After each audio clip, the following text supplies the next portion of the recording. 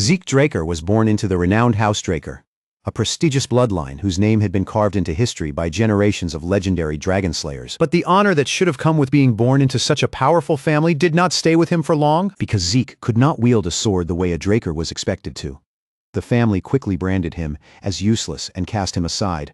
While his ancestors had risen as fearsome knights, Zeke had awakened a completely different kind of power, a healing ability that others looked down on as cursed and worthless. Refusing to remain weak forever, Zeke left behind the place that rejected him and wandered from continent to continent, chasing any path that might grant him real strength. That long and desperate journey eventually brought him before an ancient relic, an artifact of such overwhelming value that even the Emperor himself wanted to possess it. But before Zeke could understand what the relic truly was, or draw out the power hidden inside it, Imperial soldiers surrounded him in a sudden ambush. The wounds they left on his body were devastating, so deep and brutal that even Zeke's own healing magic could no longer keep up. And right when death seemed certain, the ancient relic suddenly awakened, unleashing an upgrade system that turned back the clock and restored Zeke's body to a much younger age. Along with that impossible regression, ancient powers that had been sleeping within him began to stir awake. From that moment on, Zeke Draker's real story began again, returning him to the very place where everything had first gone wrong, the Draker household's training institution, known as the Cradle. But to truly understand the weight of Zeke's struggle, one first had to understand just how powerful his bloodline was. House Draker stood among the three great transcendent households, and its legendary reputation reached all the way back to its mighty ancestor, Terrakin Draker. 1,000 years earlier, Terrakin became a hero by slaying the malevolent dragon Bahamut, an achievement that secured the Draker family's influence for generations to come. Since then, nearly every Draker descendant had inherited the blessing of Aura, allowing them to awaken extraordinary power and rise naturally as elite warriors. Every descendant had received that blessing, except for Zeke. Zeke was born without aura, and that single flaw was enough to make the proud family treat him like an outcast. Now, after regressing into his younger body, Zeke lay quietly on his bed, strangely calm about everything, until a sudden system notification flashed before him and jolted him wide awake. His body reacted before he could even think, snapping upright as his senses sharpened in an instant. Zeke quickly scanned the room, his eyes cutting across every corner as he searched for signs of an intruder. But after a brief pause, he dismissed it as nothing more than his imagination. Then, more system windows appeared, one after another, filling his vision, and one message in particular made his expression stiffen. It announced that his soul had merged with the will of the Elder Dragon, granting him partial authority over the system. As the activation finished, his sight was flooded with countless glowing windows, and the first one revealed his stats, his class, and a unique ability called Draconian Skill, a power that would only unlock once he gathered 10 karma points. The problem was that, at that exact moment, Zeke's karma points were still sitting at a perfect 0. Curiosity quickly overtook his confusion, and Zeke began testing the system, moving through its functions until he started to understand how each window responded. Among everything displayed in the administration status window, one detail immediately pulled his attention more than the rest: his class skill. And the reason it caught his eye was simple. That term came from the ancient Draconic language, part of a classification system so old that almost no one in the current era still understood it. Zeke remembered hearing about it from his master, who had once explained that people in the ancient world categorized themselves according to their strengths. Each class developed its own specialized techniques, known as skills. So, since the system had classified Zeke as a healer, the ability attached to his class was exactly what he expected: healing. The instant Zeke saw that word, memories of his merciless training surged back into his mind. His master, a woman who never showed him the slightest leniency, had pushed him to the brink of death again and again, forcing him to heal his own broken body countless times. The pain she put him through had been almost unbearable, but that brutal training was also what shaped him into the powerful healer he eventually became. Confirm whether the system was telling the truth. Zeke focused and activated his ability.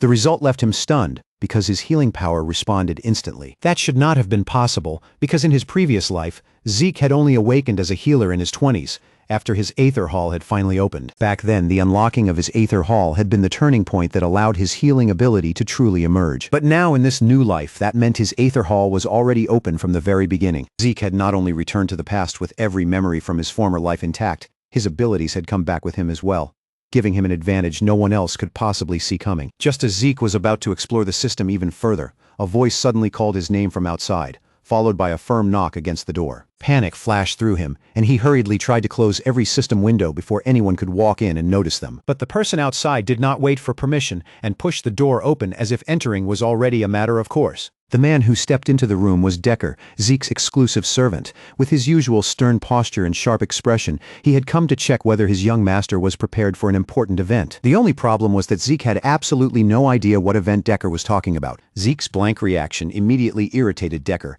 and the servant's piercing gaze became intense enough to make most people shrink back. The idea that his young master had forgotten such an important day clearly pushed Decker's patience to its limit. At the same time, Zeke's body began trembling on instinct. Even though his mind belonged to a 32-year-old man, his younger body still remembered the fear from his past life, when Decker had always been someone who terrified him. Then, in that tense moment, one of Zeke's class skills activated on its own. Composed mind. Almost immediately, the shaking stopped and every trace of fear vanished from his face. The skill forced the user's mind to remain untouched by panic or pressure, allowing Zeke to stay calm and collected no matter what happened. And seeing it activate automatically, Zeke could not help thinking how useful it was. Meanwhile, Decker continued pressing him with stern reminders about just how important the coming event was.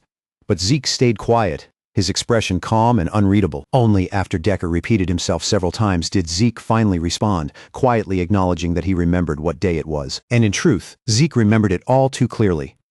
It was the evaluation test known as pancreation. To understand why that name carried such weight, one had to understand how the Draker training system inside the cradle actually worked. From the age of 7, every Draker child was forced into 5 full years of intense training, drilling the fundamentals of combat until they became second nature. Each year, the students were tested through fierce evaluations that measured their skill in swordsmanship and hand-to-hand combat. The most important of those evaluations was pancreation, a brutal no-rules battle where almost anything was allowed. In most cases, instructors arranged the matchups, though students could also challenge one another if both sides agreed. With no real restrictions in place, injuries were practically guaranteed, and in rare cases, some students never made it out alive. Even so, every student was forced to participate, because the results decided their class placement within the academy. At last, the day of pancreation arrived, and the students gathered inside the enormous amphitheater, their voices mixing into a restless buzz of nerves and excitement. Standing at the center of the arena was Instructor Pan Mark, the head instructor. His sharp eyes swept across the crowd before he reminded everyone that this was the final stage of their evaluation. The students answered with a thunderous shout, their combined enthusiasm echoing through the amphitheater and even drawing the instructor's attention. But among the gathered students, a few noticed Zeke standing there and immediately began whispering. Some of them smirked and mocked him under their breath, laughing at the fact that he had actually shown up again after the humiliation he suffered the year before. For long, the duels officially began, and the heavy tension inside the amphitheater sharpened as the first fighters stepped forward. The opening match ended almost the moment it started, so quickly that several students barely had time to react. A student named Aaron stepped in, drove a single uppercut straight into his opponent, and knocked him out cold before the fight could even build any momentum. The surrounding students stared in awe at the clean finish, but Zeke Draker watched with a flat expression, completely unmoved by the display. To Zeke, a fight like that was nothing worth getting excited over. He could still remember the days when pancreation matches had terrified him, when every duel felt like a nightmare waiting to happen. But after everything he had endured in his past life, this level of combat now looked almost childish. As the matches continued, Zeke yawned again and again, lazily waiting for his turn as though the whole event had nothing to do with him. But one student, Leon Conrad, had his eyes fixed on Zeke the entire time, clearly eager for their match to arrive. Eventually, Zeke's name was called, and just as expected, his opponent was Leon. While Zeke rubbed at his tired eyes, Leon immediately stepped in with both words and fists, mocking the humiliation Zeke had suffered the year before. Of course, Zeke had not forgotten. That memory was still painfully clear, the sight of his younger self begging Leon for mercy. But that helpless version of Zeke belonged to the past, and those days were already long gone. Leon had been matched against him every single year, so Zeke knew exactly what kind of person he was. He knew Leon's cheap tricks, his smug arrogance, and the rotten pride of the family standing behind him. In Zeke's mind, there was no doubt that Leon had pulled strings behind the scenes to make sure they faced each other again. Honestly, Zeke would have preferred a loyal dog that bites over a cousin like Leon. In his previous life, he had never even gotten the chance to meet his 4 direct siblings. What he did have, however, was no shortage of cousins, and most of them had treated him like an easy target whenever they had the chance. Leon called out to him again, his voice dripping with contempt as he threw out more insults and dragged up Zeke's disgraceful defeat from the year before. He even sneered and asked whether that shame had not been enough to scare Zeke away from pancreation forever. But no matter how much Leon ran his mouth, Zeke's expression did not change. because composed mind kept his thoughts steady and his emotions perfectly still. Even so, calm did not mean endless patience. Zeke could ignore a lot, but there was only so much disrespect he was willing to let slide. When Zeke answered in a cold, clipped tone, it only made Leon's temper flare hotter, pushing him to step over the line completely. Without warning, Leon reached out and grabbed Zeke by the head, trying to force him down and show everyone in the arena who held the upper hand. That was a terrible mistake. Before Leon even understood what was happening, Zeke's fist smashed straight into his face and sent him flying backward. And in an instant, the entire amphitheater fell dead silent. That crushing blow was far more than a simple punch thrown in anger. It had been strengthened by critical strike, a skill that dramatically increased attack damage. But the skill came with a dangerous drawback. If the blow missed or failed, the opponent would have a chance to counter. This time, though, Zeke's punch connected perfectly, leaving Leon no opening to fight back. Leon writhed on the ground, clutching his face as pain twisted through his entire body. Zeke paused for a moment and looked down at him, realizing that he had only meant to knock Leon out, not trigger critical strike by accident. But the blow had already landed, and there was no taking it back. The instructor hurried over to check on the injured brat, scolding Zeke for striking before the match had officially begun. Zeke, however, did not look even slightly bothered. He simply questioned why permission was needed at all when both fighters were already standing inside the arena. After all, in a fight, the one who moves first takes the advantage. So why would anyone willingly waste that chance? As Zeke spoke, a sharp, menacing pressure began to spread around him, and the murderous intent rolling off his body was intense enough to make the instructor visibly tremble. At that moment, Leon hurriedly spoke up and insisted to the instructor that everything was fair in pancration. If Leon backed down now, the shame would be unbearable. Desperate to recover even a piece of his pride, he demanded that the fight officially begin. The instant the signal was given, Leon charged straight forward without thinking, throwing himself at Zeke in a reckless rush. It was another terrible decision. Zeke met him head-on once again, driving another punch directly into Leon's face. But this time, Leon felt no pain. A second earlier, he had been terrified of taking another hit after remembering how devastating the first one had been. Once Leon realized the punch had not hurt him at all, his foolish confidence surged right back. He convinced himself that the first blow must have been nothing but luck, as long as he kept his guard up.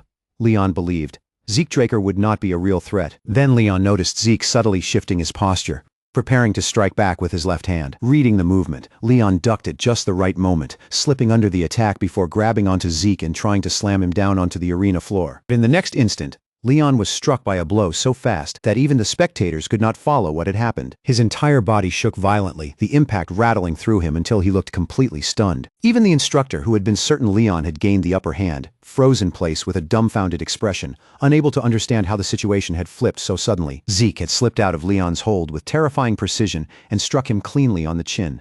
Leon's mistake had been assuming he had Zeke trapped and lowering his guard for even a breath. But Zeke had never lost focus, not for a single second. The concentration, timing, and accuracy required to land such a clean counter were extraordinary on their own. Watching it unfold, the instructor began questioning what he had always believed. Was this really the same Zeke Draker everyone had looked down on? Leon, meanwhile, was falling apart. That brutal hit had scrambled his senses, leaving his body unsteady and his mind unable to keep up. Before Leon could even process the shock, another strike landed against him. The force sent him staggering back. But Leon clenched his teeth, forced himself to steady his body, and threw out a desperate punch in retaliation. At that critical instant, another one of Zeke's class skills activated on its own, heightened sense. The ability sharpened his perception to an incredible degree, making every movement before his eyes slow down dramatically. 960 frames per second.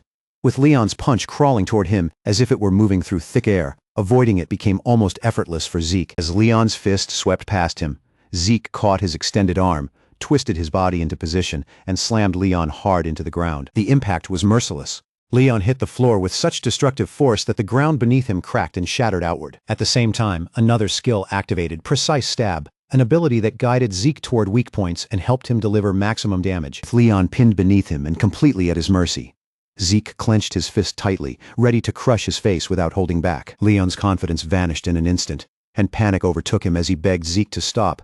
But Zeke did not hesitate for even a heartbeat. Zeke's fist came down squarely onto Leon's face, the blow landing with enough force to leave him completely ruined. The sheer brutality of that final hit left the instructor drenched in cold sweat, while the students around the amphitheater sat frozen in stunned silence. For Zeke Draker, that final punch brought a deep, almost overwhelming sense of satisfaction. After years of being tormented, mocked, and humiliated, he had finally flipped the entire situation on its head. And more than that, This brutal display of strength would serve as a clear warning to everyone watching. From now on, his other cousins would have to think twice before trying to mess with him again.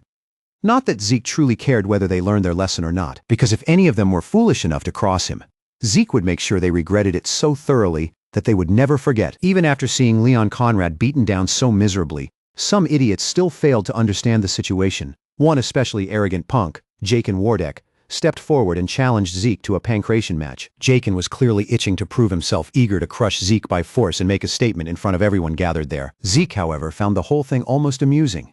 Fighting Jaken alone sounded so dull that he decided to raise the stakes himself. With a relaxed expression, he offered Jaken the chance to bring backup, just to make the match a little more entertaining. Then, without hesitation, Zeke called out another student by name, Liam Stone. At this point, Liam Stone was treated as little more than Jaken's lackey, a quiet yes-man who always trailed behind him. So when Zeke suggested bringing Liam in, it landed like a slap across Jaken's pride. It was as if Zeke was openly saying that Jaken was too weak to face him without help. And for someone as prideful as Jaken Wardek, the idea that he needed support to defeat Zeke was an insult he could not stomach. But Zeke did not stop there. He kept pressing exactly where it hurt, calmly provoking Jaken and feeding the anger burning behind his eyes. By then, Jaken was practically seething, his patience gone as he prepared to shut Zeke up with his own fists. As the fighters moved into the arena, the instructor fixed Zeke with a sharp glare and warned him very clearly not to move before the official signal. Zeke only smirked, because in the end, Jaken really had brought his servant along after all. To Zeke, that only made the whole match even more entertaining. In Zeke's past life, Liam Stone had become a warrior of incredible renown, powerful enough to earn the title of Mercenary King. Back then, Liam had served under Jaken Wardek and entered the cradle at the academy. But because he was only a distant relative, his education was mostly neglected, leaving him desperate for a proper chance to grow. Liam had once pleaded for the opportunity to study at Valhalla, but fate eventually pushed him into the Knight Order of the small nation of Baranon instead. When Baranon later collapsed, Liam became a mercenary, and in those chaotic times, raw strength naturally drew people toward him. After years of surviving battle after battle, Liam rose to fame as a Red Knight, and eventually founded the Stone Mercenaries.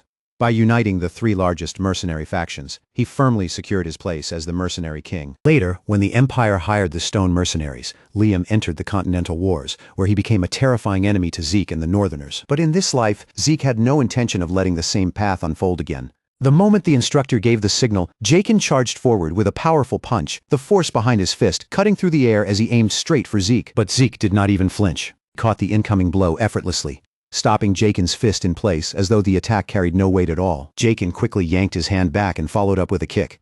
But that second attack backfired in the worst way possible. The instant his leg made contact, a sharp, searing pain shot through his body. Jaken had struck the reinforced barrier around Zeke's elbow, and instead of hurting Zeke, he ended up damaging himself badly. Staggering in shock, Jaken barely had time to understand what had happened before Zeke rushed in, his fist glowing as an activated skill gathered power around it. Panic flashed across Jaken's face, and he threw both arms up to shield his head from the incoming blow, but he had completely misread Zeke's aim. Zeke had never been aiming for Jaken's face. Instead, he drove his attack straight into Jaken's already injured leg, landing a ruthless strike exactly where it would hurt the most. Jaken barely had time to register the pain before Zeke followed with a crushing punch to his ribs, the impact forcing blood from his mouth. The arrogant fighter who had stepped forward so confidently was now sprawled across the ground, his pride stripped away in front of everyone. Humiliated and burning with rage, Jaken snapped at his sidekick and ordered Liam Stone to finish Zeke off immediately. Now, it was Liam's turn to step into the fight. As Liam moved forward, a heavy and unmistakable killing intent radiated from him,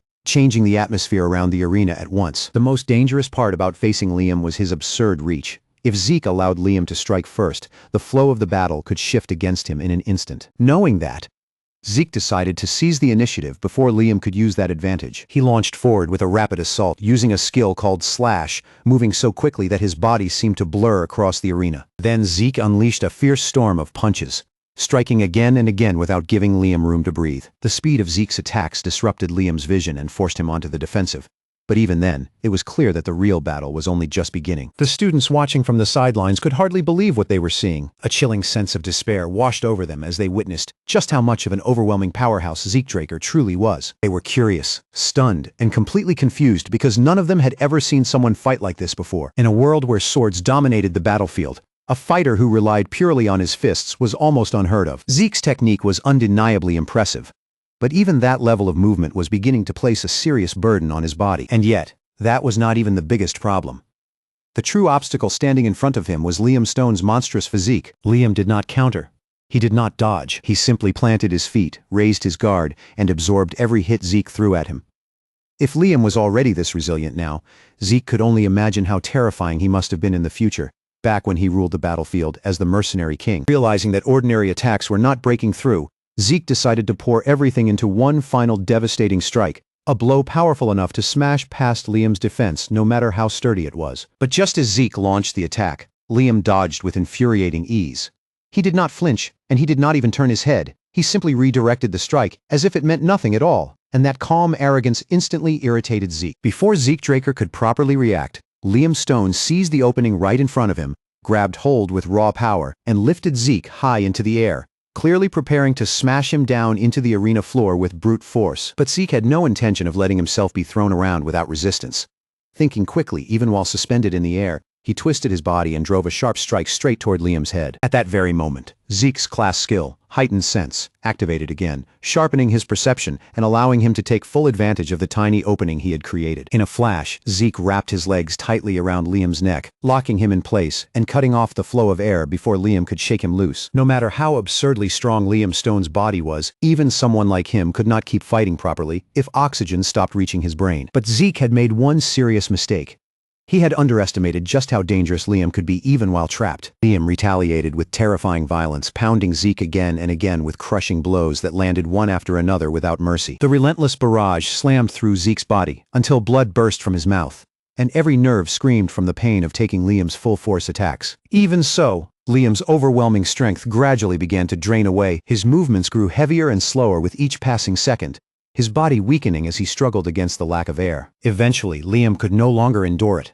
His body gave out, and he collapsed unconscious, finally defeated by the chokehold. The spectators around the arena were left completely speechless, their breath caught in their throats as they stared at the outcome. The sheer intensity of the battle had stunned them, leaving everyone overwhelmed by what they had just witnessed. But among the crowd, one student stood out. She was not trembling in fear, and she was not shaken like the others. Instead, her eyes shone with excitement, as though the fight had lit a fire inside her. Rather than being scared of Zeke Draker, she could hardly wait for the day when she would get the chance to face him herself. Later that evening, after the exhausting day of brutal matches finally came to an end, Zeke returned to his quarters. Decker, having already heard about the savage match, immediately asked about Zeke's condition. Rumors about his severe injuries had spread quickly, and the concern was impossible to hide. Zeke casually brushed it aside and said he was fine, but Decker clearly did not believe him.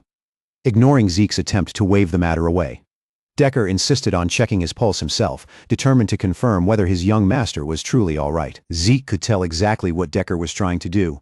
He was not only checking for injuries, he was also trying to see whether Zeke had awakened his aura. In the end, Zeke extended his hand, and without any hesitation, Decker sent a thin stream of blue energy into his body. The sight made Zeke pause for a moment. That blue energy raised an immediate question in his mind. Was Decker actually a Blue Knight? Normally, when someone checked another person's awakening, they only examined the Dantian. But Decker was going far beyond that, using a technique so precise that it stood out immediately. Sending aura into another person was already difficult enough, but controlling it with such delicate precision required an entirely different level of skill. And if Decker truly was a Blue Knight, then that raised an even bigger mystery. Why would someone with that kind of ability be serving as an attendant? After all, knights were not all measured by the same standard. Their ranks were determined by both martial strength and the level of mastery they had over aura manipulation. At the lowest level were white swordsmen, the stage most children remained in before receiving their blessing rite. After awakening aura and opening the Dantian, a person became a yellow swordsman, the level all cradle trainees reached after the ritual. Those who learned to fully control their aura earned the title of knight, and those who could reinforce their sword with aura rose further to become purple knights. The rank of Blue Knight belonged to those capable of manifesting an aura blade, a feat so difficult that only a select few could ever achieve it. Beyond that stood those who had truly surpassed ordinary limits.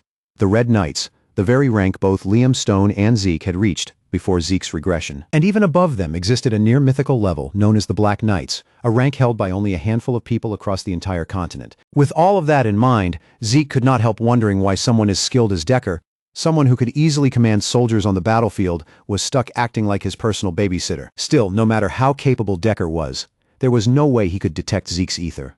a rare power that only 2 people in the entire world could use. At last Decker finished examining him and withdrew his hand. His voice grew firm as he looked straight at Zeke and asked whether there was something Zeke was hiding. Zeke remained perfectly calm, without letting even a flicker of panic show. He pretended not to understand, and turned the question back on Decker, asking whether Decker knew something that he did not. For a brief moment, silence settled heavily between them. Then, before the tension could deepen, Zeke casually brushed it aside and said he had only been joking. Decker hesitated, clearly unsettled by Zeke's attitude, but one question still escaped him. He asked why Zeke had changed so much. That question made Zeke stop in his tracks. Zeke slowly turned to face Decker, his eyes growing sharp. He told Decker that he was asking the wrong question. Instead of wondering why Zeke had changed now, the real question was why it had taken Zeke so long to change in the first place. A heavy silence immediately stretched between them. But before Decker could answer, Zeke broke the silence himself. He made it clear that this was only the beginning, and that far more surprises were still to come. So rather than reacting in shock every time, Decker only needed to follow his orders. Decker lowered his head with humble obedience, accepting his young master's words and showing that he was ready to follow Zeke's will without question. Then Decker reported that the training room Zeke had requested was already prepared and waiting for him. Satisfied with that answer, Zeke dismissed him and told Decker to get some well-earned rest. As Zeke walked away alone, one thought continued to bother him. Decker might have been ordered by someone to watch him closely. If that was true, keeping Decker near him would actually be the smarter move. That way Zeke could influence him and draw out whatever information he needed. The real question was who had given that order. It was unlikely that anyone from his mother's side would dare make such a move, which meant the order had most likely come from one of his siblings. When Zeke entered his personal training room, he stopped for a moment, taken aback by how extravagant the space was. The room's sheer quality only reminded him once again that Housestraker truly lived up to its powerful name. Before beginning his training, Zeke decided to open the system and check his current status. With a single command, the system panel appeared before him. Right away, Zeke noticed that his slash skill had already reached proficiency. He had no clear idea how it had happened, but a likely explanation quickly came to mind. It must have improved through repeated use. Unlike some abilities, slash activated naturally through his movements and did not require him to consciously trigger it every time. If that pattern continued, then any new techniques Zeke learned might also be registered as skills by the system. Still, one thing remained unclear: the difference between a normal skill and a class skill. They seemed to function in similar ways, both activating almost instinctively, but Zeke knew there had to be some important distinction between them. Then Zeke's gaze shifted toward another entry on the panel, the Draconian skill. But Zeke Draker still could not access the Draconian skill. Unlocking it required 10 points, and his karma points were still sitting at 0. When he selected the option, a system message appeared before him, explaining that karma points could be earned by killing monsters. That immediately gave Zeke another idea, because monsters were known to appear in large numbers inside dungeons. Problem was that dungeon access was not open to just anyone. Only those who had reached at least the level of Purple Knight were allowed to enter. Zeke was not at that level yet, which meant his biggest questions still had no answers. Why had he been sent back to the past in the first place? And just as importantly, what exactly was this strange system that had appeared before him? The existence of skills, class skills, and the system itself all seemed to be tied to the ancient relic that had triggered his regression. But without more information, Zeke knew there was no point in jumping to conclusions. Whatever the truth was, he was not going to waste precious time standing around and guessing. Instead, Zeke tightened his grip around his sword, feeling the weight of the blade settle firmly in his hand. Whether it came from the system, his own ether, or the hidden power of the Draker bloodline, Zeke would use every weapon available to him to become stronger. In this world, 2 great powers stood above all others. Knights wielded aura, while mages harnessed mana. Knights refined their aura by facing danger inside dungeons, while mages built their power through magic circles. The 2 forces existed on opposite paths, and once a person awakened one, they permanently lost the ability to walk the other. Unlike the other members of Housestraker, Zeke had been unlucky enough to awaken neither a Dantean nor a Circle. That failure branded him as useless, and eventually it became the reason the Draker family abandoned him. After being cast aside, Zeke wandered aimlessly through the world until he finally met his master. During those drifting days, she taught him many things, but 2 lessons mattered more than anything else: the art of healing and the Aether Hall, a unique technique his master had created herself. Through that technique, Zeke learned how to draw upon the energy of nature itself, a power known as ether. Even now, Zeke and his master remained the only 2 people in existence capable of using ether. After only 2 hours of intense training, Zeke already felt as if his body was about to give out beneath him. But then his class skill Healing activated together with another ability, Vigor Recovery. Healing was an exceptionally rare skill. So rare that Zeke had never even known such a power existed until the day he met his master. If anyone else saw him use it openly, they would immediately label him as an irregular, something outside the normal rules of the world. That was exactly why Zeke had avoided using it during his fight against Liam Stone. He had waited until he was safely back in his room before healing his injuries. Once his body was fully restored, Zeke pushed forward without wasting a single moment. By dawn, exhaustion pressed down on him like a block of lead, and the entire training hall carried the proof of his relentless effort. Deep gashes scarred the floor, and long trails marked the paths where his sword had carved through the air. Even then, Zeke knew this was only the beginning. A week passed, and inside the Cradle cafeteria, students whispered about him non-stop. They said Zeke seemed like a completely different person, but since they still believed he had been born a loser, the only explanation they could imagine was that he must have dabbled in black magic. Meanwhile, in a private lounge away from the noisy cafeteria, the so-called big shots of the academy had gathered together for dinner. The first among them was Reina Turun, who sat quietly at the table and cut into her steak without saying a word. Beside her sat Owen Zimmons, calm and composed as always, while across from him was Leon Conrad, still battered from his defeat, yet somehow just as loud and impatient as before. Owen calmly advised Jakin Wardeck to eat properly, reminding him that he would need his strength for the upcoming swordsmanship duel. But Jakin, irritated for no clear reason, suddenly slammed his fist onto the table so hard that his steak bounced off the plate and fell to the floor. The impact was strong enough to make Reina's steak jump as well, and that one small accident instantly sparked her anger. Reina's glare turned icy, and that look alone was enough to make Jakin hesitate, even if only for a brief moment. All four of these students shared one thing in common. They hated Zeke Draker. So it was not strange to see them gathered together. But even at a glance, it was obvious they did not actually get along. The only thing holding their fragile alliance together was the resentment they all felt towards Zeke. Owen admitted that Zeke had shown both courage and surprising skill during pancration, but he still believed that when it came to swordsmanship, Zeke would be completely pathetic. As far as Owen knew, Zeke did not even know how to hold a sword properly. So there was no way he could ever become a real threat in a duel. One of the others chimed in, pointing out just how weak Zeke must have been. After all, he had needed a custom-made sword because the standard training swords were too heavy for him. Even with all that, Jakin still could not accept that he had lost to someone he saw as inferior trash. He refused to believe Zeke had beaten him with actual skill, and convinced himself it had been nothing more than dumb luck. Reina Turun, however, did not share their delusions. In a cold voice, she told them that if they truly believed that nonsense, then none of them deserved to become Knights of Housedraker. Unlike pancration, where the students fought through bare-handed combat, sword duels were fought with real weapons. Because of that, they caused more injuries than almost any other academy evaluation, and they were also where the true gap between cadets became painfully obvious. 1 month after the current final exams, the blessing rite would take place, marking the moment when the Draker children awakened their aura. Until that day came, the sword duels served as a crucial proving ground. And now the day of the duel had finally arrived. The instructor called Zeke forward, and every eye in the arena turned toward him. Without the slightest hesitation, Zeke stepped onto the battlefield, casually resting a massive sword over his shoulder as if its weight meant nothing. The blade was so absurdly large that laughter immediately broke out from the crowd. To the watching students, it looked ridiculous, as if Zeke had completely lost his mind. They assumed Zeke must have thought that a bigger weapon automatically meant a stronger advantage, and the idea only made them laugh harder. From the opposite side, Reina Turun stepped forward, her fighting spirit already burning. With a dramatic motion, she threw down the gauntlet and officially challenged Zeke to a duel. Zeke accepted without hesitation, showing no trace of doubt as he agreed to face her. But something about him made Reina uneasy. As she watched him lift that massive claymore so effortlessly, she realized that the Zeke standing before her was not the same person she remembered. The Zeke in her memories had struggled just to hold a sword properly. But the presence he gave off now felt different. Heavier, sharper, and impossible to ignore. For the briefest instant, Reina felt something she had never expected to feel from Zeke Draker. Intimidation. But the moment that thought crossed her mind, she shook it off, disgusted with herself for even allowing such a feeling to surface. She was the one who had issued the challenge, so backing down now was completely out of the question. At the same time, Zeke also felt the pressure settling over him as he faced Reina across the battlefield. Zeke Draker understands right away that the usual tricks he relies on will not be enough to guarantee a clean victory here, because this is not some ordinary sparring match where he can casually read his opponent and take control. Standing across from him is none other than Reina Turun, the girl who will one day be known as the Lightning Knight. And honestly, that fact alone is enough to make the air around this duel feel tense and dangerously heavy. In Zeke Draker's previous life, Reina Turun had already carved her name deep into history during the Continental Wars, where she was recognized as one of the fiercest warriors of her entire generation. Reina Turun was different from ordinary cadets in every way. She had awakened her aura years before receiving the blessing rite. a nearly unheard-of achievement that placed her far above her peers.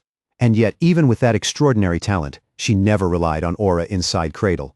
Instead, she stubbornly devoted herself to polishing the most basic foundations of swordsmanship. But just because she chooses not to use that power does not make her any less terrifying as an opponent. The instant the duel begins, the sharp ring of steel tears through the air between them. Their swords crash together in a violent spray of sparks, both blades locked in place, as neither Zeke Draker nor Reyna Tarun gives even a single step. After that first heavy collision, Reyna Tarun quickly pulls herself back, resets her footing, and immediately rushes forward again. With only one powerful blow, she drives Zeke Draker backward, forcing his feet to scrape and slide across the ground. That single exchange is enough for Zeke Draker to understand the situation. Reyna Tarun is even sharper, stronger, and more polished than he had expected. Without giving him a moment to breathe, Reyna Tarun attacks again, her blade flashing forward with frightening speed. Every swing cuts through the air like a streak of lightning, filling the space between them with bright, dangerous arcs of motion. Behind them, the cadets, who are supposedly on Reyna Tarun's side, start losing patience. One of them shouts for her to hurry up and finish Zeke Draker already. But another observer, someone watching the duel more carefully, immediately shuts that noise down and mutters that they are idiots. Reyna Tarun is not playing around at all. If anything, Zeke Draker is the one slowly forcing her back. From Reyna Tarun's point of view, she can clearly see openings in Zeke Draker's guard, little weaknesses that should be easy to cut into. But each time she steps in to exploit one, his sword is already there waiting for her, blocking the strike almost as if he had invited her to try in the first place. That is what irritates her more than anything. The longer the exchange continues, the more it feels as though Zeke Draker is not treating this as a real duel. To him, it feels more like he is giving her a lesson. Each time Reyna Tarun manages to land a hit, or push close, Zeke Draker leaves behind another opening, daring her to come in again, almost challenging her to break through his defense properly. After several fierce exchanges, Reyna Tarun finally retreats a step, her shoulders rising and falling, as the relentless back and forth begins to weigh on her breathing. But Zeke Draker does not look tired at all. There is no sweat on his face, no strain in his posture, not even the faintest sign of pressure. If anything, he almost looks bored.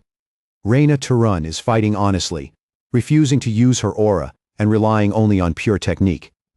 It is exactly what he expected from someone so obsessed with perfecting the basics. But now that they have reached this point, Zeke Draker decides to push her further and help her break out of that shell, lowering his body into a much deeper stance. From the look of it, he is preparing to close the distance all at once, with one explosive burst of movement. Reyna Tarun, confident in her own speed, does not take Zeke Draker's lowered posture too seriously. In her mind, as long as she keeps enough space between them, she will have plenty of time to read him and respond. But in the next blink, Zeke Draker erases that distance completely. Suddenly, he is right in front of her, so close she barely has time to register it. Before she can fully process his movement, he swings his massive sword downward with enough force to split the ground beneath them. The impact explodes through the arena, sending a heavy shockwave rolling out from where his blade lands. Even then, Reyna Tarun clings to her belief. As long as she can keep space between herself and Zeke Draker, she should still be able to counter him. Zeke Draker swings his sword once more, but this time the blade cuts through empty air. At first glance, it looks like a complete miss, as though he misjudged the distance.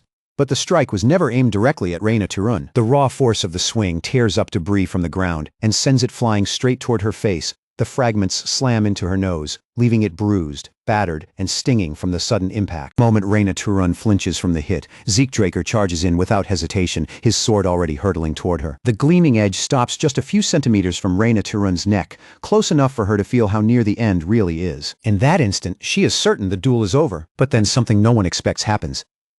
Zeke Draker's sword suddenly slips from his hands and goes flying away, landing several feet from him. The crowd immediately erupts, and the cadets rush to declare Zeke Draker the loser.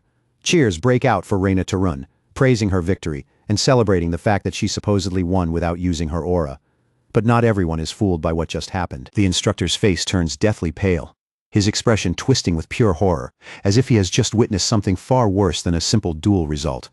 The cadets around him completely missed the truth hiding in that final moment. Just as Zeke Draker's blade was closing in on Reyna Tarun, she instinctively released the faintest trace of aura, so subtle that almost no one in the arena could sense it. And that tiny moment carries enormous meaning. Reyna Tarun had sworn that she would not use her aura until she officially entered the academy.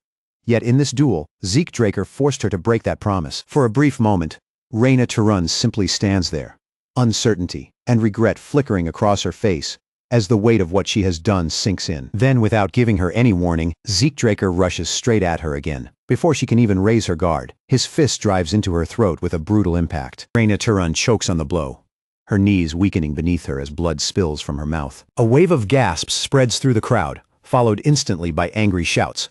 They accuse Zeke Draker of turning the duel ugly, of landing a cheap shot, and of acting completely shameless. Almost everyone there turns on Zeke Draker at once, pointing fingers and throwing insults from every direction. But he does not bother reacting to any of it. Completely calm and unfazed by the uproar, Zeke Draker simply looks down at Reina Turan and asks whether she wants to continue. Reina Turan struggles to stay on her feet, but even then, her pride refuses to bend. She stubbornly insists that she has not lost. In her mind, the only reason Zeke Draker managed to land that hit was because she dropped her guard for a moment. But then a cold realization cuts through her thoughts. If Zeke Draker had been holding a knife instead of throwing a punch, she would already be dead. That thought leaves Reina Turan with only one answer. Holding on to her honor, she accepts the truth and concedes defeat. The same crowd that had been jeering at Zeke Draker only moments earlier now stood completely frozen, their voices dying in their throats as stunned silence swallowed the arena. Zeke Draker, the boy they had mocked and dismissed as nothing more than worthless human scum, had just won in a way none of them could deny. And he had not defeated some ordinary opponent either. He had brought down Reina Turan, the prodigy destined to be called the Lightning Knight. For most of the spectators, the very idea of Reina Turan losing felt impossible to accept. Meanwhile, far away at Abel Draker's castle, the aftermath of a merciless battle painted a grim picture. With bodies left scattered across the pit below, William Zimmons stared at the carnage in disbelief, unable to understand how Abel Draker could remain so composed, calmly lifting his tea as though nothing unusual had happened. But Abel Draker's attention was not on the bloodshed around him. His thoughts had already shifted to a letter reporting Zeke Draker's victory over Reina Turan. After setting his cup down with quiet precision, Abel Draker asked when the upcoming blessing rite was scheduled to take place. When he learned that the full moon was still some time away, Abel Draker decided this would be the perfect chance to personally visit the Draker family. William Zimmons was taken aback by the decision. Abel Draker intended to go by himself, but to a famed swordmaster like him, this was far more than a simple family visit. Abel Draker wanted to witness with his own eyes what kind of awakening the youngest Draker would reveal. While everyone in the cradle continued buzzing over Zeke Draker's victory, Zeke himself remained completely unmoved by the attention. Instead of celebrating or basking in praise, he quietly returned to his training as if nothing special had happened at all. Days slipped by, then weeks followed, and before long, an entire month had passed. At last, the long-awaited day of the blessing rite arrived. Even so, Zeke Draker still could not fully understand how he had managed to become a Red Knight in his previous life. After all, his old body had been weighed down by severe limitations. Once his training was finished, Zeke Draker quietly gave the command to open his status window. Just as he expected, his mastery skill had climbed all the way up to the expert level. But what caught Zeke Draker's attention even more was the strange pattern behind that growth. Whenever one of his skills advanced to a higher rank, its mastery level reset, giving him the chance to polish and refine that same skill over and over again. His swift step skill, the very technique he had used to defeat Reina Turan, had improved as well. At the same time, Zeke Draker could sense Decker standing nearby, watching him with careful attention. A short while later, Decker stepped forward and informed him that it was time to get ready. They would be departing for the blessing rite in 2 hours. It had been a long time since Zeke Draker last set foot near the Draker family's main estate, which stood within the Troy Duchy. Although the family's central residence was located at the heart of the continent, the blessing rite itself was held at a legendary place known as the Dragonslayer's Tail. When Zeke Draker arrived, he stepped down from the carriage and entered the lair of the dragon's nest. As he made his way further inside, Zeke Draker quickly understood just how important the people gathered there truly were. The chamber was packed with powerful VIPs, each one carrying enough influence to make the atmosphere feel heavy. Zeke Draker was certain that some of them had come as envoys, sent specifically to watch and judge his awakening. Even so, Zeke Draker remained confident.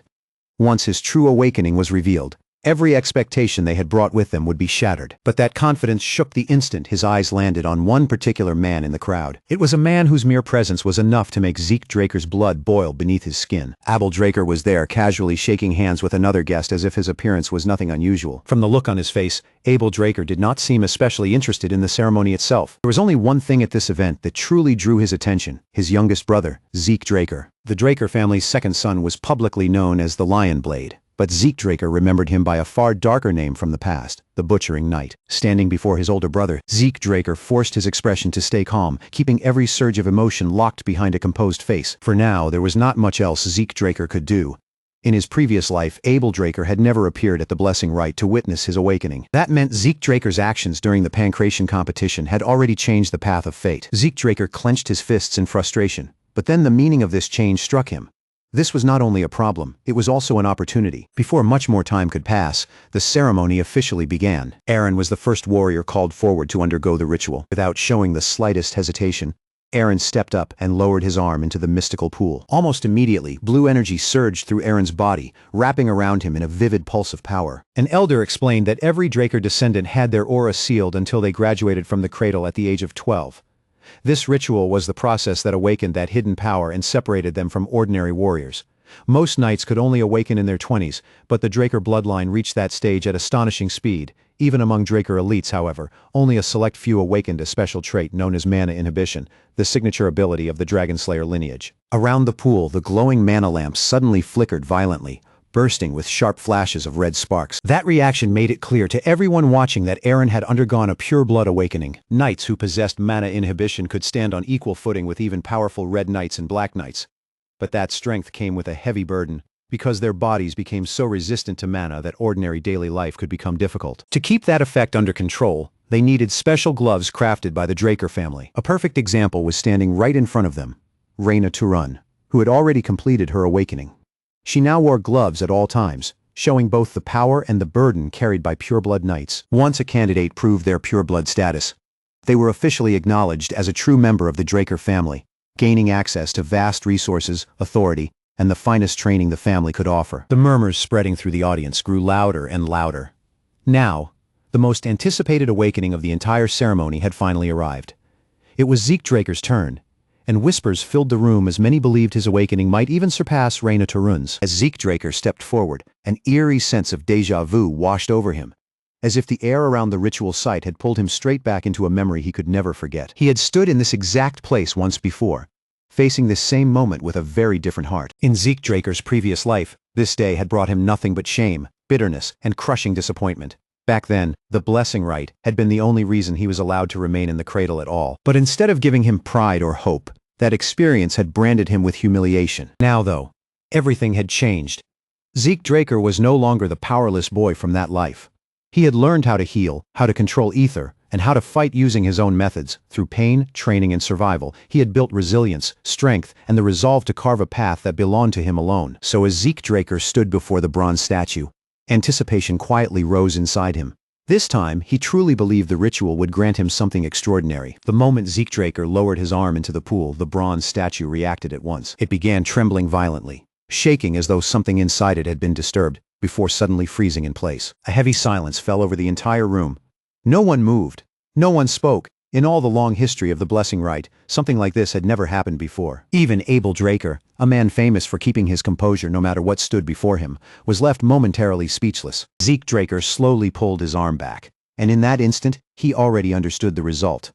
Nothing had changed. No matter how hard he had trained, no matter how much he had grown, the outcome seemed exactly the same as before. He realized he had let Abel Draker's unexpected presence shake his judgment.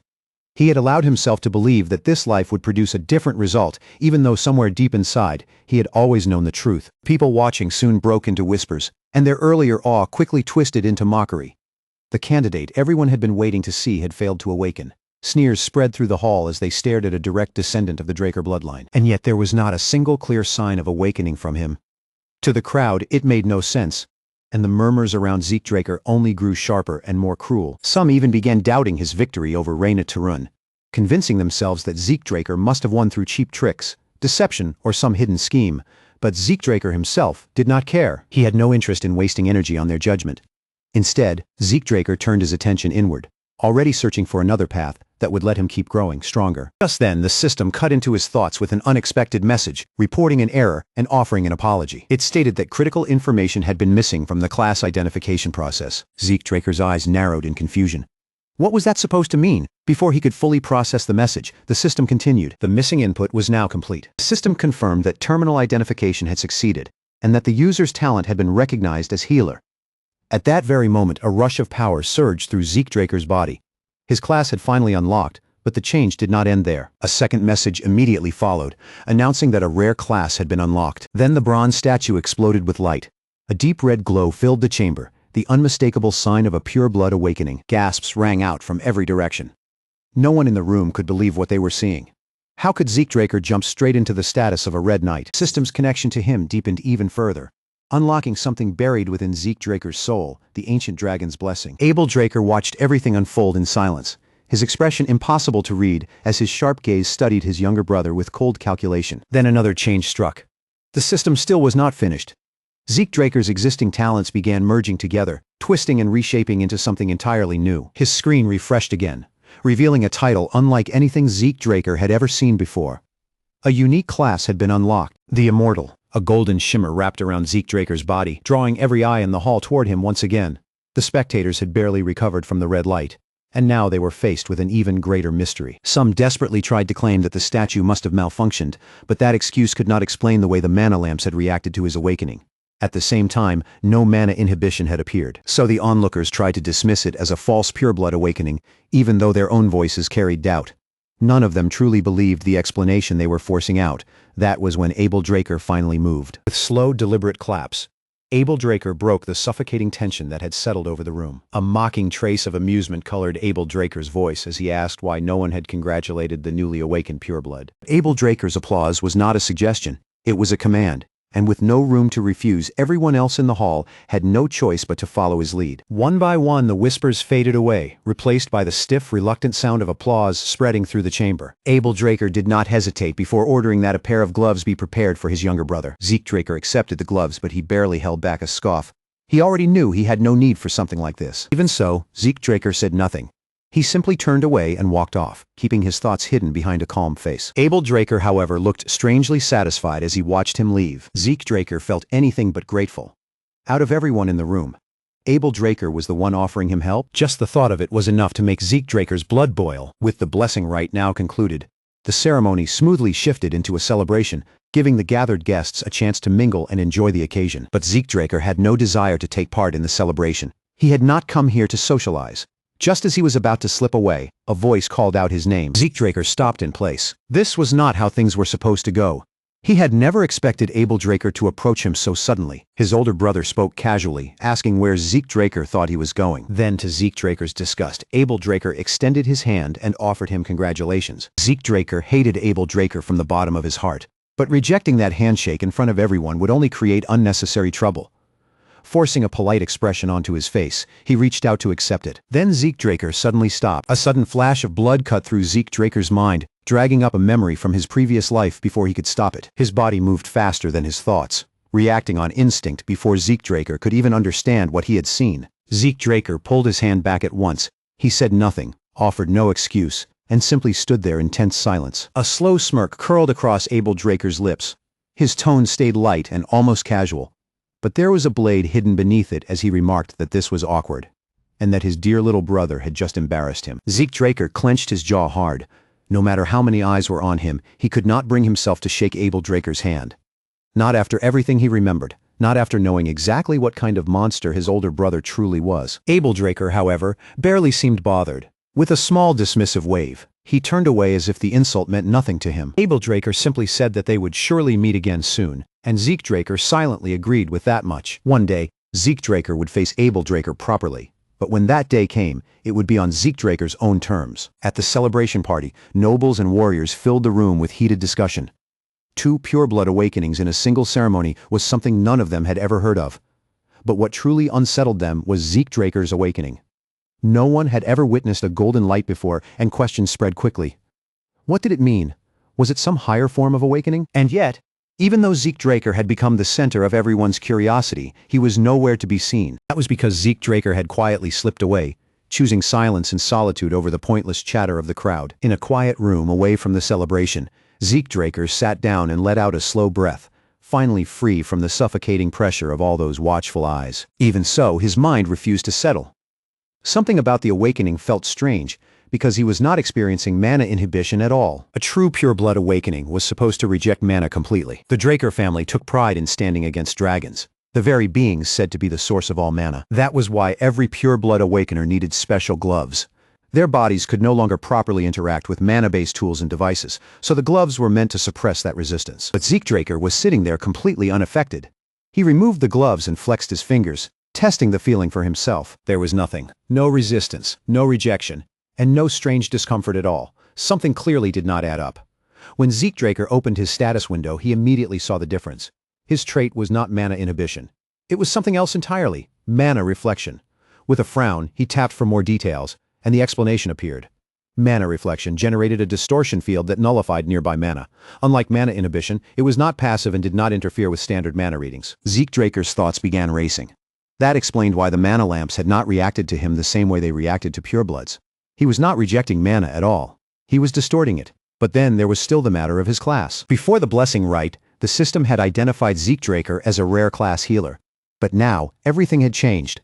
The class shown before him was something entirely different. The immortal. Zeke Draker leaned back, sinking into thought as the weight of the information settled over him. None of it made sense at first glance. At the graduation ceremony, every Draker Awakener was supposed to emerge with a blue aura, the standard result for their bloodline. The only exception had been Reyna Turun, who awakened as a Red Knight. And now there was Zeke Draker, surrounded by golden light, carrying a class called the Immortal, and holding a trait that should not even exist. Whatever had happened during his awakening was far from normal. At first, his case had seemed to follow the same pattern as before, until something suddenly changed and his classification shifted from bronze to gold. The system had flagged a problem during the process, claiming it lacked crucial classification information. That was when Zeke Draker began putting the pieces together. He wondered if the system had treated the bronze statue itself as the classification terminal during the awakening. The moment the missing data was injected into that terminal, the statue reacted violently and burst into red light. Little by little, the answer became clearer. The statue had never truly existed just to decide whether someone had awakened. It was there to judge a person's class. A red glow meant a rare class, while gold represented a unique one. Even more importantly, that statue was an ancient relic from an era long before Tarakan Draker, the founder of the Draker family. In the present age, class identification had been forgotten completely, which created a massive misunderstanding. People believed the red light symbolized a pureblood awakening, but the truth was different. Red meant the person had achieved a rare class. Not even the current head of the clan knew the real meaning behind the statue's reaction. While sorting through all of this, Zeke Draker noticed another unexpected change. He had received 100 karma points. Zeke Draker guessed that the points must have been awarded during the ceremony, and he wasted no time deciding how to use them. His choice was the Draconian skill. The instant Zeke Draker purchased it, a flood of knowledge poured into his mind. Several beginner abilities opened up at once: Dragon Eyes, Might of the Dragon, and Devour. The first two sounded understandable enough, but Devour left him puzzled. Its only clear function seemed to support digestion, which made it sound almost useless compared to the others. Since Zeke Draker had no intention of gambling blindly, he decided to focus first on the abilities that looked immediately useful. Might of the Dragon required aura to activate, which made it the riskier option, so Zeke Draker chose to test Dragon Eyes first. At first, nothing around him seemed to change. His senses did not pick up anything unusual until Zeke Draker turned his gaze toward the outside. His eyes settled on the statue standing out in the garden. That was when Zeke Draker realized the skill had dramatically enhanced his vision, allowing him to see distant objects as clearly as if they were right in front of him. But Dragon Eyes did not stop there. Zeke Draker could now draw out detailed information about anything he focused on. A rush of data flooded into him, revealing the statue's structure, materials, and countless intricate details all at once. The sheer volume of information slammed into Zeke Draker's mind, overwhelming him so badly that his strength drained away. If using his powers always came with this kind of drawback, Zeke Draker knew he would have to handle them with extreme caution. Fortunately, his body's natural healing ability activated soon after, slowly restoring his stamina. What truly surprised Zeke Draker was that he had not consciously tried to heal himself. The recovery had happened entirely on its own. When Zeke Draker checked the system again, he found yet another surprise waiting for him. All of his class skills had automatically converted into passive abilities, and on top of that, they had already begun leveling up. Zeke Draker's healing factor had clearly evolved. Unlike before, it no longer waited for his command, and instead began repairing his body automatically the moment damage appeared. At first glance, that sounded absurdly powerful, but Zeke Draker knew better than to believe it made him invincible. If the ability truly worked without any restrictions, he never would have died in his previous life. Its nature might have been close to endless regeneration, but that did not mean it had no limits at all. To test the effect with his own eyes, Zeke Draker picked up a blade and made a shallow cut across his arm. Within only a few seconds, the wound closed cleanly and vanished completely, leaving no scar, no mark, and no sign that the cut had ever existed. Most students needed 5 full years to graduate from the academy, but Zeke Draker was already confident that he could finish it in just 2. Draker Academy was known as the most prestigious knight academy in existence, the kind of place every aspiring knight dreamed of entering. no matter what it took. Located in the city of Troy, the academy became especially lively at the start of every semester, when new students poured through its grounds with hope, ambition, and nervous excitement. As Zeke Draker walked among them, he noticed that the higher-ranked students carried themselves with the confidence and discipline of grown adults. They were strong, capable, and far beyond the level of ordinary recruits. But compared to the harsh warriors raised in the cradle, they looked like nothing more than privileged children from powerful families. Watching them only made Zeke Draker think once again that his entire family was seriously twisted beyond belief. Among the influential branch families that supported the Draker bloodline, 3 stood above all the others. The first was the Turun family, known for overwhelming physical strength, and of course for producing Reina Turun. The second was the Zimmons family, a house respected for its wisdom, strategy, and sharp minds. And last came the Vardek family, masters of wealth, influence, and gold. Their heirs were all present within the academy, but Zeke Draker had no real interest in getting involved with any of them. The setting then shifted to the academy's prestigious dormitory, the Platinum Mansion. This elite residence came with top-tier training halls, a vast library, and advanced facilities reserved only for the academy's most outstanding students. But pure-blood awakeners like Zeke Draker received an even more exclusive privilege.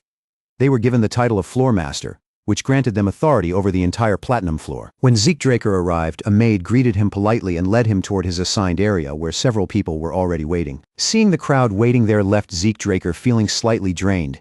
Even with his status as a pure-blood awakener, he was quickly informed that Decker was expecting him in another room. Without wasting any time, Zeke Draker headed off to see what his butler had prepared for him. Decker presented Zeke Draker with a pair of premium gloves, an upgraded version of the ones he had received after his awakening. Zeke Draker had already obtained a new pair, but his attention was now fixed on something far more important. He needed a proper sword. Decker fully supported that decision without hesitation. Troy stood close to the mountain ranges, making it an ideal place for high-quality iron and master craftsmen.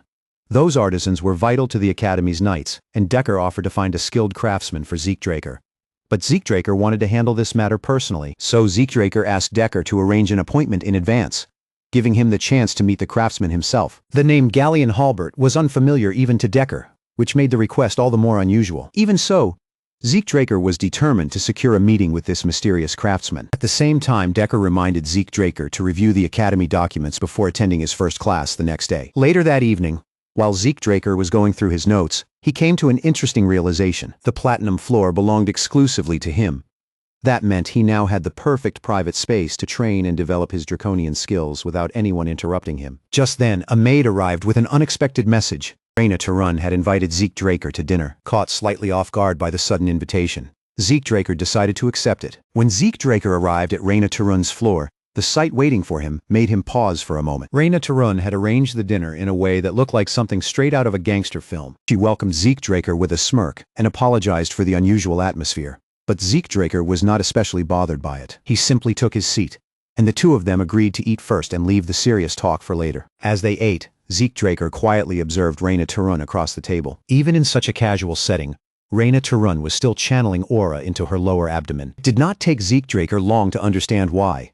Reina Turun was most likely aiming to become a purple knight. If that was true, then it explained why her swordsmanship had already reached such an impressive peak. In Zeke Draker's eyes, talent like that had far better ways to be used. By the time the meal ended, Zeke Draker felt strangely exhausted, and, at the same time, mildly impressed by just how much more Reina Turun had eaten than him. But now that their hunger was satisfied, Reina Turun was finally ready to bring up the real reason she had invited him there. Reina Turun offered Zeke Draker the full support of the Turun family. Zeke Draker immediately sensed that there was some kind of misunderstanding, so he reminded her that both of them were pure-blood awakeners. Reina Turun quickly cut off that assumption, telling him he had the wrong idea. Being a pure-blood awakener certainly came with privileges, such as access to the platinum floor, but it also came with a serious downside. Other students could rely on centuries of academic and combat knowledge, along with personal instructors who guided and refined their abilities.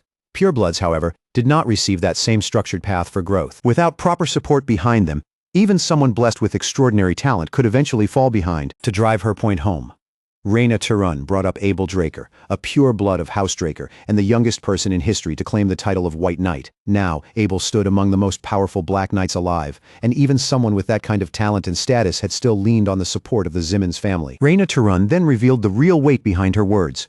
The patriarch of the Turun family had personally given her absolute orders to place the family's support behind Zeke Draker. With that authority backing her, she repeated the offer once more, clearly expecting him to understand how valuable it was. Zeke Draker, already in the mood to toy with the expectations written all over her face, gave her a calm and simple answer. He turned the offer down without even the slightest hesitation. That quiet refusal hit Reina Tarun harder than she expected. Her eyes widened, and for a moment she looked completely frozen, unable to understand how anyone could reject such a favorable deal so casually. Zeke Draker rose from his seat as if the conversation had already ended. In a steady voice, he made it clear that he had no interest in alliances, family politics, or being pulled into anyone else's power games. As far as Zeke Draker was concerned, aside from the fact that he was a pure-blood awakener, none of those political complications had anything to do with him. With that, Zeke Draker turned to leave, leaving Reina Tarun staring after him in disbelief. But since she had treated him to the meal, he decided to repay her in his own way, with a piece of personal advice. He told her that her sword was far too powerful, almost unnaturally so, and that it was probably connected to the people standing behind her. But the real problem was that raw power was never where her true talent had been. What Reina Tarun truly had was adaptability. Rather than forcing every fight into a head-on collision, Zeke Draker advised her to make better use of her fluid movements, let her opponent's strength pass by, and redirect it before striking with one clean, precise blow at the perfect moment. If she learned to fight that way, breaking past her current limits would become almost effortless. After leaving those words behind, Zeke Draker walked away, while Reina Tarun remained there in frustration. All her life, she had trained under the shadow of her family's legacy, relying on the overwhelming strength the Tarun name was known for. Yet Zeke's words had struck something she could not ignore. No one had ever truly guided her before. Since childhood, everyone had simply called her a genius and expected her to figure things out on her own. That brief exchange forced her to look at Zeke Draker in a completely different light. Meanwhile, Zeke Draker was quietly reflecting on himself. His growth had become almost ridiculous. Even after training through the entire night, his body did not feel heavy at all, not even a little. With his endless stamina, he had become someone built to keep going forever, far beyond anything he could have dreamed of in his previous life. Back then, Draker Academy had been nothing but a living hell for Zeke Draker.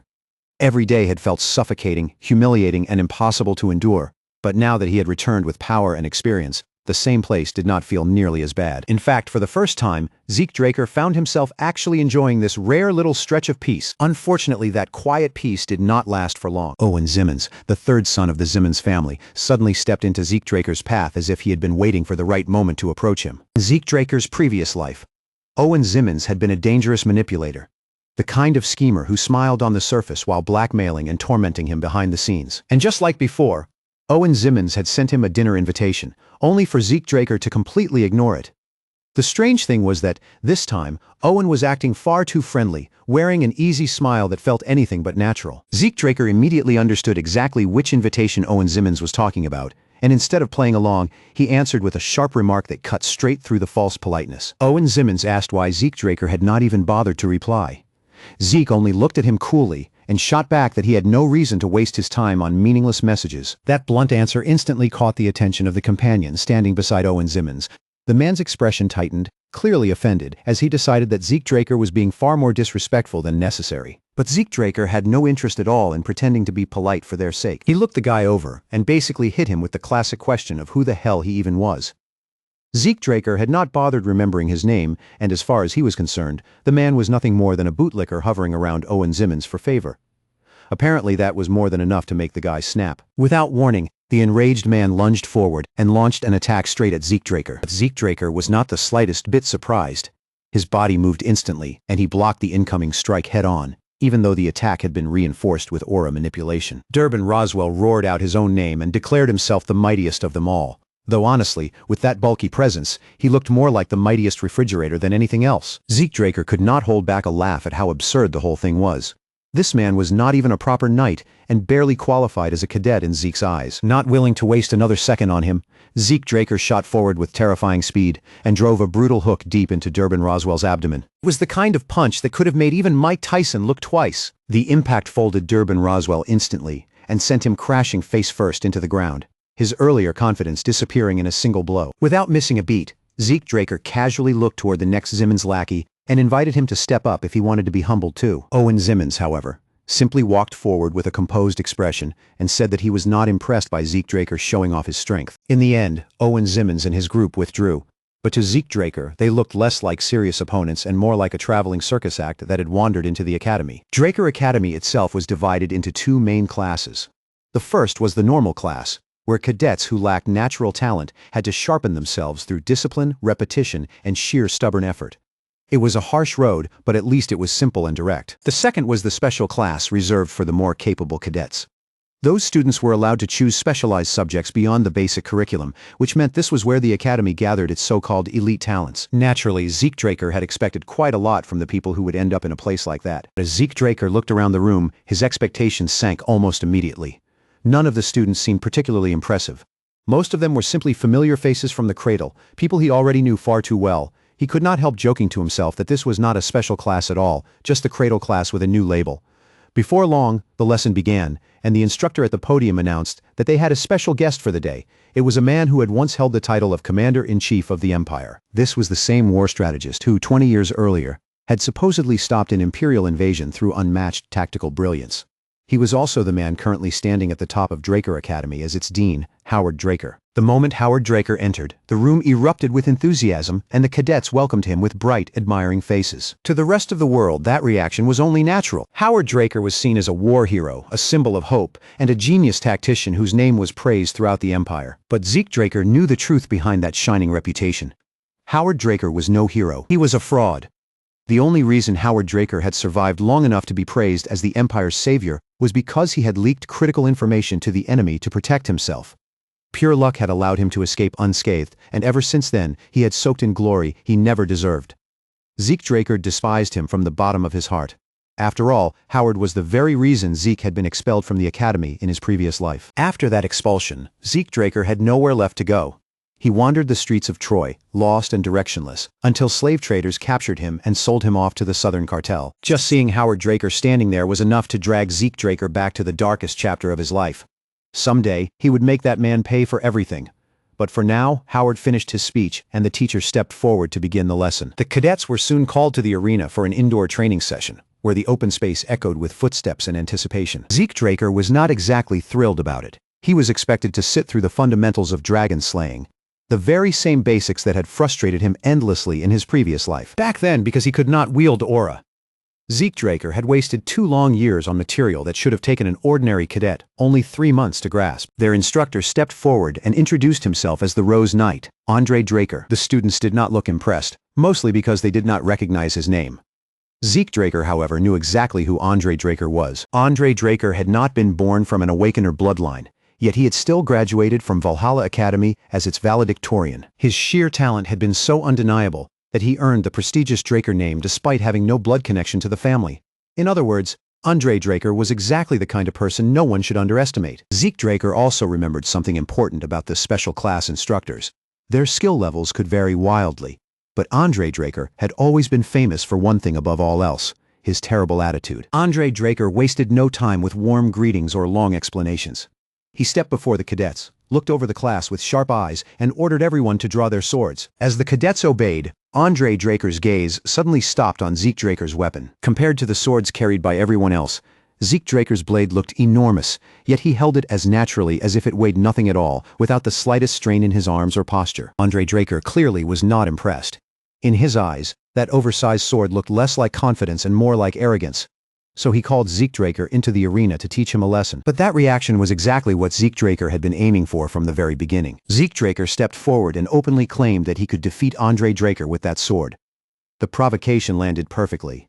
And for a brief moment, even Andre Draker's expression shifted with visible irritation. The air between them grew so tense that Zeke Draker's system reacted on its own, activating a mental defense skill as the pressure in the arena sharpened. Amused by Zeke Draker's bold challenge, Andre Draker decided to turn it into a practical lesson.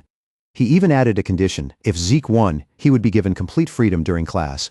And to keep the match fair, Andre Draker promised to hold back and fight without using aura. But that condition only worked in Zeke Draker's favor. He already knew Andre Draker's weak points, and he was confident that if the match stayed within those limits, he could exploit them. Still, Zeke Draker could not afford to go too far. With his brother Abel Draker watching closely, he did not want to draw more attention to himself than necessary. So Zeke Draker settled on a simple plan. He only needed to land one clean, precise cut on Andre Draker's uniform. That would be enough to make his point clearly, and afterwards Zeke Draker could accept defeat in a controlled, strategic way. The moment the fight began, Zeke Draker moved without wasting even a heartbeat. He swung his massive blade straight toward Andre Draker's neck, aiming to pressure him from the very first exchange. But Andre Draker handled the attack with ease, shifting his sword just enough to deflect the blow cleanly. With that single movement, Andre Draker displayed the polished and efficient skill expected of a Blue Knight. Zeke Draker immediately understood that this would not be a simple fight. Even with Andre Draker holding himself back, he dashed around the arena, attacking from one angle after another. But every strike was stopped with almost flawless timing and precision. The cadets watched in stunned silence as Andre Draker stood his ground and continued blocking Zeke Draker's relentless assault for a full 30 minutes. But as the fight dragged on, something about the match began to feel off. Andre Draker's grip tightened around his sword. His blade began to tremble slightly, and the first signs of exhaustion slowly crept into his movements. He could not understand how Zeke Draker was still moving so freely, without even the smallest trace of fatigue showing on his face or in his breathing. Even though Andre Draker was deliberately suppressing his own power, this sparring match was turning out to be far more difficult than he had expected. In that moment, it became painfully clear just how overwhelming a pure-blooded Draker Awakener could truly be. Comparing someone like that to an ordinary cadet almost felt unfair from the very start. Zeke Draker, meanwhile, was taking full advantage of Andre Draker's greatest weakness, his stamina. The unique aura cultivation method of House Draker required constant activation, even when the body was supposed to be at rest. For someone like Andre Draker, forcing himself to suppress that aura felt unnatural, almost like fighting while holding his own body back. Zeke Draker understood that perfectly, and he was using it against him. Andre Draker deflected another strike, but Zeke Draker had no intention of backing down or accepting defeat so easily. His pride would not allow him to lose unless Andre Draker was pushed far enough to use aura. So Zeke Draker changed his approach.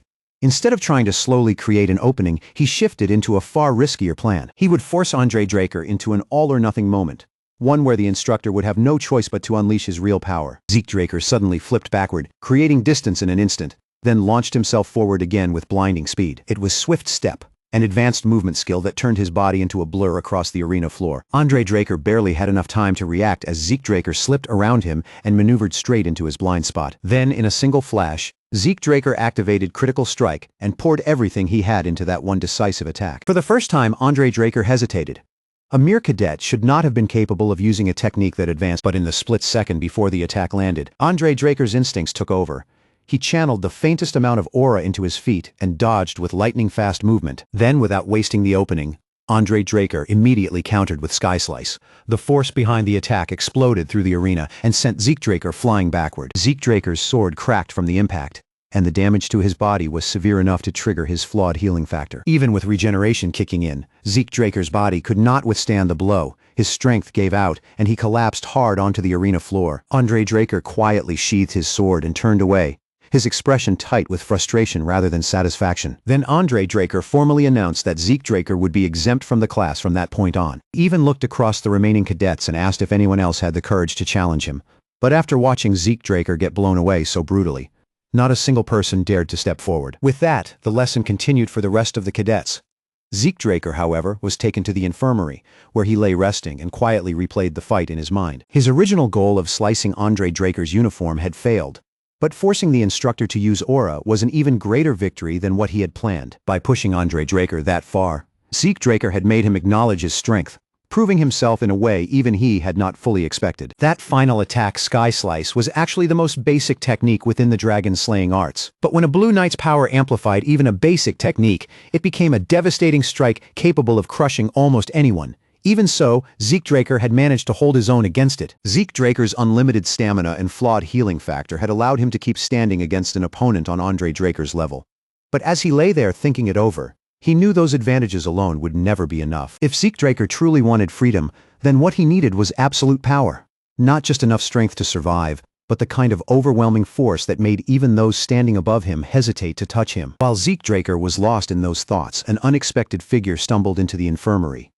It was a drunk man reeking of alcohol, yet his unfocused eyes seemed strangely fixed on Zeke Draker. What unsettled Zeke Draker even more was the fact that he had never sensed the man approaching at all. Of all the things Zeke Draker expected to encounter while resting in the infirmary, a wandering drunkard was definitely not one of them. And the situation only grew stranger when the man casually opened his mouth and insulted Arthur Draker, the patriarch of House Draker, as if it were nothing. Zeke Draker tried to read the man's intentions, watching him carefully, but the stranger seemed far more focused on tipping back his bottle and drinking even more liquor. Then, without any warning, the drunkard suddenly questioned Zeke Draker about his rapid regeneration, making it clear that he had noticed Zeke's unnatural healing ability. Alarm bells immediately rang in Zeke Draker's mind. The Academy should not have known anything about that power. At that very moment, Zeke Draker's system reacted and activated mental defense. Zeke Draker kept his expression blank and played dumb, pretending he had no idea what the man was talking about. But the stranger did not believe that act for even a second. Without warning, the man lunged forward and struck with a palm attack so sharp and violent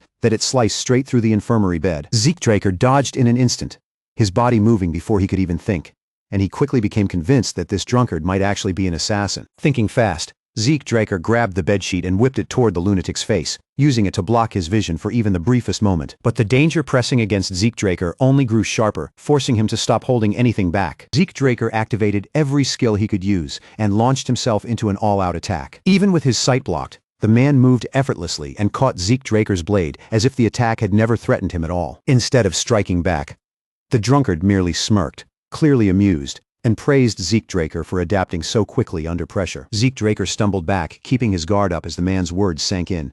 A mercenary? What was he talking about? Did this stranger somehow know something about Zeke's past?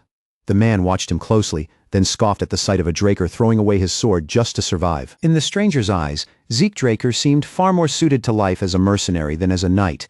And in that moment, Zeke Draker understood something chilling.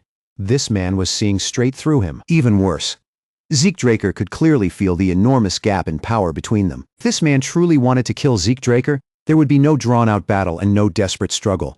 He was at least on the level of a red knight. Then the man gestured toward Zeke Draker's heavy claymore, assuming it was just some basic weapon he had picked up from the Academy's supply.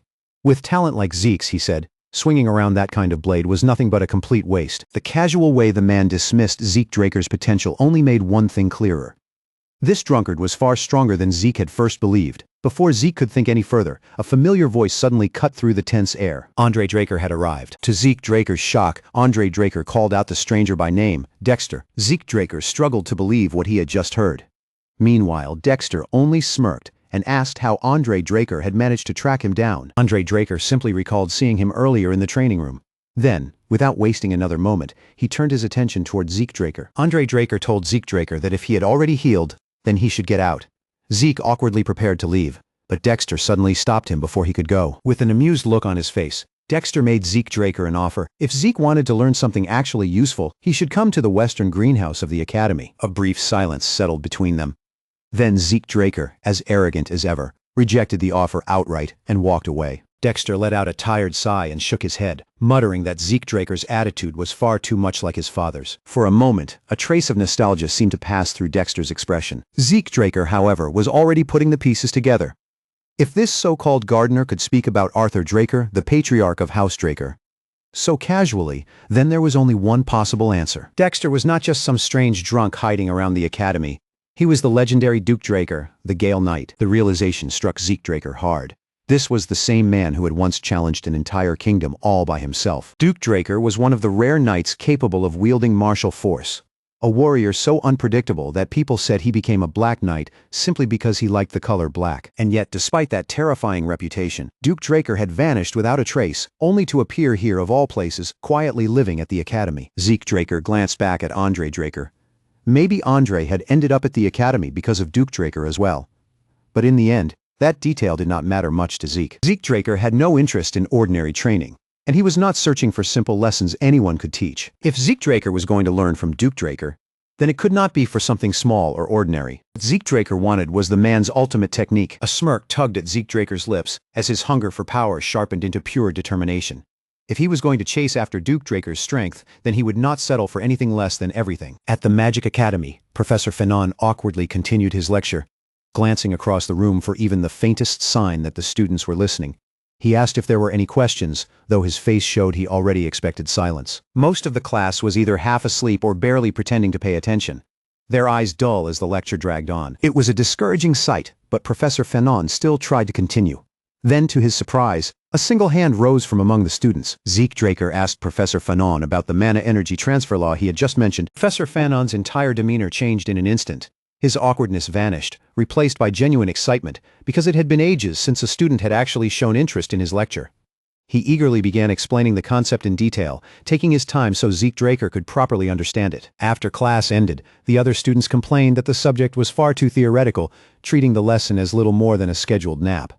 Zeke Draker, however, came away with a completely different impression. The material had been surprisingly easy for him to grasp, and for the first time, he saw Professor Fanon in a new light.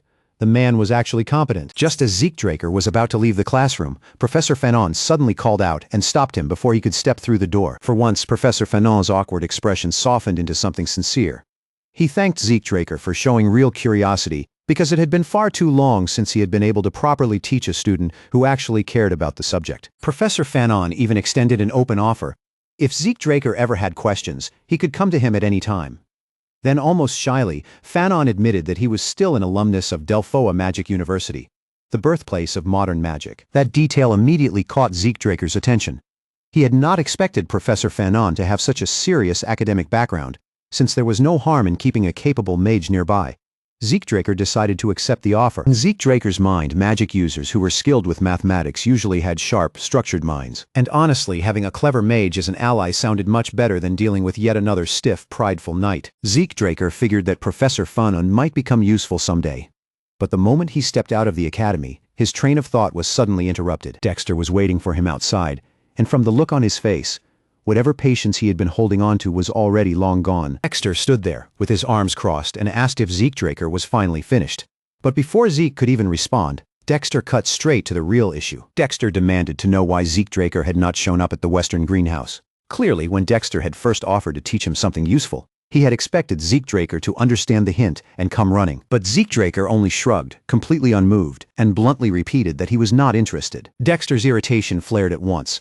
He began acting almost like a sulking child who had been ignored, but Zeke Draker's stance did not soften at all. Zeke Draker admitted that Dexter was no ordinary person, but right now, he was already focused on his own training.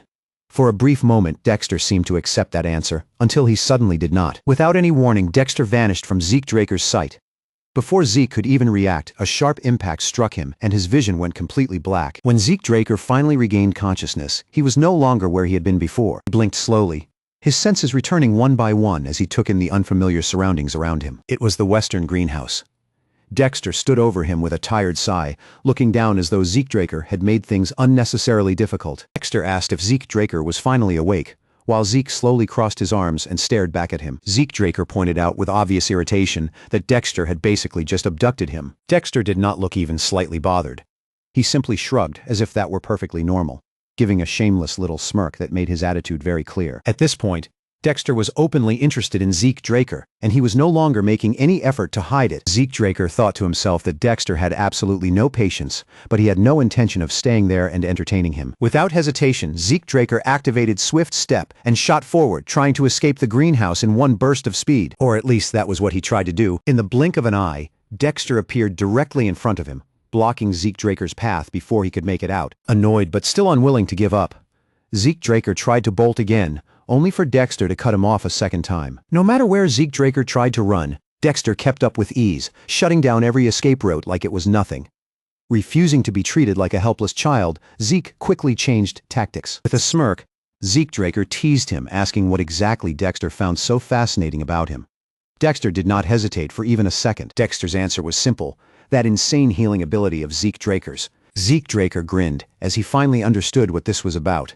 Since Dexter wanted answers, Zeke decided to turn the situation into a challenge. Zeke Draker told Dexter that if he wanted to know the truth, then he would have to force it out of him. Dexter vanished. Zeke Draker tensed instantly, his eyes darting from side to side as he tried to locate where Dexter had gone. Then a sword whistled through the air, cutting straight toward Zeke Draker's back. Zeke Draker barely managed to react in time, catching the weapon before it could strike him cleanly. Holding the sword steady in his grip, Zeke Draker narrowed his eyes and focused on Dexter. Zeke Draker could not understand what Dexter was trying to prove. Taking his stance, he demanded an explanation. But Dexter only smirked again and reminded Zeke Draker that he was the one who had started the challenge. Then Dexter said that was too boring, so they might as well make it more interesting, and he laid out the terms. If Zeke Draker could land even a single strike on Dexter's clothes, Zeke would win. And as a reward, Dexter would grant him one wish. But if Zeke Draker lost, Dexter's expression sharpened into something terrifying. Then Zeke would have to tell him everything he was hiding. For the next 3 relentless hours, Zeke Draker fought with everything he had. But Dexter was not merely fast, he was practically untouchable. No matter how many times Zeke Draker swung, thrust, or changed his angle of attack, he could not land a single hit. Even so, Zeke Draker refused to give up. His endless stamina and rapid regeneration kept him moving again and again, turning him into something almost impossible to wear down. Dexter began to take serious notice. Zeke Draker was not simply a kid with ridiculous endurance. Zeke Draker never stopped coming back. Every wound healed. Every setback disappeared within seconds. And every time Dexter knocked him down, he rose again. Still, Zeke Draker knew that stamina alone would never bring him victory. If he wanted to win, he needed something stronger. Then, one thought crossed his mind: the might of the dragon. It was a skill so powerful that he had never dared to use it before, too risky and too dangerous.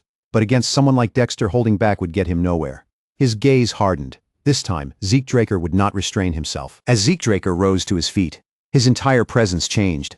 The air around him seemed to crackle with raw intensity, and the pressure coming from his body grew heavier with every passing second. Zeke Draker noticed the shift in Zeke Draker immediately, his sharp eyes catching the sudden change in pressure around him. A pleased grin spread across Duke Draker's face, as if this was the response he had been waiting for all along. Excitement flickered in Duke Draker's gaze as purple energy surged through Zeke Draker's body, wrapping around him with a fierce, violent glow. Zeke Draker activated Swift Step once more. But this time, his movements had changed. Every step was cleaner, sharper, and far more controlled than before. He was faster now, cutting through the space between them with a speed that surpassed his earlier attempts. Duke Draker acknowledged the improvement, but he still did not look impressed. To him, Zeke Draker's speed was decent, but he had crossed blades with opponents far faster than this. Even so, something else about Zeke Draker caught Duke Draker's attention. It was the look in his eyes. That stare was not merely filled with determination. There was something sharper there, something feral and vicious, and Duke Draker clearly liked what he saw.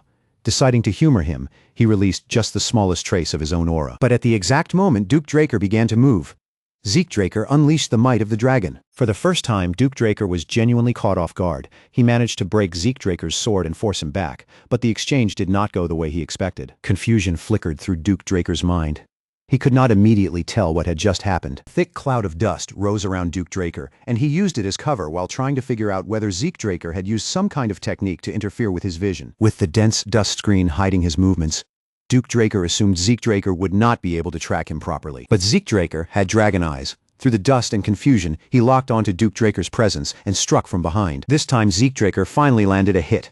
But in the very next instant, the Black Knight vanished from where he stood, leaving Zeke frozen in surprise. Then understanding slowly dawned on Zeke Draker. That had to be Duke Draker's secret technique. A movement ability that let him shift positions instantly, while stirring up a violent gust of wind in his wake. Now Zeke Draker finally understood why Duke Draker was known as the Gale Knight. While Zeke Draker was still trying to process what he had just seen, Duke Draker suddenly appeared behind him. With almost no effort at all, Duke Draker declared the match a draw. Then he completely overwhelmed Zeke Draker and brought the fight to an end. The system immediately warned Zeke Draker that his fatigue had gone beyond the safe limit because of excessive skill usage. His body had finally reached the point where it could no longer keep up. His consciousness began shutting down by force, leaving him with no way to resist it. Zeke Draker's vision faded as he struggled to move, but his body refused to obey, and darkness swallowed him completely. Hours later, Zeke Draker regained consciousness in his own room, likely carried back there by Duke Draker himself. Although frustration lingered from his defeat, Zeke Draker understood that losing to a Black Knight was only natural. He had thrown every skill, every trick, and every ounce of strength he had at Duke Draker, but even that had not been enough. Zeke Draker looked back on his strategy, remembering how he had repeated the same attack pattern again and again to make Duke Draker lower his guard, only to change everything at the final second with the full force of the dragon's power. Even after all that preparation, he had barely managed to land a single hit. Zeke Draker was certain that the movement Duke Draker used at the end was his trump card. Regret washed over him. If Zeke Draker had not overused his draconic skills, he might have remained conscious long enough to learn more. Still, even if only for a moment, he had witnessed that secret technique with his own eyes. That absurd speed, combined with Duke Draker's perfectly honed physique, was likely the same kind of skill that had allowed Andre Draker to climb through the ranks, despite his weak stamina. Zeke Draker wished he could have learned it for himself. But for now, he was at least somewhat satisfied, because one thing had become undeniable. The might of the dragon was powerful enough to make even a Black Knight hesitate. If Zeke Draker ever used it against weaker opponents, they would have almost no chance of standing against him. Just then, Zeke Draker received a system notification. Curious, Zeke Draker checked his status and discovered that Swift Step had leveled up. Not only that, but his soul had developed further, unlocking new system functions that could now be accessed through karma points. As Zeke Draker scrolled through the options, he was surprised to find features like a mini-map, an inventory, and a quest book, each one available as long as he had enough points to spend. After taking his time to understand the choices in front of him, Zeke Draker decided to unlock the inventory first. The system explained the function clearly. Zeke Draker could store and retrieve items simply by thinking of their name or shape. To test it out, Zeke Draker selected his sword. The moment he activated the function, the claymore vanished from his hand and appeared inside the inventory window. Impressed by how smoothly it worked, Zeke Draker tried summoning the weapon back. With only a thought, the claymore instantly reappeared in Zeke Draker's grasp. He had assumed the inventory would be nothing more than a simple storage space, but it was far more advanced and convenient than he expected. Zeke Draker remembered how much he had struggled in his past life to find safe places for valuable artifacts. If he had possessed this function back then, things would have been completely different. The system also revealed that he could expand the storage capacity by spending more karma points. Surprisingly, this entire function was still considered only a low-rank administrator skill. That realization made Zeke Draker wonder what kind of powers he would unlock once he reached the high-rank administrator level. Understanding just how valuable karma points were, he decided he would have to spend them carefully. As Zeke Draker began reconsidering his future plans, a knock sounded at the door. Decker stepped inside and politely asked for permission to enter. A little surprised, Zeke Draker allowed Decker in. The butler then delivered a message, explaining that Zeke would understand its meaning the moment he heard who had sent it. The message was from the garden keeper. The name made Zeke Draker pause for a moment, and then a smile slowly appeared on his face. That alone confirmed that all the effort Zeke Draker had put into the fight had not been wasted. As Zeke Draker read the invitation, Decker assured him that he could return for another challenge whenever he was ready. Zeke Draker could not stop a surge of excitement from rising in his chest. After all, Duke Draker had called their fight a draw before completely overpowering him, and that meant Zeke Draker still had a chance to prove himself. Before Zeke Draker leaves, Decker stops him with one last piece of news. He has managed to track down the blacksmith Zeke had asked about, but when Zeke naturally asks whether an appointment has been arranged, Decker's expression turns awkward, and he admits that things did not go as smoothly as expected. The answer from the blacksmith had been blunt and immediate. Galleon Halbert had refused the request outright, without even leaving room for negotiation. Zeke Draker is caught off guard when he hears the reason. Galleon Halbert has not merely declined this one job, he has completely abandoned the act of forging weapons altogether. The following day, Zeke Draker arrives in front of a shop he remembers all too well. It is the same blacksmith's forge he once visited in his previous life, standing there with a strangely familiar weight in the air. As Zeke Draker looks up at the old weathered sign hanging above the entrance, memories quietly rise in his mind. He steps inside and calls out, but his thoughts drift to the legendary sword he once carried, the Radiance of Graham, a true masterpiece forged by Galleon Halbert, the very man he has come here to find. In his previous life, Galleon Halbert had forged that sword as repayment after Zeke Draker saved his life. But Galleon was never just an ordinary craftsman. Rumors around the continent called him the blacksmith of the soul, because people believed he could look into a person's very essence and create the one weapon perfectly suited for them. Zeke had never doubted those rumors. Back then, Galleon had given him exactly what he needed, a sword capable of replacing Aether with aura, an ability powerful enough to change the course of battle itself. For a man who had once been praised as the greatest blacksmith on the entire continent, seeing Galleon Halbert reduced to this miserable state leaves Zeke Draker with a bitter sense of disappointment. Inside the shop, Galleon Halbert is clearly drunk, his posture slumped and his eyes unfocused. He barely even bothers to lift his head before barking at Zeke Draker to get out, grumbling that this is no place for a child. Zeke Draker had expected Galleon Halbert to be rough around the edges, but this level of hostility is far worse than he anticipated. Something must have happened to the man before the fateful meeting they shared in Zeke's past life. Rather than waste time arguing with a drunken man, Zeke Draker calmly grabs a bucket of water nearby and pours the entire thing straight over Galleon Halbert's head. The shock hits instantly. Galleon Halbert jerks upright, coughing and sputtering as water drips down his face, while Zeke Draker watches him with a faint, sharp smirk. Zeke Draker looks down at the drenched blacksmith and taunts him, asking if he is finally awake now. Then his tone hardens as he demands to know why Galleon Halbert rejected the request. But the moment Galleon Halbert gets a clear look at Zeke Draker's face, his expression changes completely. Panic flashes across Galleon Halbert's eyes, and he immediately lowers his head in a deep bow, apologizing again and again as if he has just realized who he is dealing with. Still trembling, Galleon Halbert admits that he no longer has the right to forge weapons for anyone. If he cannot even create the weapon he truly wants to make, then how could he dare accept work for others? That shame is the reason he stopped taking commissions entirely. For a brief moment, Zeke Draker is genuinely taken aback by the confession. Even someone as famous as Gallion Halbert had clearly fallen into a painful downward spiral. Zeke Draker suddenly remembers that, in his previous life, the blacksmith never once spoke about these struggles, probably because the shame of failure was too heavy for him to admit aloud. But Zeke Draker has no time to indulge Gallion Halbert's collapse into self-pity. As the blacksmith begins sinking deeper into his own despair, Zeke cuts through the mood with firm words, forcing him to snap back to reality. Gallion hesitates, shaken by the sudden pressure. After a short silence, Gallion Halbert lowers his head once more and apologizes again for the rude way he treated him. Zeke Draker simply waves the apology aside and tells him to show the weapons he failed to forge. Gallion Halbert pauses for a moment, then lets out a tired sigh before leading him toward the back of the shop. Seeing Gallion Halbert in such a broken state, Zeke Draker understands that he cannot simply leave him like this. If he wants the blacksmith he remembers to return, then he has no choice but to help him find his path again. When they step into the backyard, Gallion Halbert awkwardly apologizes for the messy condition of the place. But Zeke Draker only looks around at the scattered tools, metal, and unfinished work.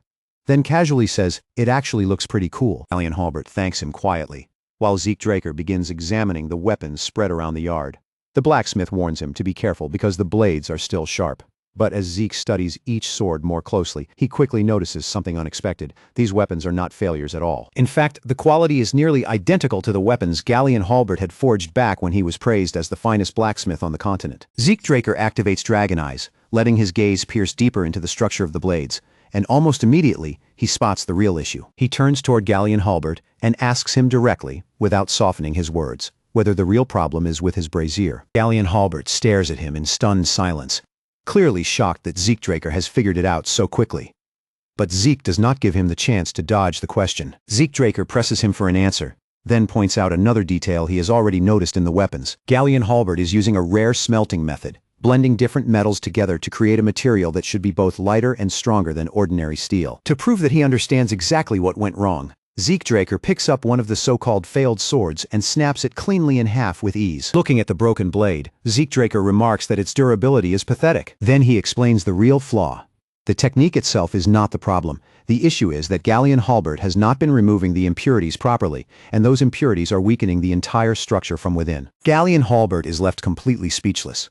In a single glance, Zeke Draker has seen through his entire forging process, understood the method behind it, and identified the exact weakness as if it were obvious. After a long moment of silence, Gallion Halbert suddenly calls out to him. His voice is hesitant, almost embarrassed, as he says that this may sound strange, but he has a request. Back inside the shop, Gallion Halbert pulls out a blueprint and spreads it carefully in front of Zeke Draker, revealing the design without trying to hide even the smallest detail. Zeke Draker recognizes it the instant his eyes fall on the page. It is the blueprint for the magic brazier. Zeke Draker remembers this design clearly from his previous life. This very brazier was the key that allowed Gallion Halbert to perfect his craft and reach the peak of blacksmithing. Back then, Gallion Halbert had trusted Zeke Draker enough to reveal his greatest secret.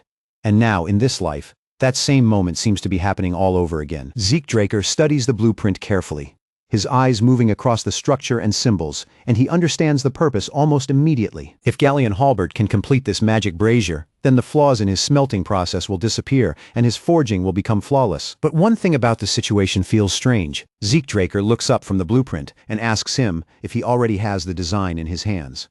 Why has he not built it yet? The question hangs in the air as Zeke Draker waits for Gallion Halbert's answer. Gallion Halbert lets out a heavy sigh and explains that he is missing the most important component, the magic core, and the commission fee alone would cost 10,000 gold coins. Zeke Draker's eyes widen slightly at the amount. That price is absurd. For comparison, an ordinary family might spend around 10 gold coins in an entire month, which means this single component costs 1,000 times that. No wonder it took Gallion Halbert a full decade to become the continent's greatest blacksmith in Zeke's previous life. Gallion Halbert knows exactly how unreasonable his request sounds, but desperation pushes him to ask anyway. Since Zeke Draker is a Draker and a pure-blooded awakener, there might be a chance he can help obtain the core. In exchange, Gallion makes an astonishing promise. If Zeke helps him, he will forge any weapon Zeke wants, free of charge, for the rest of his life. Zeke Draker thinks through the request and quickly understands just how difficult it is. Practically speaking, it should be impossible. He is not the family's guardian knight, so there is no way for him to casually gather such an outrageous sum. Even as a pure-blooded awakener, 10,000 gold coins is far beyond his current reach. But he needs Graham, the Sword of Radiance, and that means he has to find a path forward somehow. The real problem is tied to the laws of mana energy, and then, all at once, a reckless idea flashes through his mind. Without dragging the decision out any longer, Zeke Draker accepts Galleon Halbert's request and takes the blueprint into his hands. Galleon Halbert still looks uncertain, unable to fully believe that Zeke Draker can solve such an impossible problem, but Zeke confidently tells him that he knows a mage who might be able to help, and if things go well, he will contact Galleon Halbert with the results. As Zeke Draker turns to leave the workshop, he pauses just long enough to throw one final order over his shoulder, telling Galleon Halbert to quit drowning himself in alcohol. But instead of snapping back or making excuses, Galleon Halbert suddenly collapses to his knees and grabs onto Zeke Draker's leg. Tears stream down his face as he clings there desperately, swearing that if this plan truly works, he will devote himself to Zeke for the rest of his life. Galleon Halbert keeps repeating his thanks over and over, his voice shaking with emotion. But Zeke Draker simply shakes him off and steps out of the workshop without letting the scene drag on any longer. At Draker Academy's professorial research building, Zeke Draker arrives at the research facility with a stormy look on his face, still irritated by the ridiculous situation surrounding the magic brazier. The scumbags from the magic tower have inflated the price to an outrageous level, even though the actual work does not seem difficult enough to justify it. To Zeke Draker, it is nothing more than shameless greed dressed up as professional fees. As Zeke Draker walks through the quiet halls, he recalls that Fanon's specialty is connected to this exact field. If he can find Fanon's research lab, there may be a way to bypass the magic tower's absurd demand. While Zeke Draker searches through the building area, something happening in a nearby alley suddenly catches his eye. There, tucked away from the main path, a young boy is being brutally beaten by a group of bullies. The boy is crying helplessly, begging them to stop. But he is completely powerless against the group surrounding him. Zeke Draker grits his teeth as the sight hits him with a familiar sting. He has seen this exact scene before. Memories from his past life flash through his mind, bringing back the same bitter disgust he felt back then. Clenching his fists in frustration, Zeke Draker changes direction without hesitation and walks straight toward the alley. At the center of the group, Leon Conrad sneers down at the beaten boy with cruel satisfaction. He spits out that the kid is worthless, using him as nothing more than an outlet for his own anger. But Leon Conrad's rage is not truly aimed at the boy lying on the ground. Deep down, he is still bitter about losing to Zeke Draker. By crushing someone weaker than himself, Leon Conrad is trying to feel powerful again, as if tormenting a helpless target can restore the pride Zeke Draker shattered. Leon Conrad stomps the boy's head down against the ground, his face twisted with frustration as he snarls through clenched teeth. He insists that his fight with Zeke Draker was never a real fight at all.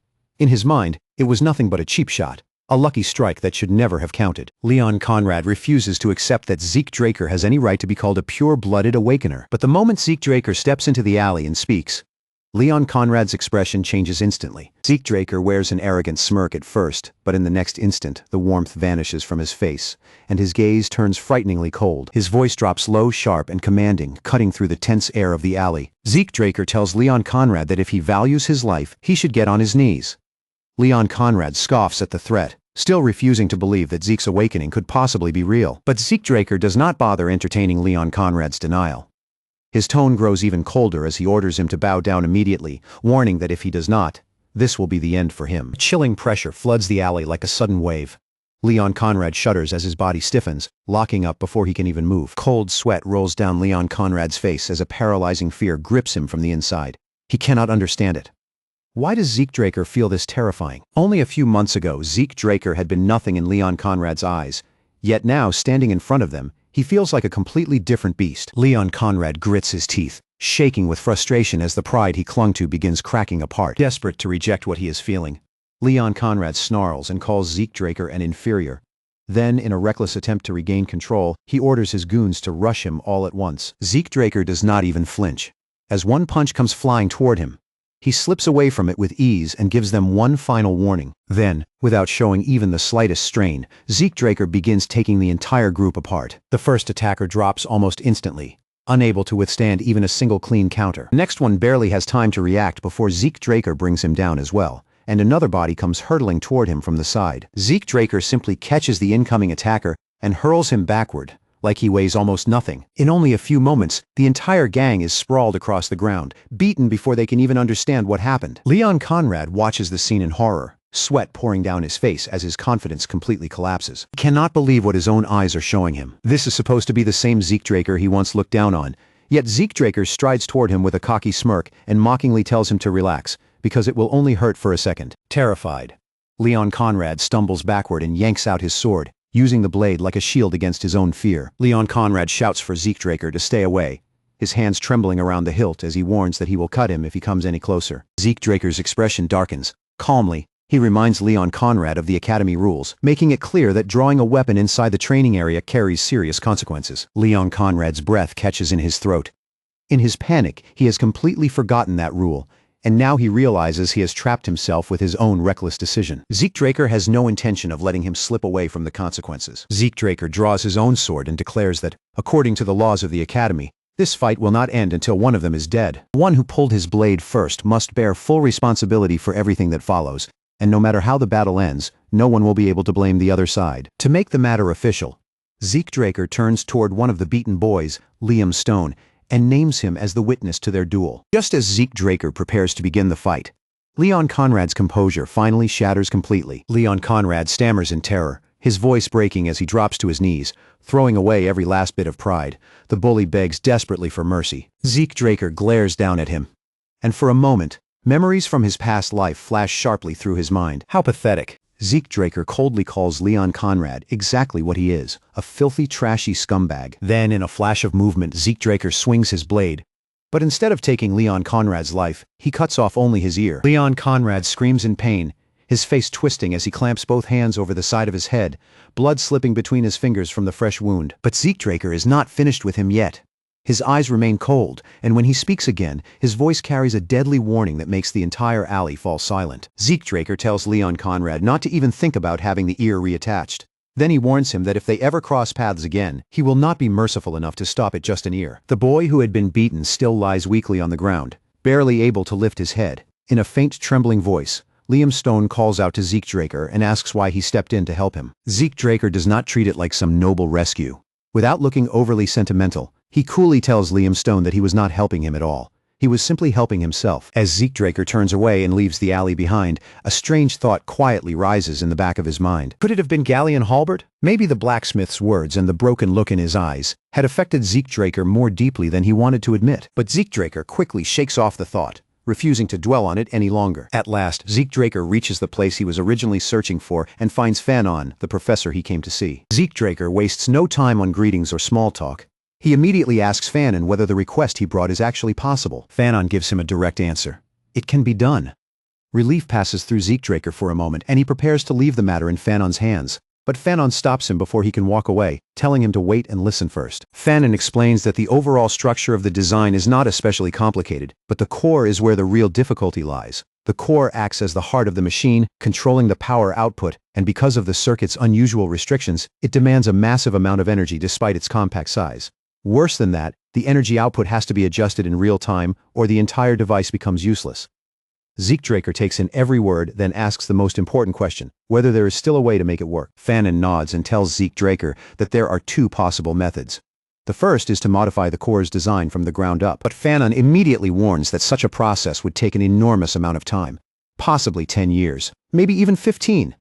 Zeke Draker freezes in disbelief, repeating the number as if he cannot believe what he just heard. Fanon sighs and confirms that yes, redesigning the core would take an absurdly long time. Then he moves on to the second method, which would allow them to avoid rebuilding the core design entirely by substituting a different material. That route could save them years of work, but there is one serious catch. They would need a high-compression mana stone. The instant Zeke Draker hears those words, his body jolts upright. He asks if Fanon is serious, because he knows exactly what a high-compression mana stone is, an ancient artifact so rare that even modern technology cannot recreate it. Fanon confirms Zeke Draker's suspicion without hesitation. That is exactly what they would need. And as if that were not already bad enough, Fanon adds that finding one inside a ruin would be almost impossible. Fanon explains that if they want a stone compatible with this particular design, the cost alone would be around 3,000 gold. Zeke Draker falls silent at the number. 3,000 gold is still a staggering amount, especially when he has barely finished wrapping his head around the 10,000 gold needed for the magic brazier. And now, another impossible expense has been placed in front of him. For a moment, Zeke Draker can only stand there, weighed down by the scale of the problem. Waiting 15 years is completely out of the question.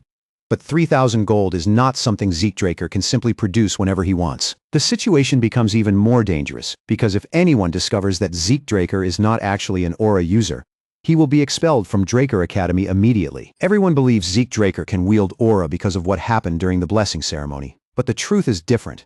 That display was an illusion created through his aether and healing abilities, and no matter how hard he tries, he still cannot use aura. Unlike ether, which ordinary humans cannot control at all, aura is far more accessible to most warriors. That is exactly why Graham, the Sword of Radiance, is not just useful to Zeke Draker, it is absolutely essential. Without that sword, Zeke Draker's entire future could collapse. Still deep in thought, he keeps turning the problem over in his mind, convinced that there must be another way forward. Meanwhile, Fanon continues studying the blueprint with fascination, murmuring that whoever created this design must have been a true genius. Fanon marvels at the incredible efficiency of the structure, saying that even among relics from the Golden Age, craftsmanship of this level would be extremely rare.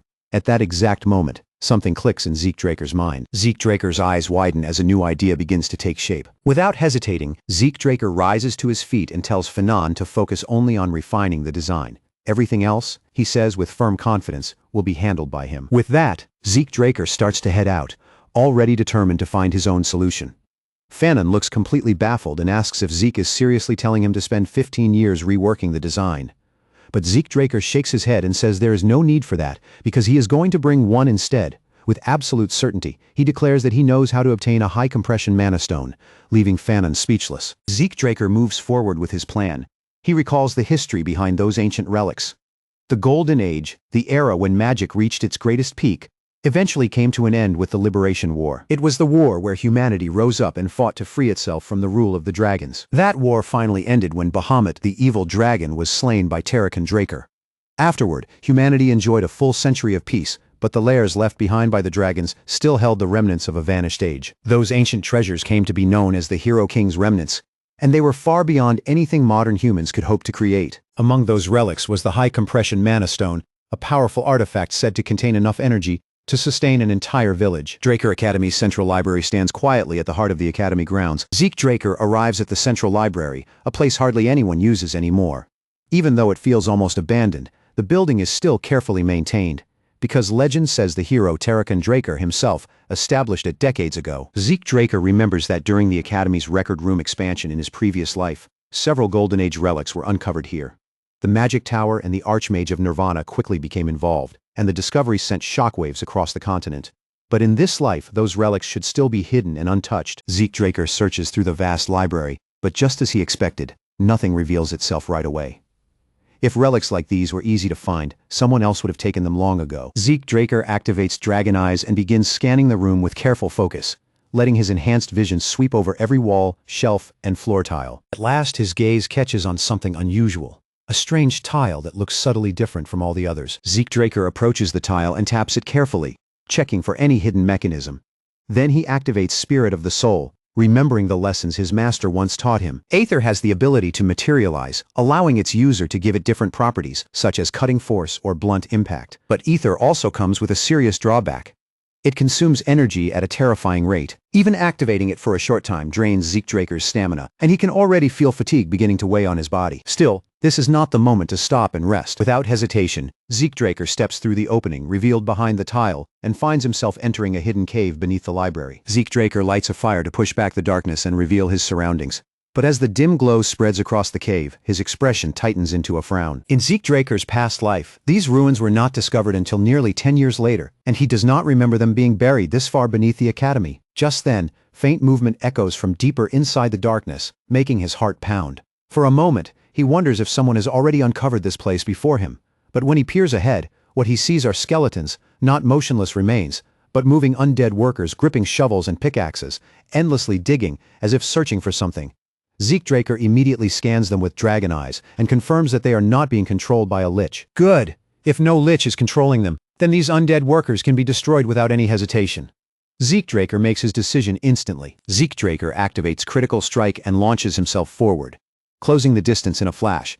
Before the undead workers can even sense his presence, he strikes with full force, shattering their brittle bones and crushing them one after another. As the last of the skeletons collapses into scattered fragments, a system notification suddenly appears in front of Zeke Draker. Zeke Draker has gained 2 karma points. A grin spreads across Zeke Draker's face in all his excitement over finding the hidden relics. He had completely forgotten about earning karma points. But now that the reminder has appeared, his expression slowly shifts into something far more wicked. This place is not just a ruin anymore. For Zeke Draker, it has become the perfect chance to gather even more karma points, without wasting another second. Zeke Draker pushes deeper into the ruins and cuts through 20 more skeletons with ease, destroying them one by one while steadily stacking up additional points. Once Zeke Draker feels satisfied with the amount he has collected, he opens the system menu and checks which new functions are available for purchase. Unfortunately, most of the options are still far beyond what Zeke Draker can afford right now. There is only one useful option within reach: the minimap. Zeke Draker buys it immediately, and the system responds at once, updating his display and showing his exact current location inside the ruins. At first it looks similar to a magic map, which is already impressive enough.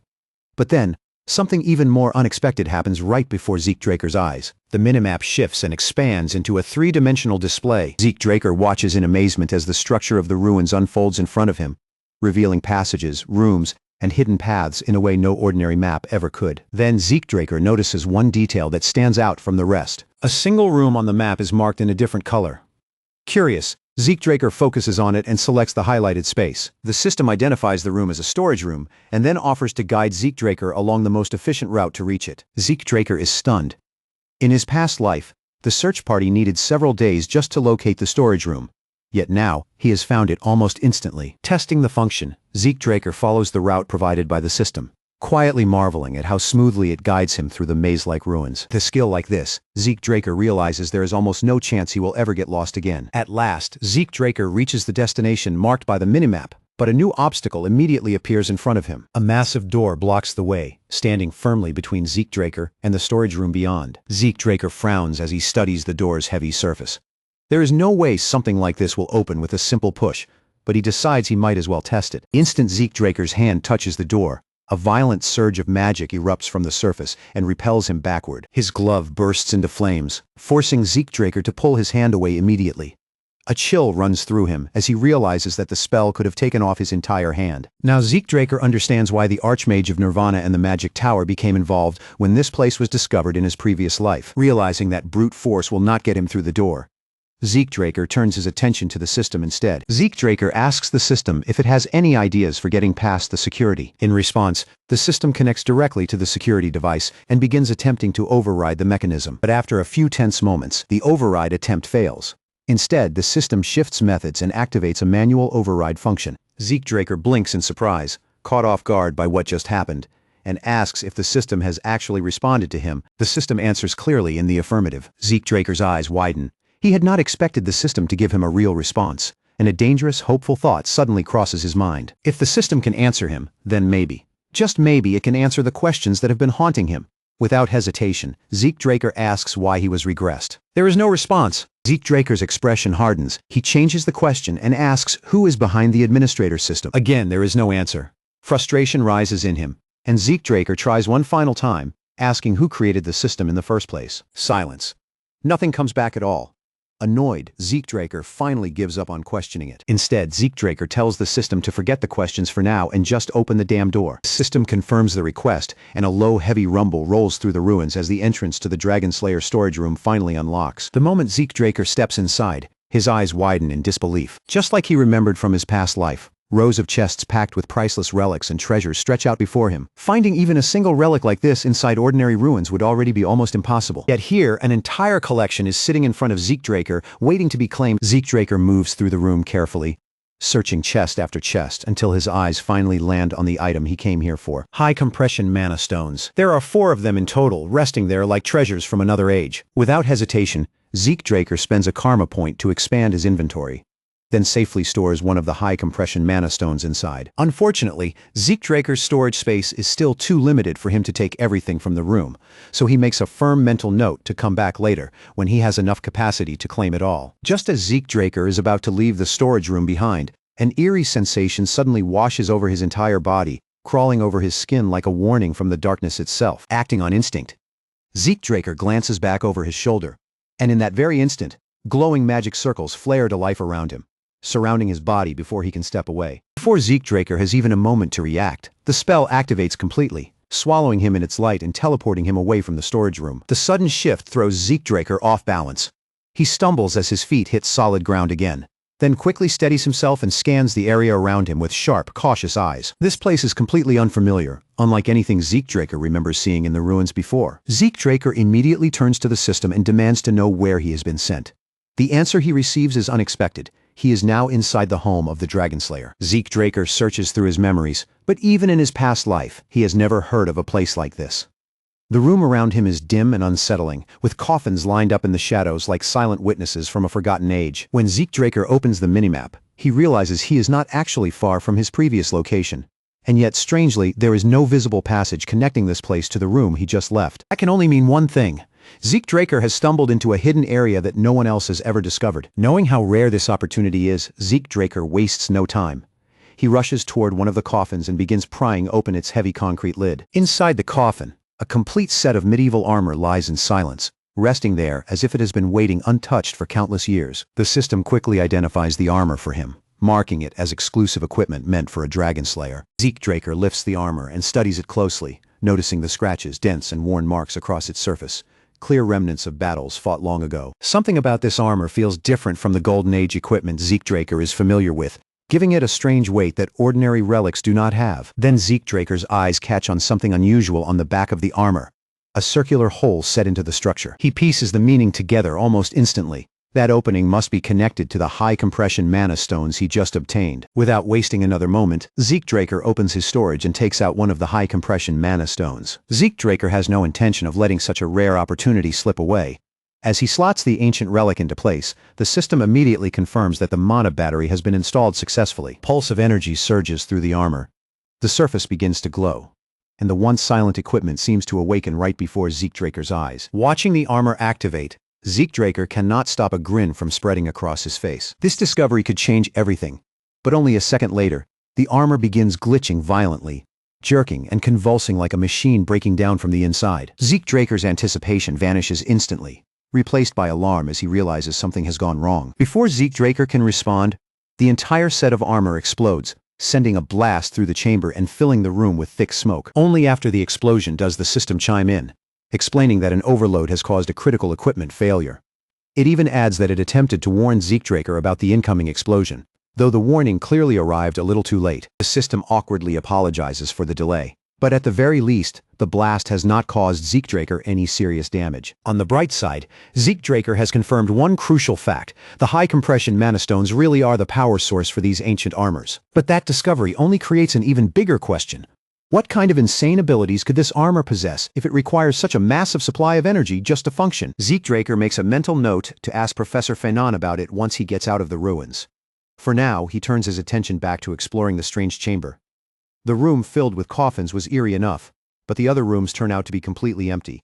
He keeps searching anyway, until he finally reaches the last room. At first glance, this final room seems just as barren as all the others. Then Zeke Draker's gaze lands on something sitting in the center of the room, a glass cube. The moment his eyes lock onto it, a system prompt flashes in front of him. Zeke Draker's breath catches in his throat, and for one brief second, his mind goes completely blank. Then realization strikes him, and beads of sweat begin forming on his forehead. This is beyond insane. Zeke Draker can only wonder how unhinged Terrakin Draker must have been, because sealed inside that cube is the founder's legacy. It is the heart of the cursed light dragon, Bahamut. Zeke Draker can hardly believe what he is seeing. His ancestor had actually preserved the heart of the legendary dragon he had slain and left it behind like some kind of final gift to his descendants. No wonder Zeke Draker felt that ominous presence back in the storage room. But compared to the unsettling aura he sensed earlier, this is on a completely different level. As if confirming Zeke Draker's thoughts, the system suddenly sends him a notification. The heart of the cursed light dragon is reacting to Zeke Draker's presence. At that exact moment, dark energy surges through the air, wrapping around Zeke Draker like invisible chains tightening around his body. A voice echoes inside his mind, deep, venomous, and soaked in malice. It whispers that he has no choice, and then the voice grows louder, swelling into a furious roar. It commands Zeke Draker to kill them all. His vision begins to blur, and his thoughts twist under the weight of a violent urge that does not belong to him. Zeke Draker's mind starts slipping toward the darkness, until his indomitable mental defense snaps into action and shatters the trance. A sharp pain stabs through his skull as he gasps for breath. But even after breaking free, something still lingers inside him. Zeke Draker's body feels wrong. His senses are distorted, as if some part of him has been pulled out of alignment. Then Zeke Draker sees it. One of his eyes has turned pitch black. A cold dread creeps through him as the reality of what happened settles in. Zeke Draker clenches his fists and forces himself to stay calm. But the weight of the situation is impossible to ignore. The cube, the dragon's heart, and the presence that nearly swallowed his mind are all far more dangerous than he expected. This is beyond dangerous. still shaken by the encounter. Zeke Draker takes an uneasy step back, fully aware that he nearly lost himself to the darkness lurking inside that cursed artifact. A sudden system notification appears in front of him.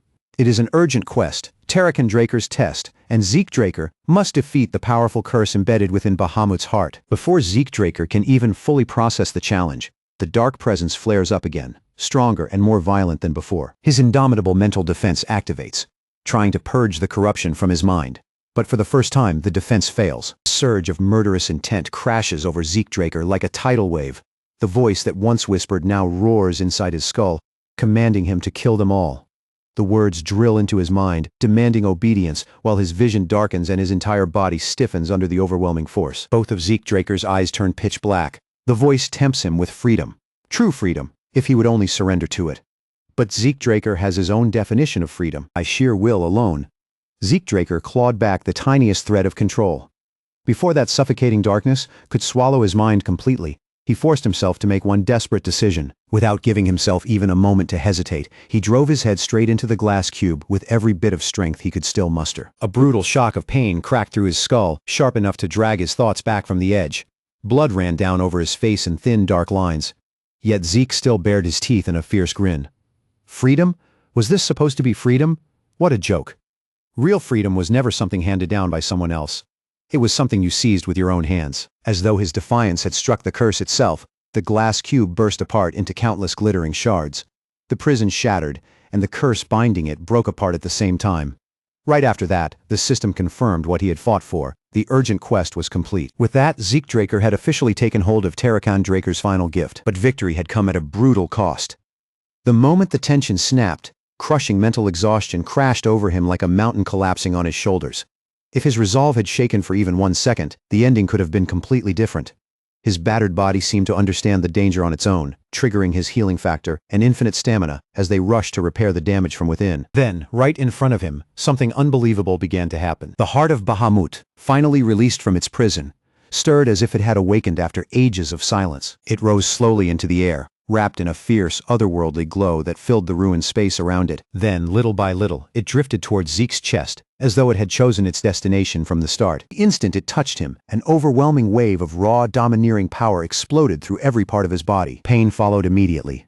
Unimaginable, searing pain that burned through him from the inside out. A dense and impossibly pure source of mana, far beyond anything Zeke had ever faced before, poured into his system and forced its way into every single cell. But there was one terrifying problem. Zeke had no mana circles capable of holding such an enormous flood of energy. With nowhere proper to contain it, that raging power began ripping through him from the inside, tearing at his body as if it might burst apart at any moment. He had no choice. He had to move now. In a desperate gamble, Zeke called forth his purple ether through the spirit of the soul, pouring everything he had into that single act. He formed a tiny black hole in his palm, using it as an improvised seal to trap the overwhelming mana.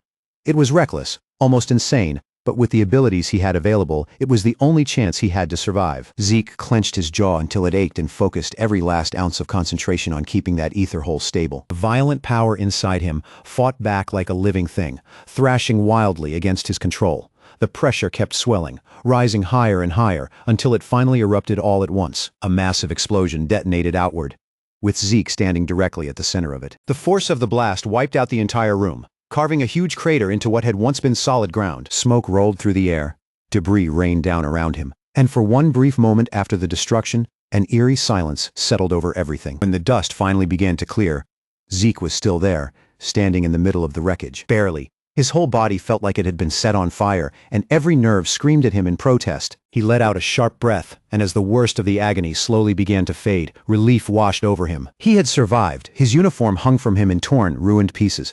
But on his chest, something new had appeared. A mark had formed there, the mark of Bahamut. The shattered remains of the glass cube had vanished completely, leaving not even a trace behind. Bahamut's raw mana was no laughing matter, and the fact that Zeke had endured it at all was nothing short of a miracle. His quick thinking had saved his life.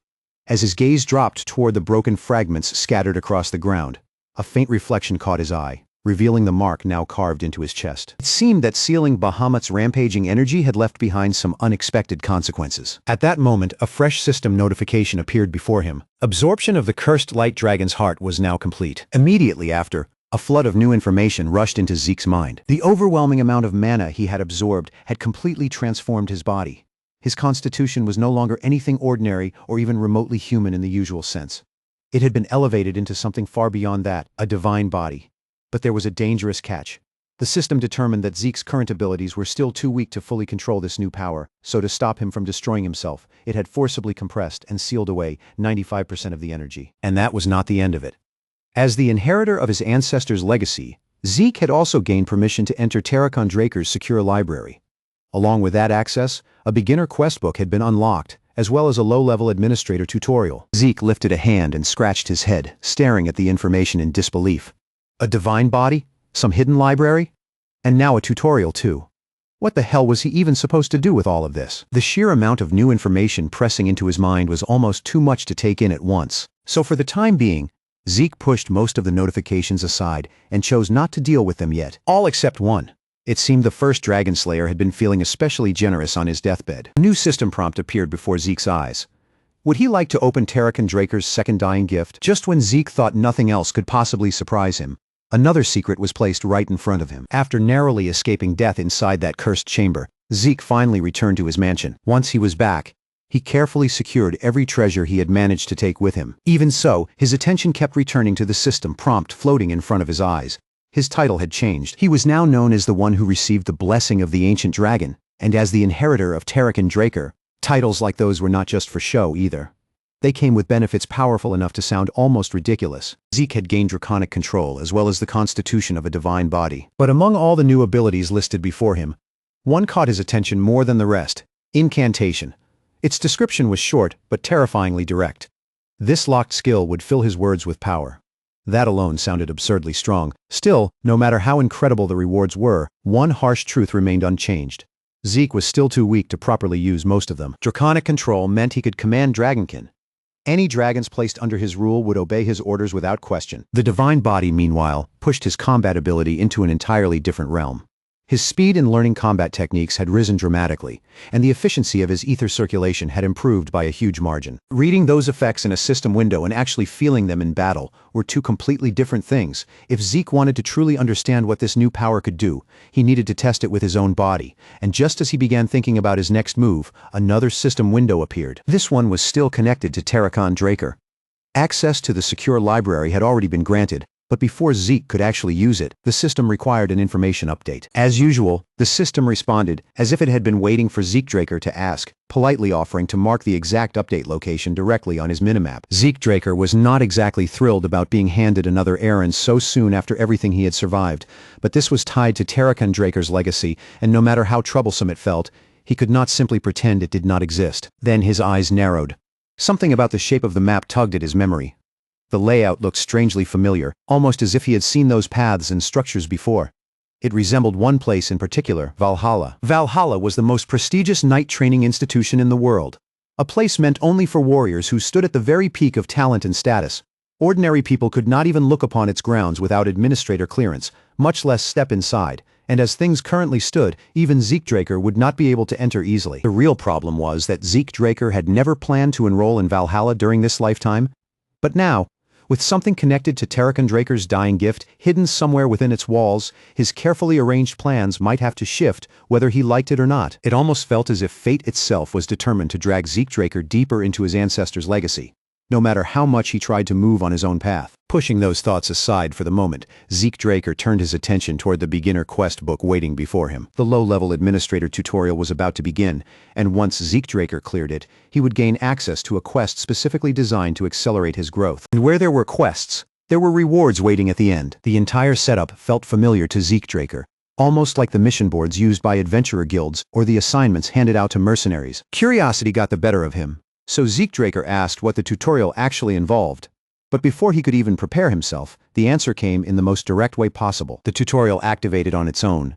The space around Zeke Draker warped violently, and reality seemed to twist apart right before his eyes. In the span of a few seconds, the world surrounding him had completely transformed.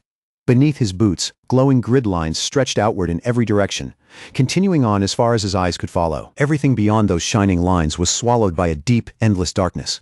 Even with the strange and unreal space pressing in around him, Zeke Draker kept his composure, calmly sweeping his gaze across the area as he tried to understand where he had been brought. This felt different from the teleportation Zeke Draker had experienced before.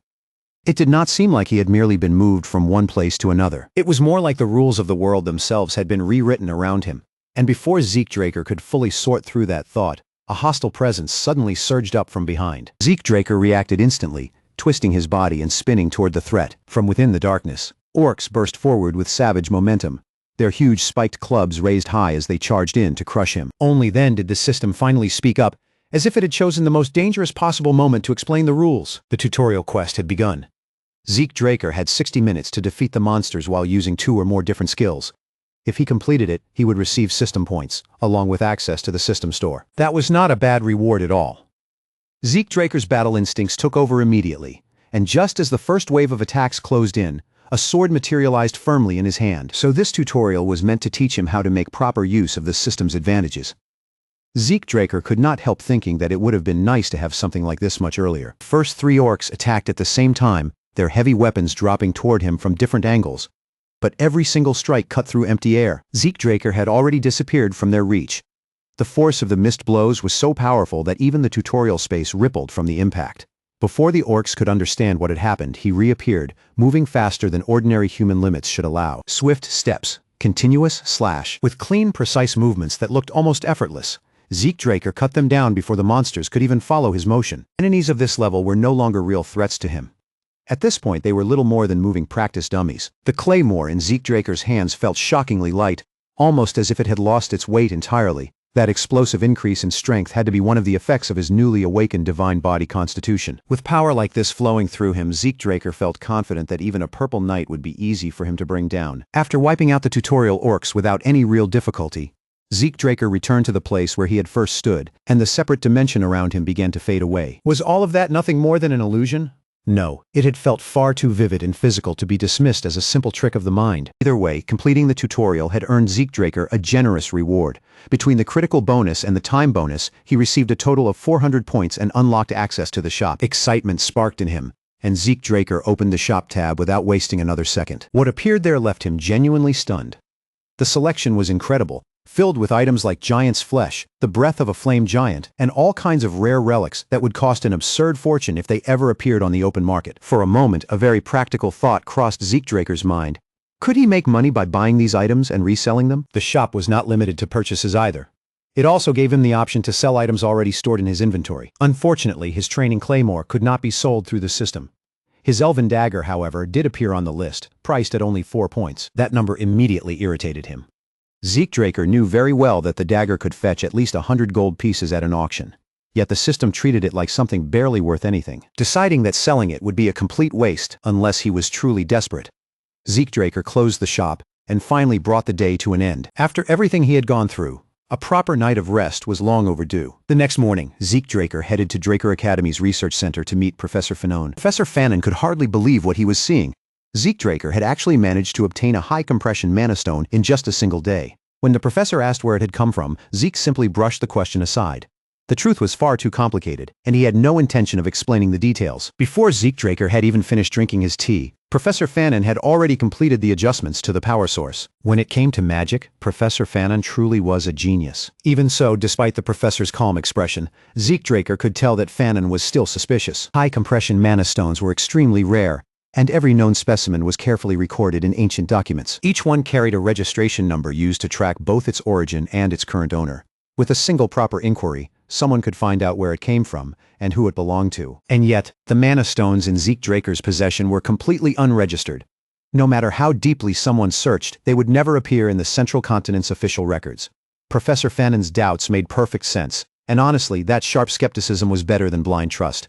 His expertise and judgment were exactly what made him such an exceptional figure. Zeke Draker could not help thinking that someone with Professor Fanon's level of talent deserved far more recognition than he was receiving in a place like this. With the design finally completed, Professor Fanon activated the apparatus, and the group returned their attention to Fafnir's breath. From there, the finished device was placed in the hands of Galleon Halbert, the master blacksmith of Sol and Halbert. Zeke Draker and Professor Fanon stood nearby, watching closely as the blacksmith prepared to begin his work. Inside Galleon Halbert's workshop, carefully arranged magic circles glowed across the space, filling the forge with a steady, mystical light. The excitement on Galleon Halbert's face was impossible to hide, and it almost spread to everyone around him. At long last, He had been given the chance to forge a weapon that could satisfy even his own impossibly high standards. This was not just another job at the forge. This was the kind of moment that could mark the beginning of history. Once the demonstration ended successfully, Professor Fanon excused himself to attend a lecture, leaving Zeke Draker alone with Galleon Halbert. The blacksmith could barely contain his gratitude. For years he had dreamed of completing a magic brazier, yet he had never truly believed he would witness it in his lifetime. To him, making a deal with Zeke Draker had become the greatest decision he had ever made. Now that Zeke Draker had fulfilled his side of the agreement, it was finally Galleon Halbert's turn to keep his promise. Without wasting time, Zeke Draker reached into his bag and carefully pulled out a certain item. The instant Galleon Halbert saw it, his eyes widened, and he understood exactly what had been placed before him. Resting inside the luxurious case was a flawless dragon fang. Among all the rewards Zeke Draker had obtained after inheriting Terrakan Draker's will, the Hamut's sharpest fang was without question one of the most precious. Just looking at it was enough to make Galleon Halbert's entire body tremble with uncontrollable excitement. Tears and snot streamed down Galleon Halbert's face as he clutched the enormous fang in both hands, leaving Zeke Draker briefly staring at him in complete bewilderment. First, Zeke Draker had helped bring the magic brazier into existence, and now he was giving a humble craftsman the once-in-a-lifetime chance to forge a weapon from an actual dragon fang. Overwhelmed by the weight of that honor, Galleon Halbert swore with every bit of passion in him that he would create a blade beyond anything Zeke Draker could imagine, even if it cost him his life. Those words struck Zeke Draker harder than expected. They were the very same words Galleon Halbert had spoken in his previous life. Even after everything had changed, even in this second chance, Galleon Halbert was still the same passionate fool. That realization stirred something quiet and deep inside Zeke Draker's chest, leaving Fafnir's breath behind. Zeke Draker entrusted the crafting entirely to the master blacksmith. With the greatest blacksmith on the continent now working on his weapon, Zeke Draker had no doubt that the finished blade would become something truly legendary. After leaving the forge, Zeke Draker headed straight back to his room inside the Platinum Mansion. He had gone through more than enough trouble just to secure a proper weapon, and now, for the first time in a while, he could finally let himself relax. A week had passed since his duel with Duke Draker. Just as Zeke Draker was thinking about the note he had received, the one inviting him to a rematch, trouble arrived before he could even settle his thoughts. A familiar presence slipped silently into his room. Standing behind Zeke Draker was Duke Draker, and the old knight looked far from pleased. His eyes burned with fury as he demanded to know why Zeke Draker had ignored his invitation. The air in the room grew heavy with bloodlust. Duke Draker was not merely irritated, he looked ready to kill. Amused by the reaction, Zeke Draker decided to provoke him a little further. With a casual tone, he claimed that he had no intention of challenging Duke Draker again. That single remark was enough to make the old knight snap. In the blink of an eye, Duke Draker closed the distance and seized Zeke Draker with an iron grip. Before Zeke Draker could properly respond, the furious knight hurled him straight through the open window. Caught completely off guard, Zeke Draker felt his body drop into open air. His room was on one of the upper floors, and a fall from that height was far from harmless. If Zeke Draker slammed into the ground before his passive healing could activate, even he might not survive the impact. Acting on instinct, Zeke Draker reached for the balcony edge, trying to catch himself, but before his fingers could find purchase, a powerful hand shot out and grabbed him by the throat. Duke Draker was not finished with him yet. His grip tightened around Zeke Draker's neck as he glared down at him, anger still blazing in his eyes. The old knight refused to believe that Zeke Draker had failed to understand the meaning behind his letter. Zeke Draker had avoided him in the treatment room, and now he was acting like this. To Duke Draker, it felt almost deliberate, as if the young man was intentionally trying to get under his skin.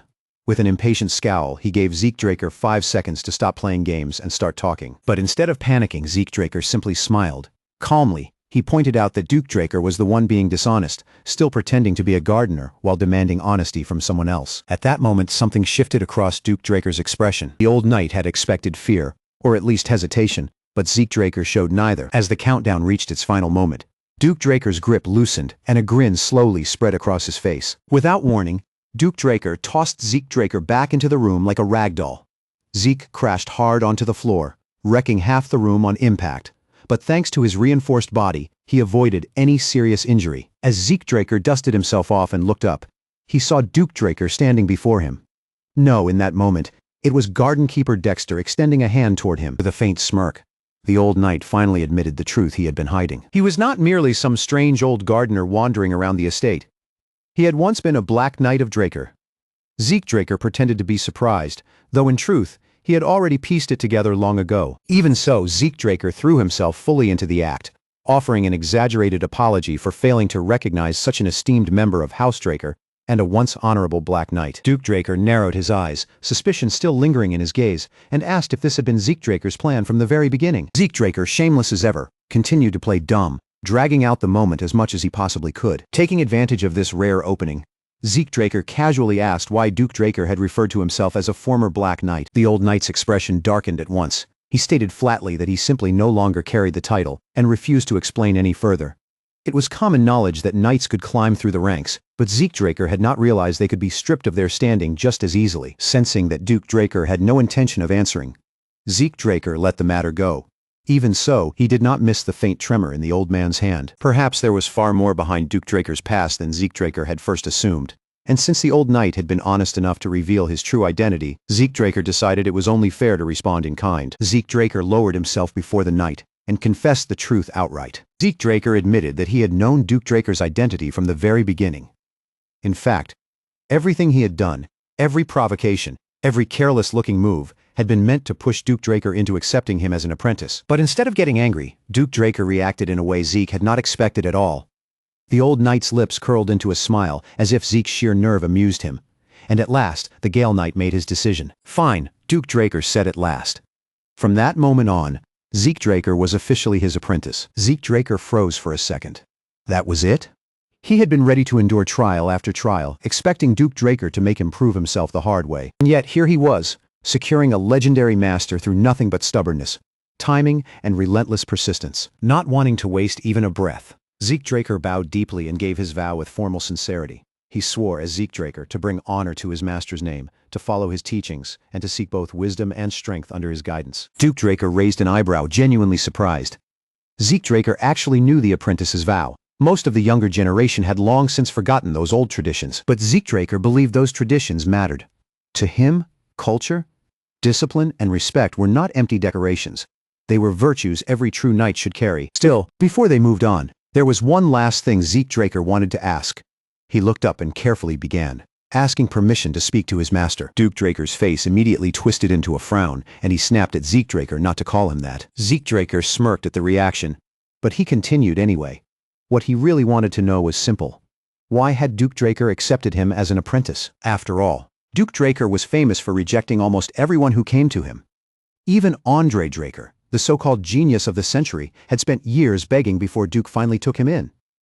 Zeke Draker had his own guesses, but he wanted to hear the answer directly from Duke Draker himself. The old knight gave a low chuckle and turned the question right back on him, telling Zeke Draker to take a guess. Zeke Draker grinned and answered without hesitation. Maybe it was because he was the genius of the family. Duke Draker burst into laughter at that, clearly entertained by his confidence. Duke Draker quickly made it clear that talent was not the reason. If raw talent were all he cared about, he would have chosen the girl from the Turin family instead. Then his expression grew serious. The reason he chose Zeke Draker was simple: tenacity.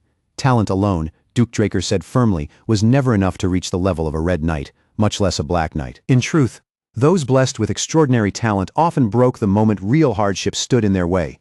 Their potential was snuffed out before it ever had a chance to fully bloom. Hearing that, Zeke Draker could not help agreeing. He had already lived through an entire lifetime of struggle. Again and again, he had watched so-called geniuses, people everyone expected to become Red Knights, fail to live up to those shining expectations. Most of them never even rose beyond the rank of Blue Knight. The moment they met a wall they could not easily climb, their growth simply stopped. With that, Duke Draker brought the conversation to an end and rose to his feet. They had talked enough. It was time for Zeke Draker's first lesson. Zeke Draker followed him all the way to the empty western greenhouse, only to find something completely unexpected waiting there. Hidden beneath the greenhouse was an entire gymnasium. Zeke Draker had not even known such a place existed. Duke Draker offered no explanation at all and simply ordered him to start running. So Zeke Draker ran. For 3 straight hours he circled the track again and again, while Duke Draker watched him in complete silence. There was not a single word of advice, not one piece of instruction. Only Duke Draker's sharp gaze followed him, observing every step, every breath, every movement. Zeke Draker could not help wondering what exactly his master was trying to measure. Then, after what felt like endless laps, Duke Draker finally called out for him to stop. Zeke Draker halted at once, relieved to finally end the mindless running. But before he could properly catch his breath, Duke Draker was already behind him. The old knight moved like a phantom, his hand shooting toward Zeke Draker's wrist with terrifying speed. Zeke Draker's instincts reacted before thought could catch up. He twisted away at the last second, narrowly avoiding Duke Draker's grasp. Every fiber of his body screamed at him to create distance immediately. Duke Draker narrowed his eyes and glanced down at his own hand. He had failed to grab Zeke Draker properly, but that brief contact alone had nearly damaged the young man's special glove. That was enough to confirm Duke Draker's suspicion. His voice sharpened as he asked whether Zeke Draker had some kind of problem with having his pulse checked. Zeke Draker knew better than to believe that was all Duke Draker had intended. This sly old fox had been suspicious of him from the very beginning. It had started during their clash in the infirmary, then continued through the fight in the greenhouse. And now, even after watching Zeke Draker run 500 laps, Duke Draker had not sensed a single trace of aura from his body. On top of that, the instant Duke Draker reached for his wrist, Zeke Draker had instinctively pulled away. Duke Draker was done circling around the truth. His gaze fixed on Zeke Draker, steady and unblinking, as he asked the question directly. Zeke Draker could not use aura, could he? The question struck Zeke Draker like a hammer to the chest, stealing his breath for a moment.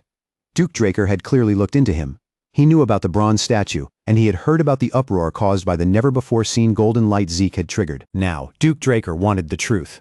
If he was wrong, he said calmly, then Zeke Draker only needed to let him check his pulse. Zeke Draker stared into his master's eyes. There was no malice there, no accusation, and no cruel judgment, only raw curiosity. For a Draker, aura was everything. If anyone learned that a noble of their bloodline could not wield it, the scandal would be disastrous. Yet even knowing how serious that truth would be, Duke Draker did not seem focused on politics or reputation. At that moment, he simply wanted to know what was real. Zeke Draker was fortunate that Duke Draker was such an eccentric old bastard. If anyone else had cornered him like this, the situation could have turned ugly fast. For now, Zeke's priority remained unchanged. He needed to get his hands on Graham, his blade. Until then, Zeke Draker had to be extremely careful not to let suspicions about his aura spread any further. This was a warning he could not ignore, and he could not afford another mistake. But unlike his previous life, when he had been branded as the first failed awakener in the Draker bloodline, things were different now. This time, he did not need to bury everything beneath lies. Stealing his resolve, Zeke Draker calmly removed his special gloves. The moment the gloves came off, they revealed the unmistakable symbol of a pure-blood awakener, undeniable proof that Zeke Draker truly carried noble Draker lineage. Even so, despite awakening successfully, Zeke Draker still could not use aura for reasons unknown. By revealing part of the truth, he hoped he could keep the rest of his secrets safely hidden. Zeke Draker lowered his gaze and let out a shaky breath before offering an apology. In a trembling voice, he murmured that if the family found out he could not use aura, they would cast him out. Then, like a true performer, tears began to gather in Zeke Draker's eyes. In that instant, he looked exactly like a helpless, terrified child. Someone might as well have handed him an award. Seeing his apprentice on the verge of tears, Duke Draker's expression softened. In the end, a child was still a child, no matter how composed Zeke tried to appear. He was still a boy carrying a fate far too heavy for his age. Without saying another word, Zeke Draker extended his wrist and offered his pulse for examination. Duke Draker accepted it and carefully spread his aura through Zeke Draker's body, searching for even the faintest sign of aura circulation. There was nothing. Not a single drop of aura could be found inside Zeke Draker, despite the fact that he had clearly awakened successfully. Duke Draker frowned deeply. This should have been impossible. He searched through everything he knew, trying to find some explanation, but no answer came to him. Meanwhile, Zeke Draker remained calm. He had expected Duke Draker to react this way, because the results of the blessing rite were supposed to be absolute. Drakers were meant to awaken aura, always, even if Duke tried with all his heart to accept what he had just witnessed as the truth. His own common sense kept fighting back, desperately searching for a way to make it sound reasonable. Instead of simply acknowledging the reality standing right in front of him, Duke's mind began twisting through every possible explanation, trying to find anything that felt less impossible. Just as Zeke had expected, Duke eventually arrived at an answer that made sense to him. His eyes narrowed slightly, and in a low mutter, he said that Zeke must be an irregular. Zeke blinked at the unfamiliar word, tilting his head with genuine curiosity. Irregular? He repeated, and Duke gave a firm nod as if that single term explained everything. Duke explained that irregulars were people born with abilities that didn't fit into the normal boundaries of the world. Individuals whose powers moved outside the rules everyone else was forced to follow. Some irregulars, Duke said, were able to handle both aura and mana at the same time. Others possessed talents so strange they felt almost unnatural, like catching brief glimpses of the future. Because people like that overturned ordinary logic, the world rarely treated them kindly. If Zeke's abnormality became public, it would only invite pointless danger and troublesome attention. Duke folded his arms across his chest, and his voice dropped into a more serious tone. For now, he said, it would be best if this remained a secret known only between master and apprentice. Zeke quietly nodded in agreement, though he already understood better than anyone how people who knew nothing about classes would react to someone like him. Duke then studied him again and continued, saying that Zeke's unusual ability was probably tied to his ridiculous stamina and recovery speed. Even a small internal injury should have needed time to mend, yet Zeke seemed to bounce back almost the moment he was hurt. Zeke kept his mouth shut and simply allowed Duke to build the explanation on his own. If this misunderstanding helped cover his real secrets, then there was no reason to correct it. Duke's gaze sharpened as he thought deeper. Zeke's recovery truly was abnormal, almost as if even serious damage could be repaired in an instant. After a moment of silence, the old knight formed a theory. If Zeke's stamina and regeneration were working at such an extreme speed, then they had to be consuming an equally absurd amount of energy, and that energy, Duke believed, was aura. Zeke raised an eyebrow, but Duke continued without hesitation. His aura must be constantly draining away to fuel his body's recovery, which explained why there was hardly anything left for others to sense or for Zeke to use. Zeke was honestly impressed for an eccentric old knight. Duke had somehow pieced together an explanation that sounded surprisingly believable. Staying in character, Zeke furrowed his brow and asked with a touch of hesitation whether that meant he would never be able to use aura at all. Duke immediately burst into laughter, amused that this was the part Zeke was worried about. Duke shook his head as if that concern barely mattered. Aura could be forgotten for now because his Gale arts did not rely on aura in the first place. Zeke listened closely as Duke began explaining the nature of special arts. A special art was a technique created by a knight who had pushed their skill to its absolute peak. Most of the time, those arts grew out of dragon-slaying techniques and required aura to truly function. But Gale arts were different. They were built entirely around control of the body, turning pure physical mastery into something terrifying. "Watch carefully," Duke said. Before Zeke could even blink, the floor beneath Duke's feet cracked apart, the impact spreading through the ground like a sudden burst of force. With just one leap, the old knight shot across the gymnasium like a storm given human form. His speed was outrageous. He sliced through the air faster than the eye could properly follow, and his movements were so smooth that not even after-images seemed to remain. In only a few seconds, Duke had crossed the arena again and again from different angles before landing lightly back where he had started, standing as casually as if he had only taken a single step. Duke turned back toward Zeke, watching his reaction with a faint challenge in his eyes. He asked if Zeke had managed to catch all of that. Zeke let out a slow breath, then calmly asked whether it would be all right for him to try it himself. For a moment, Duke just stared at him, genuinely caught off guard. Most people would have asked to see the movement several more times before even thinking of copying it. But this kid was already eager to attempt it. The old knight threw his head back with a hearty laugh, calling Zeke bold before finally giving him permission to go ahead. Zeke stepped forward and settled himself. Inside his mind, he replayed Duke's movements in exact detail, tracing every foot placement, every shift of balance, and every sudden burst of power that had launched the old knight forward. Then Zeke moved. His very first step landed directly on top of the footprint Duke had left behind, and the force of it carved a fresh crater into the ground beneath him. In the next instant, Zeke vanished from sight. Zeke followed his master's path almost perfectly, stepping into each mark Duke had left without a single mistake. And the moment he experienced the movement with his own body, the structure behind it suddenly became clear. These were not random steps thrown together for speed. Every single movement had a specific purpose. Some steps were meant to launch an attack, while others existed to slip away from danger. Certain movements closed the gap in an instant, and others created distance before an opponent could react. After completing the final step, Zeke gradually slowed his momentum and came to a controlled stop. Across from him, Duke stood frozen in place, too stunned to say a word. Duke had already known that the boy possessed a frightening amount of talent, but this was something else entirely. This went far beyond anything Duke had prepared himself to see. Only a week ago, Zeke had been nowhere near this level. Yet now his improvement was so drastic it felt like watching a completely different person. Duke had never witnessed anyone grow at such a ridiculous speed, especially not someone who already had Zeke's natural potential to begin with. Of course, just when the old knight was ready to admire him properly, Zeke's confidence had to creep in and ruin the moment. If that arrogance of his could only be reined in a little, Duke thought, the boy would be almost flawless. Duke grabbed Zeke and pulled him into a playful headlock, ruffling him with the rough affection of a master teasing his apprentice. He joked about how Zeke had gone from crying his eyes out to flawlessly copying such a difficult technique in what felt like no time at all. Some time passed after their training had begun, and on this particular day, Zeke was seated in the academy dining hall with a plate stacked high in front of him. Meat, seafood, bread, anything within reach had found its way onto his tray. Ever since he became the Gale Knight's apprentice a month earlier, the intensity of Duke's training had pushed Zeke's appetite to an entirely different level. While Zeke was busy eating, Instructor Andre approached his table and asked if he could spare a moment to talk. With his schedule already packed from morning to night, Zeke barely looked away from his food and told Andre to say whatever he needed to say right there. Andre, as it turned out, had only one question. He wanted to know how Zeke had managed to convince Duke Draker to accept him as a disciple. Still focused on his meal, Zeke answered in a calm, casual tone. He said he hadn't done anything special at all.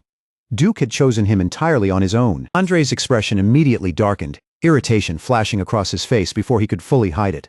It was obvious that he did not like Zeke's answer, and the resentment in his eyes was impossible to miss. In Andre's mind, there seemed to be only one explanation for it.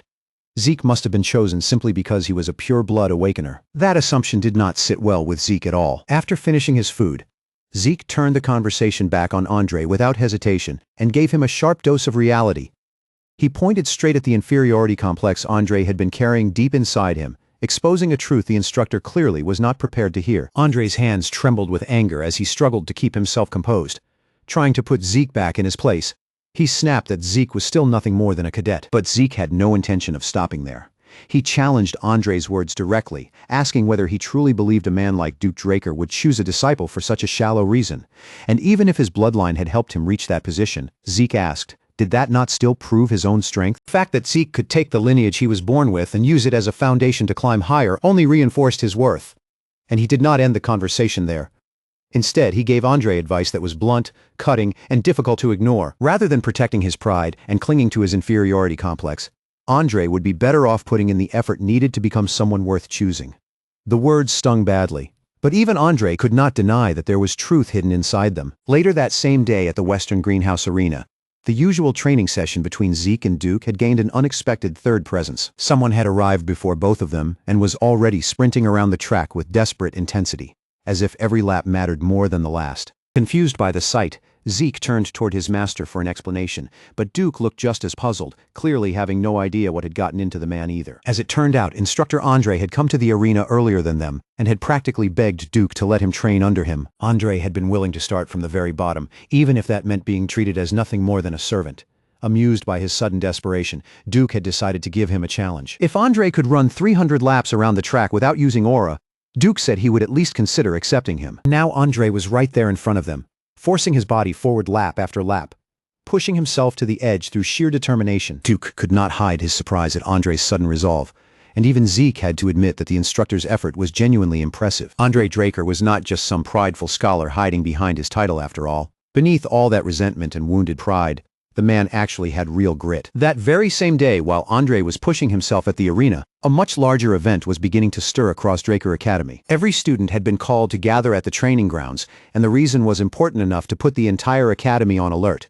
The patriarch himself was coming. From beyond the campus gates, the heavy thunder of hooves rolled through the air.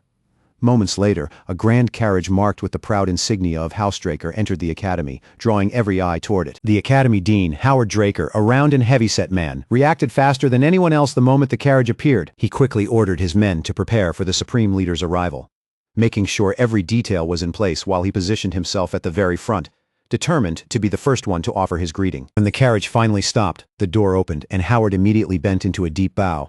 His plump face was filled with reverence, as if he were standing before someone far above ordinary men. Behind Howard, the knights moved in perfect order, dropping to one knee and raising their blades in formal salute. The patriarch had arrived exactly on schedule, right as noon struck. At that moment, the academy bell rang out across the grounds, its sharp toll echoing louder and clearer than usual. The sound seemed to announce to every corner of the academy that this was no ordinary day. Then the man himself stepped forward. Arthur Draker, leader of the Third Transcendent Household, and the living symbol of the Dragonslayer name, emerged before them. His presence alone carried overwhelming authority, the kind that made people lower their heads before he even opened his mouth. Arthur placed a firm hand on Howard's shoulder, towering over the dean with effortless dominance as he offered him a rare word of praise for his hard work. Arthur was like a force of nature given human form, a man whose very posture embodied power, control, and absolute dominance. Still bowing, Howard hurriedly suggested that they head inside, mentioning the harsh midday sun as an excuse. But Arthur Draker was not the kind of man who let others decide his pace. Meanwhile, a few students gathered near the gates managed to catch a glimpse of him, and their eyes widened with awe the instant they recognized who had arrived. Then at last, Arthur stepped fully into view, revealing his face to the young cadets and knights gathered across the training grounds. Standing before the next generation of Dragonslayers, Arthur faced them directly, his gaze sweeping over the crowd with calm authority. These students were the future of his clan, the hope and strength that would carry House Draker forward. Arthur urged them to train harder, to push past their limits, and to sharpen themselves not only for their own growth, but for the glory of the Draker family. Arthur's commanding presence and powerful words struck deep into the students' hearts. Fired up by his speech, they shouted their answers with full conviction, their voices rising together across the training grounds. With the blazing sun hanging high overhead, Arthur finally turned away from the crowd and ordered Howard to escort him inside. Behind closed doors, Zeke Draker was summoned before the leader of all knights, the guardian of the Dragonslayer name, and above all, his father. When Zeke greeted him with a formal tone that sounded almost outdated in the modern day, Arthur let out a faint chuckle, clearly amused by the rare display. With a small smile on his face, Arthur poured tea into 2 cups and motioned for his son to take a seat across from him. Arthur said he had heard that Zeke enjoyed tea, so he had prepared a particularly rare kind, hoping it would suit his son's taste. To anyone watching from the outside, it might have looked like a thoughtful gesture from a caring father, but Zeke understood the meaning behind it immediately. Even a small personal preference like his taste in tea had been reported to the upper ranks. There was an old saying that the emperor might be unaware of certain things, but nothing escaped the eyes of a Draker. And in that quiet room, sitting across from his father, Zeke could feel the full weight of that saying pressing down on him. Arthur did not bother circling around the subject for long. He had called Zeke there because he had heard that Duke Draker had accepted him as a disciple. True to his nature, the patriarch showed little interest in meaningless small talk. Zeke, however, kept his tone modest and downplayed the matter, saying that Duke was only doing him a favor. Arthur admitted that he still could not see exactly what goal his youngest son was aiming for. Even so, he acknowledged that if Zeke continued under Duke's guidance, it would surely open the path to an impressive future. But before Arthur could continue, Zeke cut in. Learning from Duke was not his final goal. What Zeke wanted was far greater. He intended to become the strongest man on the entire continent. Arthur's eyes sharpened the moment he heard that declaration. But Zeke was not finished speaking yet. Zeke declared that he would surpass everyone, rising to a level of power so great that no one would be able to restrain the way he lived. That was the ambition burning inside him, and no matter what stood in his way, Zeke had no intention of stopping until he reached it. Arthur studied his son in silence, his expression impossible to read. Then, without warning and without saying a word, he allowed a trace of his aura to slip out, just enough to make his point. Instantly, the air in the room grew heavy. Zeke's body stiffened as an invisible pressure wrapped around him from every direction, pressing down like a force he could not see but could definitely feel. A cold shiver crawled down Zeke's spine. This was not ordinary aura. This was the Astral Sword, a power said to grant control over every living being caught within its range. It was the highest form of aura manipulation, a realm only the most elite Black Knights could ever hope to reach. The sheer weight of Arthur's presence made Zeke's breath catch in his throat. Arthur's eyes gleamed with an emotion Zeke could not quite identify. It might have been amusement, or it might have been a silent challenge. Zeke realized that he had spoken too boldly, maybe even too carelessly. But even under the crushing pressure of his father's power, he refused to lower his head or take a step back. Gritting his teeth, Zeke held his ground and met Arthur's gaze head-on. He did not withdraw his words. He did not retreat from them. Instead, he made his resolve even clearer. Yes, his goal was to surpass even his own father, and no matter what it took, he would make that ambition a reality. Arthur watched Zeke carefully for a moment. Then, as if the answer had satisfied him, he calmly withdrew the Astral Sword. The suffocating pressure vanished from the room in an instant, and Arthur simply lifted his cup as though nothing had happened, taking a calm sip of tea. Arthur admitted that Zeke's declaration was the most interesting thing he had heard in years. At first, he had come to the academy to support both the institution and his youngest son. But after seeing Zeke's growth with his own eyes, Arthur began to wonder whether that alone would truly be enough. Reaching into his finely tailored suit, Arthur took out a small object and slid it across the table towards Zeke. Zeke's gaze immediately dropped to the item resting in front of him. It was a black card, stamped with the unmistakable insignia of the Draker family. For a brief moment, Zeke was left stunned. Until then, he had always believed that Black Knights like Duke stood at the absolute pinnacle of strength. But Arthur Draker was different. His father stood on a level that felt completely removed from even the strongest knights Zeke had known. The moment Zeke saw that black card with his own eyes, an uneasy feeling settled in his chest. Zeke stumbled slightly over his words, and Arthur's lips curved into a faint smirk. From that reaction alone, he could tell his son already understood exactly what the card meant. This was not just some expensive token. It was the black card itself, a symbol of absolute privilege granted only to a very small number of people. The benefits that came with it were almost absurd. There was no spending limit, no ordinary restriction, and it granted access to elite establishments and circles of influence that most people could never even approach. In simple terms, it was practically an endless source of money and authority. Arthur explained it casually, saying the card would be registered under both his name and Zeke's, which meant Zeke could use it however he pleased. But Zeke was not naive enough to take the gift at face value. He knew there was another purpose hidden beneath Arthur's generosity. Every purchase made with a black card left behind a record, meaning it could also become a perfect way to monitor his movements. Still, the fact that Arthur had chosen this method instead of assigning a Black Knight squad to tail him said something important. The Patriarch did not yet view Zeke as a real threat. At least not yet. Zeke swallowed down the discomfort rising inside him and accepted the card, deciding that he would only use it when he truly had no better option. Arthur then dismissed him with a final word of encouragement, telling Zeke that if he truly wanted to become the strongest, he would need to prove it through effort. Zeke bowed one last time and thanked the master of Housestraker with proper formality. Then he turned and left the room, his mind already spinning with thoughts he could not easily set aside. Once the door closed behind Zeke, Arthur leaned back in his seat and slowly shut his eyes, falling into quiet contemplation. His youngest son's ambition had been far more unexpected than Arthur had anticipated, yet it was also undeniably intriguing. Then, in the middle of that silence, the stillness of the room was suddenly broken. Duke Draker strode in without the slightest concern for formalities. His voice carried a sharp edge, and his expression was difficult to read as he faced Arthur directly. He called Arthur a sickening old man, making no attempt to soften the insult. Arthur merely opened one eye, completely unfazed by the blunt remark, and asked why Duke was so angry. Duke crossed his arms, his tone thick with contempt as he asked if Arthur was suddenly pretending to be a father after spending a lifetime neglecting his own son. Arthur did not flinch, but it had been years since anyone had dared to confront him so openly, and Duke was almost the only man with both the strength and the nerve to do it. Arthur let out a quiet sigh and insisted that he had no choice. This was simply the price of standing as head of the household, and leadership always demanded sacrifices. Arthur added that Duke's accusations were dangerously close to slandering the Patriarch himself, but Duke did not care in the slightest. He dropped onto the couch and stretched out comfortably, meeting Arthur's gaze as if daring him to react.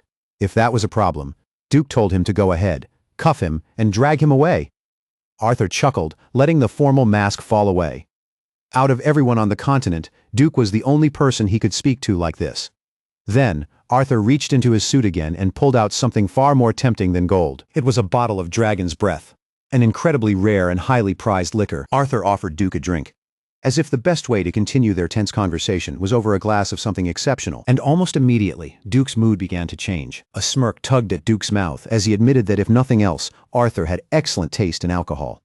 Once the drinks were poured, Arthur finally turned the conversation toward the real matter at hand, the strange tension spreading across the continent. Duke pretended not to know what Arthur meant, claiming that he had been keeping quietly to himself at the academy. But Arthur knew Duke far too well to believe that excuse. Duke had eyes and ears in more places than most people realized. With a sigh, Duke set his glass down and asked why Arthur was bothering to ask a question when he already knew the answer. Arthur did not argue. He simply waited for him to continue. After a brief pause, Duke leaned forward, and his voice dropped into a more serious tone.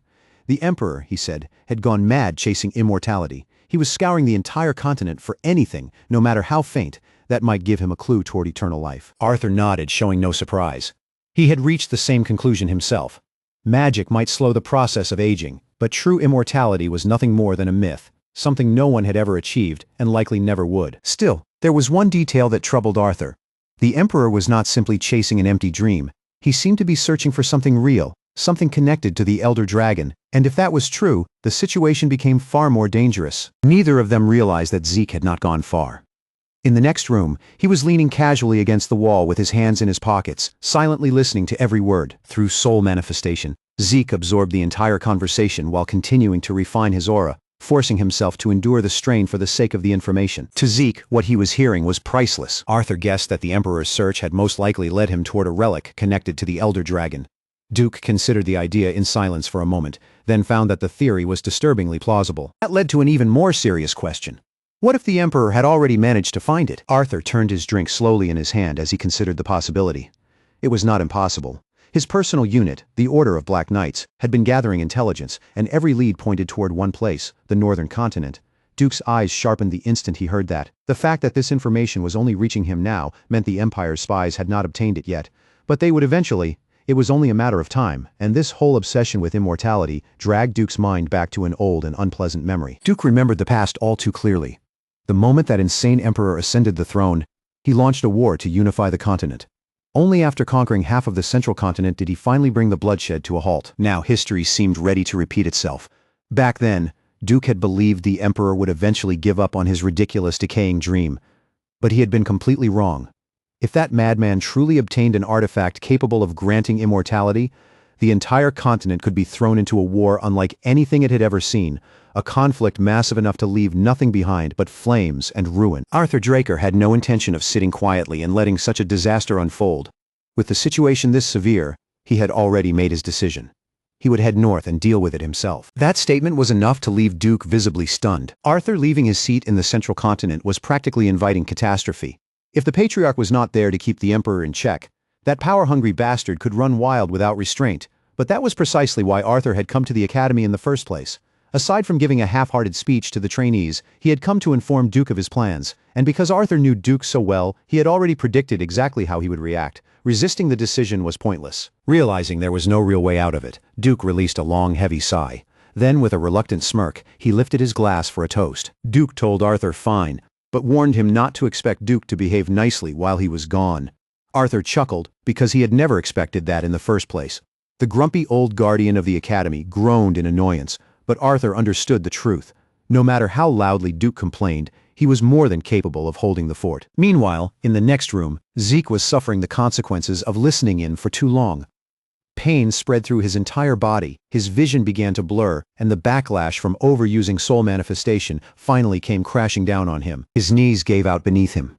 And before he could steady himself, Zeke collapsed onto the floor. His breathing turned rough, and his bloodshot eyes showed just how hard the technique had pushed him. Even after absorbing the heart of Bahamut, Zeke still could not avoid the side effects of soul manifestation.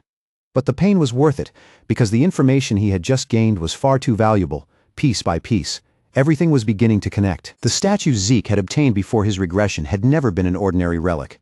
It was an artifact connected to the Elder Dragon, the mysterious voice he had heard right before his death, the strange system messages that appeared after he woke up in his younger body. Now, all of it began to make a little more sense. Without even knowing it, Zeke's past self had stolen the very artifact the Emperor had been obsessively searching for. No wonder Zeke had been hunted like an animal. That crazed dictator had mobilized his elite unit, the hunting dogs, and sent them after him, chasing him to the ends of the world. Back then, Zeke had been so consumed by revenge that he never questioned why the pursuit had been so relentless. His focus had been locked entirely on his enemies, leaving him blind to the true reason behind it all.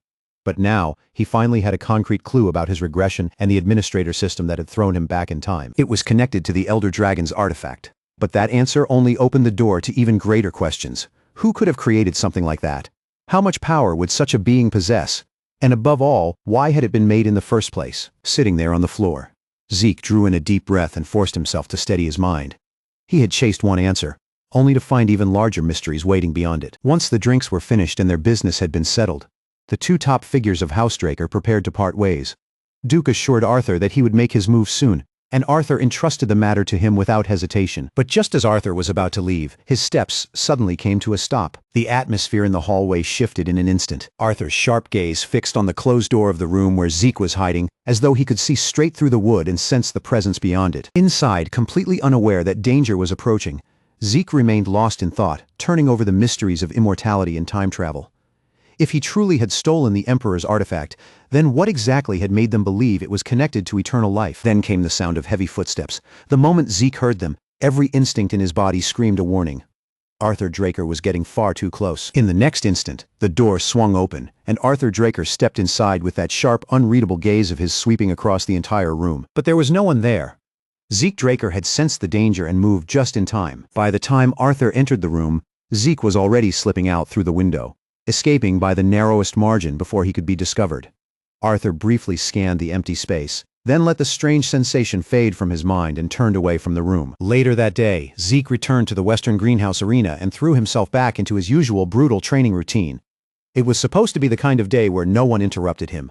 But Decker, the diligent old servant, ignored that rule for a reason. Decker bowed apologetically and explained that a fellow student had come looking for Zeke. Zeke's brows pulled together at once. Who would go out of their way to visit him? He barely had anyone in the academy he could call a friend. Still, curiosity won out, and he told Decker to let the visitor in. Zeke had not expected Liam Stone. The moment that large, sturdy student entered the arena, he lowered his head in complete submission. Zeke narrowed his eyes, instantly suspicious, wondering what this guy was trying to pull. Then Liam spoke in a voice filled with raw sincerity, pleading for Zeke to take him in. Zeke let out a sharp breath, already regretting the fact that he had not simply ignored Liam back when he was humiliating Liam's so-called master. With irritation in his voice, Zeke asked if Liam was saying he wanted to become his subordinate. Liam lowered his head even further, his voice steady despite the tension, and swore his loyalty to Zeke. That was not what Zeke had expected at all. Raising an eyebrow, Zeke asked what had happened to Liam's loyalty to Jake and Wardek. The instant that name was mentioned, Liam's face darkened. Anger flickered across his expression before he forced out the answer. Jake and Wardek had abandoned him. Without a powerful Draker backing him, Liam had no chance of entering Valhalla as a trainee. Zeke's thoughts flashed back to his previous life. Liam had been the same back then as well. Zeke had never discovered why Liam was so obsessed with getting into Valhalla. But one thing had always been painfully clear. Liam Stone would beg, crawl, and throw away his pride, if that was what it took to get in. Clicking his tongue, Zeke rejected him outright, calling him an idiot. If Liam was that desperate, Zeke told him to go chase after the Turin family or the Zimmons family instead. With a dismissive wave, Zeke made one thing very clear. He was not some convenient support system for desperate people to cling to. And more importantly, even Zeke himself could not help Liam enter Valhalla. Zeke had no reason to believe a single word coming from Liam's mouth. For all he knew, this brute could have been sent by Jake and Wardek as a spy, waiting for a chance to take revenge. The doubt in Zeke's voice was obvious, but Liam did not waste time trying to argue. Instead, he acted. In one swift movement, Liam pulled a knife from his waistband. Zeke's eyes sharpened, his body ready for an attack. But Liam did not rush toward him. Instead, that fool turned the blade toward himself. Then, without the slightest hesitation, Liam made one brutal slash. He cut off his own left ear. Blood sprayed across the arena floor, spreading in dark drops beneath him. Zeke said nothing, watching in silence as Liam let the severed ear fall to the ground, as if it were nothing more than a discarded object. Liam drew in a shaky breath, but his expression did not waver. He admitted that Zeke had every reason to doubt him, and then swore he would do whatever was necessary to prove himself. Then he went even further, with a frightening sincerity that made the air feel colder. If Zeke wanted him mute, Liam would cut out his own tongue. If Zeke wanted him crippled, Liam would take off his own foot. Zeke could not deny what he was seeing. This was an extreme, almost deranged display of loyalty. Liam was not bluffing. The desperation in his voice and the blood running down his face made that painfully clear. As Zeke watched Liam tremble and grit his teeth against the pain, another memory suddenly surfaced in his mind. It was the memory of another severed ear. One Zeke had no desire to remember. And yet, looking at Liam now, seeing him push himself to the absolute edge just for the chance to follow him, Zeke could not stop himself from recalling a time when he had once stood in a similar position. In that memory, a battle-scarred veteran with eyes full of hatred knelt before the master from Zeke's past life, begging to be made stronger than anyone else. Liam's voice shook as he pleaded again and again, desperate for Zeke to accept him. At last, Zeke finally moved. Without saying another word, Zeke tossed a training sword down at Liam's feet. Zeke declared that if Liam could withstand even one strike from him, then he would take Liam in. Liam's body swayed from the blood loss, but his face still lit up the moment he heard those words. Even in that half-delirious state, he managed to grin through the pain and rasp out his thanks, while barely staying on his feet. Zeke was not completely heartless, so he gave the idiot some time to have his wound treated before the match. Liam gripped the training sword tightly, his thoughts racing. He believed he had a chance. After all, he possessed draconic aura, even if only to a limited degree. But then Liam lifted his gaze and saw Zeke's stance, his posture, and the sheer presence surrounding him. In that moment, it no longer felt like he was facing another student. It felt like Liam was staring straight into the eyes of a monster. For the first time, Liam wondered whether he and Zeke could even be called peers. Zeke had not even moved yet, but Liam could already feel the crushing weight of his aura bearing down on him. Liam's chest tightened, his breath came out in rough gasps, and his vision began to blur. The pressure was so overwhelming that even keeping his grip on the sword became difficult. Then Zeke struck. His speed erupted in an instant, his compact muscles coiling like springs before releasing a terrifying burst of force. Liam reacted purely on instinct, raising his blade to meet the attack. He swung down in an attempt to parry the thrust, and the two training swords collided with a sharp impact that sent sparks flying. A heartbeat later, one of the swords spun violently through the air. The match was over, just as expected. Liam had been completely outclassed, his weapon knocked clean from his grasp. If this had been a real battle instead of a test, Liam would already have been dead. Zeke exhaled, and disappointment was clear in his voice, as he looked down at Liam collapsed flat against the ground. He asked if that was truly all Liam had.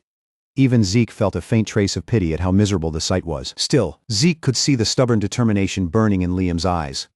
With a sigh, he gave him a piece of advice. Forget Valhalla and find another path. But Liam refused to give up. He understood his situation too well. After Zeke humiliated that spoiled brat Jake and Wardek, Liam had been thrown away without a second thought. Liam came from a distant branch family, which meant that without his position as Jake and Wardek's attendant, he would never have been allowed to set foot in the cradle in the first place. And if Draker Academy could expel Zeke, a direct descendant of House Draker, then it would not hesitate for even a moment to discard someone like Liam. Zeke turned to leave, thinking the matter had already been settled, but then something heavy suddenly latched onto his leg. When Zeke looked down, he found Liam clinging to him with all his strength, as if letting go would mean losing everything. Zeke could not help wondering why this guy was so unbelievably desperate. In the previous timeline, Liam had been expelled from the academy, and the order he served had eventually fallen apart. Yet through nothing but sheer will, battle experience, and stubborn survival, Liam clawed his way upward until he eventually became a Red Knight and earned the title of Mercenary King. Now, with tears streaming down his face, Liam begged Zeke for one more chance to prove himself. Zeke narrowed his eyes as the last of his patience began to wear thin. Liam Stone was seriously stubborn. At last, Zeke gave in and told him he would get one final chance, warning him not to waste it. With that, Zeke agreed to take Liam under his wing. But there was one condition. Liam had claimed that he would do anything. Liam Stone had said that if Zeke Draker wanted a mute servant, he would cut out his own tongue without hesitation. He had even claimed that if Zeke demanded it, he would sever his own feet. So Zeke decided to give Liam a task so cruel and impossible that almost anyone would finally break. Zeke gripped Liam's shoulder firmly, his expression dark and unreadable, then spoke in a grim voice. If Liam was truly serious, then he should cut off his right arm. Those words struck Liam like a blade of ice, sending a cold shiver down his spine. Zeke did not soften the demand. His eyes stayed fixed on Liam as he asked what mattered more to him, his right arm, or the chance to serve under Zeke. Zeke knew exactly what kind of choice he had placed in front of Liam. Losing that arm meant throwing away almost every hope Liam had of ever becoming a proper swordsman. Any ordinary person with even a trace of sanity would have backed down right there. With that, Zeke turned away and settled back into his training stance, fully expecting Liam to finally accept reality, give up, and leave the arena. But Liam did not move toward the exit. Instead, he silently walked toward a sword. Zeke's eyes narrowed the moment he noticed that movement. At first, Zeke had thought this would not matter much. Even if Liam was expelled, the future would still move forward. Liam would eventually rise through hardship, become a Red Knight, and build his own legend as the Mercenary King. But the way Liam was moving now felt wrong. Then realization hit Zeke all at once. Liam was not giving up. He was actually going to do it. Liam's hand tightened around the hilt of the blade, and he raised the sword high above himself, aiming the edge toward his own arm. Zeke's body reacted before his thoughts could fully catch up. Pushing his legs to their limit, Zeke crossed the distance in an instant, just before Liam could bring the weapon down. Zeke's sword flashed through the air and cleaved Liam's blade clean in half. The sharp clang of broken metal rang out across the arena. Liam stared blankly at his still intact arm, as if his mind could not understand why it was still attached to his body. Zeke, however, was furious. He grabbed Liam by the collar and yanked the big fool off the ground, barking at him as if he had completely lost his mind. Yes, Zeke's condition had been extreme, but that did not mean Liam should have taken it as an absolute order. What if Zeke had been the kind of bastard who made promises and then broke them? Liam would have thrown away everything for nothing. But Liam's hesitation had never been about the condition itself. To him, there was something in this world even more important than keeping his own arm. Zeke dropped Liam back onto his feet and fixed him with a cold warning stare. If Liam ever did something that stupid again, Zeke told him, he would be out immediately, no matter how loyal he claimed to be. Liam had better remember that. For the first time, the constant tension on Liam's face finally began to ease. Zeke's words were harsh, but hidden inside them was the answer. Liam had been desperate to hear. He was allowed to stay. Still, there was another problem that could not be ignored. Zeke told him they needed to get him to the infirmary, because he had no intention of letting his new subordinate walk around looking like a one-eared freak. After Liam's ear was treated, he was brought to Zeke's personal banquet hall and invited to share a meal. As Liam sat at the table, he kept reaching up without thinking, lightly touching the ear that had been restored to its proper place. He still could not believe how quickly the injury had been fixed. It turned out that Zeke had used one of his healing potions to regenerate Liam's ear. Liam immediately felt guilty, knowing that such a potion was rare and valuable, and that his new lord had spent it on him from the very beginning. But Zeke simply waved off the concern and said to think of it as an investment, nothing more. Now that the chaos had finally settled, Zeke shifted his attention to the real question behind Liam's desperation. He asked what could possibly matter more to Liam than his own right arm. Liam's answer was short, simple, and painfully understandable. It was his mother. After Jake and Wardek cast him aside, Liam received word that his mother had suddenly collapsed from an unnaturally high fever. Although she managed to recover from that first collapse, it was only the beginning. Strange markings like red roses soon began spreading across her body, draining her strength more and more with each passing day. Zeke's expression darkened as he listened. Those symptoms sounded far too familiar. Liam had taken such desperate measures because he had no other choice. The village healers did not even know what the illness was, much less how to cure it. The only hope Liam could cling to was Valhalla. Students of the academy, along with their families, could receive some of the finest medical treatment available on the continent. If Liam could get into Valhalla, then maybe his mother would still have a chance. Zeke released a long sigh as everything finally clicked into place. Without saying another word, Zeke picked up a pen, dipped it into the inkwell, and began writing down the symptoms exactly as Liam had described them. Red markings shaped like roses, repeated high fevers. Zeke knew that disease all too well. 5 years from now, the entire central continent would be devastated by the Rose Plague, a highly contagious illness that would leave behind an unbelievable number of deaths. Countless people would die before a radical treatment was finally discovered, one powerful enough to wipe the disease out completely. After finishing his notes, Zeke leaned back in his chair, his mind already moving quickly through everything he remembered. Then Zeke handed the sheet of paper to Liam. Written on it was the formula for a medicine capable of treating Liam's mother's illness. The process was not especially complicated, and the ingredients were not rare either. Any village healer with basic skill should be able to make it. Liam stared down at the paper, caught somewhere between confusion and relief. How could this be possible? The village healers, people who had spent their entire lives studying medicine, had been completely helpless, yet Zeke, a young swordsman, had written down the cure in just a few moments. In the future, the genius alchemist brothers Al and Jeff would be the ones to create this treatment and save countless lives. But before their discovery could spread freely, the Alchemist Association would monopolize it, selling the cure at outrageous prices and exploiting desperate patients and families. Eventually, Al and Jeff would reveal the formula to the public, which was how even warriors like Zeke came to know about it. Of course, Zeke could not explain any of that to Liam, so he gave the simplest possible answer and said he knew a good alchemist. With the cure in his hands, Liam technically no longer had any reason to enter Valhalla or swear himself to Zeke. The greatest problem, driving him forward, had been solved in an instant, but Liam did not see it that way. He rose from his seat, his expression firm and unwavering. Liam was a man who kept his word, and he had already vowed to dedicate his life to serving Zeke. Clenching his fist tightly, Liam dropped to one knee before the young lord and swore lifelong loyalty to him. Zeke had spent the entire day trying to push this big fool away, but hearing the future mercenary king swear loyalty with his own mouth gave Zeke a strange sense of relief.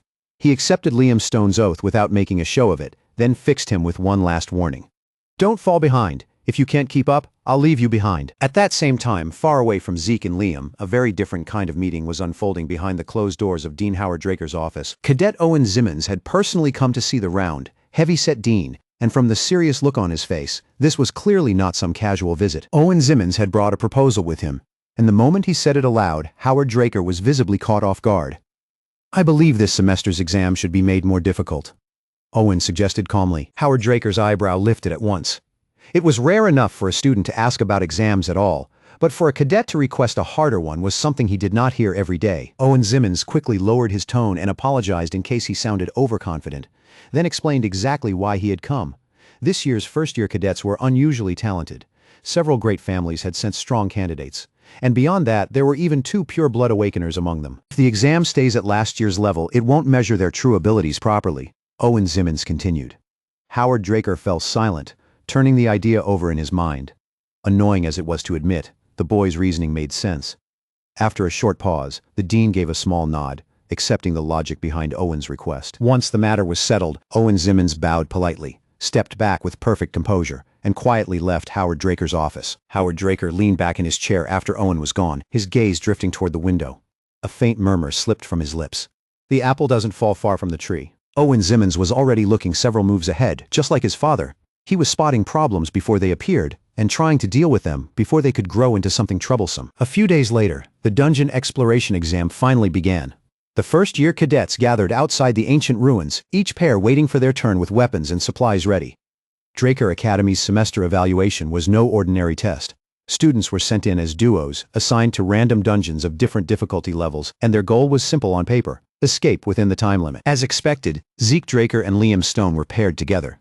They had finished their preparations and stood ready to move, but Liam's tense shoulders and restless expression made it obvious that his nerves were getting to him. Zeke noticed immediately and spoke in a steady voice. It's normal to feel nervous. Just don't let that fear take control. Too much anxiety will make your hands slip at the worst moment, Zeke Draker added. But if you get too comfortable, you'll become careless. Keep your head clear and stay sharp. Around them, some cadets were chatting with excitement, while others stood in stiff silence, swallowed by the pressure of the exam. Then a guard's voice cut through the noise. Zeke Draker and Liam Stone. Zeke Draker and Liam Stone stepped forward without delay, moving straight toward the nearest ruined entrance where their assigned trial seemed to be waiting. But just before they could cross inside, a figure wearing black gloves stepped into their path and blocked the way. "Wait," the man ordered sharply. An armed academy guard standing nearby lifted his hand and pointed toward another entrance instead, a door set much farther away on the opposite side. "You've been assigned to that dungeon," the guard insisted, his voice firm enough to leave no room for discussion. Zeke Draker's eyes shifted toward the guard for a brief instant, and in that moment, he sensed that something about this situation was not right. The man's expression stayed stiff and unchanging, but it was almost too forced, like he was trying to hide something behind that rigid face. Zeke Draker let out a quiet sigh. Whatever scheme had been prepared for him, he was confident he could deal with it. "Let's go," he muttered, leading Liam Stone toward the indicated door, even though the place practically smelled like a trap. Although the dungeons varied in difficulty, these ruins had been specially prepared for Draker Academy's exams, which meant they were still supposed to be under House Draker's supervision. The purpose of the test was not to send cadets into a death match. Their main objective was simply to survive the dungeon and find the exit before the time limit expired. Every group was given exactly 96 hours to complete the trial. In truth, time was the real enemy. Combat ability would still be evaluated, and students could earn extra points by returning with monster heads as proof of their kills. But none of those bonus points mattered if they failed to escape before the clock ran out.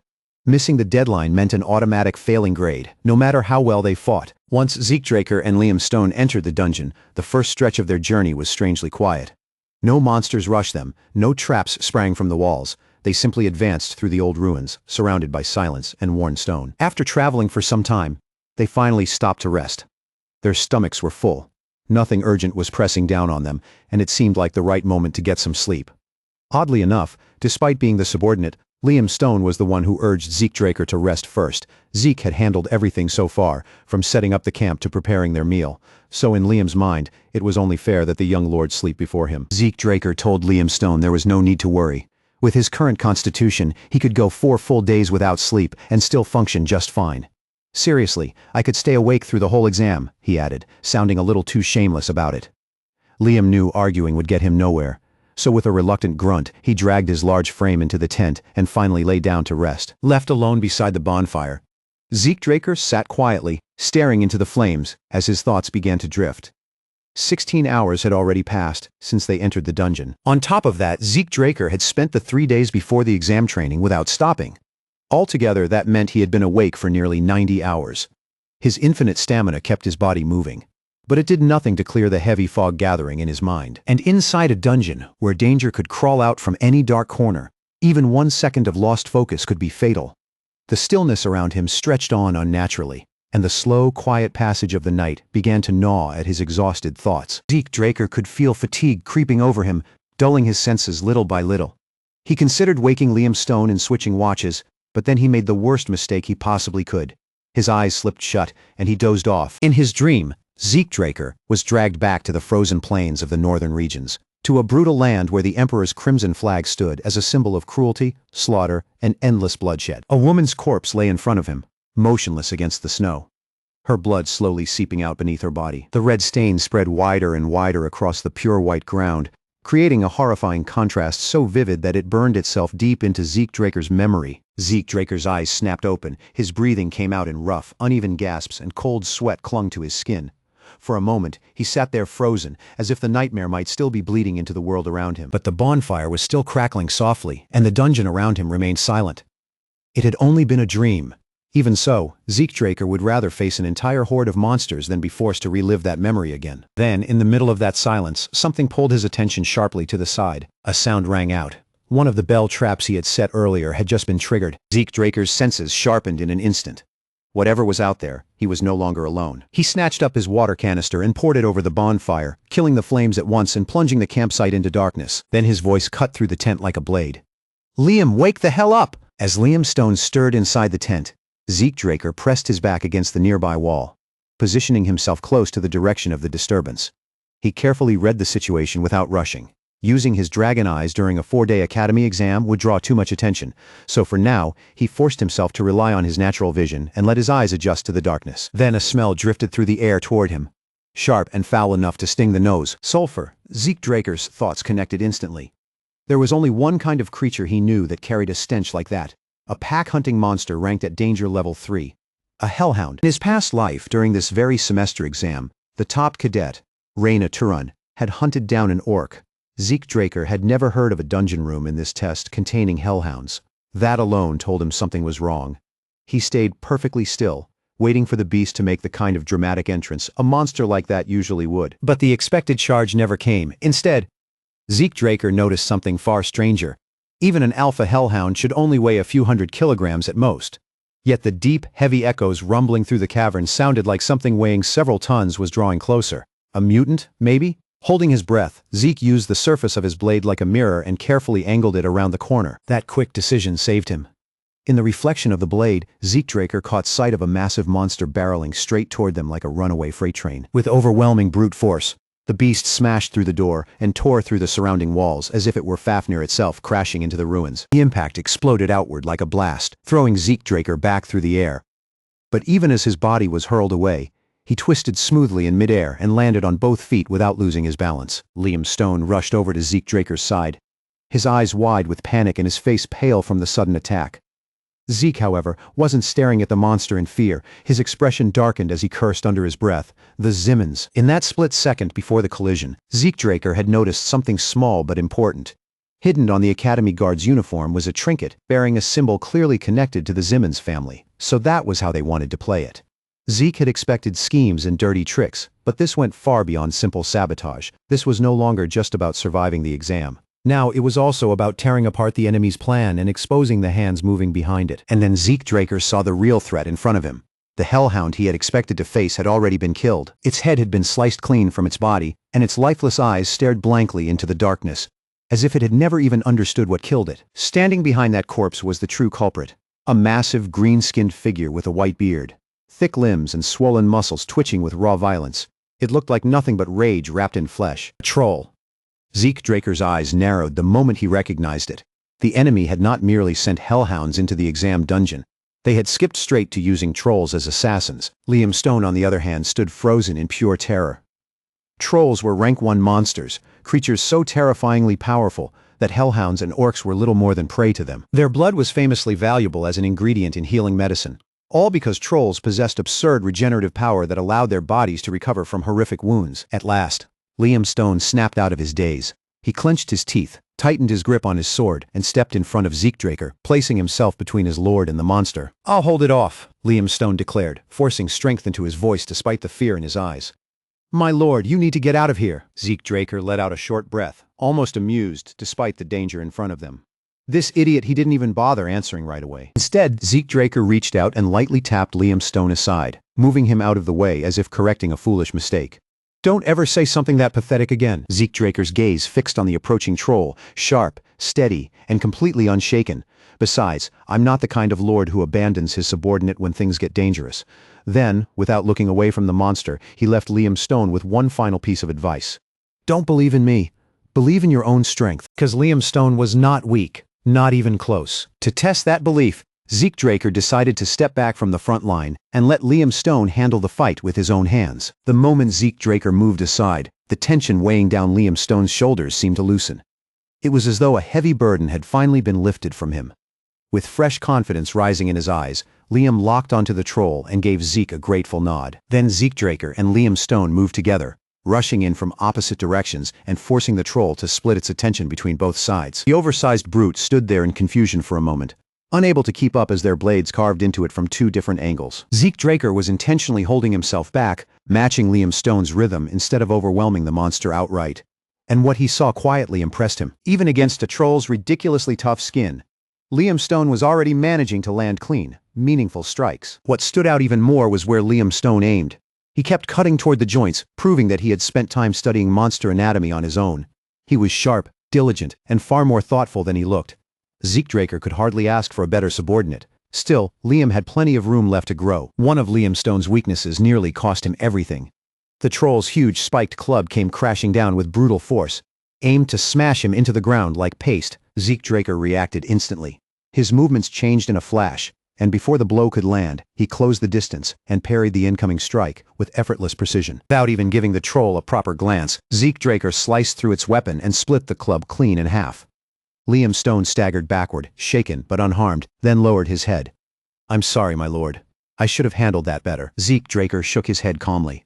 There's no need to apologize for your first real life or death battle. You did well. The troll, now stripped of its weapon, threw its head back and roared in blind, furious rage. Its muscles bulged beneath its green skin as it raised its enormous arms, preparing to tear into them with nothing but barehanded strength. Before Liam Stone could fall into another dangerous situation, Zeke Draker took control of the fight. "All right," he said, lifting his blade. "Time to wrap this up." Then his body blurred forward, and in a storm of blindingly fast strikes, he tore through the troll again and again, without giving it a chance to breathe. The beast barely had time to understand what was happening before its massive body collapsed, reduced to a bloodied, mangled heap on the dungeon floor. Slaying the troll earned Zeke Draker 30 karma points, a reward large enough to make the danger feel almost worthwhile. On top of that, a troll kill would definitely bring them a heavy amount of bonus points in the academy exam. Once the battle ended, Liam Stone immediately got to work dismantling the corpse and gathering whatever useful materials he could salvage. Meanwhile, Zeke Draker's attention shifted to a new message that appeared before him: sudden quest. The task was simple, but intense. Hunt 100 monsters from 10 different species within 72 hours. Every kill would grant double karma points, and the reward also included 2 random boxes. Zeke Draker's lips curled into a smirk. Things had suddenly become much more interesting the moment the word double flashed in the system prompt. Greed gleamed openly in his eyes. There were still 79 hours left before the exam ended. Killing 100 monsters within that time limit would be easy for Zeke Draker. The real challenge was finding 10 different species. Most dungeon exams only included 4 monster species at most. However, since the Simmons family had clearly tampered with this dungeon, there was a good chance they had packed it with high-class monsters to ensure Zeke Draker never made it out alive. Ironically, that worked in his favor. Balancing the sudden quest, the exam objective, and a high score all at once would be demanding, but it was nothing Zeke could not handle. By the time Liam Stone finished dismantling the troll's corpse, their loot bag was already starting to fill up. Each team had been given special collection bags for monster heads as proof of their kills. It was nowhere near as convenient as a subspace pocket, but for this exam, it would do the job. With their first enemy defeated and their goal now much bigger than before, it was time for Zeke Draker and Liam Stone to push deeper into the dungeon. The hunt had truly begun. From that point on, time began to slip away faster and faster. A pack of burning wolves appeared in their path, only to be wiped out before they could slow the two down. Before long, only 56 hours remained. Then came a nest of goblins, and Zeke Draker turned them into easy prey. The kill count shot upward. Their loot bag grew heavier with every battle. And soon there were only 39 hours left. A giant bat came next, a troublesome opponent that attacked with devastating sonic waves. But even that dangerous creature was eventually brought down. For the past 2 days, their routine had become brutally simple. Kill the monsters, set up camp, take whatever rest they could, then move again and repeat the cycle. By the time the final day arrived, Zeke Draker and Liam Stone had already taken down more than enough monsters to secure a strong score for the exam. As they sat near the campfire, Zeke Draker glanced over at Liam Stone and asked, "So, how does real combat feel?" Liam, still humble as ever, scratched the back of his head and answered honestly, "I'm not sure. It still feels like I have a long way to go." That reaction was completely normal. No one became comfortable with bloodshed overnight. But Zeke Draker had something far more pressing on his mind. The remaining time was quickly running out. So far, Zeke Draker had subjugated 99 monsters from 9 different species. That final species was nowhere to be found. Zeke Draker had searched every corner he could reach, even going after leeches and tiny bugs no bigger than his finger, but none of them counted toward the quest. His frustration finally started to boil over. Those damn Simmons had gone through the trouble of rigging the dungeon with powerful monsters just to kill him. Yet somehow they could not even arrange enough variety for his quest properly. Then, without warning, a cold chill crawled down Zeke Draker's spine. Danger! Something deep and instinctive inside him screamed that a real threat was coming. The ground beneath them began to tremble, making loose stones jump and skitter across the cavern floor. Liam Stone, who had been sitting near the campfire, looked around in confusion as the vibrations spread under him. A moment later, the shaking grew far worse. Cracks split across the rocky ground like spider webs, and the entire cavern started rumbling as if something enormous was moving beneath it. Zeke Draker's eyes sharpened at once. He knew this feeling. In one swift motion, he rushed toward Liam Stone while drawing his sword. "Drop the bag and move, now!" he shouted. Liam Stone reacted 1 second too late. Before Liam Stone could fully understand what was happening, Zeke Draker slammed into him and shoved him out of the way. Just as something massive tore up through the ground where he had been, blood sprayed across the cavern in a violent burst, splattering the stone floor and staining the broken ground crimson. For a second, Liam Stone's mind went completely blank, panic surging through him so hard that his body nearly stopped moving. And Liam Stone's eyes snapped toward Zeke Draker's arm. The young lord's uniform sleeve had been ripped to shreds, and his left arm looked horribly mangled, soaked in blood from shoulder to hand. With his heart pounding, Liam rushed toward him. "My lord!" Liam Stone cried out, but Zeke Draker calmly waved him off before he could panic any further. Relax, it's not my blood. Even with the attack coming so suddenly, Zeke Draker had still managed to push Liam Stone to safety while counterattacking at the same time.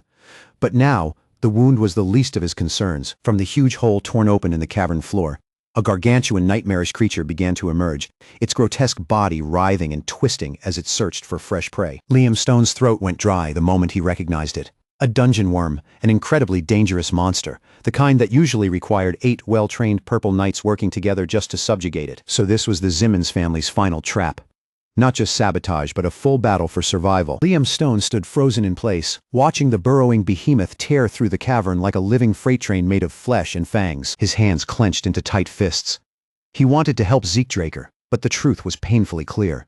In a fight like this, Liam would only get in the way if he rushed in carelessly. Even so, Liam Stone refused to stand there doing nothing. He started rummaging desperately through their supplies, searching for anything at all, that might help Zeke Draker. Meanwhile, Zeke Draker was completely focused on the fight, his blade flashing again and again as he deflected hundreds of razor-sharp fangs lunging toward his body. This time, Zeke Draker's true battle instinct came to the surface, sharp and merciless under pressure. Even a blue knight would hesitate to face a dungeon worm in such a cramped, unstable cavern. The creature devoured the earth as it moved, chewing through rock and ground with terrifying ease. That meant every passing second worked against them. If Zeke Draker did not end this quickly, he and Liam Stone would either be buried alive beneath the collapsing cavern or shredded apart by the monster's fangs. The dungeon worm lunged again, its colossal body tunneling through the rock as it shot toward him. Zeke Draker sidestepped at the last possible instant, ducking away just inches from the crushing mass. He needed room to move, and now he finally had it. The moment the dungeon worm surfaced again, Zeke Draker launched himself forward. His blade drove deep into the monster's grotesque, pulsing abdomen. The strike landed solidly, but even that was not enough to bring the creature down. Gritting his teeth, Zeke Draker dragged the sword through its flesh and carved the wound open wider. Purple bile and dark blood erupted from the dungeon worm's mouth, splashing across the cavern walls as its massive body convulsed in agony. But Zeke Draker had no intention of stopping there. His killing intent rose to its peak. If cutting the creature in half was what it took, then he would do exactly that. But just as he prepared to deliver the finishing blow, the ground beneath his feet suddenly collapsed. He had stepped onto a hollowed-out section of rock, and the sudden drop destroyed his stance. That one brief opening gave the dungeon worm the chance it needed to turn the battle around. Zeke Draker barely managed to stop himself from falling, hanging in place by his sword as the broken ground crumbled beneath him. But the monster did not waste that chance. It lunged immediately, its long, sinuous body coiling around Zeke Draker like a gigantic constrictor. The pressure clamped down on him with unbearable force. Zeke Draker felt his bones creak under the strain, and his organs being crushed together inside his body. A sickening wave of pain shot through him, forcing blood up his throat and into his mouth. The dungeon worm kept tightening its grip, the crushing force threatening to snap Zeke Draker in two. Then, out of nowhere, a sword pierced into the monster's hide. It was Liam Stone, ignoring Zeke Draker's order to stay back. His desperate subordinate had charged in and stabbed the worm to draw its attention away. The strike was not enough to kill it, but it made the beast's grip loosen just enough. Zeke Draker's automatic healing activated at once, rapidly repairing the damage inside his body.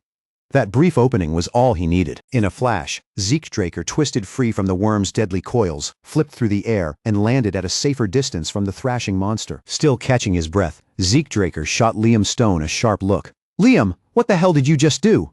Liam lifted his sword and quickly explained what he had done. "I coated my blade with anesthetic before I struck it," Liam Stone said, still gripping the weapon tightly. Zeke Draker's eyes widened as realization hit him.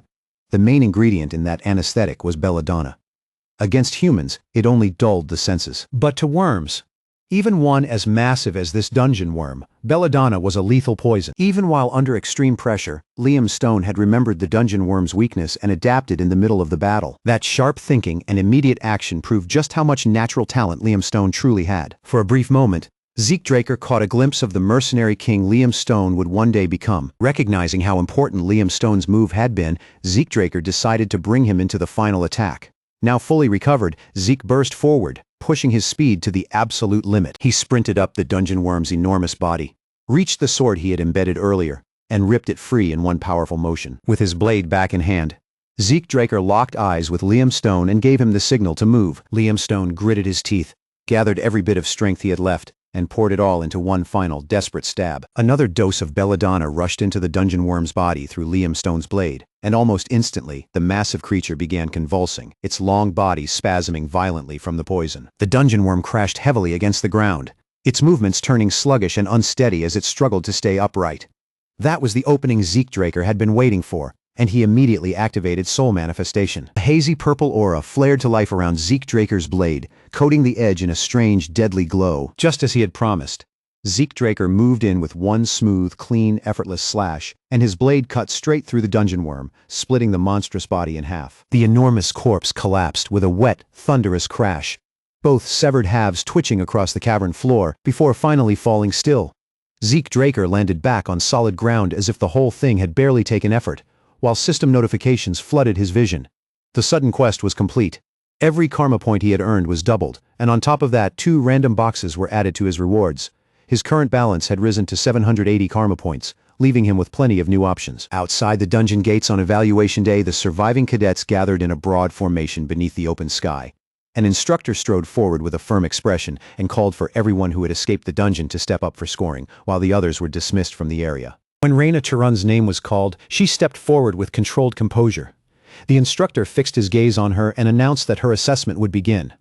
Reina gave him a respectful nod and answered, "Yes, sir."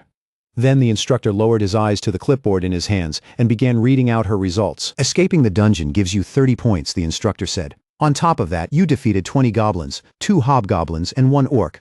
That brings your total score to 180. A low murmur spread through the cadets as the number sank in. They were stunned. Reina Turun had come just short of Abel Draker's record of 200 points, the kind of overwhelming result people expected from a true pure-blood talent. The instructor continued, noting that Reina Turun had passed by a margin of 130 points. Reina gave another polite nod and thanked him calmly. Then the next name was called, Owen Zimmons. The instructor informed Owen Zimmons that his final score was 120, placing him 70 points above the minimum passing line. With a brief glance at the numbers, the instructor added that it was not a bad result at all. Reina Turun stood off to the side after her evaluation, quiet and still, but her eyes remained focused on everything happening around her. Her gaze sharpened as she silently reminded herself that pride would only drag her down. She had already fallen into that trap once, and she would not allow herself to repeat the same mistake. But then another thought crept into her mind, colder and far darker than the first. If Owen Zimmons became a threat, then he would be dealt with the same way they had tried to deal with Zeke Draker. Suddenly, a nearby voice cut into the tension, sounding light, casual, and almost annoyingly relaxed. "Man, how long has it been since I saw sunlight?" Owen Zimmons' eyes immediately darted around, searching for the source until they locked onto the person speaking. It was Zeke Draker. He stepped out from behind a jagged tusk, one hand gripping the severed head of a beast, as if he had simply returned from a casual hunt. Gasps burst out among the cadets, followed by frantic whispers. How was Zeke Draker still alive? Was that the head of a dungeon worm? Wasn't the orc supposed to be the dungeon boss? Did Zeke and Liam Stone really kill something like that by themselves? Liam Stone stepped forward in silence and carefully placed an urn down on the ground. Zeke Draker let out a dry chuckle, his eyes settling directly on Owen Zimmons. "You look surprised. Don't tell me you're actually happy to see me." Owen Zimmons' jaw tightened hard, and through clenched teeth he muttered, "Cocky bastard." Zeke Draker crouched slightly, a mocking grin spreading across his face as he looked Owen over. "That poker face of yours looks way better when it cracks." Owen Zimmons did not answer. He turned sharply on his heel and stormed away, his silence making his anger even more obvious. Behind him, Zeke Draker watched him leave with a smirk tugging at his mouth. "Leaving already?" he called after him, openly mocking him. As Owen Zimmons walked away, he muttered bitterly under his breath. Pure bloods were always acting as though he stood beneath them. One day, he would make them pay for looking down on him. Some of the cadets glanced back and forth between Zeke Draker and Owen Zimmons, gripping their gold tokens tightly as uncertainty spread through the group. Zeke only shrugged and let out a small laugh. "Terrifying," he said, dryly amused. Instructor Andre Draker stepped forward, his stern expression cutting cleanly through the awkward tension. "Are you finished showing off?" Zeke Draker tilted his head slightly, as if greeting someone he had not seen in a while. Andre Draker sighed, then pulled on a pair of gloves. "Let's begin your evaluation." Zeke Draker glanced at the dungeon worm's severed head and asked, "Is this really necessary? What if there's nothing else?" Andre Draker's tone hardened immediately. "As long as I'm the one evaluating you, nothing gets skipped." Andre Draker's eyes moved toward Zeke Draker's side. "Your collection bag is missing." Zeke gave a simple nod. "Yeah, I lost it." Andre crouched beside the dungeon worm's head and began inspecting it closely before saying, "You got lucky." Zeke Draker said nothing. But the memory of what happened flashed through his mind. The dungeon worm had ambushed him without warning. And in the chaos, everything he and Liam Stone had gathered over 3 exhausting days was gone. Zeke could not afford to return empty-handed after all that. So Zeke Draker took the creature's head instead. Only someone like Andre Draker would examine the teeth that closely, noticing the scraps of leather and flesh still lodged between them from the monster's previous meals. Andre Draker finally pulled off his blood-stained gloves and began listing what he had discovered from the remains. Gremlins, goblins, hobgoblins, hellhounds, orcs and a troll. Gasps rang out across the field the moment those words left Andre Draker's mouth. Andre Draker straightened and continued calmly. There were more, but to keep the scoring fair, we'll only count one of each. Trolls and dungeon worms are not part of the normal scoring list, Andre Draker explained. But according to the official records, 1 troll is worth 3 orcs. A dungeon worm is worth 6. He paused briefly, calculating the score in his head. That makes 90 points for the troll, and 180 for the dungeon worm. Your total comes to 368. You pass.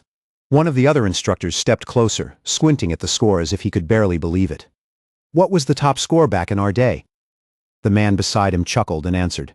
Back then, hellhounds weren't even included in the evaluation. Cadets fell silent, the weight of Zeke Draker's score settling over the field like a heavy pressure. Owen Zimmons suddenly stormed back into view, his voice raised with outrage.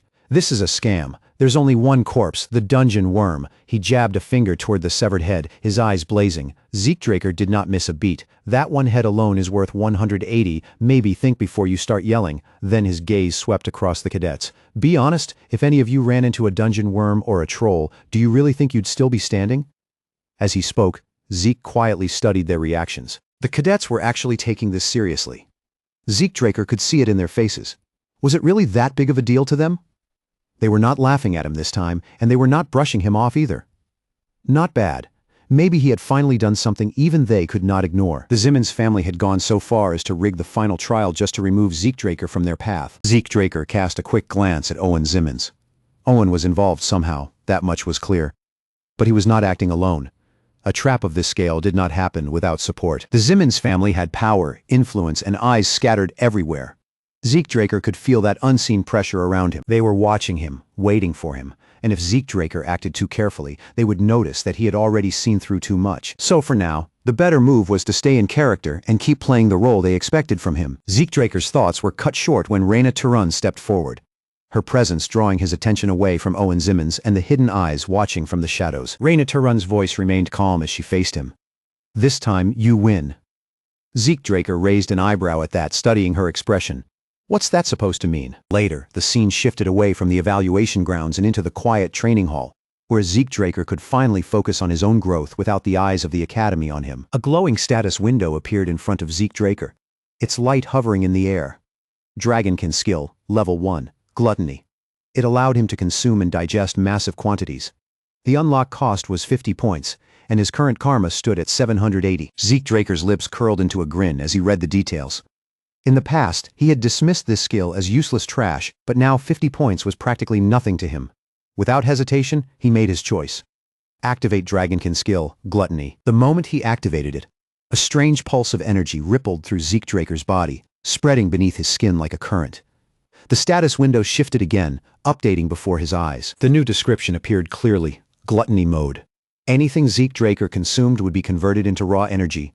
And if the target carried bloodline powers, he could even absorb that ability. Zeke Draker's eyes gleamed with interest. So he could absorb monster powers now. The realization made him grin even wider. He should have tested this skill much sooner. He reached into his bag and pulled out a piece of dried meat, holding it up between his fingers. Let's see how well this energy conversion actually works. The instant Gluttony activated, the dried meat jerked from Zeke Draker's hand and disappeared into a swirling black void, vanishing as though it had been swallowed by a bottomless swamp. Zeke Draker's eyes narrowed as he stared at the strange phenomenon. What was that? A message flashed in front of him right away, stating that his missing energy had been replenished using absorbed energy. Zeke Draker steadied himself and blinked as the pressure behind his eyes began to fade. The headache that had been lingering there vanished, replaced by an oddly refreshing clarity. It felt almost like he had just woken up from a nap. No, it was even better than that. His limbs felt lighter. The heavy exhaustion weighing on him had disappeared. His mind was sharper, and even his ether had recovered a little. The effect was small, but it was undeniably real. Then another message appeared before him, confirming the activation of the Dragonkin skill. Gluttony. Zeke Draker clenched his fists as a deep wave of satisfaction rolled through him. The skill had been worth unlocking. With this, Zeke Draker could now regulate the energy cost of his abilities far more effectively. No more mental crashes, no more moments where fatigue made him feel as if his bones might crack apart. And when gluttony worked together with his infinite stamina, a dangerous fire lit in Zeke Draker's eyes. A grin spread across his face. He could train non-stop now. No food, no sleep, no limits. From this moment on, everything would change. His grin sharpened into something darker and more intense. He could push himself for 24 hours straight without taking a single break. Zeke Draker turned away and silently began channeling the energy he had gained from consumed monsters, focusing inward as power settled through his body. Decker approached carefully but stopped short when he saw Zeke Draker concentrating. Sorry, but it's urgent," he said. Zeke did not look back. "What is it?" Decker answered quickly. "Your sword, it's ready." That finally caught Zeke Draker's attention. A sly smile tugged at his lips as he turned his head. At last the wait was over, and he headed straight to Galleon Halbert. "Is it finished?" Zeke Draker asked as soon as he arrived. Galleon Halbert gave a simple nod and told him to wait there for a moment. While Zeke Draker waited, his thoughts drifted back to his previous life. Back then Galleon Halbert had forged a blade for him as well. Its name had been Graham. That legendary weapon had been made from mithril and pure iron, a blade worthy of its reputation. But this time, Zeke Draker had given Galleon Halbert something far more extraordinary. A dragon's fang. With a material like that, the finished sword should have been every bit as incredible. Maybe even greater than the weapon from his previous life. For a moment Zeke Draker wondered if it might resemble Graham again. But when he finally saw the sword he froze. His brows drew together and his eyes narrowed in suspicion. "What the hell is this?" he muttered under his breath. The moment Zeke Draker held the sword in his hand, one detail stood out more than anything else. The weapon looked plain, almost unfinished, as if it had been pulled from the forge before the final touches were ever added. Zeke Draker turned toward Galleon Halbert with his eyebrows raised. "Did you leave the blade unsharpened on purpose?" Galleon Halbert gave a calm nod, completely unbothered by the question. "That's simply the form this sword was meant to take." Zeke Draker slid the blade back into its sheath and let out a thoughtful breath. "So this is the shape you believe suits me best?" Galleon Halbert answered without the slightest hesitation. "Yes." Zeke Draker fell quiet, his hand brushing slowly over his face as something heavy and certain settled deep inside him. Most people would have been confused by a weapon like this, maybe even disappointed. But if it was Galleon Halbert, then Zeke Draker knew there had to be meaning behind it. Without Zeke Draker having to explain a single thing, Galleon Halbert had understood. Then Galleon spoke again. "It still doesn't have a name. I tried to give it one but nothing fit. Perhaps you should name it yourself." Zeke Draker blinked, surprised by the suggestion. "Me? You want me to name it?" As he spoke, his thoughts drifted back again. The name Solar Point Graham had also come from Galleon Halbert in his previous life. For a while Zeke Draker had believed this new sword was simply Graham reborn, reforged from the fang of a dragon. But now that he held it in his hands, he understood the truth. This was not Graham, this was something entirely new. "A name," Zeke muttered quietly, almost without realizing it. Then he drew the blade across his palm, cutting into his own flesh. Blood spilled freely from the wound and ran over his hand. Galleon Halbert's eyes widened in shock. But Zeke Draker did not flinch. He could already feel the familiar spark of regeneration beginning to activate in his body. Then, all at once, that healing stopped. A message appeared before Zeke Draker. Administrator request confirmed. Class skill, healing factor had been temporarily disabled. Zeke Draker let out a low, satisfied breath as the message faded before him. It had worked with steady control. He guided his mana into the blood streaming from his wounded hand. He allowed the blood to coat the blade, and the steel drank it in as though something ancient within the weapon had recognized the offering. From the side, Galleon Halbert stared in disbelief, his thoughts racing. Was Zeke Draker truly doing what it looked like he was doing? Was this a sword-naming ritual? Galleon Halbert had only ever read about it in old records, a forgotten rite from the Age of Dragons. To name a weapon in this way, the wielder had to merge aura or mana into their own blood. Once that blood touched the sword, the ritual would begin. The one performing it would fall unconscious, pulled into a timeless dream until the weapon's true name revealed itself. Then Galleon Halbert remembered the other truth about the ritual, how dangerous it was, and how the risks had caused the world to forget it almost completely. And yet Zeke Draker was performing the ancient rite with frightening precision. How did he know? Galleon Halbert wondered, his heart pounding in his chest.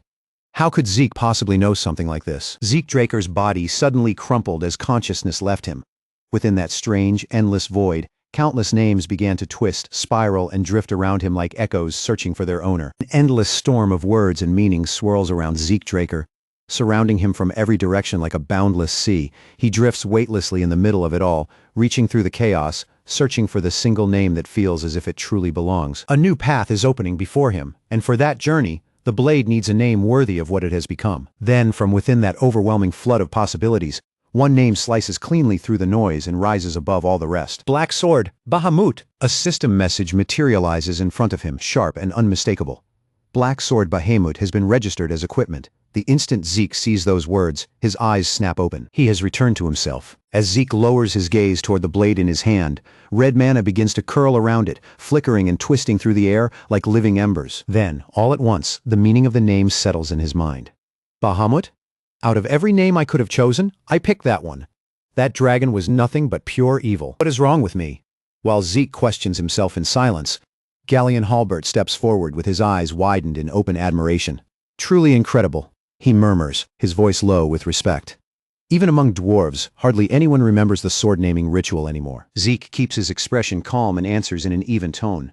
I happened to come across it while studying ancient dragon history. Then his eyes drift down to the bandage wrapped around his palm. It has been a long time since I actually needed one of these. Galleon Halbert gives a small, respectful bow. My lord, please rest for a moment. There is something I have been meaning to give you. Zeke tilts his head slightly, curiosity showing in his eyes. All right, take your time, and thanks. What is he planning? Zeke wonders as he watches him move away. But before he can think any further, another system message flashes across his vision. Administrator request confirmed. Class, skill, healing factor, temporarily disabled. Zeke blinks as the words sink in. So passive skills can be switched off too? That changes everything. Now, I do not have to reveal every ability I have. I can hide them whenever I need to. Even in front of Duke Draker, Zeke realizes he no longer has to show every card in his hand all at once. His gaze slips back to the bandage around his palm. I can remove this later, he thinks, leaving it in place for now. But at that moment, something far more important has completely captured his attention. The sword. As Zeke focuses on it, a fresh system screen appears before his eyes. Black Sword Bahamut. Certain features are currently sealed. They will be released as the user becomes stronger. Zeke stares at the message without moving, genuinely stunned by what he is reading. Sealed features that unlock as I grow. I have never heard of a weapon like this before. And on top of that, it is indestructible?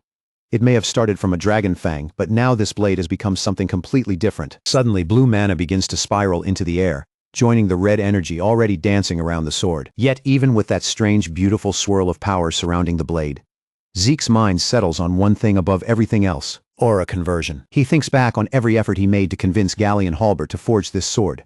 It was not only because Galleon was a master blacksmith, but because he carried the legacy of Graham. Aura conversion.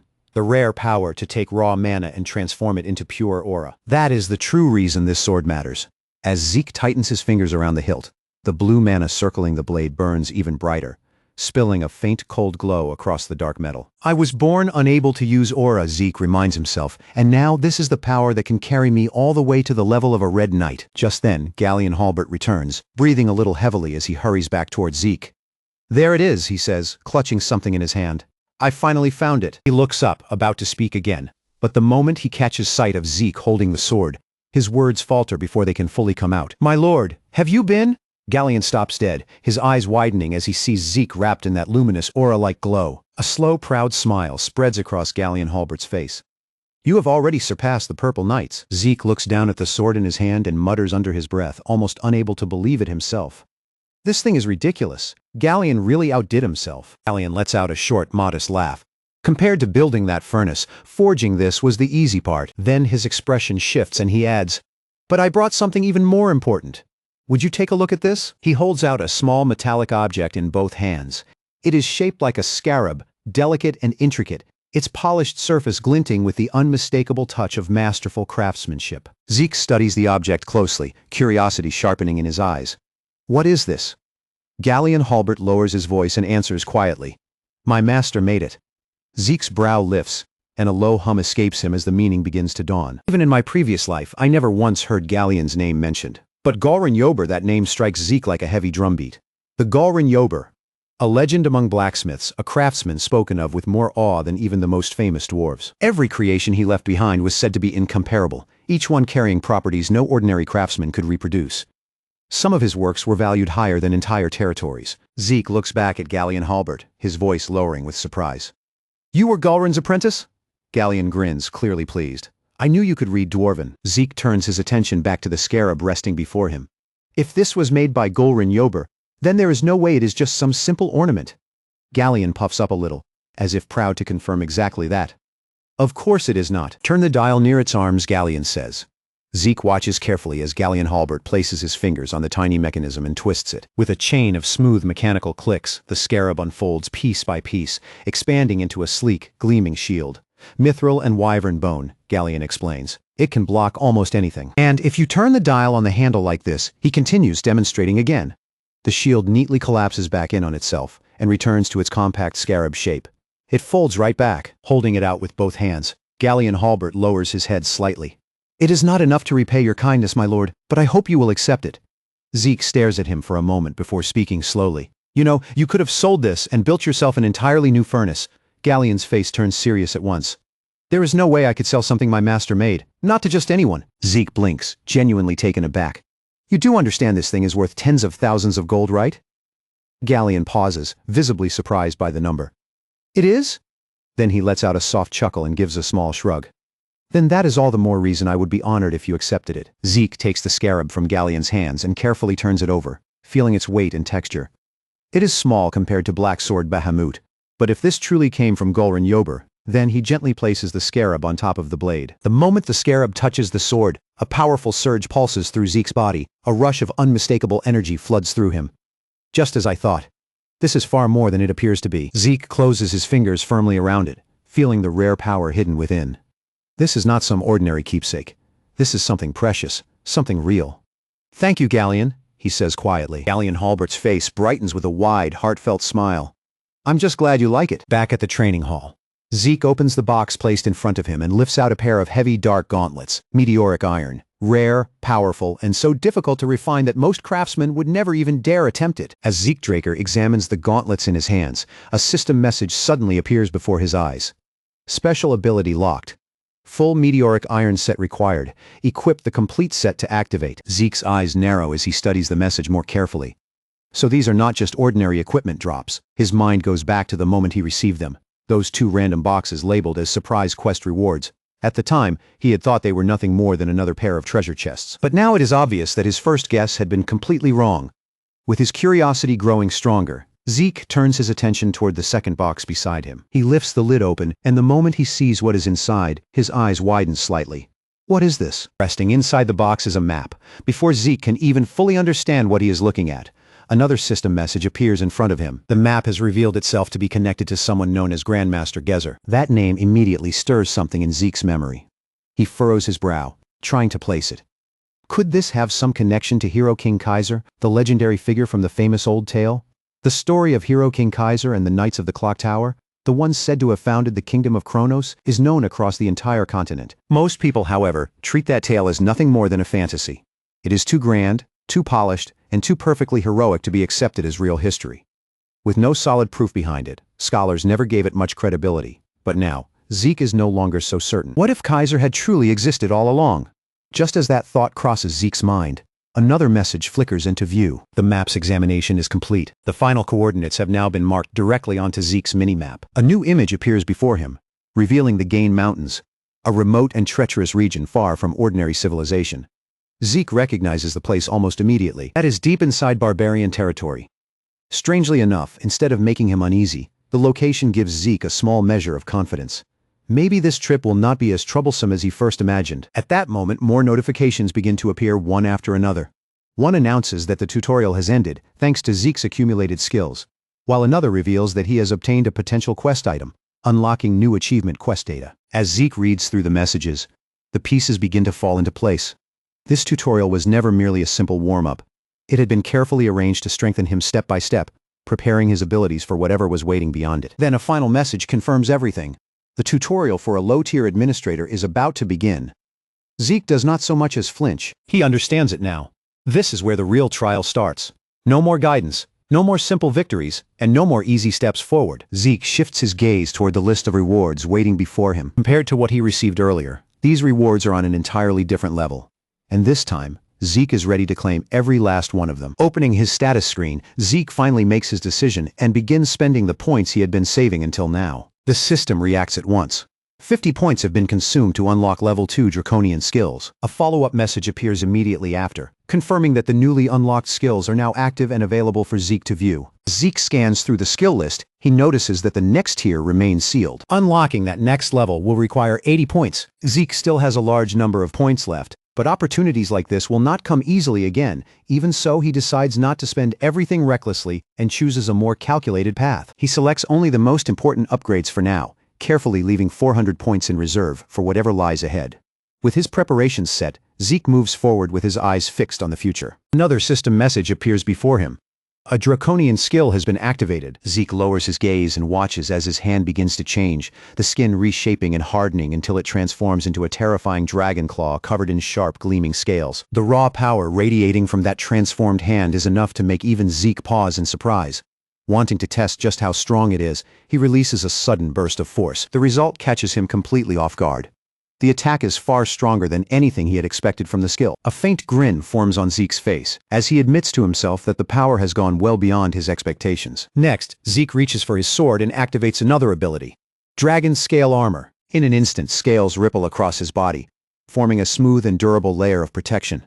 Zeke swings his blade with full strength, but instead of cutting through, the strike rebounds harmlessly off his own armor. He had not even infused aura into the attack. It was a clean and serious strike, yet it failed to leave so much as a scratch. To Zeke, the armor's toughness feels no different from wearing reinforced plate, even while fighting barehanded. He stores the lesson away in his mind. Dragon Claw for offense, Dragon Scale Armor for defense. With this new strength in his hands, Zeke can feel that everything has changed. The real game is finally beginning. Fully prepared now, he gives himself a firm nod. All right, time to move. The setting shifts to the heart of Draker Academy, where the central training hall is filled with cadets standing in disciplined formation as the instructors prepare to begin their briefing. One instructor steps forward and addresses the gathered cadets. Before the semester exams and the practical aura exam officially begin, he explains, "Every student will first be told the rules." He gestures toward a row of humanoid training dummies lined up behind him. These are not ordinary practice targets. They have been specially engineered to withstand tremendous punishment, and simple physical strikes will not even dent them. To prove his point, the instructor gathers aura around his fist and drives a clean blow into one of the dummies. The target breaks apart under the impact. The instructor turns back toward the cadets, making sure the warning is clear. With proper aura control, destroying one of these dummies is simple, but if a cadet cannot even leave a single mark on their assigned target, they fail on the spot. No second attempt, no other exams, just an immediate return to basic training. The weight of those words settles over the hall. Quiet whispers begin to ripple through the cadets, because none of them wants to imagine being forced to start again from the very beginning. Then the instructor calls the first name, Aaron. Aaron steps forward with a trace of nervousness on his face, but he does not hesitate. From the side, Owen Zimmons watches closely, noting how the first few cadets always seem a little shaken in moments like this. Owen cannot help comparing their training to what he received back home. After all, the very foundation of aura education at Draker Academy was built by his own family, the Zimmons family. Even if someone was born as an awakener, Owen is certain they would still be unable to match his level of aura control. Then Owen Zimmons hears his own name called. He steps forward with complete confidence, draws his sword from his shield, and begins channeling aura through the blade. A wave of murmurs moves through the watching cadets. "Is that sword resonance?" One instructor raises an eyebrow, clearly impressed. At only 13 years old, that level of control is rare. Another instructor gives a knowing nod. Coming from the Zimmons family, it makes sense. Without wasting even a moment, Owen drives his sword into the dummy and destroys it cleanly with a single strike. The cadets burst into laughter and applause, stunned and excited by the effortless display of skill. Pride swells inside Owen Zimmons as he turns his gaze toward Abel Draker. The instructor brings his hands together in a single sharp clap. Well done. Impressive, just as expected from someone of the Zimmons family. Owen Zimmons lets a confident smirk spread across his face, then strolls over to Abel Draker and gives him a casual, friendly pat on the shoulder. "At this pace it will not be long before you." Abel Draker cuts him off immediately, brushing Owen's hand away with a cold motion. "Do not act so smug. It is rude." Owen's jaw tightens, irritation flashing across his face.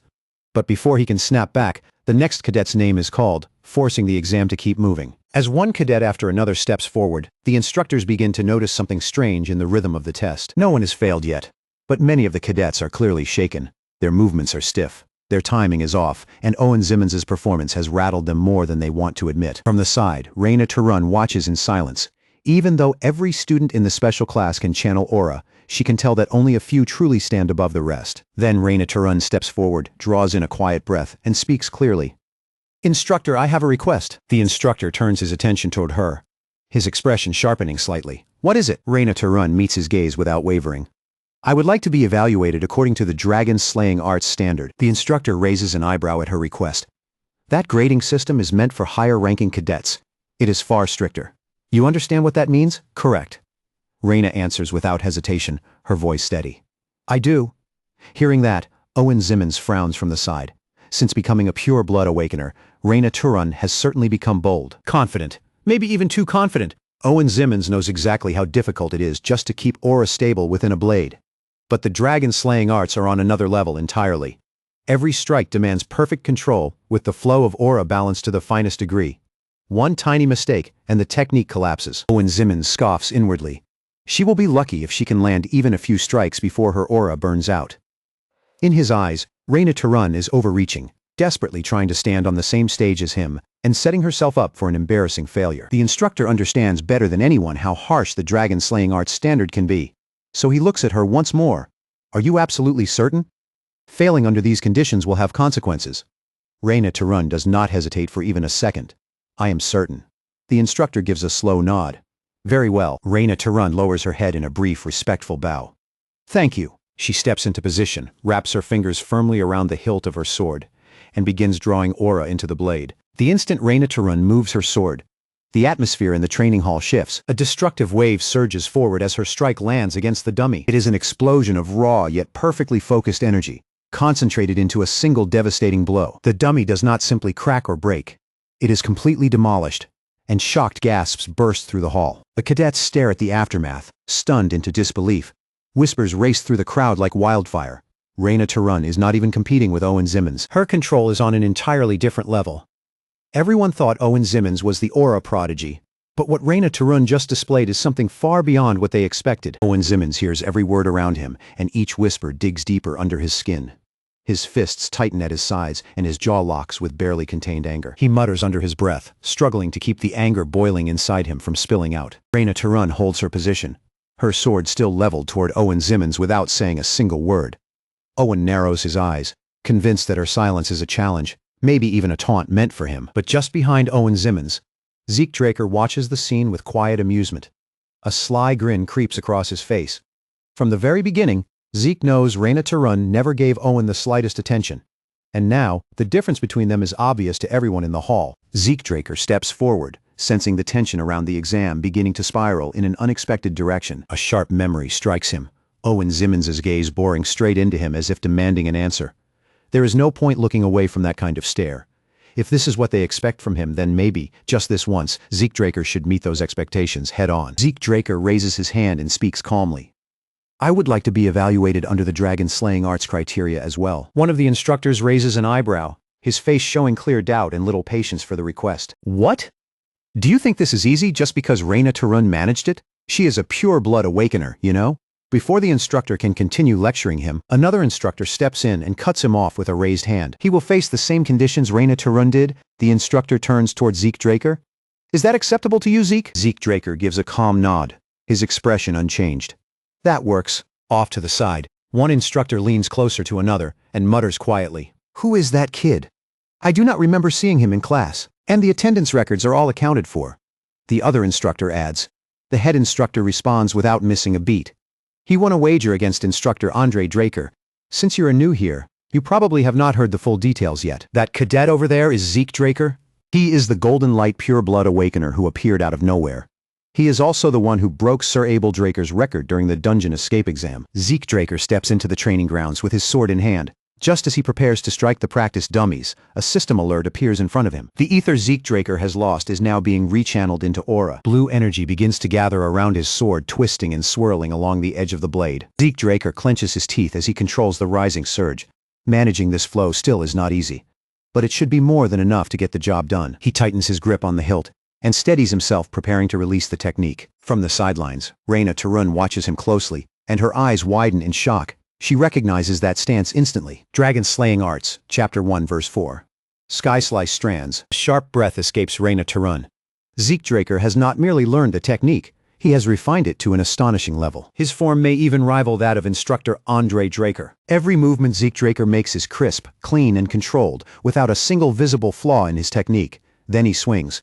The dummies explode apart, shredded by the overwhelming force and precision behind the strike. Deep inside, Zeke Draker reflects quietly. This technique is no longer just something he memorized or copied from training. Before his regression, Zeke Draker spent 2 full years drilling it into his body again and again until the movement became automatic. Every step, every shift in aura, every motion of the blade now comes to Zeke Draker like instinct. As the last ripple from Zeke Draker's strike fades through the training hall, he slowly lets out a breath. There had been a time when he thought the dragon-slaying arts were dull and repetitive, but now that he was rebuilding everything from the beginning, they no longer felt so boring. If nothing else, that little display should have been enough to shake Reina to run, at least a little. The instructors begin murmuring among themselves, their eyes still fixed on the destroyed targets.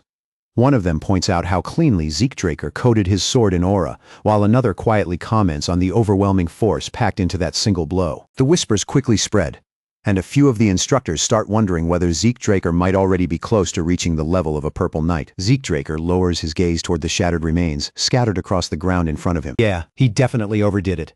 It seems some of his aura slipped out without him noticing, turning what was supposed to be a measured strike into something far more dramatic. Zeke Draker mutters quietly under his breath. I only meant to match Reina to run, not make myself stand out like this. Nearby, one instructor stares at the ruined dummies with his mouth slightly open, still struggling to believe what he just witnessed. A first year already at the level of a purple knight, he murmurs. At the edge of the training field, Owen Zimmons watches in silence, his fists clenched so tightly that his knuckles tense with frustration. Reina Turun stands quietly nearby, but the faint curve at the edge of her lips reveals a dark, unreadable smile. The scene shifts to the headmaster's office, where the headmaster calmly offers Zeke Draker a cup of tea and brings up his surprisingly outstanding results from the semester exam. Zeke Draker answers modestly. I just got lucky. The headmaster chuckles softly, his voice light but clearly unconvinced. Becoming a purple knight at 13 years old? That is not luck. Zeke Draker finds himself without a good reply, but the headmaster does not give him much time to search for one. Tell me, Zeke Draker, the headmaster says, watching him closely. How would you feel about taking the grade advancement exam? Zeke blinks, caught off guard by the sudden offer. The advancement exam? Zeke Draker thinks for a moment. Does that mean skipping a grade? The headmaster leans back slightly and explains that the academy allows such advancement when a cadet's ability clearly justifies it. It could be 1 grade, or possibly even more, depending entirely on Zeke's performance. Zeke Draker thinks it over in silence. The headmaster is moving faster than he expected, but the decision makes sense. After all, Zeke had drawn far more attention than he originally intended. With a polite smile, Zeke Draker accepts the offer, fully aware that agreeing means stepping into something much larger than a simple exam. As Zeke Draker leaves the office, he mutters quietly under his breath.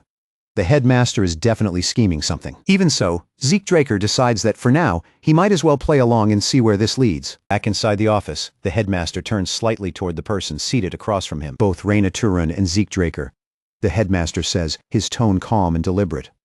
2 pure-blood awakeners, they have agreed to take the exam. The figure across from the headmaster gives a small, measured nod. Understood, they reply. I will make the necessary arrangements. The headmaster folds his hands in front of him, a faint smile forming on his face. Things are about to become very interesting. Inside the upper-class aura training hall of Draker Academy, Zeke Draker and Reina Turun stand side by side, waiting for the exam to begin. A tense silence hangs over the hall, heavy enough that even the smallest movement feels noticeable. Reina Turun's eyes remain fixed on Zeke Draker, unblinking, as if she is trying to read something hidden beneath his calm expression. Zeke Draker lets out a quiet sigh, silently wishing Reina Turun would stop staring at him so intensely. Before the silence can stretch any further, a voice calls out from the far end of the hall. Apologies for the wait. A tall man strides into the room, his armor gleaming as he walks with the steady presence of a seasoned knight. This is Sir Owl Draker, the official examiner for the grade advancement exam, and a knight belonging to the Draker main family. Zeke Draker's expression shifts the instant he sees the man. He murmurs the name under his breath. Owl Draker, could it really be him? The one they used to call the dieback blade? His thoughts begin to drift. A memory flickers through his mind. Cold night air, the weight of a lifeless body in his arms, and fingers scraping through the earth to dig a grave. In that memory, Zeke Murray approaches the scene and slows his steps, puzzled by the stranger standing near the body. His voice turns sharp as he mutters, Empire's mutt. Zeke Murray moves toward the corpse, kneels down, and presses the shovel into the soil. Even if you told me not to, Zeke Murray says quietly, I would still do it. Then he gives his name in a steady voice. Zeke Murray, From the Northern Allied Forces. Zeke Murray looks up at the man and asks, "Are you a Draker?" The man shakes his head. "That life is behind me." Zeke lets out a short laugh. "Yeah, I walked away too. Then what should I call you?" The man meets Zeke Murray's eyes, and his answer comes with quiet certainty. "Dieback Blade." The memory fades, and Zeke Draker blinks back into the present, whispering that name to himself. Owl. That name suits the Dieback Blade far too well. Zeke Draker snaps fully back to the present just as the formalities begin. Zeke Draker and Reyna Tarun both lower their heads in a deep bow. "Sir Draker," they say together. An instructor then steps forward and begins laying out the rules of the exam. This exam follows the Illumin Cradle method. It will be a sword duel with no time limit. The match ends only when one side yields or becomes unable to continue. Give it everything you have. Without hesitation, Reyna Tarun steps forward. "I will go first." But Owl Draker, calm and composed, raises one hand to stop her. "There is no need to take turns," he says. "Come at me together." Both Zeke Draker and Reyna Tarun freeze for a heartbeat, their eyes widening as the meaning sinks in. Together, they are not being tested one at a time. They have to face Owl Draker at the same time, after Owl Draker boldly challenges them both to attack together. Zeke Draker casts a quick glance toward Reyna Tarun. In a level voice, Zeke Draker tells Reyna Tarun to stay calm. There is a clear gap between their abilities and Owl Draker's, and the test has already begun.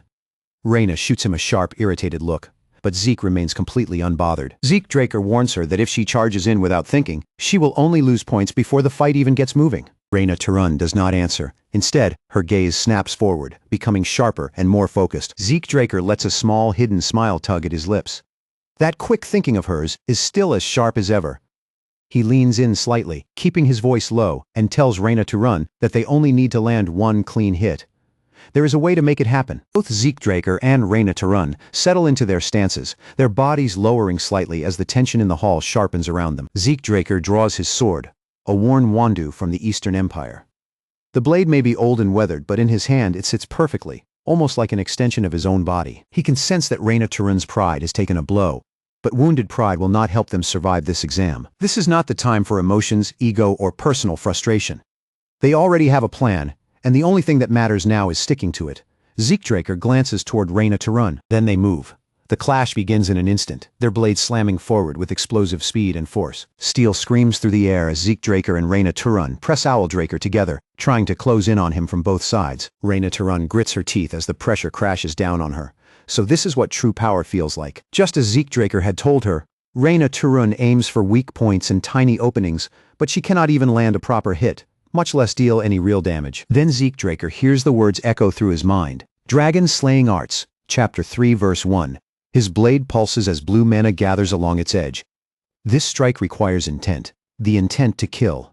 With that resolve, Zeke launches forward, his sword cutting sharply through the air. But Owl Draker shifts aside with smooth, effortless movement, slipping past the attack as if he had seen it coming from the start. In that same instant, Owl Draker strikes back with a swift counter, slamming into Reyna Tarun from the side. Reyna Tarun's defense breaks under the impact. Blood spills as her body crashes hard onto the training hall floor. One of the instructors shouts in alarm, asking if Lady Reyna Tarun is all right. Reyna Tarun forces herself back up, her breathing rough and uneven as she steadies her trembling body. "I'm fine," Reyna Tarun replies, then warns the instructors to stay back, because this is not safe, and in that moment the truth hits her. She had blacked out, even if only for a second. If she cannot even keep herself conscious, how is she supposed to create an opening? Reyna understands now that with her current skill, she has no chance of winning head-on. Reyna Tarun's eyes narrow, disbelief flickering across her face as she looks at Zeke Draker.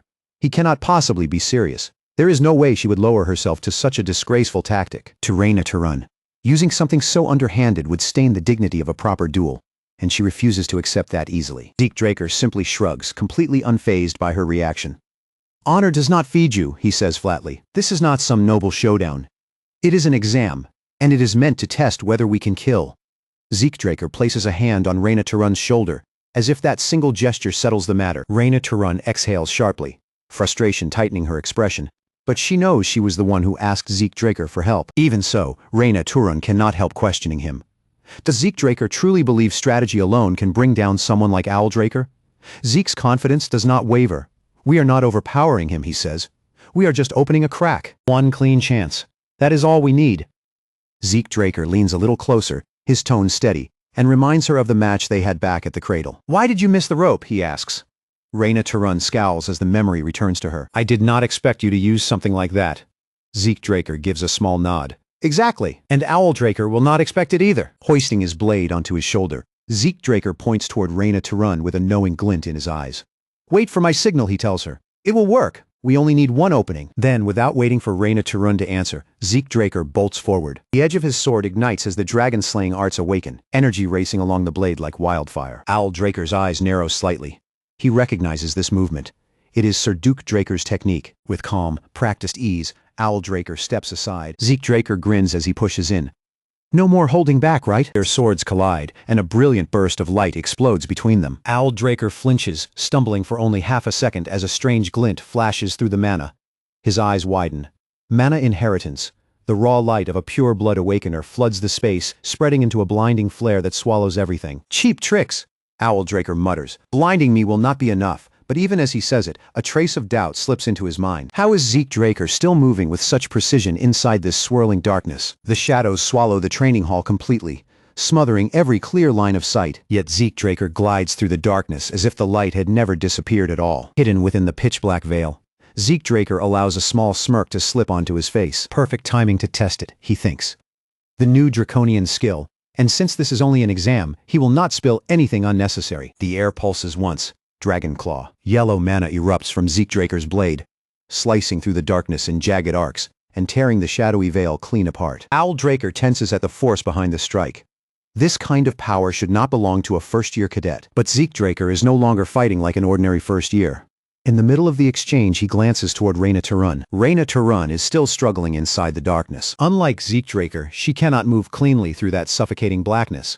Could all the energy Zeke unleashed have been meant only to block Owl Draker's sight? It is the kind of tactic that usually works only against opponents much weaker than the one standing in front of them. But then Zeke Draker strikes again. Owl Draker narrowly dodges the attack, yet something about the movement does not add up. Zeke Draker's flow has not broken at all.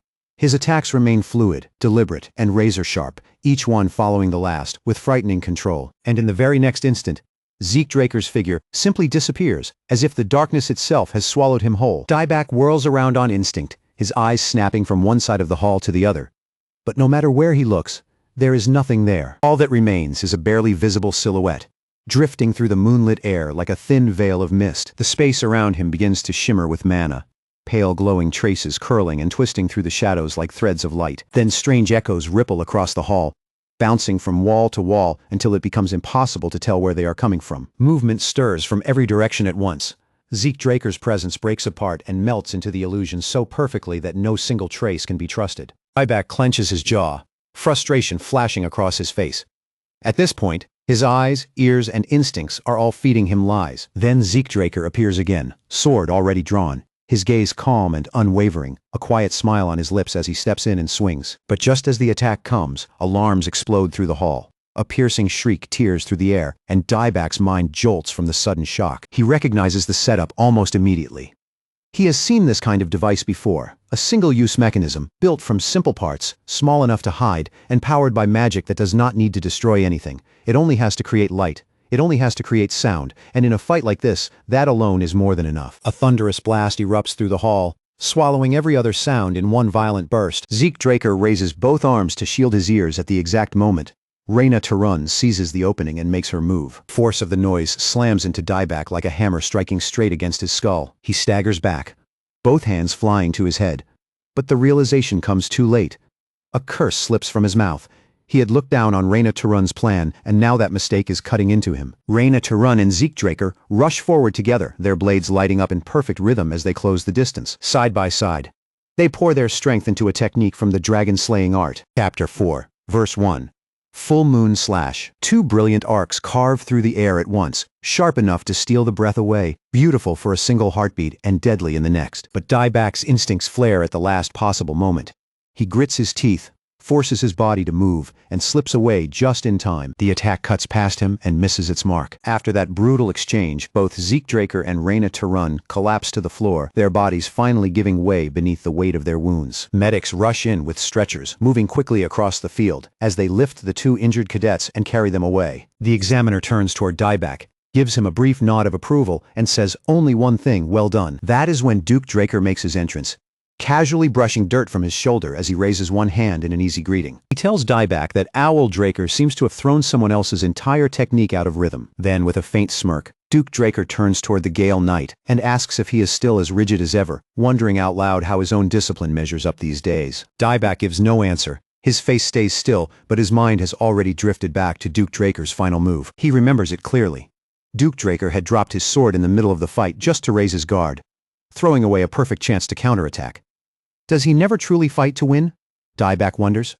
Does he always reveal only the bare minimum needed to pass? His gaze lowers to his injured hand, and in silence, one name settles heavily in his thoughts. Zeke Draker. That boy is already far beyond anything I have the right to judge. The setting moves to a dignified meeting hall, where the instructors have gathered with the dean to decide the final results of the exam.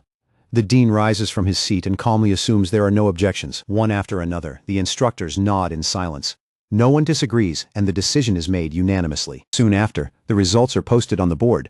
Raina Turun and Zeke Draker have both advanced, moving into the 3rd and 5th grade. After that day, Zeke Draker's life finally began to settle into a quieter rhythm. For a while, he trained directly under Duke Draker in the Gale Arts, learning from him personally. But eventually that responsibility was passed on to Andre Draker. Zeke Draker continued exchanging messages with Professor Fanon as well. Though Fanon later moved on to the Royal Magic Laboratory in Delphoa, and Zeke slowly stepped away from the world of noble families. Strangely enough, Owl Draker still appeared every few months to challenge him, a thought that made Zeke laugh quietly whenever he remembered it. Then one day, something inside him clicked into place. Zeke Draker took a leave of absence, locked himself away inside a training hall, and devoted himself completely to his growth. 2 full years passed like that, and at the end of them, he graduated. Now the scene shifts again, this time to the towering corridors of the Valhalla Institution. Decker approaches him with a respectful smile and offers his congratulations. Zeke Draker has just become the youngest person ever admitted, and Decker remarks that the Patriarch must be pleased. On the screen, the name shines clearly. Zeke Draker, 15 years old. Then Decker adds, with a hint of surprise in his voice, that even the dean personally wrote a letter of recommendation for him. Zeke only gives a faint smile and nods. And just like that, the quiet 2 years he had spent in seclusion come to an end, with 3 months still remaining before the entrance ceremony. Zeke Draker tells Decker to head to Atlas ahead of him. Decker starts to say something, but Zeke Draker raises one hand and gently cuts him off with a small wave. He says he wants to spend some time alone. No visits, no interruptions. Surely Decker understands what he means. Decker lowers his head and answers, "Yes, young master." Zeke Draker closes his eyes and his thoughts drift toward the Gate Mountains, where Gezer's remains are hidden. This vacation gives him the perfect excuse. He can enter the mountains through the Argos Adventurers Guild without needing to inform anyone. But just then, a knock sounds at the door. It is Liam Stone. Liam Stone steps inside, bows politely, and greets him with formal respect. "Greetings, Zeke Draker?" Zeke Draker lifts an eyebrow and gently reminds him to stop being so formal, just like he has already told him before. Liam Stone immediately straightens his posture. But before the conversation can continue, Decker excuses himself. Zeke Draker gives him a small nod and reminds him not to forget about the Blackheart issue at Valhalla. As Liam Stone reaches the doorway, he pauses and asks why he was summoned all the way to the Platinum Mansion. Zeke Draker walks over and places a notebook in his hands. He has heard that Liam has been transferred into the special class, and that is not something he can simply ignore. Inside the notebook is everything Liam Stone will need. Likely exam topics, training methods, and even a checklist of essential equipment. Zeke Draker tells him that if he takes it to Fafnir's Breath, they will prepare everything for him. And by the time Liam Stone reaches his 4th year, he will need a sword of his own. Fafnir's Breath will forge it for him. And Zeke Draker has already taken care of the cost. Tears begin to gather in Liam Stone's eyes as he grips the notebook tightly, his voice trembling with emotion as he promises Zeke Draker that he will never let him down. Zeke Draker lets out a small sigh, looking at him with faint exasperation, and tells him to loosen up a little instead of treating every word like a solemn vow. Liam Stone immediately straightens his back even more, standing stiff as a board as he earnestly promises that he will correct his behavior from now on. Time moves forward, and the story turns away from the mansion, opening onto a new land and a very different kind of journey. At the far northern edge of the central continent stands the kingdom of Argos, known as one of the 4 great kingdoms alongside Delphoa, Thebia, and Alencia. The enormous giant mountains rise across Argos like a wall of stone, their depths packed with countless dungeons that draw adventurers hungry for wealth and fame. Argos's first king turned dungeon diving into the heart of the kingdom's economy and established the Adventurers Guild, an organization that has since spread across the continent under royal authority. Inside one of those busy guild halls, a clerk's voice rings out over the crowd. calling for number 546. Hearing the number, Zeke Draker steps forward calmly, blending into the line like any ordinary applicant. The clerk hands him a registration certificate and congratulates him, under the name Zeke Murray, welcoming him into the guild before asking for the rest of his documents. Zeke Draker accepts the certificate with a quiet word of thanks, his expression remaining calm and unreadable. Using a false name was the safest choice he could make. If he walked around openly carrying the Draker name, he would be announcing himself to every enemy, spy, and greedy opportunist in the region. After finishing the registration, he boards a caravan bound for the mountains, slipping into a noisy group of adventurers as if he were just another traveler chasing dungeon rewards. All around him, the caravan is filled with non-stop chatter, laughter, and the rough voices of adventurers bragging over one another. One of them leans closer and nudges Zeke Draker with a grin, studying his calm face before asking if this is his first time entering a dungeon. Another adventurer quickly joins in, acting friendly, as he offers to let Zeke Draker come along with their party, claiming that their group is made up of decent people. He adds that the dungeons have been especially vicious lately, warning that one careless step could turn a rookie into monster food. Zeke Draker only lets a silent smirk tug at his lips. Trash like this can be found anywhere, and everyone knows the first party to enter a dungeon gets half the loot. And when rookies are involved, some are used as bait, while others disappear completely, sold off into the slave trade before anyone can ask questions. Zeke Draker stays silent for a moment, his eyes narrowing as the men keep talking. Then his voice cuts through the noise, cold and sharp enough to freeze the mood. "Shut up!" The man sitting beside him flinches at the sudden chill in Zeke Draker's voice, and nervously asks whether he said something wrong. Zeke Draker does not bother answering him. Instead, he turns his gaze toward the front of the caravan. He calls out to the driver, warning him that monsters are approaching from 500 meters behind them, off to the left. The driver only laughs it off, insisting that the road is clear. Another adventurer speaks up with confidence, saying these roads are protected by kingdom patrols, so there should not be any beasts nearby, and accusing Zeke Draker of being too jumpy. Zeke Draker raises one hand and points toward the trees at the side of the road, his voice calm as he asks them to explain what is coming through there. A massive ogre bursts through the underbrush, tearing into view with terrifying force, and the entire caravan is thrown into chaos. Screams spread from one wagon to the next as panic erupts, and the adventurers realize the danger is already on top of them. Blood splashes across the dirt road as people scatter in every direction, some desperately trying to flee while others fumble for their weapons and attempt to fight back. But one after another, they are struck down before they can regain control. Zeke Draker slips behind a tree and remains untouched, watching the slaughter unfold with sharp, steady eyes. An ogre appearing this deep inside a secured zone makes no sense. Something is wrong, and the defense perimeter must have failed. But Argos soldiers are not careless. They are elite forces, and this kind of breach should not have happened. Judging by the level of the adventurers here, no ordinary monster should have been able to push this far into protected territory. Then, amid the screams and blood, Zeke Draker notices the truth. This is not a simple monster ambush at all. Someone human is controlling the situation from behind the scenes. The realization settles into place in his mind with sudden clarity. If this carnage is not truly the work of a monster, then the answer can only be a human hand. Someone has deliberately gone through the bodies, damaging them just enough to make the aftermath look like the work of a wild beast. The more closely Zeke Draker studies the wounds, the more obvious the deception becomes.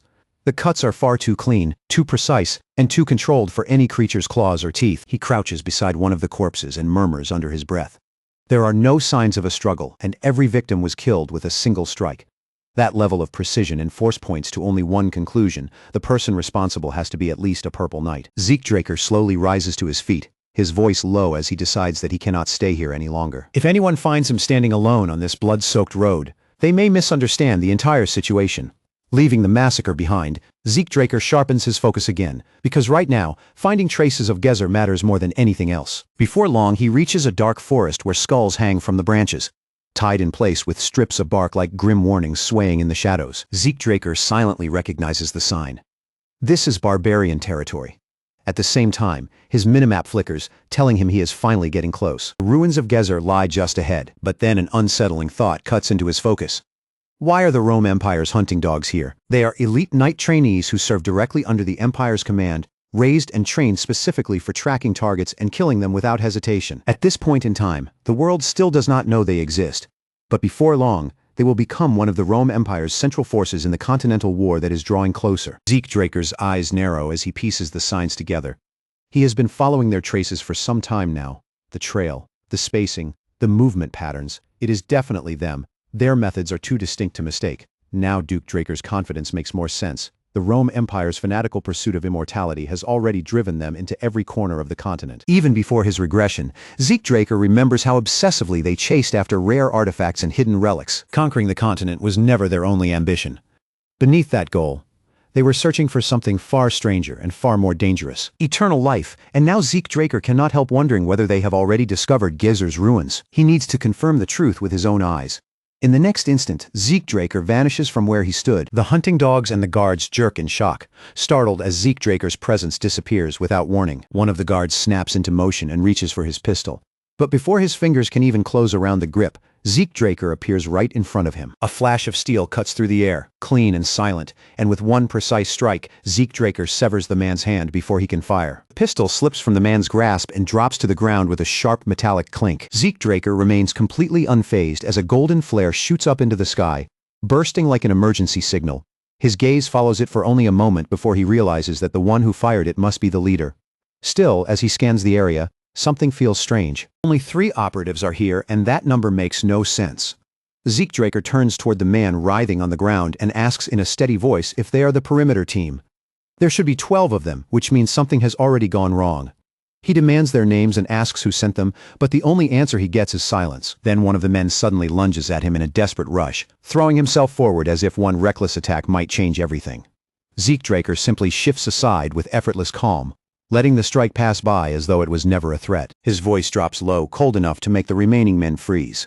They still do not seem to understand the situation. Zeke Draker is the one asking the questions now. He looks between the last 2 men still standing, his expression unreadable. There are 2 mouths left, but only one of them needs to survive long enough to talk, so he asks which one will answer him first, and both of them hesitate. At that moment, a faint light flickers across Zeke Draker's screen. He has broken into their live feed, and the image reveals a cramped, makeshift base filled with equipment, supplies, and armed personnel moving through the clutter. This is their operations center, the injured knights, the scattered wreckage, the hidden base. Everything fits together now. If they really have uncovered Gezer's ruins, then Zeke Draker will know soon enough. And if anyone dares move against McCain, Zeke Draker will make sure they are buried where they stand, far beyond the edge of barbarian territory. 2 guards stand watch in front of a sealed basement, the air around them heavy and unnaturally still. One of the guards scoffs under his breath, saying there is no point guarding a place this cursed. The other agrees without much interest.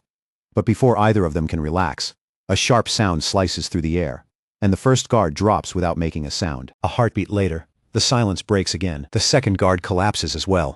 Deeper inside the base, another man calls out, confused, asking where the others have gone. He pauses, listening carefully, wondering if he heard something strange a moment earlier. Another voice answers no. But before the next word can leave his mouth, Zeke Draker steps out from the darkness. Steel flashes in the dim light. One man goes down instantly. Another tries to shout for help, but Zeke Draker's blade reaches him first and cuts the sound off mid-breath. For a moment, the scene pulls a memory to the surface. An old raid, the same suffocating tension, the same merciless precision in every movement. It feels just like the operation against the Pabella cartel. That was the strike that ended a 5-year war in a single night. The rhythm is the same now, and the scent of blood hanging in the air feels just as familiar. Then a new figure steps into view, the boss of this place. He watches Zeke Draker's movements closely, his eyes narrowing as he tries to identify the technique. He mutters about southern knife work, then throws out names like McCain and Pabella, as if trying to place where Zeke Draker belongs. In the end, he shrugs it off, saying it no longer matters. Zeke Draker has come too far to turn back now, so he orders him to surrender, promising to make the end quick. Zeke Draker calmly sizes up the so-called commander and reaches a quick conclusion. The man is a rookie at best. He might qualify as blue knighthood material, but even that feels generous. He is nowhere close to the level of the true hunting dog Zeke Draker remembers from his previous life. And now this man has the nerve to offer mercy. If these people truly mourned their fallen comrades, they would already be tearing at him in rage, but they do not. That alone tells Zeke Draker enough. These are not locals defending their home. They are agents from the central continent, and he accepts that truth without the slightest emotion. Another one charges at him, driven by desperation, trying to land even a single blow before the situation collapses completely. Zeke Draker moves like smoke drifting through the dark. With one smooth turn of his wrist, the man drops, then another falls, and another after that, each one brought down in a single clean motion. He finally stops and looks across the carnage with quiet disbelief. Is this really all they have? Have the hunting dogs grown weak? Or has Zeke Draker simply moved far beyond them? Either way, the answer no longer matters. A notification flashes across his interface, confirming the kills and signaling that mana reflection has been triggered. Then, all at once, everything goes black. The entire base loses power. The lights flicker out one after another. Panic begins to spread through the room, and the commander stiffens in place as his thoughts are abruptly cut short. He struggles to understand what just happened. Could this be interference from a Dragonslayer? But Draker did not enter with any obvious weapon of power, no visible aura wrapped around him, and no mana trail that could be traced. There's only a blade, a shadow, and maybe, just maybe, a failure in the system itself. The commander calls out to steady his people, telling them to stay sharp and hold their positions. The power will return soon, so they must not break formation. Then something begins to glow in the darkness. A faint, pulsing light rising from the fallen bodies scattered across the floor. The commander stares at it, frozen where he stands. So it is true. The Rome Empire is not merely interested in this place. They are desperate. They are searching for the ruins of Hero King Gezer. Murmurs spread through the room, and some of the soldiers look confused, clearly unaware of what ruins are even being discussed. By then, Draker is already standing behind the commander with his blade drawn. He needs no more confirmation and no more guesses. He will find the ruins himself. The commander begins to beg. He swears in a trembling voice that he knows nothing. But his excuses mean nothing now. Draker's blade falls, and in an instant, the commander's life comes to an end. Draker steps back from the body and mutters quietly under his breath. McCain will take the blame for all of this. Thought settles calmly in his mind. McCain, the cartel built from the wreckage of the fallen Cuzco kingdom. It was born from chaos, held together by blades, blood, and gold. Draker could disappear without leaving a single trace by using Draker techniques and wiping the entire scene clean. But he chooses not to. Instead, he leaves the knife work behind. That signature style will point everything straight toward McCain. Let the Rome Empire chase ghosts. Let them strike back if they want to. If the cartel burns in the process, then so be it. Every flame will still serve Draker's larger plan. Draker thinks back to the intercepted letter, and the more he remembers its contents, the clearer it becomes. The Emperor's obsession with the ruins runs far deeper than anyone could have imagined. There had been only one order written there, simple and absolute: find the ruins. But the search area was no longer limited to the central continent. It had already stretched far beyond that, crossing past the eastern waters and even reaching across the dark seas. The hunting dogs had been released everywhere, and even Angiotron had begun to surface. With that, Draker's worst suspicion was confirmed. The hunting dogs were back, and this time they had returned in full force. Still, they had not found Gezer yet. And as long as that was true, Draker still had time to move first. Then a streak of crimson suddenly cuts across the sky, burning bright against the cold air like a red wound opening above the forest. Draker's eyes snap upward at once. He recognizes it immediately. A disaster signal. Draker races through the snowy jungle, his gaze darting between the trees as he searches for any route that might let him slip away. But he is already too late. The pursuers are closing in from every direction. And in that instant, the meaning of the signal hits him. It is the 5-part red flare signal, the absolute snare. It is a deadly hunting strategy, where a central flare gathers soldiers and hounds from all sides, tightening the net around the target until there is no space left to run. Only the choice between capture and death. Draker remembers using that exact tactic himself after stealing an artifact in the past. But now the northern continent's imperial troops are turning the same method against him. When he opens his system, he realizes that he has a trap of his own. One that can answer their encirclement with something just as dangerous. Without hesitating any longer, Draker stops running and turns back toward the chase. One by one, his enemies draw closer, spreading out as they begin to surround him. Among them, a man with a scar slashed across his forehead rushes forward first, raising his sword high as he lunges straight at Draker. Draker does not flinch, with a blade held in each hand, one drawn back behind him and the other waiting to counter. He stands ready. He catches the incoming strike head-on, and the clash rings through the trees as their swords lock together in a sharp, crossing flash of steel. Above the center of the skirmish, a man dressed in yellow moves through the air, watching the battle unfold from overhead. From that vantage point, Draker recognizes the formation almost instantly. His gaze flicks toward the scarred man, who subtly covers his mouth as if giving a hidden signal. The man in yellow tightens his grip around his sword, sensing the shift as well. These enemies are not like the opponents from the cave. More fighters appear from every direction, closing the ring tighter, and Draker remains at the center of the encirclement. This has become complicated. He pulls up his system, scanning every nearby position along with their skill levels, and realizes he should have slipped away much earlier. But now that the trap has closed around him, there is no turning back. Draker reaches for the pendant hanging at his neck, pausing for a brief moment as reluctance crosses his face. He does not want to rely on this power, but there is no other way out. He slips the pendant into his mouth, and the moment he does, smoke bursts upward, spreading fast as it draws in gas from all around him. What the hell is that? Someone shouts through the confusion. Another voice cries out in alarm, wondering if Draker is aiming for one of them. Draker's eyes widen as he immediately sees through it. It is a smoke bomb, nothing more than a diversion, and he shouts the warning aloud. Then smoke bombs begin exploding in every direction, swallowing the battlefield in thick clouds. His enemies yell at one another not to let him escape, ordering the line to close in. But by the time they rush forward, Draker has already slipped into the smoke and vanished from their sight. Someone barks for the squad to hold their ground, insisting that Draker is still trapped inside the encirclement and ordering everyone to watch for even the slightest movement. Another voice snaps out an order to check the shadows. The soldiers sweep their eyes through the swirling smoke, tense and alert, searching for any sign of Draker's presence. But the scarred man frowns as a bad feeling settles over him. Something is wrong. He cannot feel Draker at all. Had Draker seen through their plan from the very beginning? Or had the horn they blew changed the situation completely? Then, without warning, one of the soldiers is hurled through the air like a broken doll. The scarred man's eyes widen in disbelief as he shouts, demanding to know what is happening.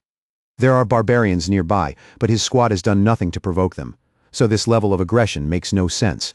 Before he can understand it, another soldier charges forward, yelling that the barbarians do not belong there, and swings his sword at the towering figures. The blade lands, but it barely leaves a mark. The soldier stares at his weapon in shock. In the next instant, a barbarian rushes in and tears him apart without hesitation, and the scarred man finally realizes just how badly outmatched they are. The scarred man urgently orders a retreat, his voice tight with panic. He has never seen the barbarians this furious before, and he knows his men cannot win against them like this. He raises his gun and fires a signal into the sky, activating the absolute snare once more, this time to pull his own squad out of danger. The barbarians roar and give chase, some shouting for their tribesmen to fall back while others thunder after the fleeing soldiers through the jungle. Once the soldiers vanish into the trees, the man in yellow kneels quietly, his eyes fixed on the broken ground beneath him. It worked even better than he expected.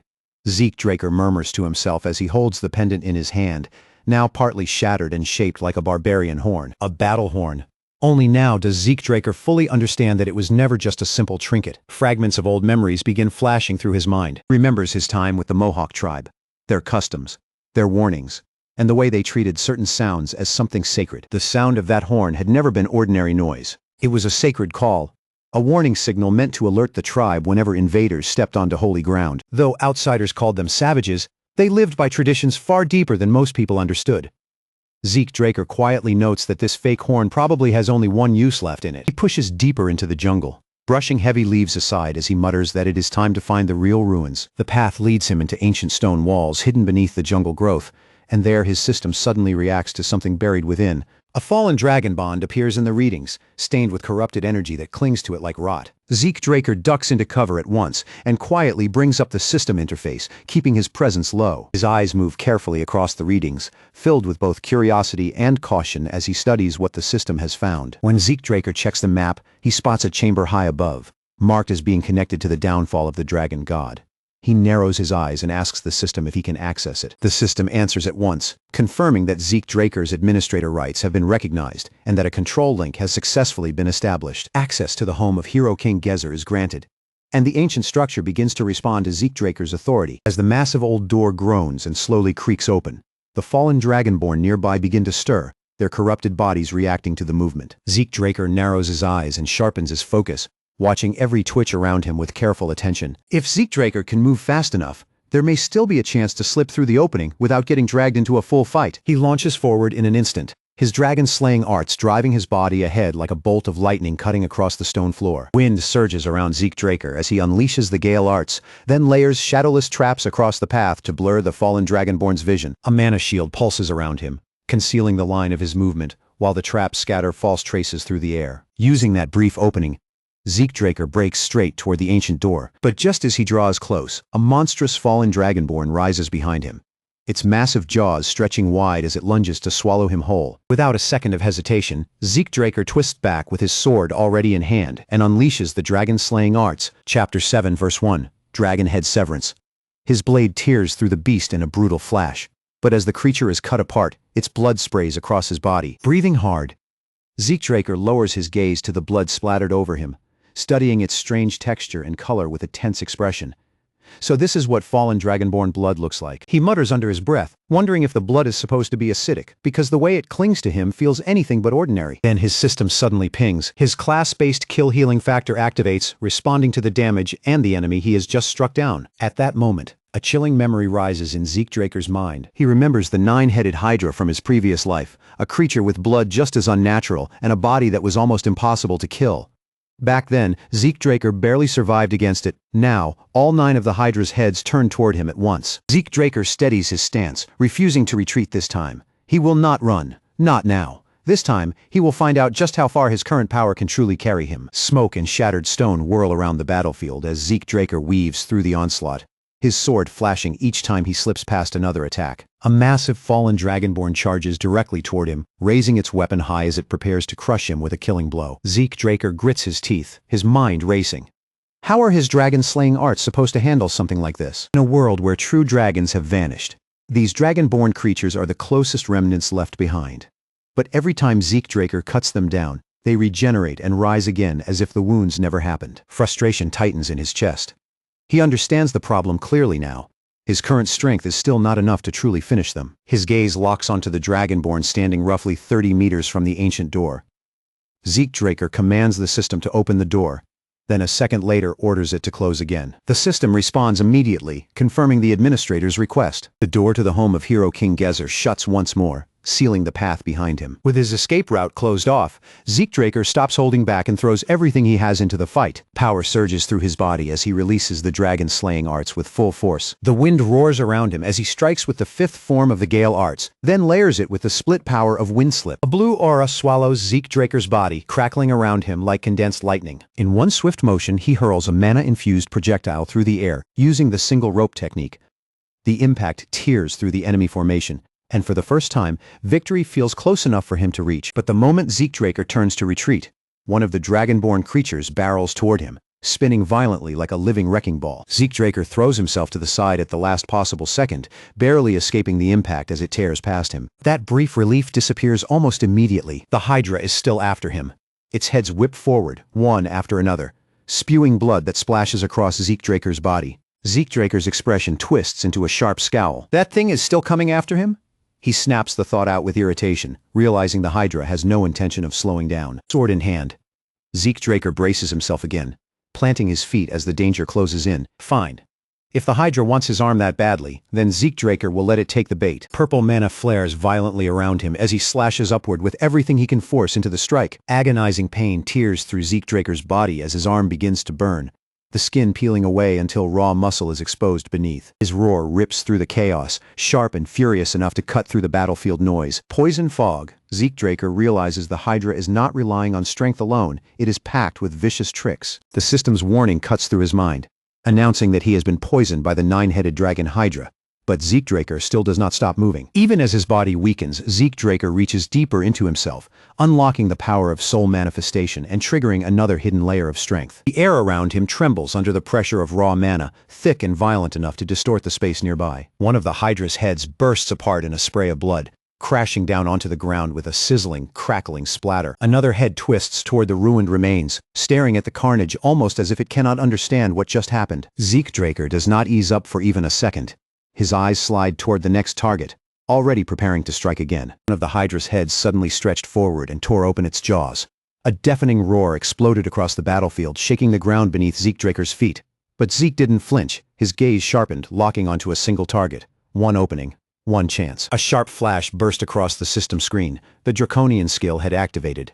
Dragon's Dignity. An overwhelming wave of dominance surged out from Zeke Draker's body. Mana curled around him like a raging storm, heavy and commanding, pulsing as if it carried the authority of a true dragon. The air itself seemed to bend under the pressure, and the Hydra was caught inside that crushing aura. In the next instant, Zeke Draker's eyes ignited with a vivid purple glow.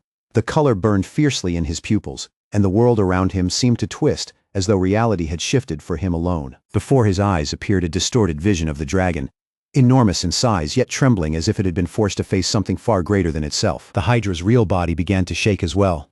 Its massive frame froze in place, every head stiffening as fear sank into its instincts. If you don't want to be crushed, move, Zeke Draker growled in a low, threatening voice. The beast wavered for a moment, its head twitching in hesitation, but then it finally shrank back and slithered out of his path. Zeke Draker didn't waste even a heartbeat. He pushed himself forward and made it to the door, his body swaying from exhaustion. Barely keeping himself upright, he panted and muttered under his breath. Why didn't I just use Dragon's dignity earlier against the Dragonborn? His fingers moved quickly over the system interface as he searched for any sign that his condition was worsening. Infinite stamina was still active, yet the Hydra's poison continued eating away at him from the inside. The more he checked, the heavier his worry became. A new system prompt flashed before him. Fear status inflicted on the fallen Dragonborn. Do you wish to activate Dragon Control Authority and attempt subjugation? Zeke Draker's eyes narrowed at the message. So the fear caused by Dragon's dignity had actually taken effect. But the moment he tried to reach out and force the creature under his control, the system stopped him cold. Access denied. Administrator authority insufficient. Zeke Draker clenched his fists, frustration tightening across his face. I need administrator rights for everything, he muttered bitterly, his voice rising despite the pain. I can't even use this power the way I'm supposed to. But before he could curse any further, another warning slammed across the system screen. The Hydra's poison had intensified again, spreading deeper through his body and reaching a lethal stage. Zeke Draker cried out as the pain ripped through him, sharp and merciless, forcing his body to buckle. Even his healing factor began to falter. His breathing turned shallow and strained as he forced the words out. There has to be a way to fix this. The system answered his desperation almost immediately. Activate Glutton, a skill capable of consuming bloodline-based abilities. A sudden spark of hope flashed in Zeke Draker's eyes. If the poison came from a bloodline trait, then Glutton might be able to devour it. His pulse hammered as he stared toward the fallen Dragonborn. The draconian skill flared to life, releasing a strange and hungry power from within him. The blood scattered near Zeke. Draker began to glow faintly. Small red lights shimmered across the ground, like dying embers burning in the darkness. The dragon watched in shock as the energy was pulled away. Fallen Dragonborn energy absorbed, Glutton's skill rank increased. As the last remnants of the creature's life force seeped into him, Zeke Draker felt some of his strength return, though not completely. Partial bloodline absorbed. Constitution incomplete. The overload crashed through his body, and he dropped to his knees, trembling violently. Then, with a sudden burst of strength, Zeke Draker drove his fist into the ground, the impact echoing beneath him. Bingo! He breathed, a weak but satisfied grin spreading across his face despite his battered state. The system rang out one final time. Hydra, poison neutralized. Poison resistance constitution acquired. Zeke Draker glanced over the updated stats, taking in the low-rank administrator privileges, the newly gained skills, and most importantly, the one trait that had saved his life. He leaned back slightly, his thoughts moving fast. So this was what poison resistance truly meant. As Glutton leveled up, Zeke Draker paused and wondered if the increase had happened because he had absorbed an elimination target. The system confirmed his guess, and his eyes grew sharper. This had not been a simple power boost, it had given him a vital clue. Zeke Draker forced himself back onto his feet and pushed through the ancient doorway. Time to move, he muttered, still catching his breath. That Hydra cost me way too much time. As he stepped forward, his thoughts drifted toward the old legend of hero King Kaiser. Kaiser was said to have been born half human and half fairy, the child of a wise sage and the fairy monarch herself. From the very moment he entered the world, fate turned against him.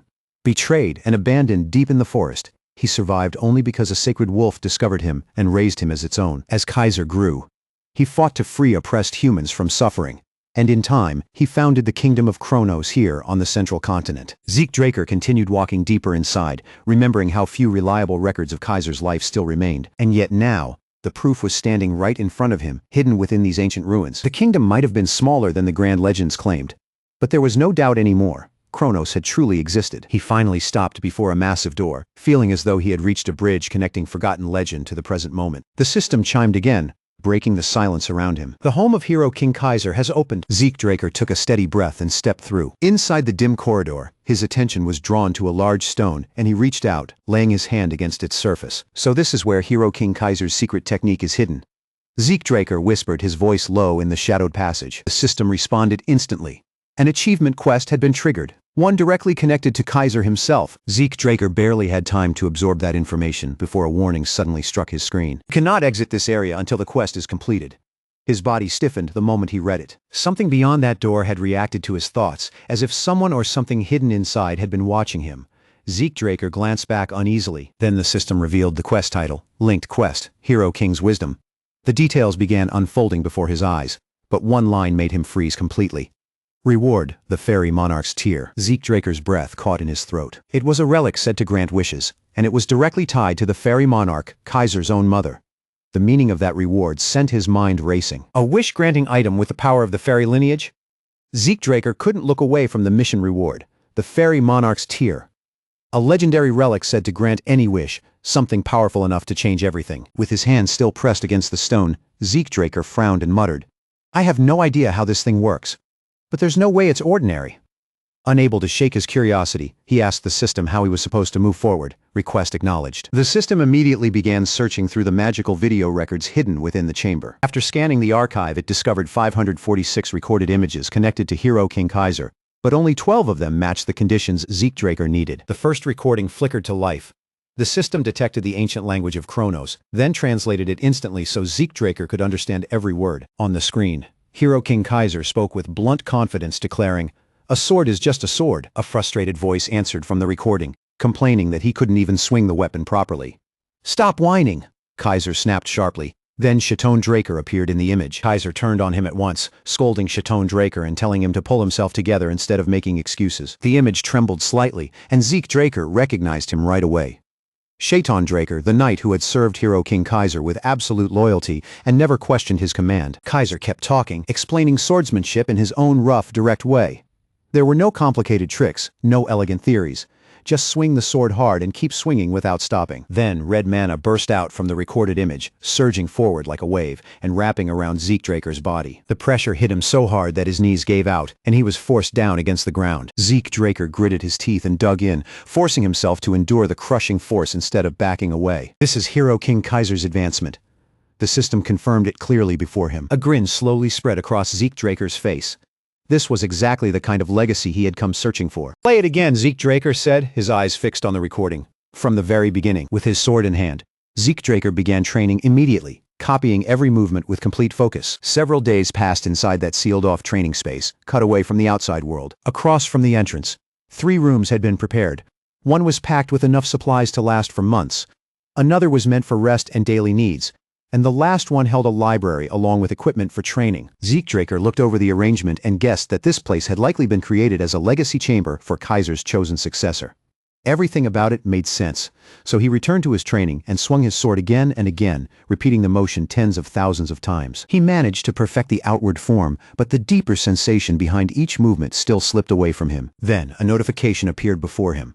Advancement acquired. Hero King Kaiser's technique. The word elemental flashed across the system screen. Curious about what it meant, Zeke Draker asked for more details, and the system immediately answered. Advancement. Morning speed. Hero King Kaiser's specialty. Without warning, the spirit of Hero King Kaiser appeared directly in front of Zeke Draker. The legendary monarch stepped forward with an overwhelming presence, and the system confirmed his identity. Sovereign of the ancient kingdom of Kronos. Zeke Draker stared at him, frozen where he stood, unable to hide the awe in his eyes. Without saying a single word, Kaiser drew his sword and lunged forward, launching an attack without warning. Zeke Draker barely managed to dodge, but the force behind Kaiser's strike still blasted him backward and slammed him into the wall. "Get on your feet!" Kaiser barked. Zeke Draker clenched his jaw and forced himself up, feeling as if he were facing a battle-hardened master from an age long gone. Kaiser grumbled under his breath. He might actually have a talent for swordsmanship. The old knights would die all over again if they saw this. The sheer power coming from Kaiser was absurd. Zeke Draker steadied his breathing and wondered if this was some kind of trial. Kaiser charged again, closing the distance in an instant as his sword came slicing down. Zeke Draker dodged by a hair, barely keeping up with the attack, and a sharp thought crossed his mind. Was the Hero King actually trying to kill him? Gripping his weapon tightly, Zeke Draker let the doubt slip from his mouth. "Can I really face a Hero King head-on?" Kaiser laughed at him, the sound sharp and mocking, clearly unimpressed by Zeke Draker's hesitation. Zeke Draker stopped moving for a moment. He cleared his thoughts, lowered his sword, and forced his body and mind into stillness. Then, as he raised the blade once more, blue mana began to surge around him in a fierce glow. "All right," Zeke Draker said, his focus sharpening. "My turn." Kaiser looked at the blue light gathering around him and smirked. "What? Are you some trainee under Chaton Draker? What do you call that power?" Zeke Draker didn't answer with words. Instead, he kicked off the ground and charged straight in, blue energy crackling around his body. Kaiser lifted his sword almost lazily to block, glancing at the energy as if testing it. "You call that aura, do you?" With barely any effort, he turned Zeke Draker's attack aside. "No, that's not it." Zeke Draker's eyes widened as he realized that even Kaiser's smallest movement carried terrifying, crushing force. The Hero King stepped in calmly, his blade sharp and steady. "Forget the name. If it's fun, that's enough," Kaiser said, striking once more. Zeke Draker ducked under the blow, his body moving on instinct as he shouted back. "Then let's enjoy it." Their swords crashed together, and waves of radiant mana burst out from the point of impact. The collision shook Zeke Draker all the way to his core. "I knew it would be hard," he muttered through clenched teeth. "But this is unreal." The difference in strength felt like an endless void opening in front of him. "I'm nothing," Zeke Draker whispered, feeling the crushing weight of that gap settle over him. No, he couldn't let himself get trapped in that thought. Kaiser was simply standing in a completely different realm. Is this what it means to be a Hero King? Zeke Draker wondered. Deep down, Zeke Draker understood that this brutal exchange was only the beginning. Suddenly, the system lit up in front of him. Skills activated: one-hit kill, high-speed movement, rapid slash, and Dragon Claw from the Dragon King set. Kaiser looked Zeke Draker over with a cool, unreadable gaze. "So you're throwing around Dragon King techniques without actually being one?" Before Zeke could answer, the Hero King drove forward again, closing the gap with terrifying speed. His eyes sharpened as he studied the power gathering around Zeke Draker. "Elemental power? Is that what this is?" Kaiser asked the question right in the middle of his strike. Zeke Draker flinched under the pressure, but he forced his body to move and swung back with everything he had. Zeke Draker unleashed his attack at full force, pouring all his strength into the motion. Their blades flashed through the air, each movement cutting a bright line across the space between them. Sparks burst out with every clash. Each blow landed heavier than the one before, making the air tremble around their swords. Zeke Draker kept fighting back with all he had, but the longer the exchange continued, the clearer the distance between him and Kaiser became. When the clash finally died down, Zeke Draker slowly opened his eyes, still shaken by the overwhelming force of the battle. Kaiser was sitting nearby as if nothing had happened, completely calm and composed. "You're still weak," he said flatly, "but at least now you've finally started to wake up." A faint grin tugged at Kaiser's face. "And I wasn't even fighting seriously. I shut down my skills, my Dragon King powers, and my elemental force. I didn't use any of them." Then Kaiser noticed something strange. His expression shifted, and he walked closer to Zeke Draker, his gaze turning sharp. "Your soul is partially merged with the spirit realm." Zeke Draker repeated the words in confusion. "The spirit realm." Kaiser gave a small nod, as if the answer was obvious. "You've touched the edge of death more than once while still living in a mortal body," Kaiser explained. "That's probably why you're able to reach elemental power at all." Trying to keep up, Zeke Draker shook his head. "You keep throwing out terms like Chaton's skills, spirit realm, and elemental power. I don't understand any of it. Can you just explain it in a way I can actually follow?" Kaiser frowned, his eyes piercing straight through him. "Quit pretending," he said. "You're not nearly as clueless as you're acting." He stepped closer and asked in a lower voice, "What is it you're really chasing?" Zeke Draker stayed silent, unable to find the right answer. Kaiser didn't bother waiting for him to speak. "You're pushing forward for one thing," he said. "The elemental sword." Kaiser stood tall, his presence steady and unshakable. "Elemental power isn't just energy," he said firmly. "It's the raw force that supports all existence. Water, fire, earth, and wind. Those four elements govern everything in this world, and the elemental sword draws its strength directly from them." Kaiser raised his blade, the air around him changing instantly. "Watch closely," he said. "This is a wind elemental field, combined with a strong blade technique." A controlled gust began coiling around Kaiser's weapon, rippling through the air like an invisible current taking shape.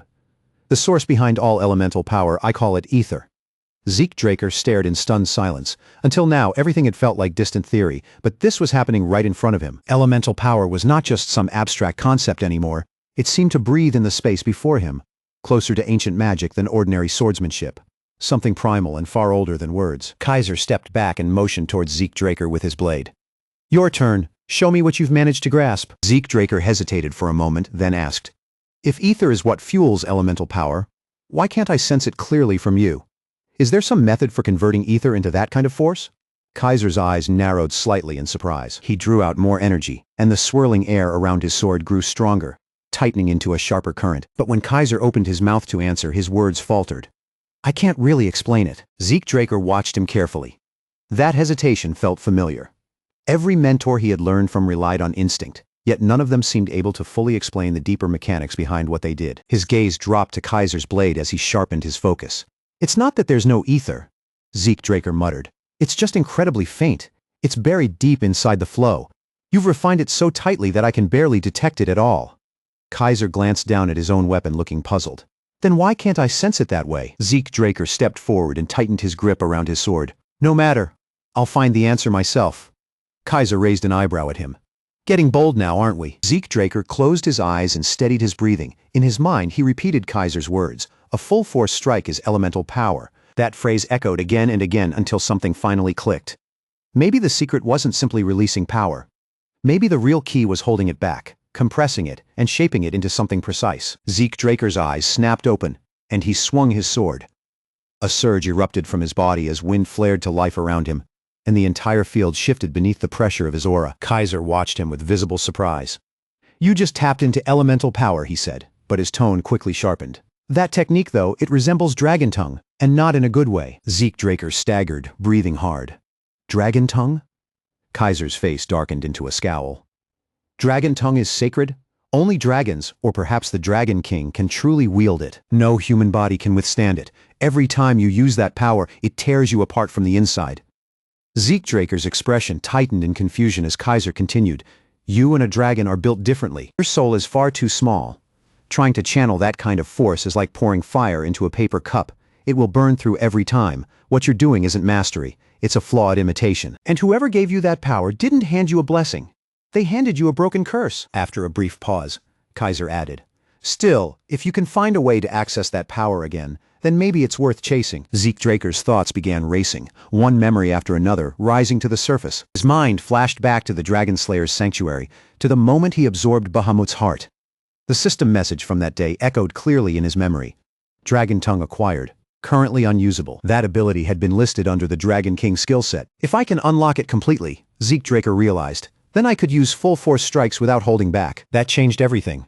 It gave him a new reason to push himself harder, to move faster, and to go further than before. But before Zeke Draker could sink any deeper into his thoughts, Kaiser raised his sword again.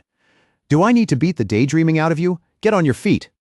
Zeke Draker hurriedly scrambled up, and Kaiser's tone softened just a little. Advanced training takes much longer than learning the basics. But with your heavenly body and all those synchronization sessions, you're finally starting to understand it. You're learning how the elemental sword actually works. Zeke Draker nodded, sweat running down his face. Kaiser continued.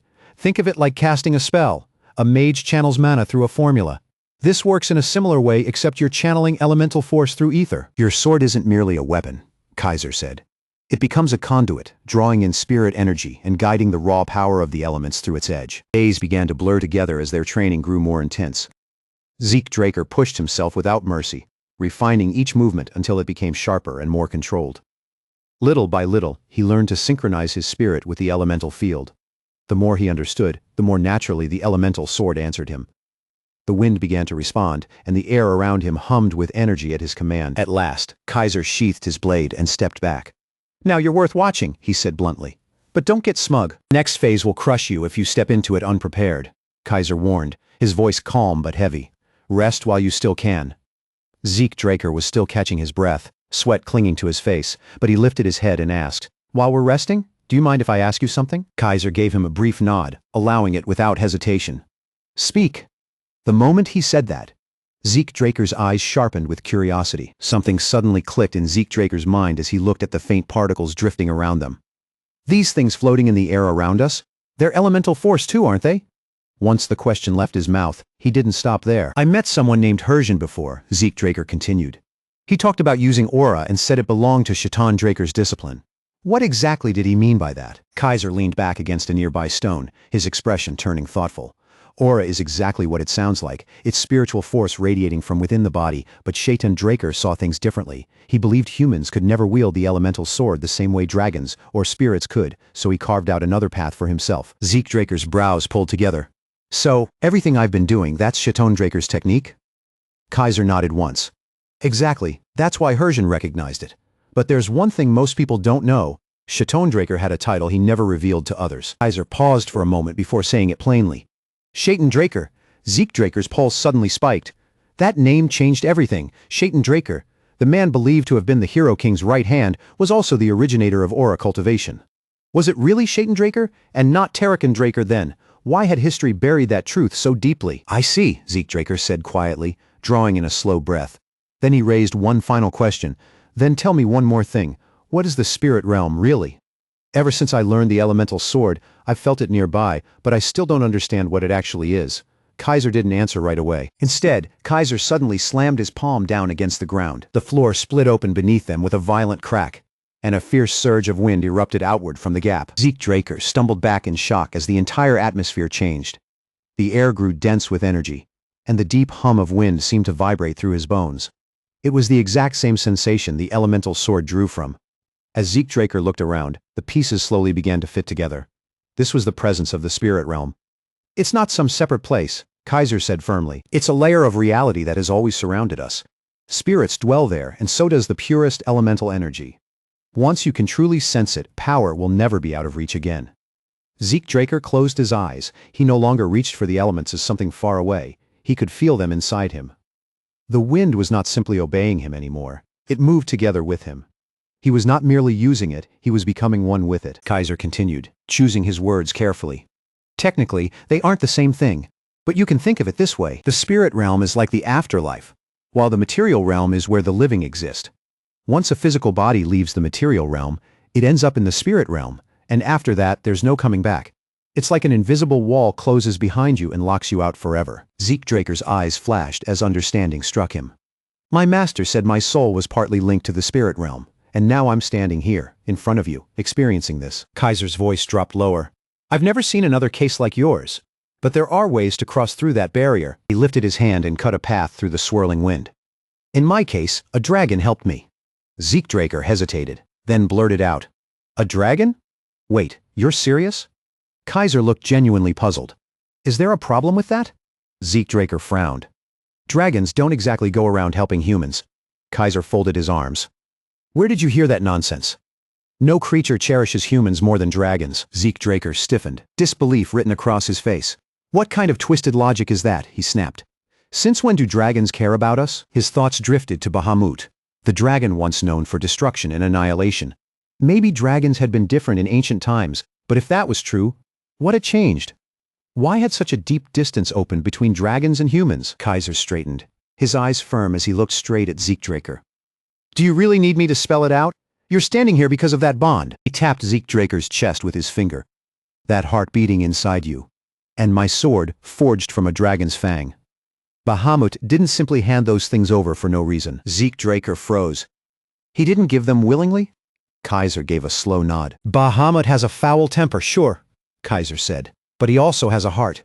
He can't refuse someone who speaks from the soul. Zeke Draker's thoughts spun wildly. So Kaiser and Bahamut, the so-called destroyer, had actually been allies? That was a truth better left unsaid, at least for now. Zeke Draker rubbed the back of his head trying to play it off. Yeah, my clan has always served Lord Bahamut. We offered those things to him as part of our duty. He forced a grin onto his face. I guess people just get the wrong idea about me. Kaiser burst into hearty laughter. You've still got that fierce loyalty running through your blood. Then his voice softened slightly. Bahamut's temper has gotten him into trouble more than once. I had my fair share of clashes with Kronos because of it. Zeke Draker immediately perked up. Kronos? You mean the dragon? His gaze narrowed. Wait, or are you talking about the kingdom? Memories flickered through Zeke Draker's mind. Old stories passed down by his ancestors. Bahamut mentioned him often. Was the kingdom of Kronos really named after Lord Kronos? Kaiser let out a soft chuckle. Kronos was my contractor. I couldn't think of a name for the kingdom, and there he was, lounging around and sipping tea. So I named the kingdom after him. Zeke Draker's eyes widened again. A dragon drinks tea? That must be one of those shape-shifting things, right? Kaiser smiled faintly, his gaze drifting into the distant past. Kronos never seemed surprised by how humans acted. Honestly, I think he just wanted to make sure his name lived on. Zeke Draker started to answer, but Kaiser suddenly fell silent. At that moment, another thought clicked into place inside Zeke Draker's mind. Thousands of years ago, dragons and humans must have lived side by side in peace. But if dragons openly used their full strength to help people, their power would throw the balance of the world into chaos. To prevent that, dragons likely suppressed their power, took on human forms, and formed sacred contracts with chosen individuals. People like King Kaiser were not simply rulers. They were contractors. Zeke Draker's thoughts began tumbling even faster. Could that be why ancient artifacts were so unbelievably powerful? Had they been created with the cooperation of dragons? But then, what happened? Why had that bond faded from the world? Kaiser abruptly lifted his hand. If you think any harder, my head's going to fall off from waiting. Snapping out of his thoughts, Zeke Draker let out a sigh. Maybe it was finally time for him to properly read those old records. He walked up to Kaiser with a faint smirk. You waited 2,000 years for someone to inherit your place. A few more minutes won't kill you, Kaiser grinned back. You really do have that attitude? Kaiser's gaze sharpened as he studied Zeke Draker closely. Let's see how long that confidence lasts. It's time for your final training. With that, he lifted his sword. We're going to spar. The air around them grew heavy as Kaiser raised his blade, its edge catching the light. But this won't be like our usual fights. There's a twist. A strange stillness settled over the field, as if even the wind had paused to listen. From noon onward, no food and no rest. The match ends only when I say it ends. Kaiser leveled the sword directly at Zeke Draker. And you'll be restricted. You may use only the elemental sword. No other techniques are allowed. Zeke Draker tilted his head slightly, testing him. And what happens if I decide to break the rules? Kaiser's smirk deepened, turning sharp enough to feel like a warning. In one swift motion, Kaiser unleashed the elemental sword and ignited a field of fire around him.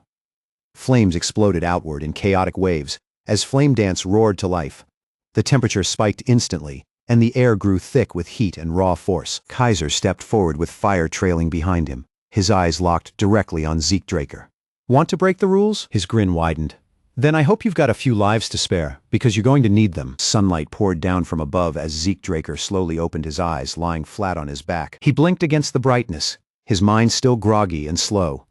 Did he black out during the test? The question drifted through his head, and then the realization struck him. This was already the second time he had collapsed like this. The first had been back when he was partnered with Duke Draker. A chime rang in his ears, and the system delivered its warning. Excessive skill usage has breached the fatigue threshold. Emergency shutdown of consciousness has been triggered for user safety. Zeke Draker sighed inwardly.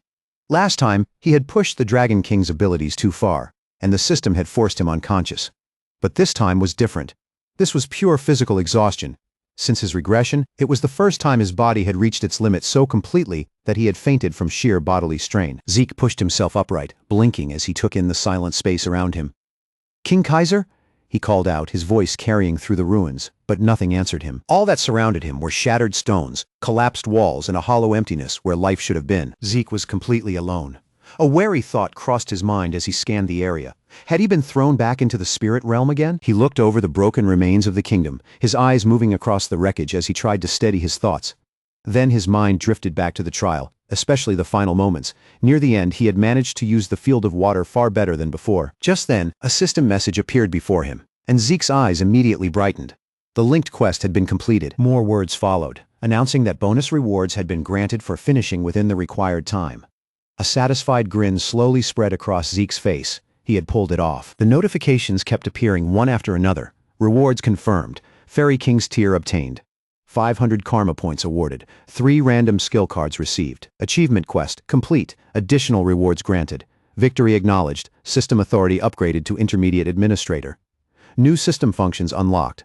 Zeke stared at the flood of messages, his mouth parting slightly. This was far more than he had expected all at once. The system continued without pause. The Wagner quest book had been upgraded to intermediate tier. Item shortcut slots were now unlocked. Minimap portal travel had been activated. The administrator's soul had been partially unsealed. Bahamut's heart remained sealed, but the seal status had dropped to 90%. Then even more information poured in, stacking up in front of him like a rushing waterfall. Skills, menus, system functions, and administrator privileges all appearing at once. Zeke could only stare at the floating windows for a moment, stunned by the sheer amount of information. Sorting through all of this clearly wasn't going to be quick. He slowly rubbed his chin, falling into thought. When he had absorbed Bahamut's heart, the seal had been sitting at 95%. Now it had fallen to 90%. Another system message suddenly appeared, warning that the detected power exceeded the host's current capacity. 95% of the acquired power had been compressed and sealed away. Zeke's expression shifted with understanding, so that was why the seal hadn't opened completely before. He nodded faintly, remembering all too well how dangerous it felt when too much power flooded the body at once. After running the numbers in his head, he realized he was only handling roughly 10% of the strength contained inside Bahamut's heart. His eyes sharpened as the pieces began to connect. Even Dragon Tongue, the strange skill that karma points couldn't affect, and the dragon-type domination ability might both be tied to the condition of that seal. Zeke lowered his voice, almost speaking to himself. He would have to keep a close eye on it from now on. Then his attention shifted to the reward boxes, still waiting in the system window. With a single thought, he opened them. The first item appeared immediately, boots forged from mature iron, described as both lightweight and highly durable. The next reward followed right after it. Leg armor also forged from mature iron, with the same lightweight and impressive durability. Then a third item emerged from the reward list. A pair of earrings made from crystal, carrying a unique effect that increased mana regeneration speed by 15%. Zeke let out a low whistle as he examined them. These weren't ordinary rewards at all. He lifted the crystal earrings closer, admiring the fine workmanship and the clean shimmer of the material. Items like these could bring in a serious amount of money if he ever chose to sell them. Then his expression turned into a pleased grin. With the new boots and leg armor, he now had pieces that matched his gauntlets. At this rate, he was getting close to completing the entire set. Zeke tilted his head slightly, his eyes returning to the system menu. Now it was time to see what those random skill cards had given him. He tapped the option, and the system immediately responded to his command. A new notification flashed in front of him, announcing that a skill had been unlocked. The first skill was Static Electricity, a C-rank ability. As the system began listing its details, the second reward appeared as well. Another skill had been unlocked, Flash Bomb. The system moved on to explain that ability too, and then the third card finally revealed itself. The final skill registered in the system window. Zeke frowned slightly when he saw the results. All three of them were C-rank. He let out a small sigh, but he shook off the disappointment almost immediately. If powerful, high-tier skills were handed out that easily, everything he had endured to earn them would have lost its meaning. A new alert sounded as Static Electricity activated. The edge of Zeke's sword began to crackle, thin arcs of lightning crawling along the blade in sharp, flickering lines. Zeke raised an eyebrow at the sight. For a C-rank skill, the effect was much stronger than he had expected. It looked simple at first glance, but the way it could be applied seemed surprisingly flexible. He nodded to himself, already thinking through possible combinations. If he linked Flash Bomb with Dissonance, it might produce an effect even more useful than the artifact he had used during the rank advancement test. Zeke glanced back at his status window and muttered under his breath. The system upgrade had opened up several new functions for him. He selected one of the newly unlocked options and opened it. The system displayed the new item shortcut slots, explaining that registered items could now be used almost like skills. Zeke gave a thoughtful hum as he read the description. That was convenient, especially as a backup in dangerous situations. He looked over the available options, weighing them carefully. With his infinite stamina and healing factor, he wondered if he even needed to waste those slots on ordinary potions. But a quiet warning tugged at the back of his mind. No ability was truly perfect. He remembered Kaiser, an opponent whose strength couldn't be overcome by endurance alone. There was no guarantee he wouldn't run into someone like that again, or perhaps someone even worse. And beyond that, he still didn't know whether his healing factor had a limit. Once that thought settled in, Zeke didn't hesitate any longer. He quickly clicked the purchase button and made his choice. A top-grade healing potion was purchased through the system. The item was immediately registered to one of his shortcut slots. Zeke checked his remaining karma points and gave a small nod. Expensive or not, it was worth it. He studied the potion's effects and details, then murmured to himself. This would be his failsafe, a final backup even more reliable than infinite stamina when things truly went wrong. While the system continued flashing with alerts, Zeke's gaze landed on one message in particular, the Fairy King's tear. He took out the small bottle, holding it carefully as the system displayed its description. The tear had been shed when the Hero King fell victim to a treacherous shortcut scheme. Using the bottle as a medium, it could summon the Fairy King from the spirit realm one time. Zeke's fingers tightened around the bottle. Among all the rewards he had received, this might actually be the most valuable one. Then he blinked, suddenly realizing what that meant. The Fairy King from earlier that day, this item was connected to him. Zeke stared down at the small bottle in his hand. According to legend, the Fairy King granted wishes to humans. If that story was true, then this bottle might give him a single wish, maybe even any wish he wanted. His grip tightened just a little more. But he only had one opportunity to use it, and there was no way he would waste something this precious on a random impulse. Looking at the tear, Zeke quietly made his decision. He would hold on to it until the moment truly mattered. With that decision made, Zeke turned away from the ruins and began walking forward. When the right time came, he was sure he would know. Before much time passed, the scenery around Zeke suddenly shifted. He blinked once, taking in the familiar counters, walls, and atmosphere around him, then realized where he had arrived. This was the Adventurers Guild. Zeke's eyes moved quickly across the room as he checked his surroundings, and it didn't take long for him to understand what had happened. He had been teleported here. A faint look of interest crossed his face. That new system portal travel function wasn't just some flashy extra feature. It actually worked, right on cue. The system chimed in again. A message appeared in front of him asking if he wanted to use system portal travel. Then another prompt followed, telling him to choose his destination. Zeke scrolled through the minimap, studying the marked locations with growing curiosity, so he could simply choose a place and appear there directly. Notifications began popping up one after another, listing the required points for destinations like King Kaiser's Sanctuary and the Argos Kingdom's 8th Adventurer's Outpost. Zeke nodded as he caught on. The farther the distance, the more points it cost, but aside from that, there didn't seem to be many strict limitations. If he had enough points saved up, He could even move between continents in an instant. The thought made the corner of his mouth lift into a smirk. This wasn't merely convenient. For someone like Zeke, it was perfect for shaking off anyone trying to follow his trail. It would be incredibly useful for the plans he had moving forward. Just then, something in the area caught his attention. Zeke glanced back, his expression shifting slightly. Flowers were blooming despite the winter cold. As he looked more carefully at the surroundings, recognition slowly settled in, and his brows drew together. There was no mistake. This was Valhalla, the most elite knight training academy on the central continent. Before Zeke could think any further, a voice cut into the silence. In all his 10 years as principal, the man said, he had never encountered a case like this. Zeke turned toward the speaker. The man let out a tired sigh, clearly displeased that a student had appeared an entire month after the entrance ceremony. He hadn't expected to spend 4 whole months dealing with a situation this troublesome. Zeke noticed a guide holding the recommendation letter, and the warning written on it stood out clearly. Failure to attend the entrance ceremony could leave admission entirely up to the principal's discretion. Waiting until the following year was technically an option, but Zeke already knew he couldn't afford that. He needed access to the secured archives, and no matter what it took, he had to persuade the principal here and now. Zeke stepped forward and gave a respectful bow. He explained that while training alone, he had fallen into a trance in order to overcome his weaknesses, lost consciousness, and remained that way for quite some time. Principal Flaubert Borges paused in the middle of trimming with his scissors. A trance! His eyes narrowed sharply as he looked at Zeke.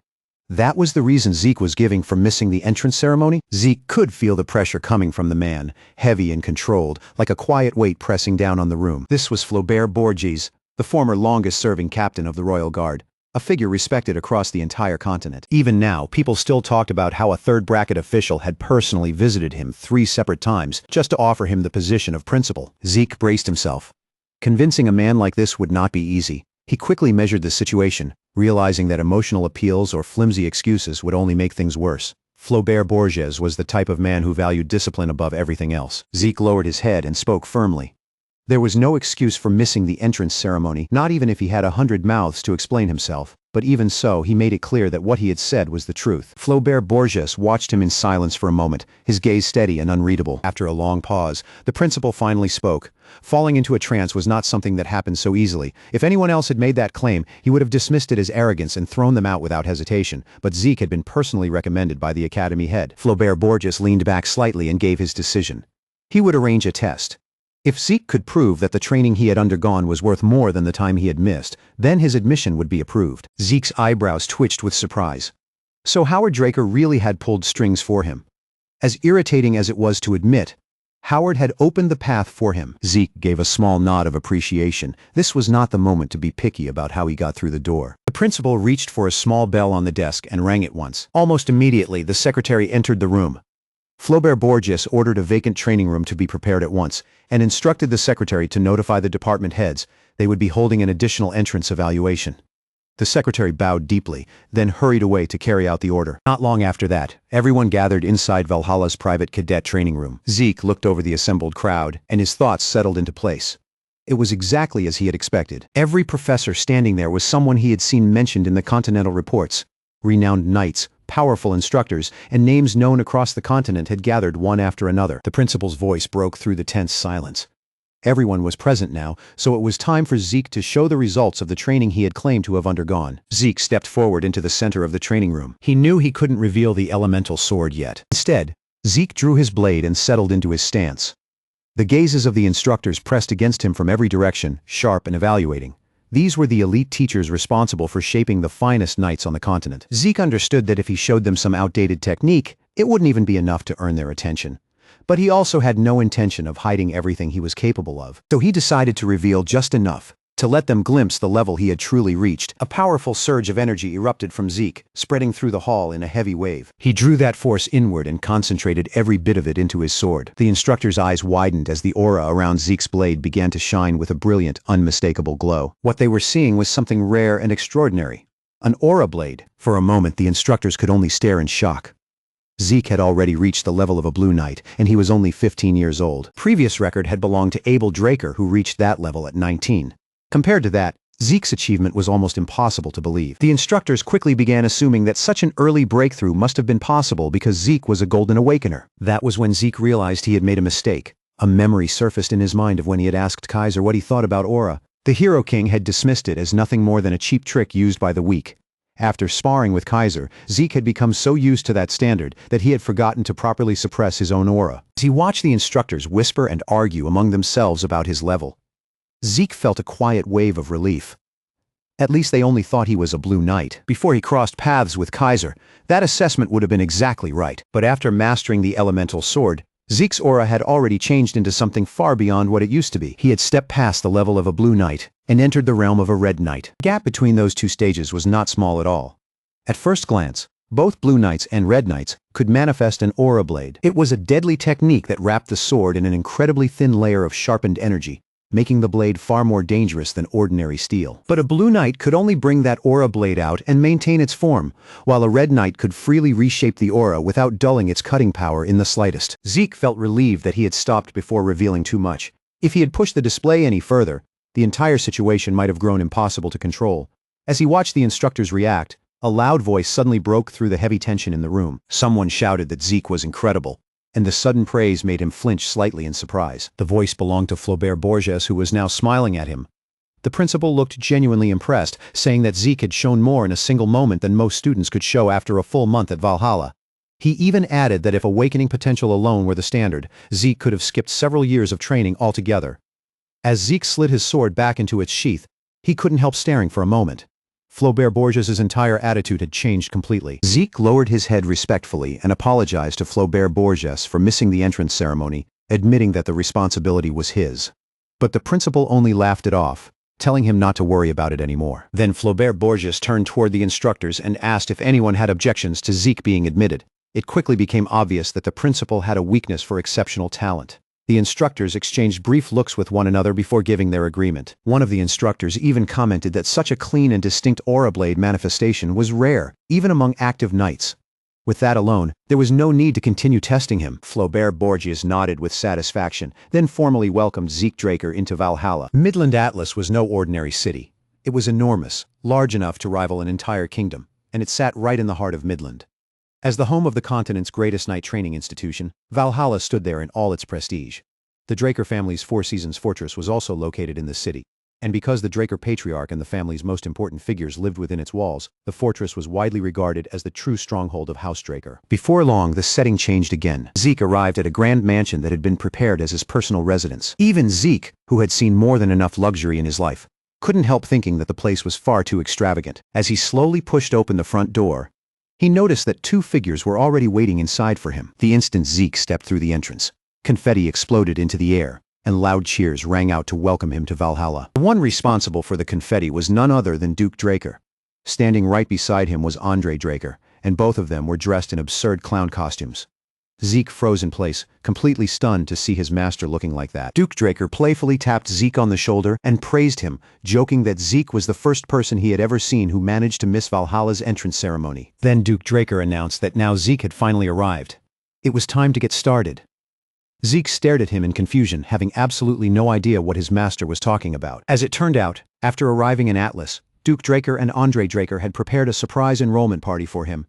Zeke couldn't help wondering what the two of them were doing here in his mansion instead of being at the academy. Apparently, Duke Draker had been summoned to the Four Seasons fortress by the patriarch. Then, about a month earlier, he had decided entirely on his own to become Zeke's personal housekeeper at the mansion. Andre Draker then explained that he had taken a position as an assistant professor at Valhalla.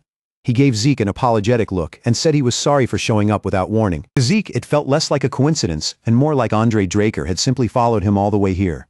He wasn't exactly happy about it. All Zeke wanted was a little peace and quiet, but now these two had barged straight into his private space without even asking. After drinking down several bottles of liquor, Duke Draker and Andre Draker eventually collapsed and passed out. By then, the night had already grown deep and quiet. The setting shifted once more, this time to a dimly lit bar tucked away in the darkness. A coin clinked against the counter as someone placed an order for a beer. The bartender's eyes widened the moment he noticed the Draker emblem on the customer's gloves. The person standing before him was Zeke. Zeke spoke casually, as if he had only come for a simple drink, and told the bartender that he wanted to meet Kay. In an instant, the entire bar fell silent. Every head turned toward Zeke, and weapons were drawn from every direction. Zeke didn't so much as flinch. He simply lifted one hand, calm and unshaken, and asked whether they really wanted to test him. The moment the men noticed the Draker symbol, the tense atmosphere broke apart. They quickly sat back down, lowered their weapons, and returned to drinking as if nothing had happened at all. The bartender, now visibly nervous, apologized to Zeke for failing to stop the others sooner. Then he reached up, pulled down a bottle from the shelf, and revealed a hidden door behind it. The bartender told Zeke that he would guide him to the branch manager. As they moved through the tunnel, Zeke noticed layers of protective magic built into the passage, including second and third tier enchantments. He recognized the style immediately. This was Kay's handiwork. Before Zeke's regression, two major intelligence networks dominated the continent: the Draker family's Order of the Black Knights and the Rome Empire's Imperial Intelligence Bureau. But there was one more network, one that operated far more quietly in the shadows: the Syndicate. The Syndicate had originally begun as nothing more than a loose group of smugglers. But once Kay joined them, everything changed. She transformed their smuggling routes into the foundation of a fast, efficient, and dangerous intelligence network. In Zeke's previous life, around this same period, he would have already been expelled from the academy. After that, he would have fallen under McCain's command, struggling desperately just to survive, before eventually clawing his way up as one of their hitmen. Back then, Kay had been only a branch leader. She had sought Zeke out with a job: clear out a critical transportation route. Her goal had been to expand her control and rebuild the Syndicate into an organization capable of rivaling both the Order of the Black Knights and the Imperial Intelligence Bureau. Through her skill, persistence, and ruthless efficiency, Kay eventually succeeded. In time, the Syndicate became hers. Later, after Zeke lost everything to the Empire, Kay came to see him once again. She handed him information about the artifact the Emperor was pursuing. She warned him that reaching it would not be easy and told him to be careful. Kay had thrown her full support behind Zeke's revenge, saying it was simply her way of repaying him for helping her transform the Syndicate into what it had become. Zeke understood exactly how much that support had meant. Without Kay's information, he never would have gotten anywhere near the artifact. He wouldn't have even had a chance. One thing was painfully clear to him: information was a weapon, and with the future no longer certain, having the right information was the best advantage he could secure. The bartender knocked on a door, then opened it for Zeke. As Zeke stepped forward, he thought that keeping a connection with Kay through this deal could only benefit him from here on. As Zeke stepped through the doorway, his eyes adjusted to the darkness, and he noticed a figure seated quietly in the shadows. A match suddenly flared in the dim room, its small flame lighting the end of a cigarette. Even after all this time, Kay was exactly as Zeke remembered her. A mana lamp flickered on a moment later, spreading a soft glow through the room and revealing the space around them. Kay looked straight at Zeke through the smoke and asked him why he had come there. She was a striking woman with vivid red hair and a bold, eye-catching figure. But her gaze made it clear she had no patience for wasted words. Kay told Zeke to skip the small talk and get straight to the reason he was here. Zeke didn't bother circling around the topic. He told Kay plainly that he wanted to establish a trade deal with the Syndicate. Kay raised one eyebrow, studying him with sharp interest. Why would a 15-year-old prodigy, a noble, a pure-blooded awakener from House Draker, and someone who had already reached Blue Knight level want to partner with a criminal organization? Zeke was quietly impressed by how quickly she had gathered information. Kay already knew what had happened at Valhalla, even though it had only just taken place. Without showing any surprise on his face, Zeke reached into his coat. It was obvious that Kay was testing him, and she had not yet accepted the idea of working together. So Zeke placed something on the table and told her to make her judgment only after seeing it. Kay's eyes settled on a pair of earrings. Zeke told her they were not ordinary jewelry, but artifacts, and calmly urged her to try them on for herself. Kay asked if they were meant for mana recovery, her tone not especially excited. Artifacts with that kind of effect were fairly common, so she clearly wasn't expecting much. Even so, she decided to humor him and slipped the earrings on. The next instant, the cigarette fell from her lips. In that single moment, Kay felt it unmistakably. The artifact's power surged through her mana flow, increasing her recovery rate by 15%. For someone who understood magical items, that number was outrageous. Most mana recovery artifacts only improved recovery by 1%. Even the highest quality pieces usually struggled to reach 3%. And yet this pair of earrings was performing 5 times beyond that standard. Kay stared at Zeke in stunned silence. There was no way an artifact like this could have entered the market without her hearing about it, which left only one possibility. Either Zeke had found it through a hidden channel even Kay didn't know about, or he had obtained it directly himself. That realization made her expression turn cautious. Zeke, still wearing a relaxed smile, asked her casually if she was finally ready to have a proper conversation. Kay couldn't help wondering who Zeke Draker truly was. After that, Zeke explained the arrangement in detail. With the sealed personal statement in Kay's possession, she could open a new account. He had already prepared a representative for the process, so all she needed to do was go to the Northern Atlas Bank and handle the item there. Kay understood that Zeke planned to sell the earrings, but she hadn't expected him to involve her in moving mysterious artifacts. Zeke then laid out his terms. She would receive 10% from each sale, along with an additional bonus for every 10,000 earned. For Kay, it was exactly the kind of offer she had been hoping for, and honestly, it was the best deal she could have asked for. At the same time, Kay quickly realized Zeke was not making blind assumptions. Somehow, he already knew she was a mage. Kay took the contract into her hands and told Zeke that she accepted the deal. She offered a brief wish for success, saying she hoped things would go well for both of them. But just as Kay turned to leave, Zeke stopped her with one last question, a faint smile still on his face. He asked whether her ghost ship was doing all right. Kay's eyes immediately narrowed. In the blink of an eye, several men stepped out behind Zeke, each one holding a dagger ready. Kay's voice turned cold and sharp as she demanded to know where he had heard about that. Zeke merely chuckled, brushing it off as though it were nothing more than a simple question. He teased Kay for getting so tense and even invited her to go ahead and threaten him if she wanted to. Then the air in the room changed completely. Zeke released his dragon fear. The pressure crashed down over the room like an invisible force, overwhelming everything in its reach and striking Kay as if something had clenched her soul. It felt as though she were staring into a bottomless abyss. Kay's body trembled despite herself. The men standing behind Zeke began shaking as well, their grips on their daggers no longer steady. In that moment, Kay understood that her information on Zeke was nowhere near enough. Even if she used the full strength of the syndicate, she could no longer be certain they would be able to touch him. Zeke calmly suggested that they move somewhere more suitable for the real discussion. The setting shifted to the syndicate's Atlas branch office. Kay was now seated behind her desk, while Zeke stood before her, his eyes moving across the contents of an oath contract. Zeke remembered that contracts like this were common among mages, a direct and practical way to bind an agreement with blood. The structure of the contract was simple, but the force behind it was absolute. Once both parties signed, a seal would appear on each of their arms, and if either side betrayed the other, death would follow. Even if betrayal or assassination somehow dissolved the seal, the consequences would still be severe, leaving behind an endless restriction that would make life nearly unbearable. Kay, wanting at least some protection, asked Zeke to sign the contract. Someone like him could easily change his mind and kill her, so she had no intention of relying on trust alone. Zeke gave her a knowing smile and agreed without hesitation. He sliced his hand with the pen and signed the document in blood. As soon as the blood touched the contract, a magic circle formed above him. Zeke told Kay that he would sign as many contracts as necessary if that was what it took to earn her trust. Immediately afterward, their signatures burned into existence on both of their arms like sealed marks. With the formalities finished, Zeke sat down across from Kay and said it was time for them to speak properly, as partners. Zeke looked at Kay and asked directly whether someone was using her ghost ship to move Soma into the market. Kay let out a slow sigh, the tension in her face making it clear that Zeke had struck the mark. Somehow he already knew, so there was no point denying it. She admitted it. Yes, the ghost ship was being used to distribute Soma into the market. Soma was a forbidden drug. And after the Civil War brought the Old Kingdom down, the southern region had turned into a refuge for those producing it. Zeke quickly pieced the situation together and guessed that the reason had something to do with one of the transcendent households. Kay confirmed his suspicion. Her clients wanted to avoid any conflict with them at all costs. The only land route connecting the central region to the southern region crossed a vast desert controlled by Ishtar, one of the transcendent households.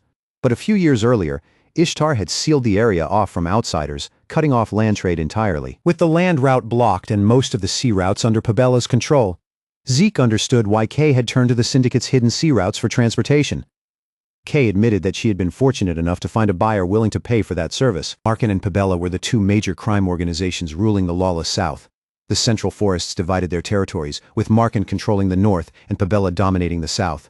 Until then, Markin had relied heavily on land routes for its operations. Without those routes, Markin had been forced to push into the seas, but once Ishtar closed the region, Markin was left desperately searching for new maritime paths. The problem was simple. Peerless already controlled the seas. Kay brushed aside the larger history lesson and pressed Zeke for the answer she really wanted. How had he found out about the ghost ship? The syndicate had hidden that ship under a complete invisibility spell specifically to keep it from drawing anyone's attention. Concealed from both the Navy and pirates, the ghost ship had become one of the syndicate's most valuable assets, and they protected its existence with extreme care. Zeke couldn't tell Kay the truth that he knew about it from his past life. So instead, he dodged the question with a smirk, asking whether someone in her profession was really trying to get intelligence from him for free. Then he shifted the topic and brought up Peerless' offer. Kay froze for a moment, clearly caught off guard by the fact that Zeke knew about that too. At that point, pretending was useless, so she admitted he was right. Peerless had offered twice the amount Markin was paying. But with one condition, the syndicate had to cut all ties with Markin. Kay told Zeke they were still considering the proposal. Zeke immediately urged her to turn it down, explaining that maintaining ties with Markin was the best way for the syndicate to keep both factions in check. If they abandoned Markin, they would lose a crucial Soma client. Then Zeke dropped a truth that hit like a bombshell. Peerless, he revealed, had originally been pirates defeated by the White Silver Knight. Kay shot to her feet in disbelief, unable to accept what she had just heard. Pabella was known for being principled and organized, not reckless like old pirate crews. Kay insisted they weren't the same kind of people at all, but Zeke cut through her argument. That reputation was nothing more than a front. Zeke explained that Pabella was after the Syndicate's greatest secret, the ghost ship and the sea routes connected to it. Markin wanted to keep the operation alive, but Pabella would destroy everything the moment they discovered how it worked. Even then, Kay insisted that Zeke had to be wrong. In her eyes, the Southern Pirates and Pabella were completely separate groups. Zeke slammed his hand down on the table, cutting through the argument in an instant. He told Kay that information always came with a price, and now it was her turn to pay. He had only one request: arrange a meeting with Don Juan, the head of Markin. If she did that, Zeke would make her the new boss of the Syndicate. He was left speechless, unable to respond. With that final statement hanging in the air, Zeke turned and walked out of the building. Kay's information network was strong, but Zeke knew the truth better than anyone. As it stood, it still wasn't enough. In the past, the fastest way to seize the Syndicate's intelligence had been to level the playing field and absorb every rival organization that stood in the way. Zeke hoped the spark he had lit today would eventually grow into a wildfire, one powerful enough to bring down Don Juan himself. The setting shifted back to Valhalla. Zeke looked around the academy grounds and immediately sensed how different this place was from both the Cradle and Draker Academy. The atmosphere felt freer, rougher, and almost chaotic, as if everyone here moved by their own rhythm. As Zeke took in his surroundings, he wondered when the guide assigned by Flaubert Borges would finally appear. Right at that moment, someone called out to him. A boy with a tattoo on his face came strolling over with an easy grin, then held out his fist as if greeting an old friend. Zeke simply stared at him, not understanding why this stranger was acting so familiar. The boy gave Zeke a playful tap on the shoulder and joked that he still had that stiff academy attitude clinging to him. Zeke brushed the boy's hand away and asked bluntly whether he was supposed to be the guide. The boy copied Zeke's serious tone in a mocking voice, then broke into another grin and told him to relax. Throwing up a rock and roll hand sign, the boy told Zeke to loosen up. Yes, he was the guide, handpicked by Flaubert Borges himself, to show Zeke every corner of Valhalla, and from the way he kept talking, he clearly enjoyed hearing his own voice. Halfway through his rambling, he suddenly realized he hadn't even introduced himself yet. With dramatic flair, he announced his name, Diego Villa. That name immediately caught Zeke off guard. Diego Villa introduced himself as the evangelist of New Age fusion, a style that combined Southern percussion with central melodies. He even stuck out his tongue playfully and said he hoped they would get along. Zeke turned his gaze away and replied that he hoped so too. Surprised by the response, Diego Villa leaned in closer and asked if Zeke was already warming up to him. Zeke answered dryly that it would depend entirely on his mood. What Zeke had not expected was to meet Diego Villa here, the man who would one day be known as the Metered Knight, one of the legendary 5 Divine Knights. Those 5 would later become major figures in the Great Continental War. The first was Bishop Kastek, the Silent Knight. The second was Jeffrick Solma, the Haze Knight. Then came Asta Eladolf, who would become famous across the continent as the Illusory Knight. After them was Reyna Turun, the Lightning Knight. And completing the 5 was Diego Villa, the Metered Knight. As Zeke thought it over, he remembered hearing that all 5 Divine Knights had once been alumni of Valhalla. Now seemed like the perfect chance to investigate whether that rumor was true. If it was, then this place could give him a powerful advantage moving forward. As they walked, Diego Villa glanced over at Zeke and complained that he was starving. Wandering around had clearly worked up his appetite. Then he asked if Zeke had ever tried Southern food. Zeke answered that he couldn't exactly say he had fond memories of it. Diego Villa chuckled and replied that Zeke must never have tasted the real thing. A short while later, Zeke took a bite of a taco, paused for a moment, and admitted that it wasn't bad. Diego broke into a proud grin as if Zeke Draker had just complimented a masterpiece. Of course it tastes good. This isn't some ordinary taco you can find anywhere. It's a special Valhalla-style blend made with shark dragon meat. Even someone from the South like me has to show respect for food like this. Zeke Draker had to admit it was far better than anything he had expected from Southern food. The flavor was richer than he imagined, and the moment he said so, Diego lifted one eyebrow with a smug look. "Hold on," Diego said, suddenly leaning forward. "You've actually been to the Southern continent before?" Zeke Draker paused for a second, then answered calmly, "Not exactly. I've only heard stories about it." After they finished their meal, the two of them picked up some tea and settled down again. Zeke Draker took a slow sip, then looked over at Diego and asked, "So how does someone from the South end up all the way here at Valhalla?" Diego leaned back in his seat, looking like he had been waiting for that question. "That's a long story," he said casually. Then, without any warning, he dropped a shocking truth. His parents were the rulers of a small kingdom on the southern continent. Zeke Draker blinked at him. "You're royalty." Diego simply nodded like it was no big deal. The southern continent was made up of several small kingdoms. But after the Cuzco kingdom fell apart in a brutal civil war, many of its people had no choice but to leave their homes and migrate toward the central lands. Diego lifted his cup with a carefree smile and said, "Yep, I'm a prince. Pretty impressive, right?" Zeke Draker stared at him in complete disbelief. "A prince? Seriously? You?" He could not match Diego's loose, casual attitude with the image of royalty in his head. Diego only laughed, then explained that some stubborn old people back home still treasured the royal family's ancient twin sword technique like it was sacred. And because Diego happened to be a rare prodigy with dual blades, those same people decided to send him all the way to Valhalla to sharpen that talent. Then Diego flashed a wide, shameless smile and said, "But honestly, swordsmanship doesn't interest me that much. I'm completely devoted to my music." Hearing that, Zeke Draker could not help but wonder out loud. "What about the people who are counting on you?" Zeke Draker asked. Diego waved the question away like it was nothing, and immediately changed the subject. "Hey, want to join the Southern Fusion New Age Music Research Club?" Zeke Draker did not even need a second to think. "No thanks." After that, the scene shifted to a lecture hall. Zeke Draker looked around the lecture hall, noticing that the atmosphere felt different from an ordinary class. He turned to Diego and asked, "Are we even allowed to sit in on upperclassmen lectures like this?" Diego just shrugged, completely unconcerned. "Stop acting like this is a regular academy. This is Valhalla. Freedom is the whole point. If it helps you learn, then it's allowed." Diego leaned closer, lowering his voice, as if he had some secret information. "Besides, today's lecture is supposed to be rare. I heard the school is bringing out something huge." Zeke Draker rolled his eyes at him. "Don't you ever get tired of running your mouth?" Zeke Draker tried to tune Diego out. The low murmurs spreading through the room began to reach his ears. The students nearby were whispering about him. Some called him the youngest person ever admitted into Valhalla. Others mentioned that he was a direct descendant of House Draker, a frightening prodigy who had even defeated an instructor. Diego suddenly turned toward him with wide eyes, stunned as if the truth had only just hit him. "Wait, you're a Draker?"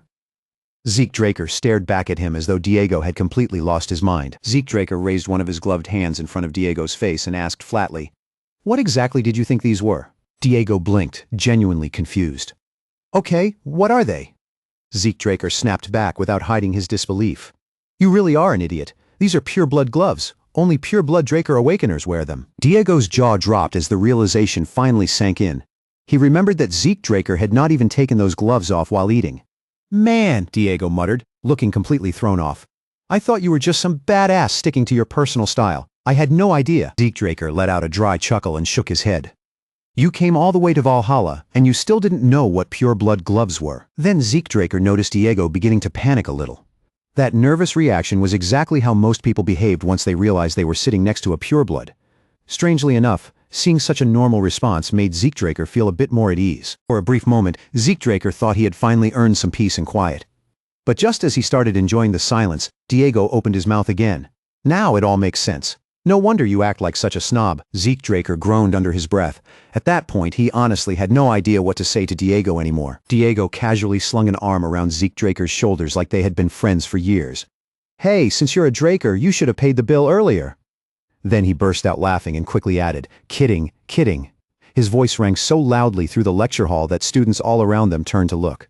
Zeke Draker could hardly believe how noisy Diego was becoming. Just then, Dean Flaubert clapped his hands sharply from the front of the room, signaling for everyone to settle down. In an instant, the entire lecture hall fell quiet. Zeke Draker scanned the room again. With so many students packed into the hall, it was clear that everyone had come for Dean Flaubert's special lecture. Looking over the crowded lecture hall, Dean Flaubert smiled and said, "It seems everyone is looking forward to today's lecture." Meanwhile, Diego had already pulled out a book and nudged it toward Zeke Draker. "Check this out. What do you think of these lyrics? The rhyme scheme is insane, right?" Zeke Draker shot him a sideways glance. "Didn't you say we came here to listen? At least pretend to pay attention." At the podium, Flaubert wasted no time with long greetings. "Let's get straight to it," he announced. "It was not easy to invite today's guest. Please welcome a returning Black Knight of House Draker. Someone who has only just come back from the battlefield." The moment Zeke Draker saw who stepped forward, his expression brightened. He remembered that this man had only recently returned to the Four Seasons Fortress, so he was finally making his appearance on the wider stage. Zeke Draker thought the entire hall sank into stunned silence. Standing before them was none other than Duke Draker. Whispers erupted through the room almost immediately. "The Gale Knight." Someone breathed. "He vanished for so long." Another student murmured, "I heard he had been seen near the fortress, but I didn't believe it." Duke Draker stood calmly at the podium, his presence alone enough to command the entire hall. "It is good to see that so many of you still remember me, even after my time away from the front lines, he said. Make sure you carve today's lesson deep into your soul. Then he revealed that he had once started as an ordinary academy student just like them before rising all the way to the rank of Black Knight. To Zeke Draker's surprise, the lecture was far more engaging than he had expected at first. The students tried hard to stay focused, keeping their eyes forward, but as time dragged on, exhaustion slowly began to take over. One by one, heads began to dip as students fought against their drowsiness. Diego, on the other hand, was not even pretending to listen anymore. He was completely absorbed in his lyrics, scribbling and staring at his book. Zeke Draker sat beside him, silently counting the minutes in his head. He's been bragging for 2 hours straight. Is he ever going to stop? Just then, Dean Flaubert stepped forward with the microphone and addressed the room. For those of you who are actually listening, I understand your pain. Unfortunately, we are out of time. Zeke Draker quietly breathed a sigh of relief. Flaubert glanced down at his watch before continuing. Next, we have someone all of you should know, so she hardly needs an introduction. Even with her busy duties as a guardian knight, she still made time to come here today. Zeke Draker raised his eyebrows slightly. That announcement caught him off guard. Within House Draker's hierarchy, knights were ranked from normal knights to intermediate knights, then advanced knights, and at the very top stood the guardian knights. There were fewer than 10 guardian knights in total. Whoever the next speaker was, she had to be someone of tremendous importance. Flaubert checked his watch again, his expression tightening just a little as he muttered, "What is keeping her?" At that moment, a woman with striking platinum blonde hair stepped into the lecture hall. She was dressed in gleaming white, full-plate armor, and every polished surface caught the light as she moved. Even with such a distinctive appearance, Zeke Draker did not recognize her immediately. The students around him, however, reacted at once, their excitement spreading through the room like a wave. One student whispered with barely contained awe, "Man, I'm so glad I chose Valhalla. I never thought I'd get to see the White Silver Knight in person." Zeke Draker's head snapped toward the woman the moment he heard that title. White Silver Knight. The name struck him all at once. Of course. She was the first direct descendant of House Draker, Carly Draker, his own older sister. Carly Draker was already a legend, especially in the port town of Isen, one of the most important trade hubs on the central continent. In the present day, Isen connected crucial trade routes leading to the Dolta Republic, the southern continent, and even the eastern lands. But Isen had not always been such a prosperous and orderly place. Not long ago, the town had been a haven for southern pirates, a lawless zone filled with criminals and danger at every corner. But after Carly Draker became a knight of House Draker, she turned her eyes toward Isen and began clearing the port town of every outlaw who had taken root there. And in only 5 years, Carly Draker accomplished what countless others had failed to do. The pirates who once ruled the shadows of Isen were driven out completely, until their presence vanished from the town. From that point on, Isen transformed into the greatest port under House Draker's protection, standing proudly as a safe and powerful trade center. The few pirates who survived Carly Draker's purge had no choice but to flee, scattering toward the dangerous southern waters near the Dolta Republic. Because Carly Draker secured those vital routes and restored order to Isen, she earned the title of the youngest guardian knight in history, an achievement that even Abel Draker, with all his advantages and backing, had never managed to reach. Back in the lecture hall, Zeke Draker kept his eyes fixed on his sister, watching her with a quiet, unreadable expression. Zeke Draker had expected someone important to appear for the lecture, but Carly Draker was the last person he thought he would see. The moment she stepped into view, he remembered the fierce succession struggle still unfolding between Carly Draker and Abel Draker. It also made sense that Zeke Draker had not recognized Carly Draker at first glance. Even before his regression, something serious had happened to her. Something that had changed how he remembered her. At the front of the hall, Carly Draker let out a sharp sigh, then tapped one finger against the podium with a crisp, impatient sound. Then Carly Draker raised her voice and gave a single command. Silence. In that instant, the entire hall froze, as if the air itself had been cut. Not even the faintest whisper remained. Zeke Draker watched the reaction without the slightest surprise on his face. When a guardian knight gave an order, people did not debate or hesitate. Fear and obedience were the most natural responses. Carly Draker stood before the students with a sharp, commanding gaze, her voice cutting cleanly through the heavy silence. She told them that this kind of disorder would never have been tolerated in the Valhalla she once knew. In her time, silence and respect were expected the moment someone stood before them.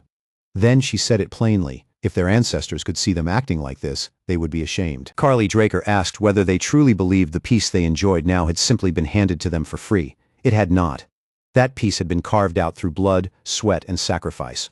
The room fell even quieter, and the students had no answer. But Carly Draker was not finished yet. Carly Draker continued, saying that merely knowing the truth meant nothing if they did not show it through their actions.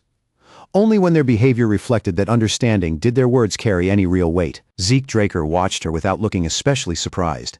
But this strict and uncompromising side of Carly Draker was still something new to him. Carly Draker went on to say that becoming a true knight required discipline, endless training, and respect for the rules that shaped them. Only through that kind of life could a proper knight's mindset be forged. Listening to her, Zeke Draker had to admit that his sister sounded like an old soul trapped inside a young body. When the students finally began filing out of the hall, low complaints spread among them. Carly Draker's words had not gone over well. Some even muttered that they wished Duke Draker had been the one to speak instead. Zeke Draker knew Carly Draker's lecture carried real weight, but it was obvious that most of the students had not taken it to heart. As Zeke Draker walked along, a memory of something Diego Villa had said suddenly came back to him. With that same wide grin on his face, Diego Villa had turned to Zeke Draker and apologized for dragging him through a 5-hour writing class, saying it had fired him up instead. Then Diego Villa proudly announced that his Valhalla tour was complete and that he was heading out. Zeke Draker was honestly relieved to see Diego Villa leave.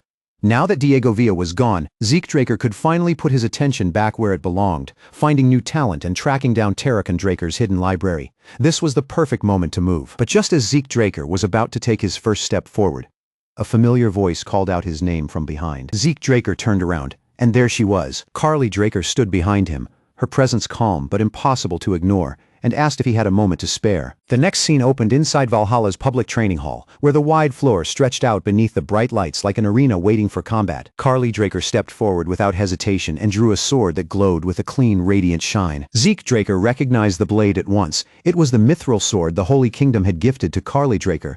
Back then, the Holy Kingdom shared a border with Isen, and they had suffered under the same pirate threat that plagued the region. After Carly Draker drove the pirates away and secured the area, the Holy Kingdom offered her a symbol of gratitude, a pure mithril sword, and a matching suit of armor. With that brilliant white-silver equipment gleaming around her, Carly Draker came to be known by the title that made students whisper in awe, the White Silver Knight. Carly Draker looked directly into Zeke Draker's eyes and told him not to hold anything back. She wanted to see the full extent of what he could do. Zeke Draker laced his fingers together and stretched his arms, still uncertain about why Carly Draker had approached him in the first place.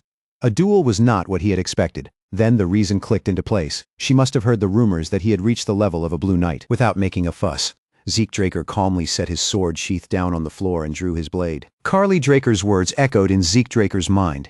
She wanted to see his true skill, so he answered her request plainly and prepared to show her exactly what she had asked for. But deep down, Zeke Draker knew he could not reveal everything he was capable of. Carly Draker was not the only one watching. If Zeke Draker exposed all of his strength here and now, it could create problems far more dangerous than this duel. House Draker lived by one harsh rule: only the strong survived.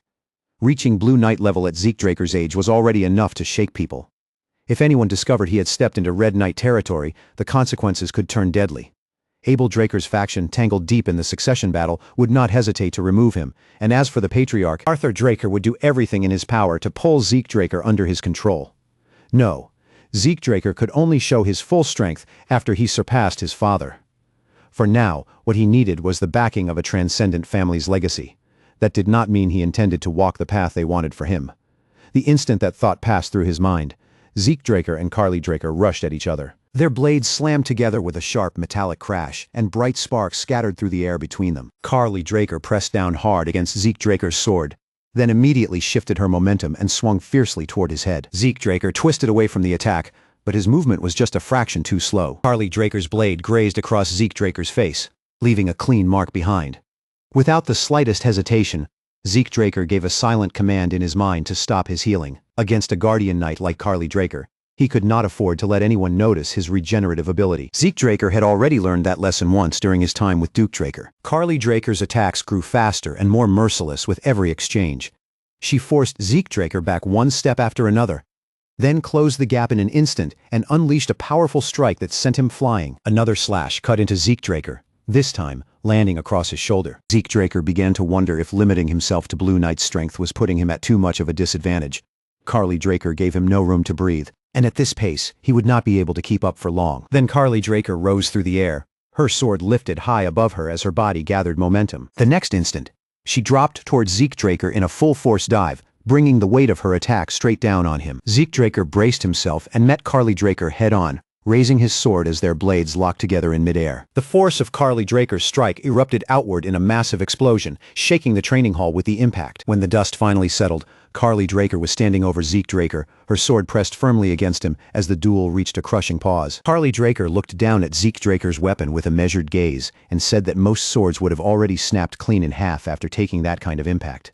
Then, with a faint note of approval in her voice, she admitted that Zeke Draker had managed to get his hands on an excellent blade. Zeke Draker was still straining beneath the weight of Carly Draker's sword, his arms tense as the pressure bore down on him. Even so, he forced a small smile onto his face. In the next instant, Zeke Draker pushed back with a quick burst of strength, knocking Carly Draker away just enough to create some breathing room between them. As Zeke Draker raised a hand and wiped the blood from his cheek, one thing became painfully clear to him. Trying to fight a Red Knight level opponent while pretending to stay at Blue Knight level was practically inviting disaster.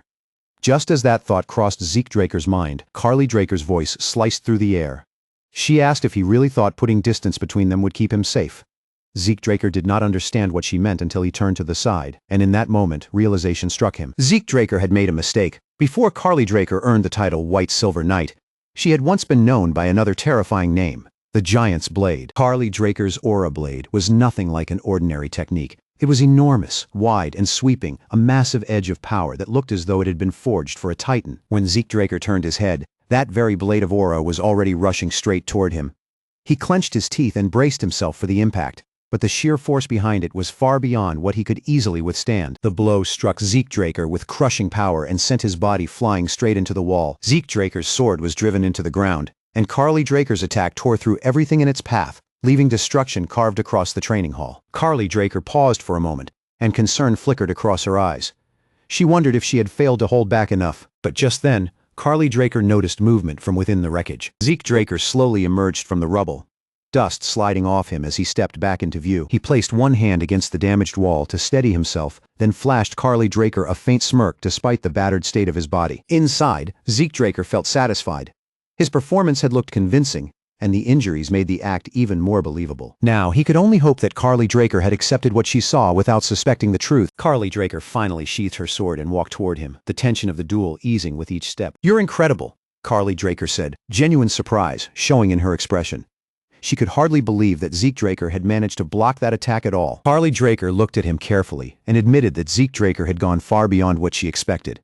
Then she let out a quiet sigh and said there was something she needed to discuss with him. But before Carly Draker could continue, Zeke Draker's strength gave out and his body suddenly collapsed. Carly Draker rushed to his side at once and pulled him up, supporting him before he could fall completely. When Carly Draker checked Zeke Draker's condition, her expression turned serious. His internal injuries were worse than they looked, and she wondered if he had pushed his aura beyond what his body could handle. Carly Draker reached into her pocket, pulled out a small vial, and carefully poured the medicine inside into Zeke Draker's mouth. "This is the highest grade recovery potion in our family," Carly Draker told him.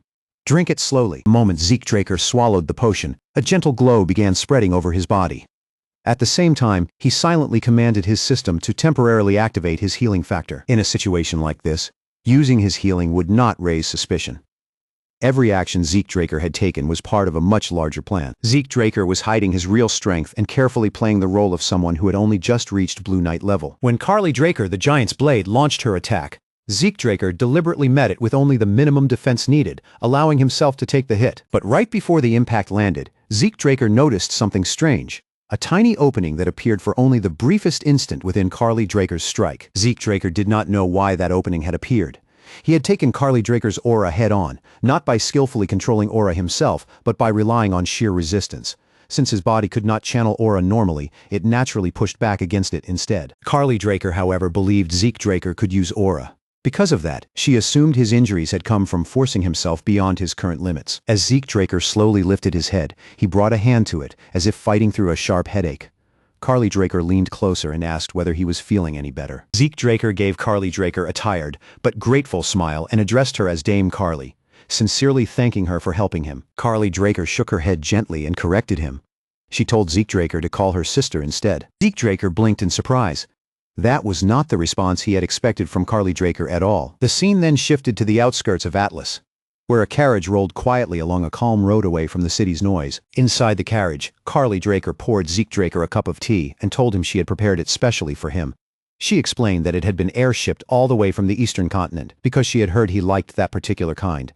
Zeke Draker thanked her, though he was clearly a little caught off guard. Her words reminded Zeke Draker of something Arthur Draker had once said.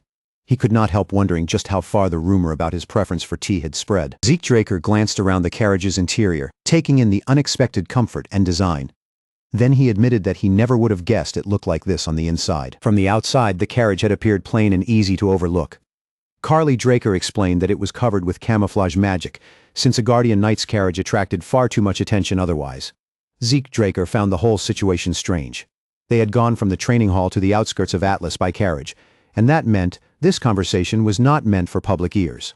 He looked at Carly Draker and asked if what she was about to tell him was something others should not hear. Carly Draker nodded. Then she told Zeke Draker it was about the Butchering Knight and that she needed more power if she was going to stop Abel Draker. Zeke Draker was caught completely off guard and asked if she meant Abel Draker, the second son. Carly Draker answered that she would explain everything from the beginning. Carly Draker told Zeke Draker that one of House Draker's most important principles was the Oath of Neutrality, a rule that kept the family from interfering in national conflicts. But Abel Draker had already broken that principle. He was now backing the Rome Empire in its conflict against the Kingdom of Valencia. Zeke Draker realized then that Abel Draker had been setting his plans in motion for quite some time. He asked whether the Four Seasons Fortress truly did not know about what Abel Draker was doing. Carly Draker answered flatly that they knew, but they were choosing to look the other way. Carly Draker explained that the Four Seasons Fortress was no longer united. A divide had already formed within it, and some of the elders in the assembly were supporting the Rome Empire by backing Abel Draker. Zeke Draker narrowed his eyes and asked if all the elders had sided with the Empire. Carly Draker shook her head and said that some of them were still remaining neutral. Zeke Draker was stunned by that answer. The assembly had always been known for its rigid pride and lofty ideals, yet now some of them were simply sitting on the fence. Something about it did not add up. At this rate, Zeke Draker said, it's only a matter of time before the rest of them fall in line too. Carly Draker nodded quietly and admitted that she saw the situation the same way. Carly Draker admitted that she had been searching for a way to stop Abel Draker before it was too late. Simply waiting around for him to make a mistake was no longer an option. Abel Draker was allowed to keep moving unchecked. The situation would not simply remain a family dispute. Before long, everything would spiral beyond control and explode into a full-scale war. Zeke Draker knew Carly Draker was right. 3 years had already passed since his regression. And in only 7 more years a war unlike anything the continent had ever seen would begin. Under Abel Draker's command, House Draker and the Rome Empire would march together, entire nations would collapse, the sky would darken with chaos, and the whole continent would bleed. Carly Draker said her decision was already made. She would gain the power necessary to stop Abel Draker herself. Right now, Abel Draker held influence over the higher ranks of House Draker, and he believed the lower ranks would naturally follow wherever authority led them. But Carly Draker did not believe that for a second. True knights, she told Zeke Draker, did not bow their heads to power. They followed justice. That was why Carly Draker had begun gathering knights from across the Four Seasons Fortress, searching for those who still clung to honor instead of convenience. Then she turned to Zeke Draker and made one thing clear. She would not force him to stand with her. He was still young, he was a pureblood awakener, and even without taking her side, his future was already secure. Zeke Draker quietly lifted his cup and took a slow sip of tea. His gaze fixed on Carly Draker across from him. In that moment, he felt like he finally understood what kind of person his sister truly was. Carly Draker was not simply stubborn, and she was not acting out of pride alone. She was resolute, a woman who lived by her convictions. If bending herself was necessary to uphold justice, she would do it without hesitation. In every sense, she was painfully righteous. That was when Zeke Draker understood why there had been a gap in Carly Draker's giant's blade earlier. Her concern for him had broken her focus at the last moment. She looked as unshakable as any Draker, but beneath that hard exterior, she carried a surprisingly kind heart. Carly Draker warned Zeke Draker that if things went wrong, he could be branded a traitor alongside her. She urged him to think carefully before making any decision. Zeke Draker appreciated that she was being honest with him instead of dressing up the danger. Zeke Draker set his teacup down, rose from his seat, and lowered himself onto one knee before Carly Draker. Without the slightest hesitation, Zeke Draker told Carly Draker that his mind was already made up. Even if he was not yet worthy of it, he wanted to walk the same path of chivalry she had chosen. For a moment, Carly Draker could only stare at him, visibly stunned by his answer. Then her expression softened, and a quiet smile appeared on her face as she thanked Zeke Draker from the heart. The scene shifted to the Valhalla research facility, where Zeke Draker stood before a glowing status window. In his previous life, he had learned about House Draker's hidden movements through K. But he had never imagined that corruption had already taken root inside the family long before the Continental War ever began. Zeke Draker's original plan had been to leave House Draker early, stay out of Abel Draker's reach, and quietly build up his strength for the war that was destined to come. But now that Carly Draker shared part of his vision, remaining within the family started to look like the stronger move. In fact, Zeke Draker preferred it this way. Staying close would allow him to keep a sharper eye on Abel Draker's movements, and with Carly Draker standing in the spotlight, Zeke Draker could avoid taking the direct backlash himself. To make that plan work, he needed to become an official knight and help win public support for Carly Draker. Even though Carly Draker was the eldest child and had already reached the rank of guardian knight, she lacked the bloodline of an awakener and did not come from one of the great houses. In Zeke Draker's past life, that weakness had cost Carly Draker the struggle for the family's future, and she ultimately lost to Abel Draker's power. But if a pureblood awakener like Zeke Draker officially declared his support for Carly Draker, the balance could shift. Even so, playing the role of a proper knight felt strangely uncomfortable to him. It simply did not suit his nature. While Zeke Draker continued turning the plan over in his mind, he checked the map in front of him and realized he was nearly at his destination. Zeke Draker arrived at Valhalla's massive central library, a towering building filled with knowledge, and stepped inside without delay. His goal was clear. He had come to find Tarakan Draker's hidden library. Deep between the towering shelves, Zeke Draker entered a restricted section where ordinary students were not meant to wander. Then a system prompt flashed before his eyes, confirming that he had reached the target location. Zeke Draker could hardly believe that this plain-looking place was supposed to be the legendary secret library. Zeke Draker slowly looked around, but disappointment settled in almost immediately. Nothing caught his eye, nothing seemed mysterious, and nothing about the room looked important. Since the system had guided him all the way here, Zeke Draker had expected something far more dramatic. Maybe even a clue tied to Bahamut's heart, or one of Bahamut's fangs. For a moment, Zeke Draker wondered if coming here had been a complete waste of time. But just as that thought crossed his mind, Zeke Draker took one more step forward. The system immediately chimed in, notifying Zeke Draker that it had detected a data storage point. The moment the message appeared, an enormous bookshelf materialized right in front of him. Zeke Draker froze, stunned not only by the sudden appearance of the shelf, but also by the new message displayed on his system screen. The system confirmed that Zeke Draker had discovered the hidden library of none other than Tarakan Draker, who had once held the role of an administrator. Zeke Draker could hardly believe it.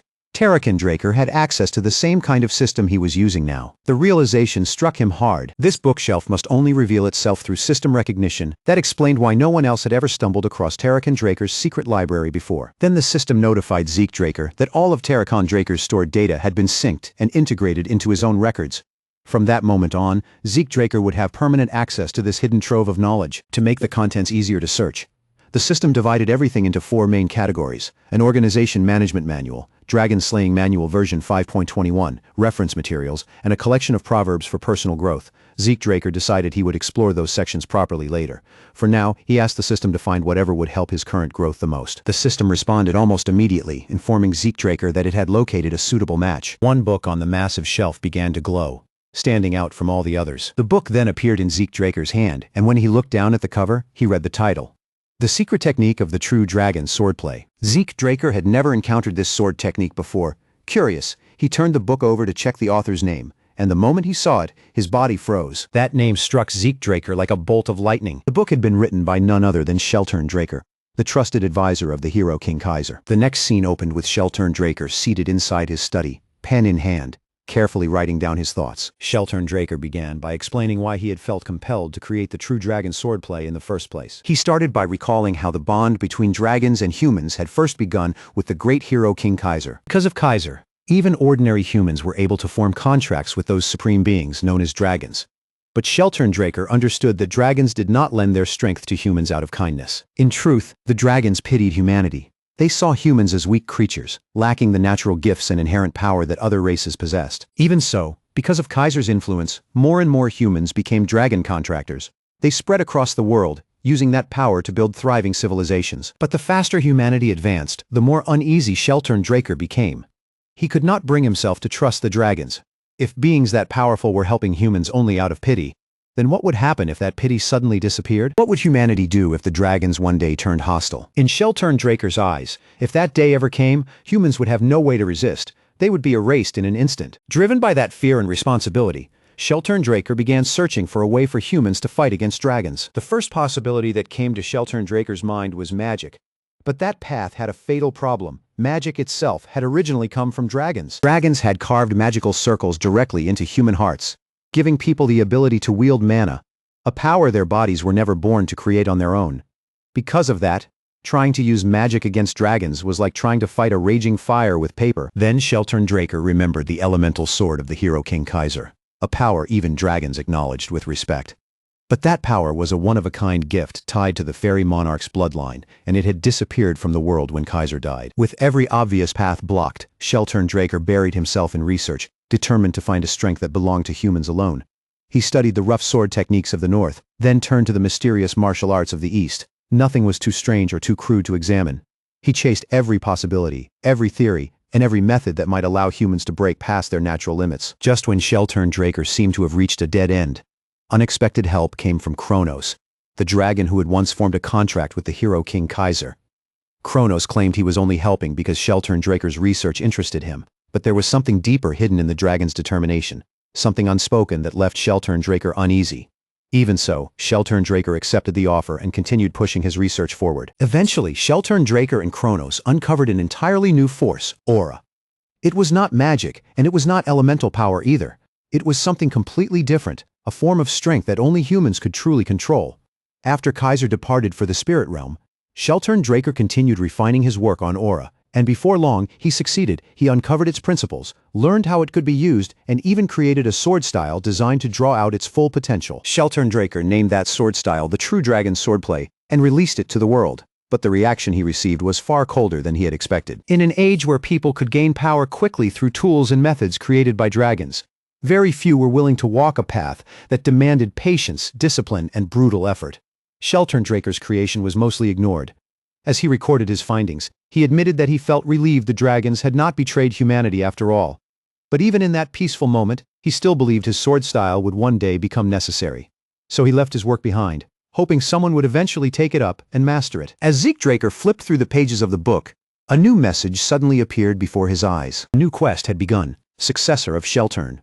The system challenged Zeke Draker to learn Sheltern Draker's secret technique within 3 months, and the reward waiting at the end was enough to make him pause. The coordinates to the Kronos Kingdom's treasury. Zeke Draker placed the book back on the shelf, but his eyes lingered for a moment. The reward was undeniably tempting. Zeke Draker imagined the kind of legendary artifacts that might be hidden inside such a treasury, but 3 months was an extremely short deadline. He could not help wondering whether this true dragon swordplay might be even harder to learn than the elemental sword. Even so, Zeke Draker decided to fully commit himself to mastering the true dragon swordplay. And in a bitter twist, Sheltern Draker's fears had turned out to be correct. The dragons eventually did betray mankind, and that betrayal led to the outbreak of the Liberation War. Thinking about that grim truth, Zeke Draker asked the system if there were any other valuable records hidden inside the secret library, something like Terracon Draker's personal journal. The system processed Zeke Draker's request, searched through the stored data, and soon located one record that matched what he wanted. Then the system announced that a magical video log would begin playing.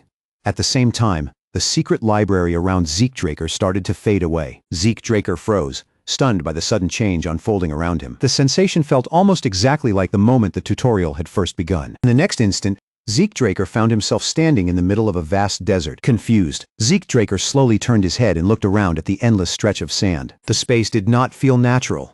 It seemed artificial, like an environment the system had created for the purpose of replaying a record. But when Zeke Draker turned again, what he saw made his entire body go still. Something enormous and terrifying was rising from beneath the desert ground, its presence so overwhelming that the air itself seemed to tighten. Zeke Draker could not move a single step. His mental defense skill activated immediately, trying to protect him from the fear crashing over his mind. But even that was not enough to stop the tremors running through his body. The creature in front of Zeke Draker felt far too real, as if this was no simple illusion at all. Zeke Draker could barely process the fact that he was standing face to face with a being once hailed as the king of all creation, a dragon. Just as fear tightened around him, a voice rang out across the desert, calling the beast by name, Bahamut. Zeke Draker froze again. That was Bahamut, the evil dragon. Zeke Draker whipped his head toward the source of the voice and was stunned. He had not sensed the man's presence at all until the moment he spoke. Standing behind Zeke Draker was a figure wrapped in overwhelming power. Someone who felt more like a monster than an ordinary man. The blurred figure walked straight forward and passed right through Zeke Draker's body. That was when Zeke Draker understood. He was not truly standing in that moment. He was watching a record, most likely a memory embedded within Tarakhan Draker's journal. Zeke Draker guessed that this might be the legendary confrontation between Bahamut and Tarakhan Draker, the famous battle passed down in the tales of the Dragonslayer. Bahamut raised one colossal claw high above the desert, then slammed it down into the ground with terrifying force. Zeke Draker watched with his breath caught in his throat, excitement rushing through him. This was not just a record, this was history unfolding right before his eyes. But Tarakhan Draker did not react at all. He did not flinch, step back, or show the slightest trace of fear. Bahamut looked toward Tarakhan Draker and questioned him. Why the hesitation? Even after hearing Bahamut's words, Tarakhan Draker remained silent. Then Bahamut said something that overturned everything Zeke Draker thought he knew. In a voice heavy with disappointment, Bahamut called Tarakhan Draker his contractor. Zeke Draker was stunned. Tarakhan Draker had been Bahamut's contractor. Just like Kaiser had once been contracted to Kronos, none of the legends had ever mentioned anything like that. To Zeke Draker, it made no sense at all. If Tarakhan Draker had truly been Bahamut's partner, then how had he ended up defeating the dragon? What had really happened in the battle that turned Tarakhan Draker into a legend? Zeke Draker's thoughts began spiraling as strange distortions flickered through the desert around him. The world in front of him started to glitch and break apart. Something was clearly wrong with the record. Then Zeke Draker noticed Tarakhan Draker speaking, but the words never reached him. The sound had been swallowed by the broken playback. Frustrated, Zeke Draker called out to the system and demanded that it repair the visual error. But the system refused Zeke Draker's request. Zeke Draker clenched his teeth in frustration. Why did it have to fail now at the most important moment? Then Zeke Draker turned back toward the scene and finally saw Tarakhan Draker clearly. Memory rose sharply in Zeke Draker's mind.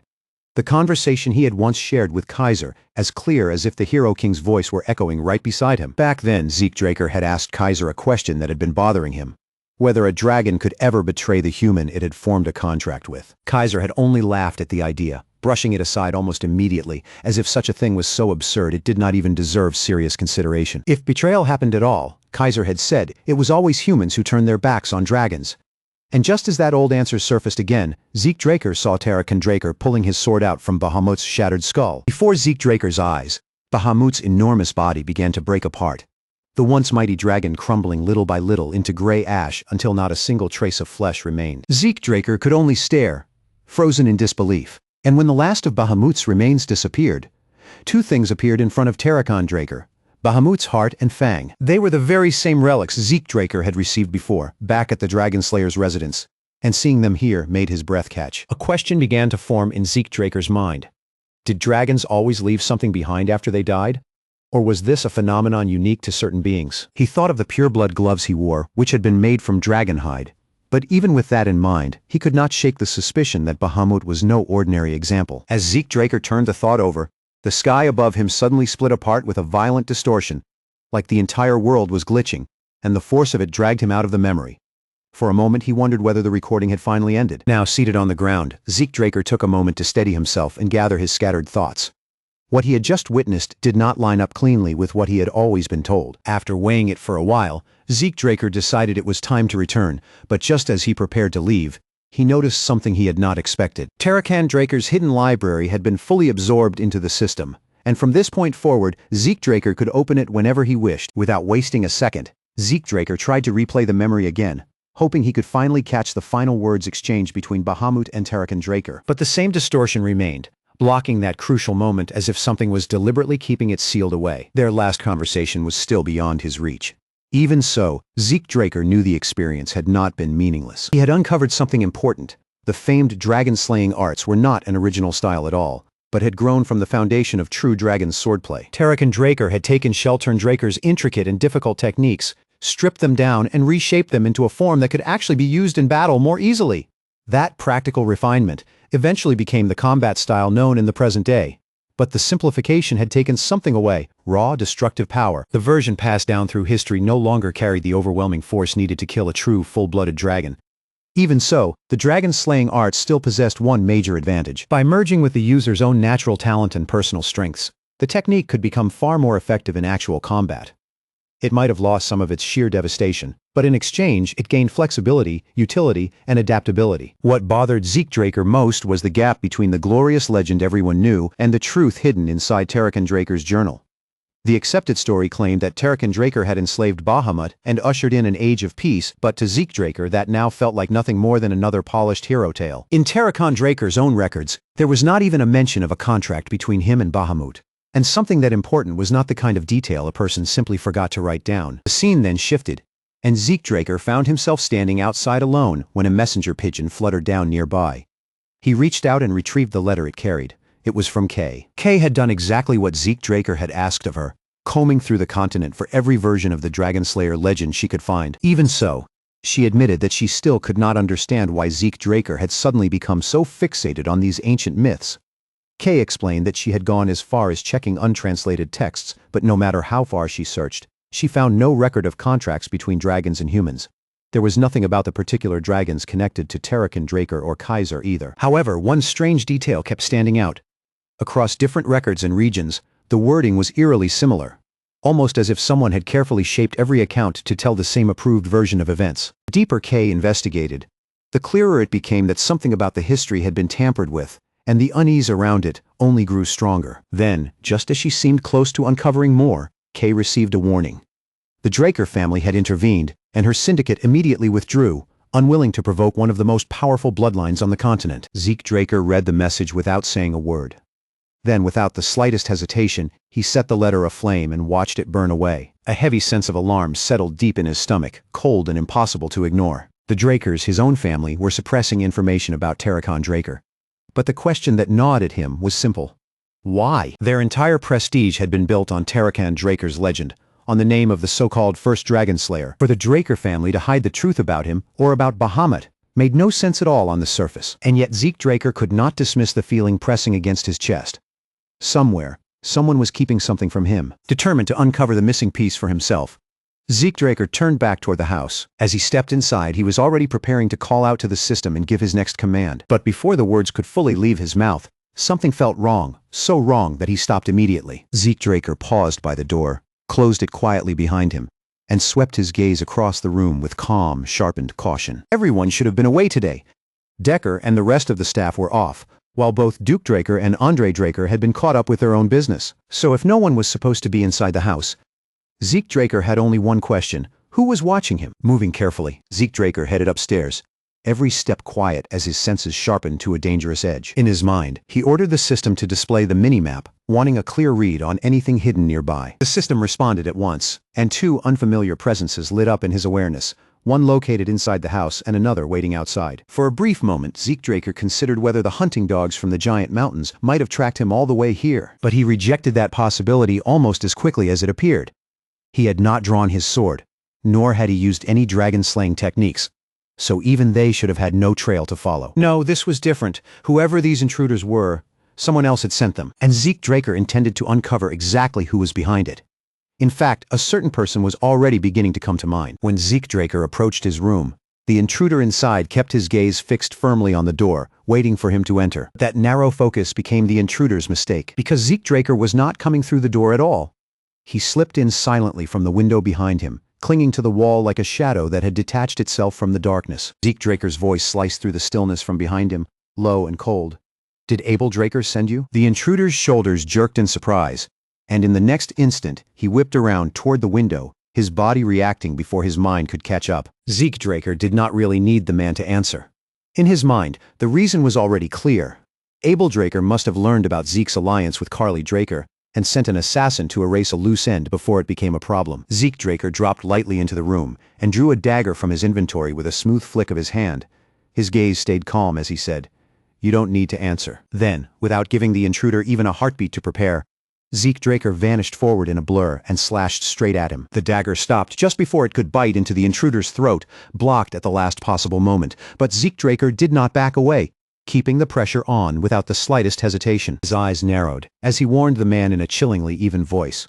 "I have plenty of ways to make you talk." Their weapons crashed together again and again, the sharp ring of steel filling the room as sparks burst between them in quick flashes of light. Zeke Draker kept advancing, forcing the fight forward with relentless speed, but the intruder moved just as quickly, meeting each strike with clean, precise blocks. When Zeke Draker shifted his weight and drove in a heavier blow to end the exchange, the man read the attack, countered at once, and shoved him back with surprising force. Zeke Draker kicked off the ceiling with one leg, twisting his body through the air before landing smoothly on the floor, as if the movement had cost him nothing. As the fight continued, Zeke Draker's eyes sharpened, and the pieces began falling into place one by one. No matter how well a person disguised their face or identity, the habits carved into their swordsmanship could not be hidden so easily. The rhythm of the man's attacks, the angle of his blade, and the way he shifted his feet were unmistakable.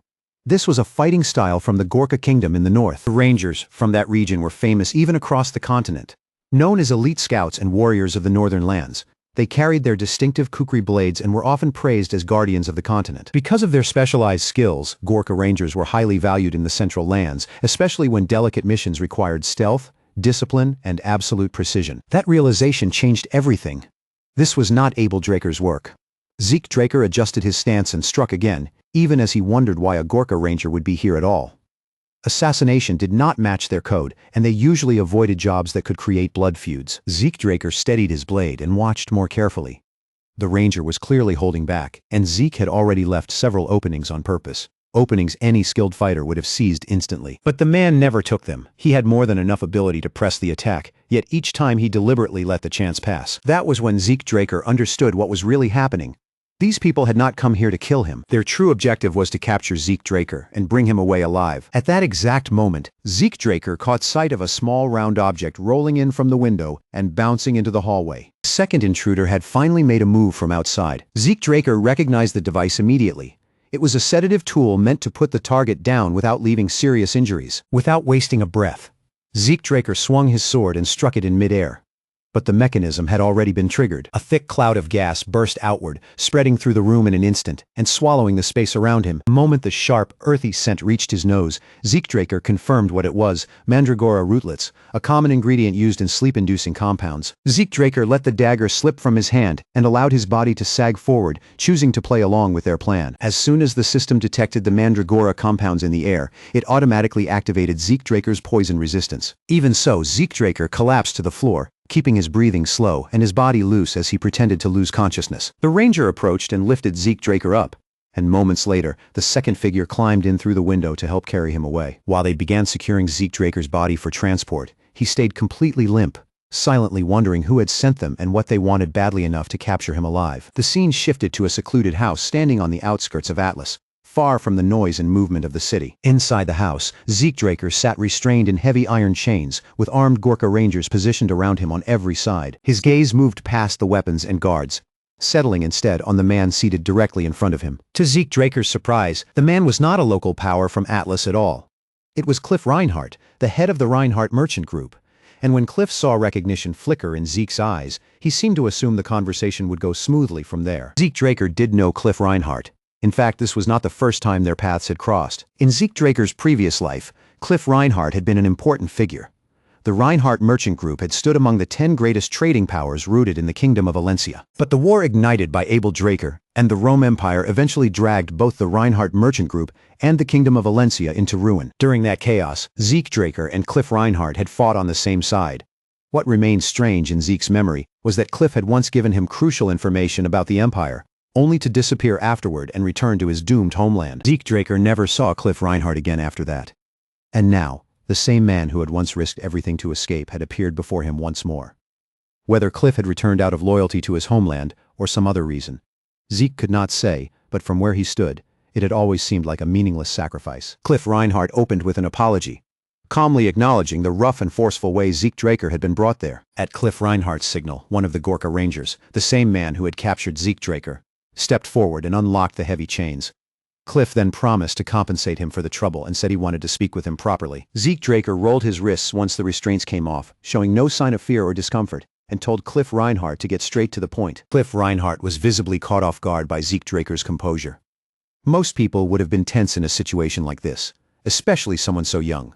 But Zeke did not show even the smallest flicker of uncertainty. Cliff Reinhardt had clearly hoped to control the flow of the conversation, but Zeke Draker had already taken the initiative. Accepting that the balance had shifted, Cliff quietly handed him a stack of papers. Cliff Reinhardt explained that the documents contained information on a new disease that was spreading rapidly through the southern regions of the central continent. Zeke Draker lowered his eyes to the pile of reports in his hands and asked why Cliff Reinhardt was showing him something like this. As Zeke Draker turned the pages one after another, his eyes suddenly stopped on a particular report among the documents. Cliff Reinhardt noticed the subtle change in Zeke Draker's expression immediately, catching the moment his calm gaze sharpened. The report was centered on Elena Stone, the mother of Liam Stone, and it recorded that she had once suffered from the rose disease. She had only survived because Zeke Draker had given Liam Stone precise instructions on how to treat her before the illness could claim her life. Without saying a word, Zeke Draker tossed the document onto the table and demanded an explanation.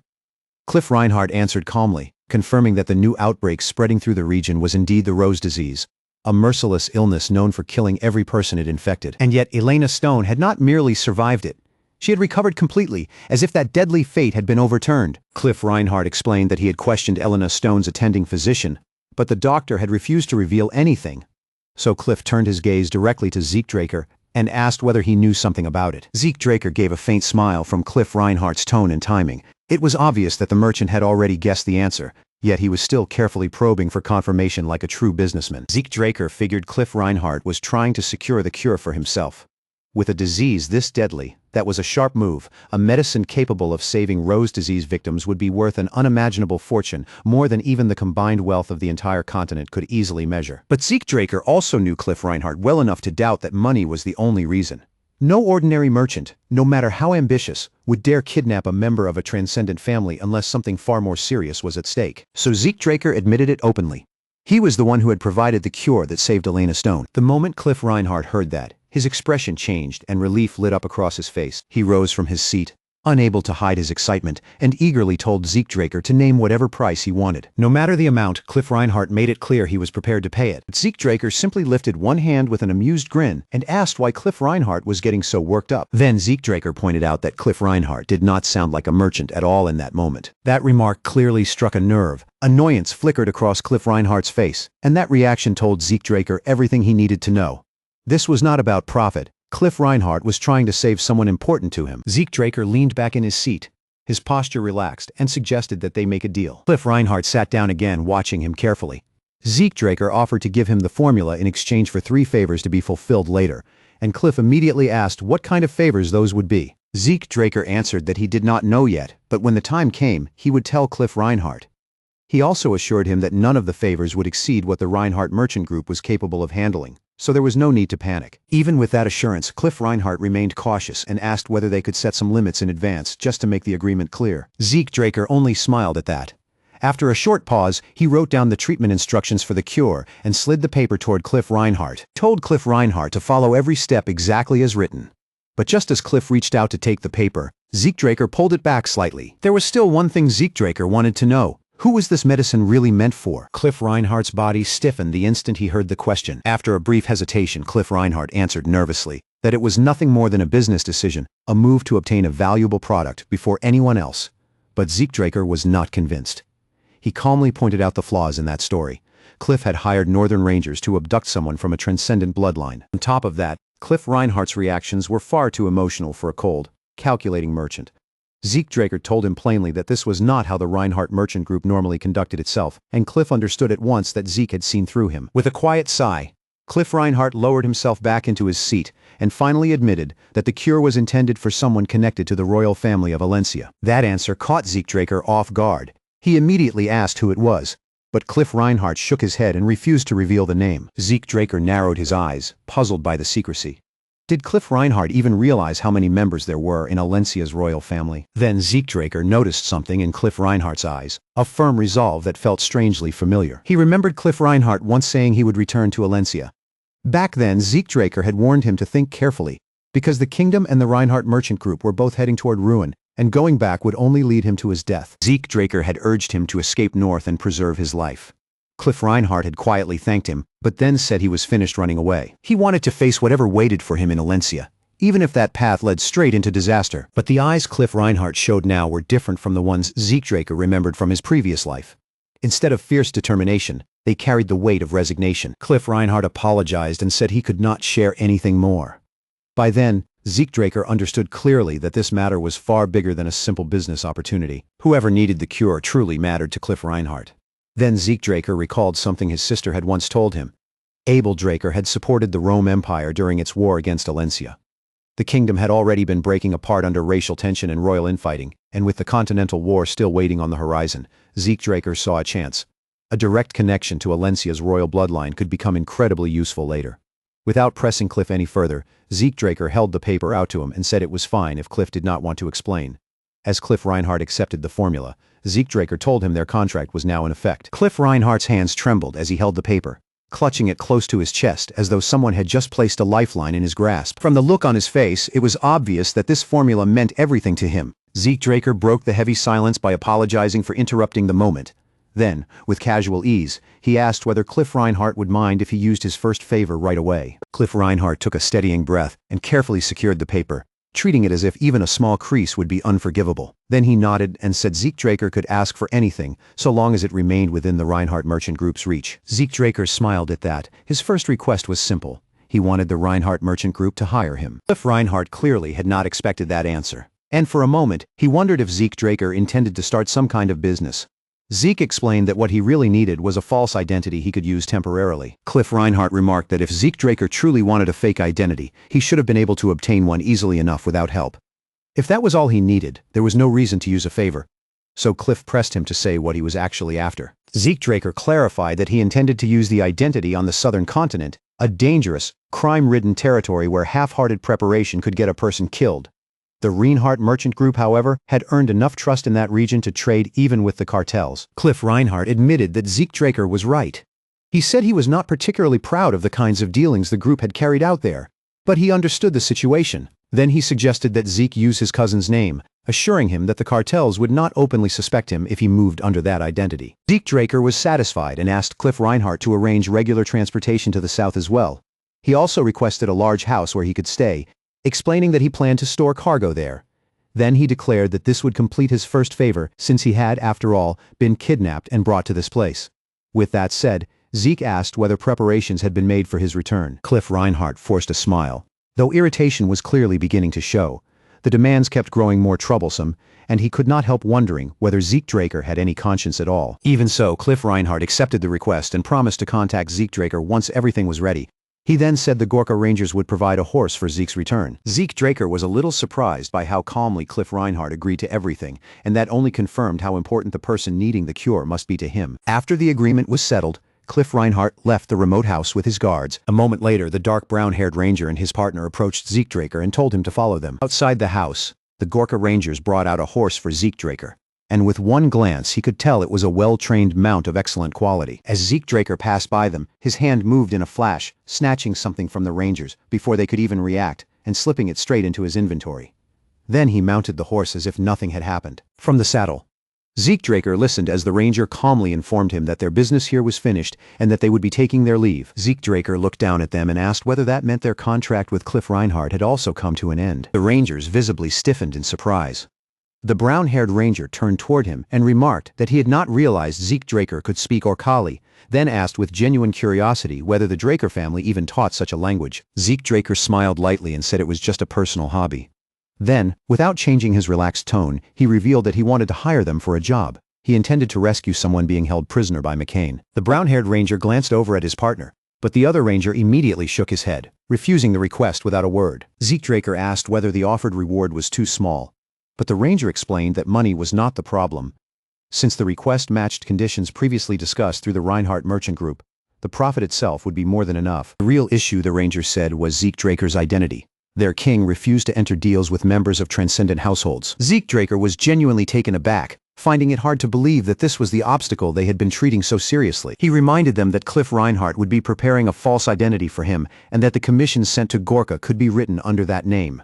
After a moment, the ranger conceded that such an arrangement would be acceptable as long as Zeke Draker was not exposed. Zeke Draker then said there was one more matter that had to be settled before anything moved forward, though the ranger did not seem to understand what he meant. At that moment, Zeke Draker casually tossed two kukri blades onto the ground in front of them. Both rangers froze where they stood, their eyes widening in disbelief as they recognized the sacred weapons at their feet. Kukri was not just a tool of battle. It was granted only to rangers who had been acknowledged as full warriors, carrying a weight equal to their very lives and treated almost like a soulmate weapon. For those blades to have been taken without either ranger noticing meant one thing: their lives had already been placed in the hands of someone whose skill completely overwhelmed their own. Zeke Draker calmly remarked that returning the weapons was his way of expressing gratitude for being kidnapped. The two men were left speechless, and the brown-haired ranger muttered that Zeke Draker was a monster.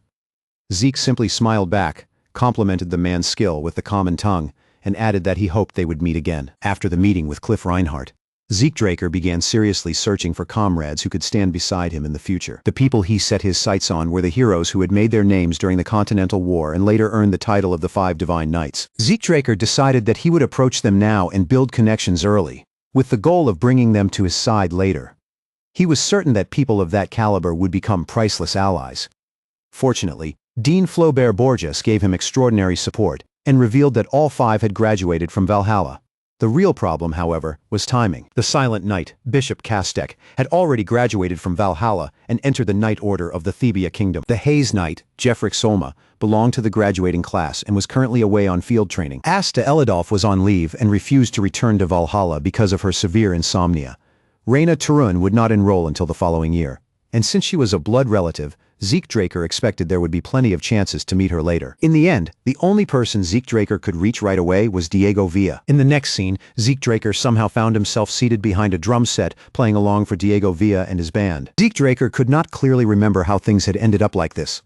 All he knew was that he had gone to Diego Villa's club hoping to get closer to him. Diego Villa had thrown an arm around Zeke Draker's neck with a bright grin, declaring that Zeke had arrived at the perfect time because the band was in desperate need of a drummer. Zeke Draker had not understood what Diego Villa meant at first, but Diego insisted that he wanted to jam and immediately pushed him toward the drum set, cheerfully congratulating him on joining the Southern Fusion New Age Music Research Club. Still confused, Zeke Draker began striking the drums anyway. Bit by bit, his movements started matching the band's rhythm, and before long he decided there was no harm in simply enjoying the music. By the time it was over, Zeke Draker looked completely drained, worn out from trying to keep pace with Diego Villa's unstoppable energy. When Zeke Draker returned to his mansion, his butler greeted him at the entrance with a respectful bow. Zeke Draker informed him that he was going to train and ordered the servants not to disturb him for the time being. Inside the training chamber, Zeke Draker planted his sword into the ground and sat down, focusing his attention on studying True Dragon's swordplay. The text instructed him to gather and concentrate the flow of aura, until it pierced through his blood vessels, allowing him to move from the microcosmic orbit into the macrocosmic orbit. Zeke Draker had never encountered terminology like that before, but once he read the book for himself, he finally understood why Tarakon Draker had reshaped the original style into the dragon-slaying arts. Every technique demanded an extreme level of aura compression and release. This was not ordinary swordsmanship designed for fighting humans. It was a style created solely to battle dragons, and its killing power stood on the same level as an elemental sword. Zeke Draker rose to his feet, drew his weapon and settled into a firm stance with his gaze fixed straight ahead. He released his energy and pushed himself to forge a sword art that could surpass even the dragon-slaying arts he already knew. The method required him to compress his aura until it became so dense that it could not be compressed any further, creating enough force to cut through a great dragon in a single strike. Following the instructions, Zeke Draker swung his blade. At that moment, Decker stepped into the training ground and saw his master's sword moving at astonishing speed. A smile spread across Zeke Draker's face as he performed each slash. His divine body allowed him to move at an exceptional level almost naturally, accelerating the way he learned combat techniques. It also let ether travel through his body at remarkable speed, making each movement sharper and more fluid than before. The divine body showed Zeke Draker the precise steps he needed to take, as if the complete form of the technique had been laid out before him like a clear path. Zeke Draker followed that guidance, and with every repeated motion, his mastery deepened faster and faster. At last, Zeke Draker lifted his sword and unleashed a clean, flawless strike, so refined that it was almost perfect. In that instant, he felt something shift inside him. He had only recently broken through his old barrier and reached the level of a Red Knight. Yet now Zeke Draker realized he was already drawing close to the threshold of the next stage, nearing the realm of a Black Knight. Normally, Zeke Draker would never chase such rapid advancement, because he believed reckless growth could create weaknesses that would hold him back later. But the heart of Bahamut resting within his Aether Hall resonated fiercely with True Dragon's swordplay, crying out as if it had been waiting for this very moment. That fierce resonance pushed Zeke Draker to keep swinging his sword, chasing after the strange sensation before it could slip away from his grasp. As his body continued to move, a radiant symbol suddenly appeared across his chest, accompanied by unfamiliar letters that glowed with an eerie, otherworldly light. Zeke Draker stiffened in surprise as a mysterious energy surged over him, wrapping around his body until even his eyes darkened completely to black. Before he could understand what was happening to him, the system's message appeared in his mind. Bahamut's heart had reacted to Shelturn Draker's True Dragon swordplay, and now the memories engraved deep within that heart were about to be revealed. The moment Zeke Draker grasped the meaning of those words, shock ran through him, and his surroundings collapsed into darkness as he was pulled into an unfamiliar place. At first, he could see absolutely nothing. Then the sound of footsteps approached through the dark, and when Zeke Draker lowered his gaze, he saw an enormous dragon before him. A figure addressed the beast as the Lord of Dusk, Bahamut. The man said he had come with a request, and at those words, Bahamut slowly opened his eyes. The man drew out a book and asked Bahamut to protect the true dragon's swordplay he had created. Only then did the identity of the mysterious man become clear. He was Shelturndraker. Bahamut rose to his feet, his massive presence filling the cavern, and told Shelturndraker that he had always known him to be detestable, but had never imagined he was insane. At that moment, Draker finally understood with certainty that the man standing before Bahamut was none other than Shelturndraker himself. Bahamut demanded to know whether Shelturndraker truly intended to entrust a technique designed to kill dragons to an actual dragon. Shelturndraker answered without wavering, revealing that Kronos had already given his consent. Bahamut's rage erupted instantly. He slammed his hand down against the ground, and the energy gathered throughout the cave began taking shape, forming massive weapons that hung threateningly in the air. He declared that Kronos had been misled by humans and had lost the clarity required of a mediator. Seeing that Bahamut had no intention of listening calmly, Shelturndraker placed his hand on the hilt of his sword. In response, Bahamut formed even more spears overhead, roaring that he had no faith in Kronos' rambling prophecies. The moment Bahamut finished speaking, he launched the spears straight toward Shelturndraker. Shelturndraker drew his sword with swift, precise movement, meeting the first enormous spear head-on and deflecting it aside with effortless control. But countless others still remained. Even so, Shelturndraker did not retreat, standing his ground and intercepting every spear that came within reach. Each spear carried enough destructive power to shatter the entire cave and bury everything inside beneath the rubble. Yet, while Bahamut continued the relentless barrage, Shelturndraker calmly brushed aside each attack with measured, flawless swordplay. Draker watched in awe, realizing that this was his first time truly witnessing the pinnacle of creation, the overwhelming power of draconic magic. The pressure radiating from those spears was so intense that it felt almost impossible to believe such attacks could exist. Draker admitted inwardly that he would barely be able to knock down one or two of them, yet Shelturndraker endured the entire storm without faltering. In that moment, Zeke understood that his ancestor was a monster on an entirely different level. Bahamut then ordered Shelturndraker to leave his lair, warning that his next attack would be aimed at the Kronos kingdom itself. Shelturndraker calmly asked if Bahamut was truly prepared to go that far, reminding him that even he would be subjected to karmic sanction. As soon as those words were spoken, the countless spears suspended in the air began to fade. Bahamut dismissed karmic sanction as nothing but a joke and withdrew the energy he had unleashed. Raising one hand, he absorbed the remaining power within the cave and mocked Shelturndraker, asking what a mere human could possibly understand about karmic sanction. He declared that no matter how many humans he crushed beneath his feet, such punishment would never apply to him. Shelturndraker drove his sword into the ground and quietly remarked that everything had unfolded exactly as Kronos had foretold. From inside his coat, Shelturndraker pulled out a luxurious pocket watch, and the moment Bahamut saw it, his eyes widened in unmistakable surprise. Bahamut spread his wings wide and condensed his energy into a colossal sword of terrifying scale, mocking Shelturndraker as he asked whether borrowing Kronos' power made him think he could stand against Bahamut. With one devastating sweep, Bahamut hurled the enormous sword straight toward Shelturndraker. Shelturndraker remained calm, raising the pocket watch in his hand and pressing its mechanism. In an instant, a vast magical circle shaped like a clock appeared beneath Shelturndraker, and Bahamut's destructive attack froze in midair. Draker was stunned, almost unable to believe the sight unfolding in front of him, but there was no denying it. The watch's magic had truly stopped Bahamut's strike. Draker's shock deepened when he realized the clock-like magic circles had also spread above and below Bahamut, restraining the dragon and locking his massive body in place. Draker concluded that this incredible magic came from the watch itself, and he recalled what Bahamut had said earlier about Kronos' power. Only then did Draker understand that the pocket watch was an artifact infused with Kronos' essence. As Draker studied it, Bahamut roared in frustration, the deafening sound crashing through the cave so violently that Zeke had to cover his ears. Bahamut smashed his hand into the ground, then shattered the magic circle beneath him with a brutal strike of his head, drool spilling from his fangs as fury overtook him. He demanded that Shelturndraker explain the vision he had just been forced to witness. Shelturndraker told him it was Kronos' prophecy, then asked whether Bahamut now understood why true dragon swordplay had to be entrusted to him. Bahamut growled that dragons forming contracts with humans had been a mistake from the very beginning.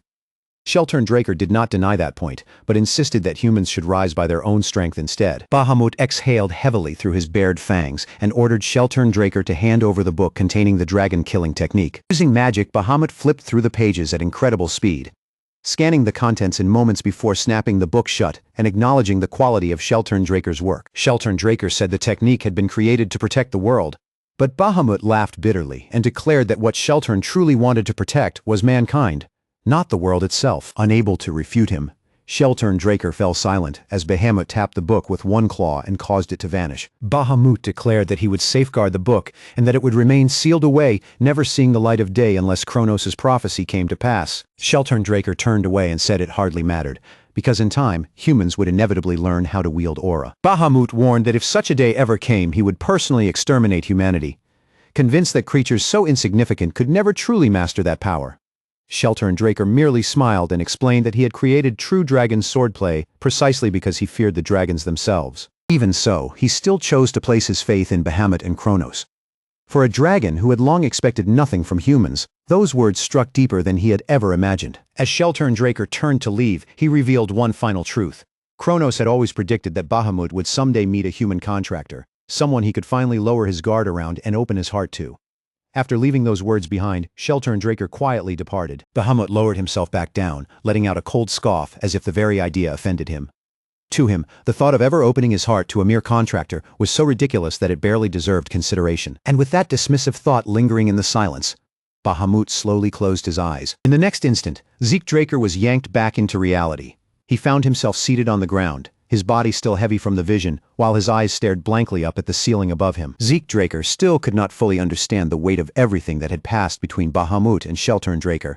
But one thing had become painfully clear to him. Bahamut carried a deep, almost bottomless distrust and hatred toward humanity. Yet because Bahamut's heart now rested inside Zeke Draker's own body, that hatred did not feel distant to him. Against his will, Zeke Draker found himself sensing the dragon's pain and bitterness as if it were brushing against his own heart. At the same time, Zeke Draker remembered that Bahamut had eventually formed a contract with Terracon Draker. That single fact made him wonder what could have happened to make such a proud and powerful dragon change his mind. After witnessing those fragments of memory, Zeke Draker threw himself back into researching the old war, driven by a curiosity that refused to settle. But the deeper he dug, the clearer it became that every historical record involving Terracon Draker had been deliberately altered by House Draker. In the present age, Terracon Draker's contracted dragon was remembered only as an evil dragon. Because of that twisted reputation, finding any trustworthy document about the truth had become nearly impossible. While Zeke Draker continued balancing his investigation with his training in True Dragon swordplay, a message from Cliff Reinhardt finally arrived. The letter informed him that preparations for the first request had been completed. Zeke Draker had only asked for a new identity, one convincing enough to keep anyone from suspecting his true movements. But when he read that he had been made deputy manager of the Reinhardt Merchant Group's southern branch, he paused in disbelief, feeling that Cliff Reinhardt had given him a title far grander than necessary. As Zeke Draker continued reading the letter, a faint tapping came from the window. A bird was pecking lightly against the glass, and when he saw the messenger pigeon outside, a small smile touched his face.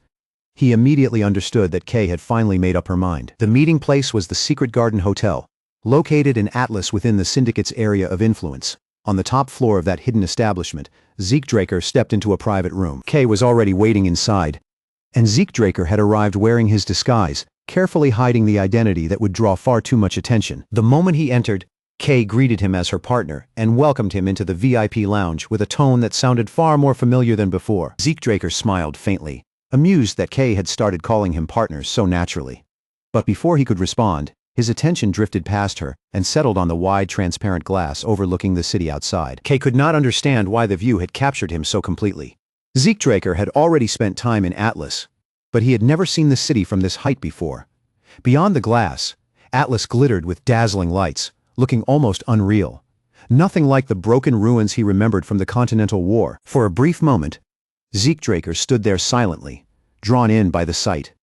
Then he slowly gathered himself and admitted to Kay that he had never known a place like this existed in Atlas. Kay watched him with surprise, not expecting someone like Zeke Draker to become so absorbed in a simple view of the city. Kay explained that the hotel was one of the Syndicate's side businesses, built as a discreet place where people from the underground world could speak without fear of being overheard. As she spoke, she poured drinks for herself and Zeke Draker, but he calmly slid his glass forward and told her that he did not drink liquor. Kay found that unexpectedly funny. She teased him, suggesting that maybe he refused alcohol because he was still underage, then added with a sly smile that he had a surprisingly cute side. Zeke Draker immediately corrected her. His reason had nothing to do with his age. Alcohol simply had no effect on him anymore. He had learned that fact back when he tried drinking at the celebration held after his entrance. The moment he drank, his poison resistance skill identified the alcohol as a toxin and purified it from his body almost instantly. Before his regression, Zeke Draker had sometimes gone out of his way to drink just to feel the sensation of being intoxicated. But now, even that was impossible for him, Because of that, he had naturally come to prefer tea, which he could actually enjoy. Kay accepted his explanation without pressing further.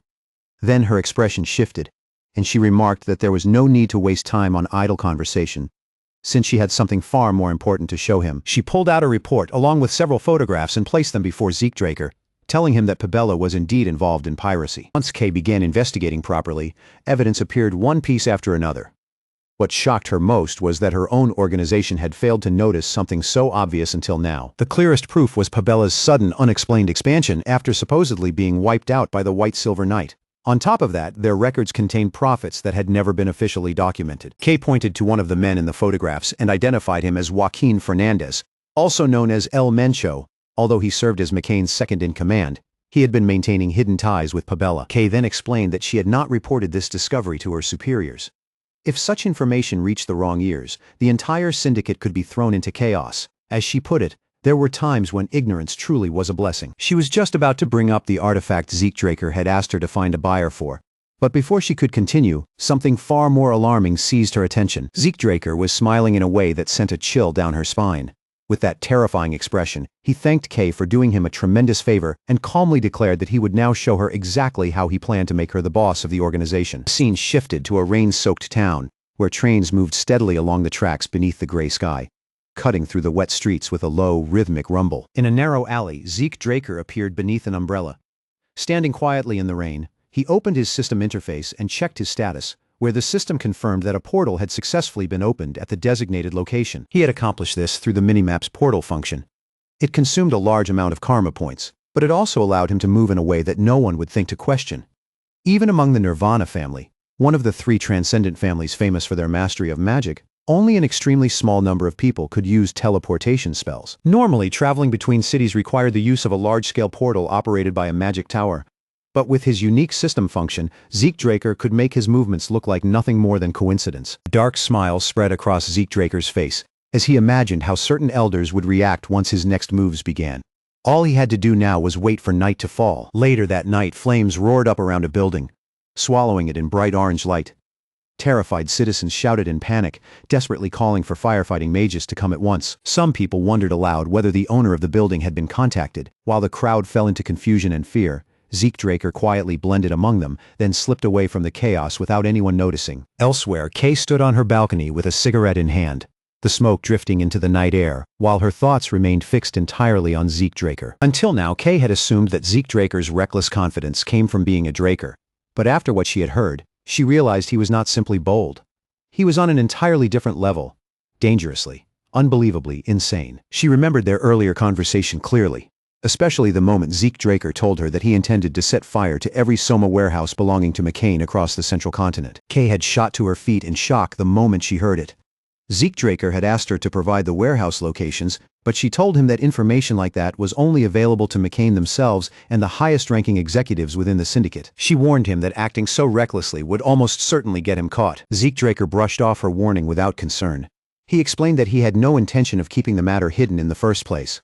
Instead, he planned to push every bit of blame onto El Mencho, because the syndicate would need a clear suspect. And when Kay admitted she had not yet reported Pabella's connection to piracy, she immediately understood what he was really aiming for. Zeke Draker praised her sharp instincts, then calmly pushed the glasses and drinks aside from the table.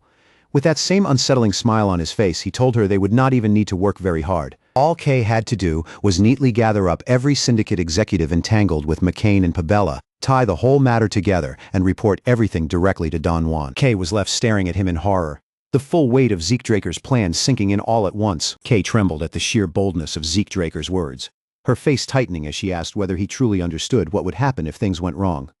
Zeke Draker did not hesitate for even a second and calmly assured her that he understood the consequences perfectly. Still terrified, Kay reminded him in a strained voice that traitors inside the syndicate were not simply killed. They were made examples of, punished in ways so cruel that death would seem merciful by comparison. Before she could say anything more, Zeke Draker suddenly grabbed a bottle of wine from the table and slammed it down with brutal force, shattering it against the surface. The explosive crash echoed through the room and made Kay flinch in shock. Then Zeke Draker roared at her, his voice sharp with anger, demanding why any of that should matter when every one of those executives was going to be swept away in the end anyway. He pressed her even harder, asking if she planned to spend the rest of her life as nothing more than a low-ranked dog crawling under the syndicate's command. After all, she had already agreed to his plan. The plan to climb to the very top and become the organization's leader. Zeke Draker's gaze cut into her like a blade as he told her there was no room left for hesitation. She had already stepped onto this path, and from this point on she could only move forward, whether she chose to raise the stakes or fold completely. He demanded that Kay decide what kind of future she wanted for herself. His words left her shaken. But somewhere deep inside, she knew he was right. Kay reminded herself that she had never joined the syndicate just to keep doing the filthy work that others pushed onto her. The man standing in front of her was not ordinary. Zeke Draker was the genius who had uncovered Pabella's hidden identity when everyone else had failed, the one who had discovered ancient ruins buried beyond the reach of history, and the one who had recovered countless high-grade artifacts with almost frightening accuracy. Faced with that kind of undeniable ability, Kay could no longer treat this as an ordinary gamble. If she chose to follow Zeke Draker, then she had to accept that she would be staking everything she had. Without warning, Kay reached for the wine bottle, pulled it toward herself, and drank it down in one swift motion, as if sealing her decision with fire. Zeke Draker looked briefly surprised by her sudden action. But Kay met his gaze and declared that she would bet everything on this, because failure would mean certain death either way. With fierce determination burning in her eyes, Kay made her choice clear. She was going all in. Zeke Draker's expression eased with satisfaction, pleased by her resolve, and he assured her that she would not regret choosing to stand on his side. Later, when Kay looked back on that moment alone, her hands trembled so badly that she could barely keep them still. She gripped her own arm tightly, forcing herself to calm down, and whispered under her breath that she would believe in Zeke Draker and place everything she had on the line. On her desk lay a newspaper carrying the report of sudden fires breaking out almost simultaneously across the central continent. Investigators debated whether the disasters were mere coincidence or deliberate arson, but the official conclusion blamed the incidents on negligence. At the same time, in a grand mansion far removed from Kay's balcony, another man sat behind an expensive desk, reading that very same newspaper. With a drink clenched in his hand, the man cursed the unknown culprit and swore that whoever had dared to burn his warehouses would suffer a slow and painful death. That man was none other than Don Juan, the feared head of the McCain cartel. Meanwhile, inside another mansion, Zeke Draker sat at a table, nervously tapping his fingers against the surface. He muttered that the semester was nearly over, and that half a year had already passed since he revealed he had reached the level of a Blue Knight. Zeke Draker had always known that something would eventually come his way after that revelation, but he had not expected it to happen quite this soon. The invitation to the promotion celebration banquet left him uneasy. Among young Drakers, this kind of banquet was held when someone crossed the barrier from a yellow swordsman and stepped into the rank of a true knight. Even within House Draker, reaching the level of a purple knight or blue knight usually happened around the age of 20. Because of that, the promotion celebration was treated almost like a Draker-style debutante, a formal announcement to the world. Zeke Draker thought back and realized that nearly 3 years had passed since he had last met the Patriarch. All he could do now was hope that the whole event would pass peacefully. Soon, the setting moved to the central banquet hall of the Four Seasons Fortress. The Patriarch stood there dressed in white, speaking calmly with the honored guests who had gathered for the occasion. In the middle of the gathering, Abel Draker approached and greeted him respectfully.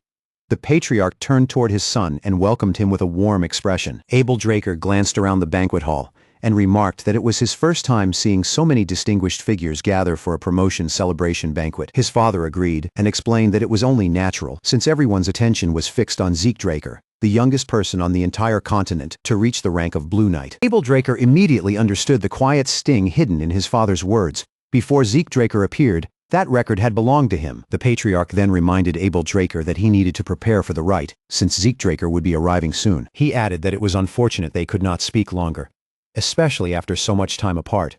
Abel Draker bowed with controlled respect and told his father not to worry, while the Patriarch smiled and instructed him to enjoy the evening. As Abel Draker watched his father walk away, the polite mask on his face faded, and a flicker of hatred burned deep within his eyes. Outside the banquet hall, Zeke Draker walked beside his master, Duke Draker.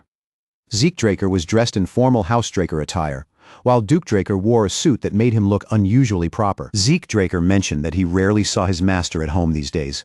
Duke Draker responded bitterly that the Patriarch had been working a retired man to the bone, leaving him with barely enough time to return home.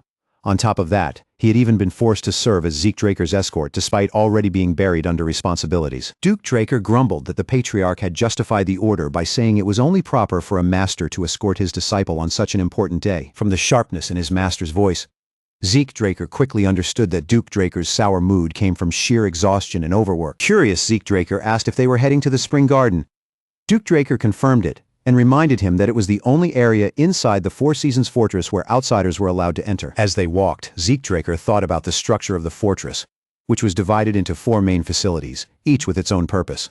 The spring garden was used for ceremonies, receptions, and formal gatherings that involved guests from outside Housedraker. The summer lock was the place where most of Housedraker's business and administrative matters were handled. The autumn fell served as the ceremonial hall for rites held within the household itself, including important events such as knighting ceremonies. And lastly, the winter keeps guarded rare artifacts collected across more than 1,000 years of Housedraker history. For Zeekdraker, this was his first time ever entering the Four Seasons Fortress.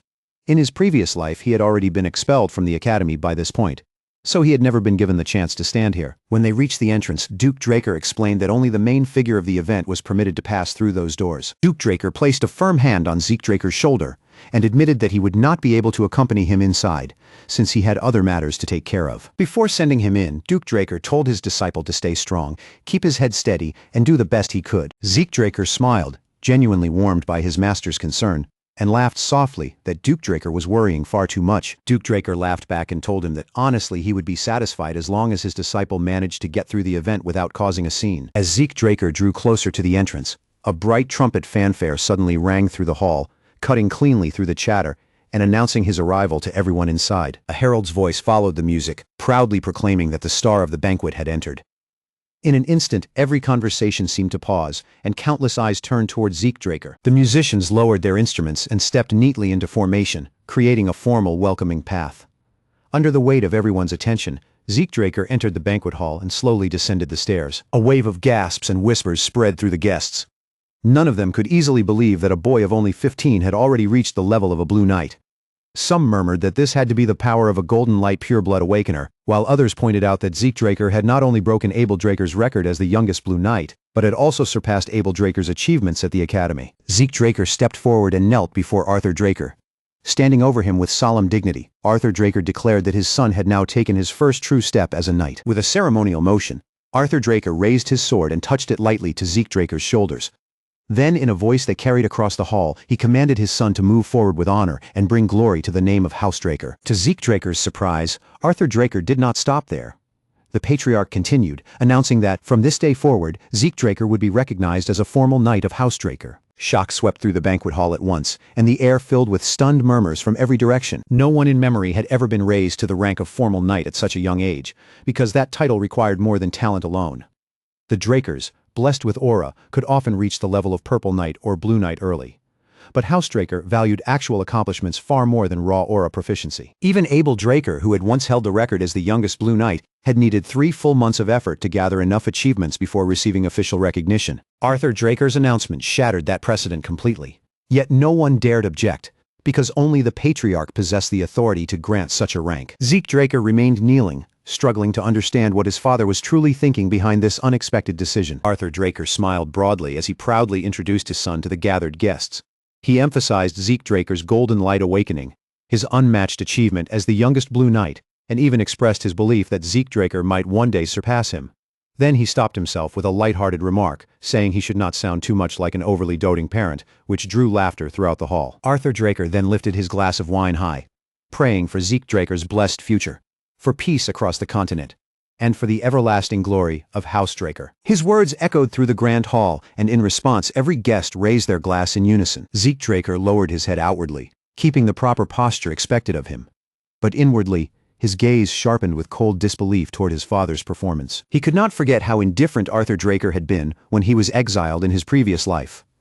That memory clashed painfully with the proud, affectionate father now standing before the crowd. Then Arthur Draker called out to him, and Zeke Draker quickly suppressed his thoughts, lowering his gaze once more as if nothing had crossed his mind. Arthur Draker suggested that the two of them speak privately as father and son, and soon after, they left the banquet hall together. Elsewhere in the hall, a bespectacled man standing beside Abel Draker quietly advised him to fix his expression, pointing out that the way he was looking at his father and younger brother seemed far too hostile. The man reminded Abel Draker that an older brother should not glare at his younger sibling during a moment meant for celebration and congratulations. Abel Draker forced his expression back into composure, then shifted the subject by asking about the prince. Bespectacled man explained that the prince had said he would arrive once the rite was over, so he should be appearing at the banquet soon. Abel Draker then suggested that they take their leave for the moment, and the man agreed without objection. Later, Zeke Draker stepped out of Arthur Draker's office holding a token in his hand. It was no ordinary token with it.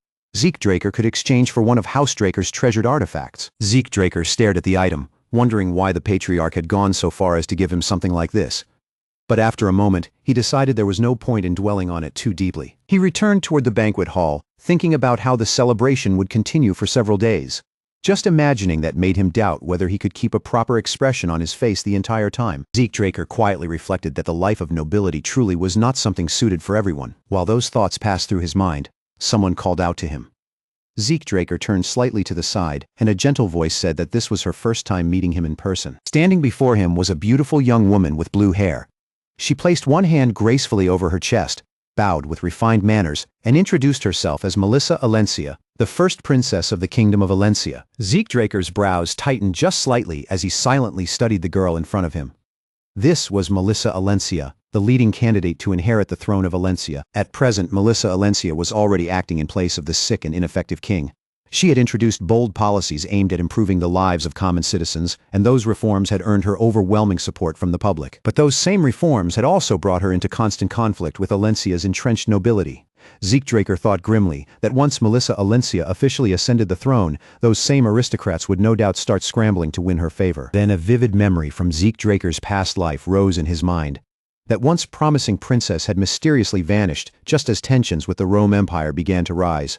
Rumors spread across the continent that she had been assassinated by imperial forces, and when Alencia eventually fell in the war, the truth disappeared with it. Zeke Draker studied Melissa Alencia even more carefully, his caution deepening.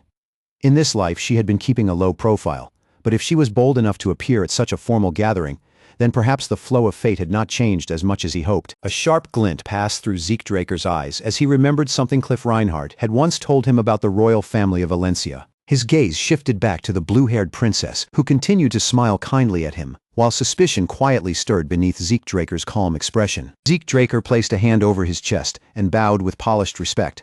With a dignified smile, he stepped forward and told Melissa Alencia that it was an honor to meet her, extending his hand with practiced grace. He spoke of her reputation and the privilege of having her attend the banquet, his composed voice slipping smoothly through the background hum of conversation around them. Zeke Draker's words were not empty flattery.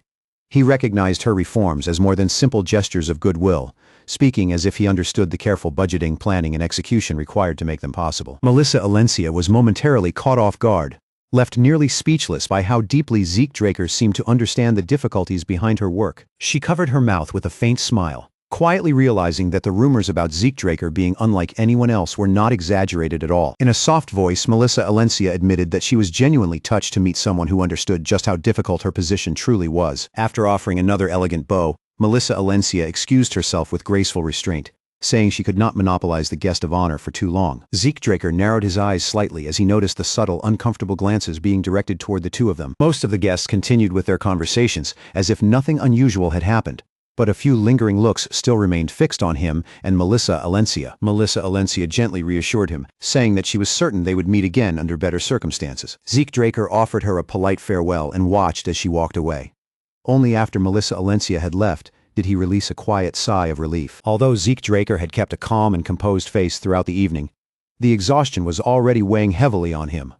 Banquets like this were never to his taste. Honestly, he would have preferred sparring with Kaiser instead. All of a sudden, heavy footsteps echoed across the floor, each step sharp and deliberate, followed by the unmistakable clash of metal armor ringing through the banquet hall. Zeke Draker's expression darkened the moment he heard it.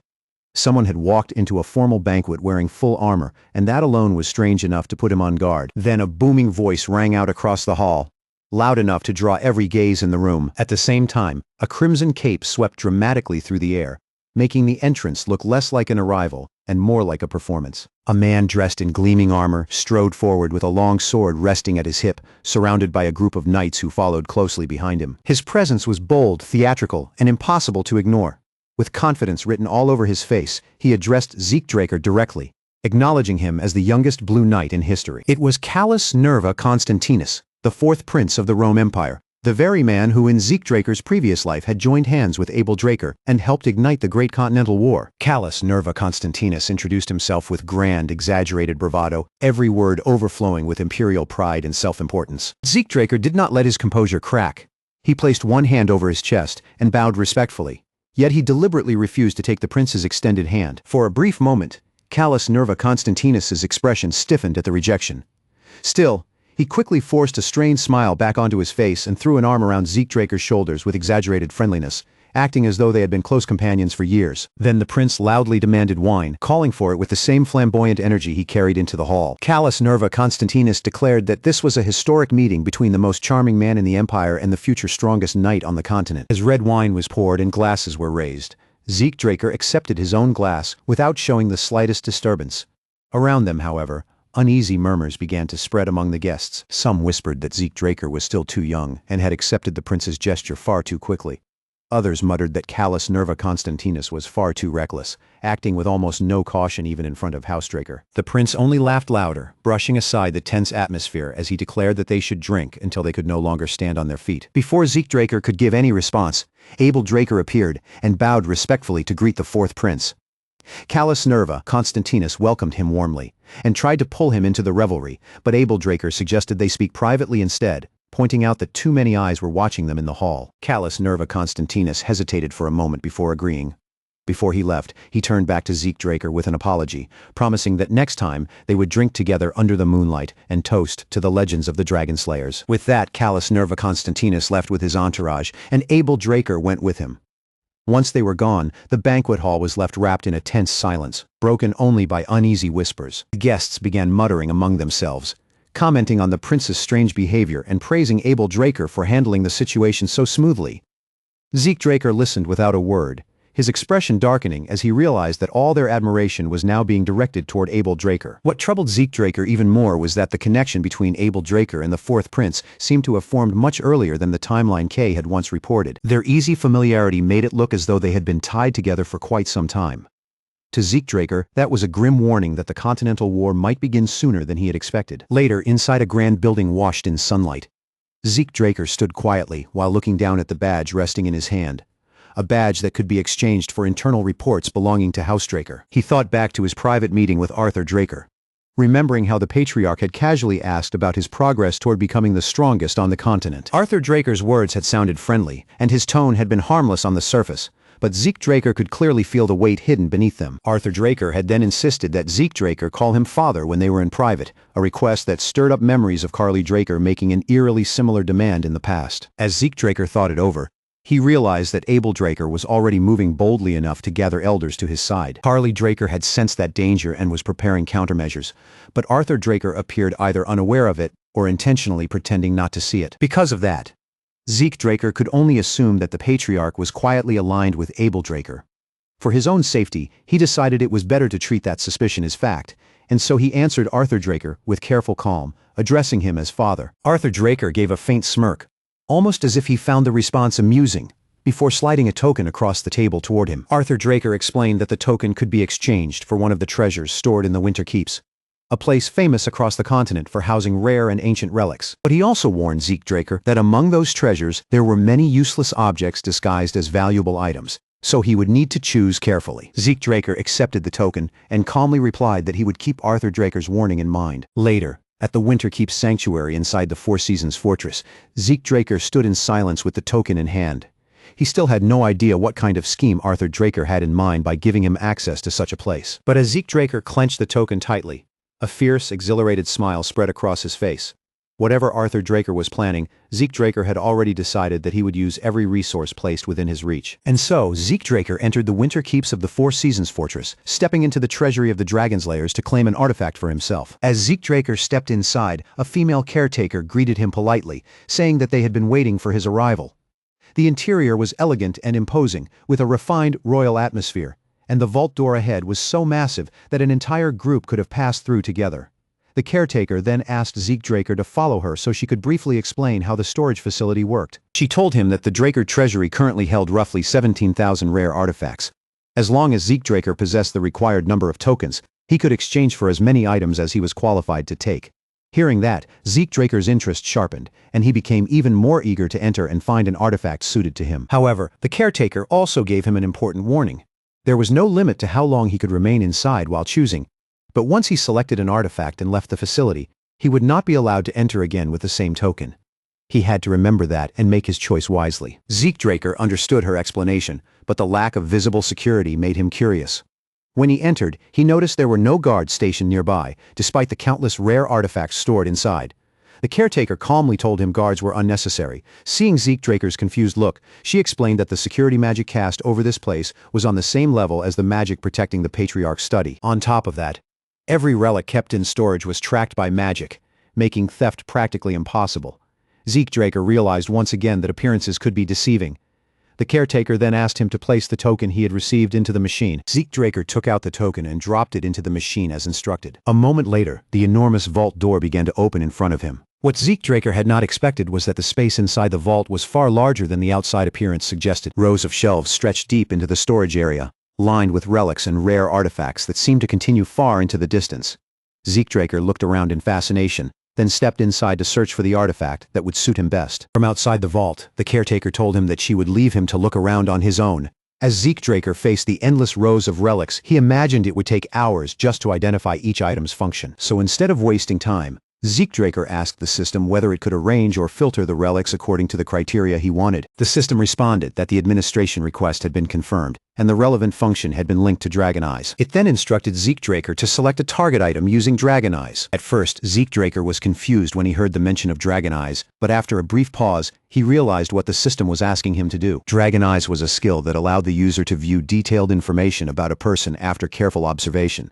And now, according to the administrator's request, it could also display information about detected objects. Without wasting even a moment, Zeke Draker activated shadowless steps from the Gale Arts and moved through the treasury at incredible speed, sweeping his gaze over relic after relic so the system could identify everything inside. Once Zeke Draker finished scanning the storage room, the system organized the information and informed him that the selected items would now appear on the minimap. The number displayed was staggering. A total of 17,138 items had been selected. Zeke Draker froze for a moment, genuinely stunned by the absurd number. He had never imagined there would be that many candidates, but since he could only take one item, he immediately asked the system to remove anything that was not a true artifact, including ordinary objects and consumable items. The system responded to his request at once, sorting through the list exactly as Zeke Draker had ordered. Even after that, 9,032 items still remained. The number was still far too large, and Zeke Draker could already feel exhaustion creeping in just from looking at it. So Zeke Draker gave the system another command, this time ordering it to exclude every sword inferior to the Stygian blade. In almost no time at all, the list changed again, and when Zeke Draker looked over it, it seemed as though every sword had disappeared from the selection. That was enough for Zeke Draker to understand just how extraordinary the Stygian blade truly was. Even when compared against the countless artifacts stored in House Draker's treasury, it still stood above them. As Zeke Draker continued scrolling through the remaining list, one particular artifact suddenly caught his attention because no information appeared for it at all. Curiosity sparked in him, and Zeke Draker followed the coordinates toward the shelves to see the mysterious item for himself. When he arrived at the marked spot, he found a bracelet resting there. Its information still refused to appear, and at first glance, it looked like nothing more than an ordinary accessory. Zeke Draker stared at the bracelet in confusion, but then the system responded, stating that the item had reacted to the title heir of Terrakan Draker. That only deepened Zeke Draker's curiosity. If the bracelet had reacted to the title connected to Terrakan Draker, then there was a strong chance it had once belonged to Terrakan Draker himself. Even so, no further details about the bracelet appeared, but the moment Zeke Draker slipped it onto his wrist, the item suddenly began to react. The system explained that the bracelet contained an embedded guardian stone, and that this stone had the power to call forth a summon suited to the user's soul. It then announced that Zeke Draker was now in possession of the sacred guardian stone and could summon a compatible being through it. Zeke Draker grew uneasy the moment he heard that. Realizing the bracelet had already been registered as his possession, he wondered if there was any way to remove it before it was too late. But the system denied his administration request, explaining that because the item had entered his possession through its connection to the heir of Terrakan Draker title, it could no longer be removed. Zeke Draker cursed the bracelet under his breath. Because of this unexpected turn, he could no longer inspect the other items properly, and all the careful plans he had made seemed to have gone to waste. Still, after a moment, he forced himself to reconsider and decided it might not be such a terrible outcome after all. Looking at it positively, the bracelet was part of Terrakan Draker's legacy, which meant it should be far more valuable than most ordinary artifacts.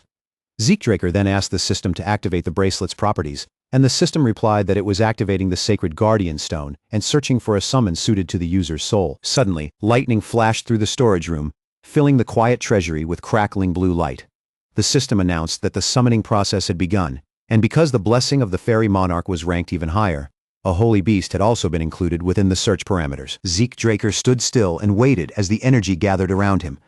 Then the system confirmed that it had successfully found a holy beast compatible with the user's soul and began the summoning. In the next instant, the entire room burst with lightning, and amid the dazzling flashes, a blue holy beast appeared before Zeke Draker. The system announced that the holy beast, a draconic steed, had been successfully summoned. Zeke Draker stared at the holy beast in fascination, unable to take his eyes off the majestic creature standing before him. First, Zeke Draker had obtained Bahamut's heart and fang, and now he had gained an artifact capable of summoning a holy beast. He could not help but wonder just how many incredible things Tarakun Draker had once possessed. The beast, however, showed no hostility at all. It approached Zeke Draker with surprising friendliness, almost as if it wanted him to reach out and pet it. Zeke Draker felt a strange sense of familiarity from the creature, as though the two of them were not meeting for the first time, but reuniting after a very long separation. Without wasting time overthinking it, Zeke Draker gave the holy beast a name, Bucephalus. Bucephalus seemed to love the name immediately. The holy beast moved close to Zeke Draker and urged him up, practically pulling him onto its back. It was a holy beast that seemed to understand Zeke Draker's intentions without a single word. As Bucephalus settled him firmly onto its back, Zeke Draker could feel both the creature's strength and its uncanny awareness. With that, Zeke Draker left the treasury on Bucephalus's back and told the holy beast to run like the wind. The moment Bucephalus moved, lightning scattered in every direction, streaking across the space like living veins of blue light. Bucephalus raced forward with such incredible speed that it felt almost like running at the speed of light, making Zeke Draker realize he had somehow obtained something truly extraordinary. When Zeke Draker returned home, he found himself wondering why the caretaker had let him take the bracelet without asking any serious questions. In response, the caretaker had simply told him that the bracelet he chose looked like an ordinary worthless trinket, nothing more than a piece of trash among the countless relics. Then, without warning, someone congratulated Zeke Draker on officially becoming a proper knight of House Draker. Zeke Draker turned his head toward the voice, curious to see who had come to see him. Standing there was Cliff Reinhardt, and beside him was none other than Melissa Alencia, the true owner behind the Reinhardt Merchant Group and the first princess of the Kingdom of Alencia. Zeke Draker had been resting in his room when Cliff Reinhardt entered and congratulated him on his new title, but the presence of Melissa Alencia made the visit far more significant.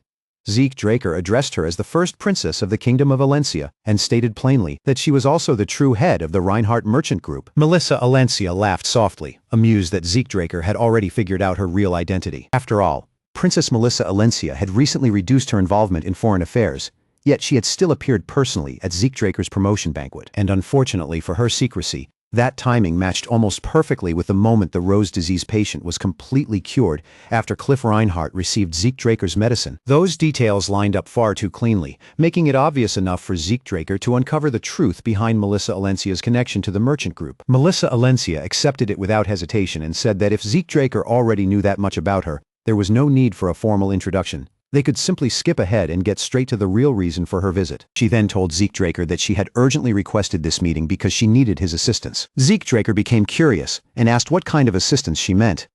Sitting across from him, Melissa Alencia calmly replied that before she explained, he should first examine the document she had brought for him. Melissa Alencia added that Rose disease had recently appeared along the borders of the Kingdom of Alencia, and the documents she shared with Zeke Draker contained the analysis results produced by the Nirvana family. Zeke Draker quickly scanned the document, reading through the contents with sharp focus.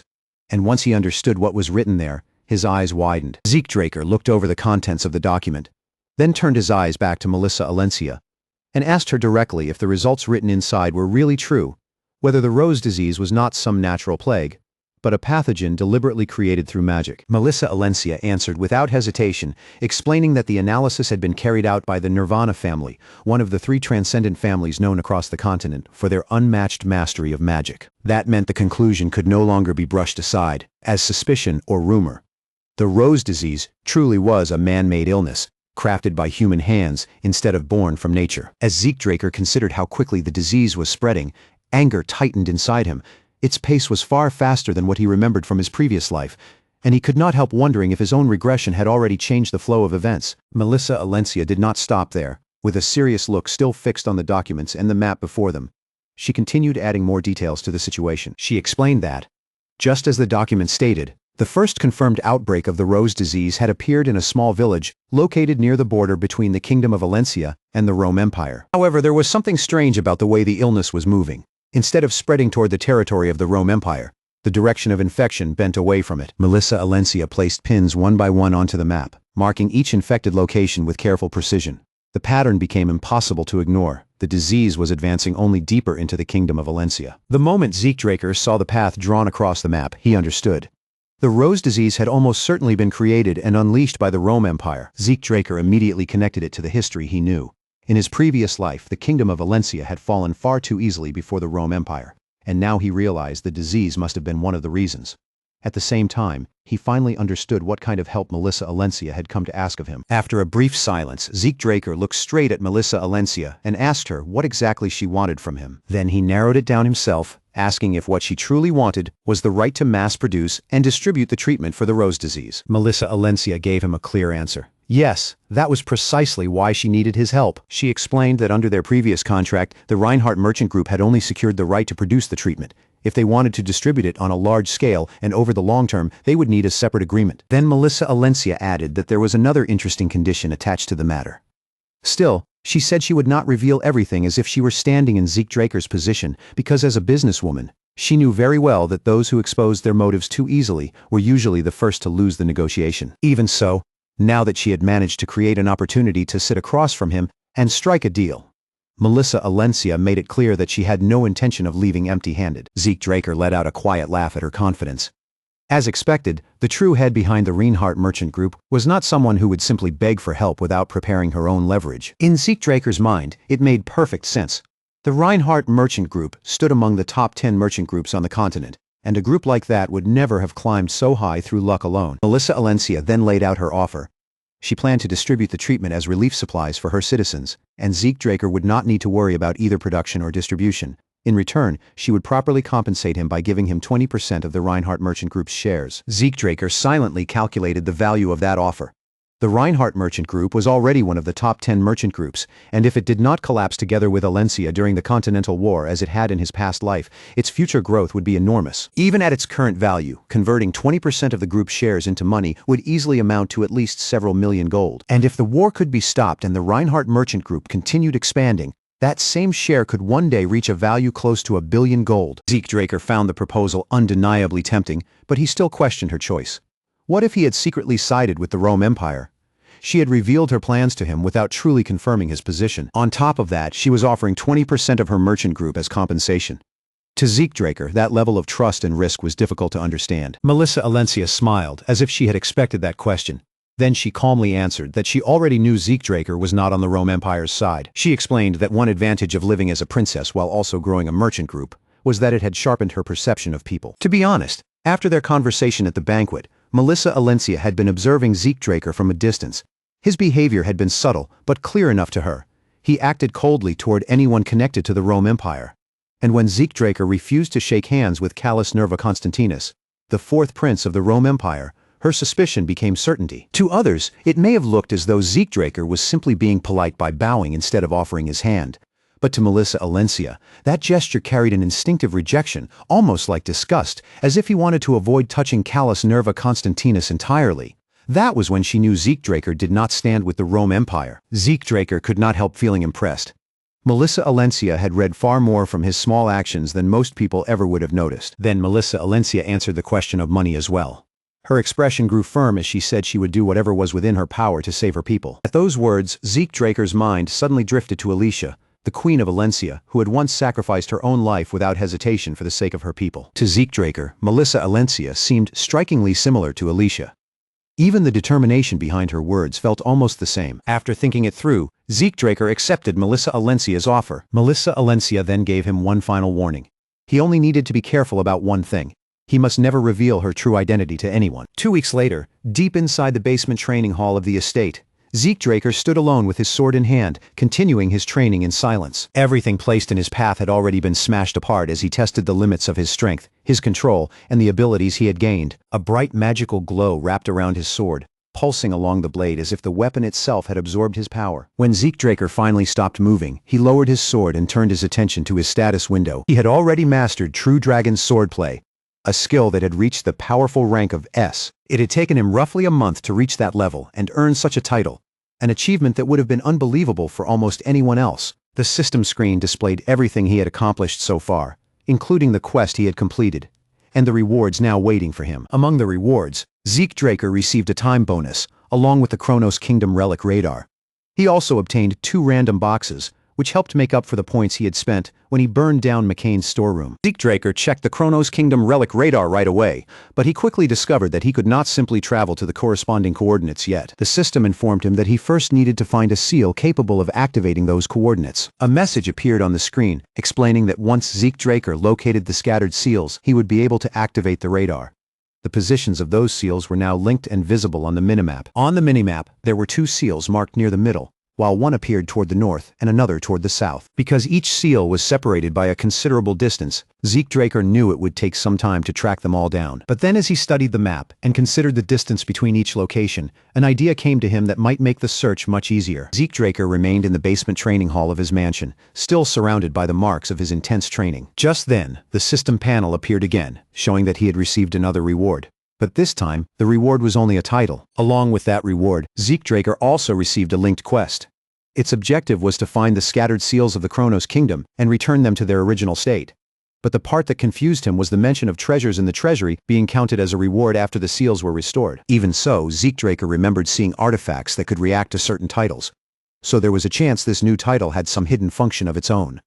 Since the quest had no time limit, he decided not to rush into it and push the matter aside for the moment. For now, Zeke Draker chose to focus on the problems right in front of him. The Chronos Kingdom seals could be dealt with slowly, one step at a time, once the more urgent matters were handled. After leaving the training hall, Zeke Draker received a reply from Kay.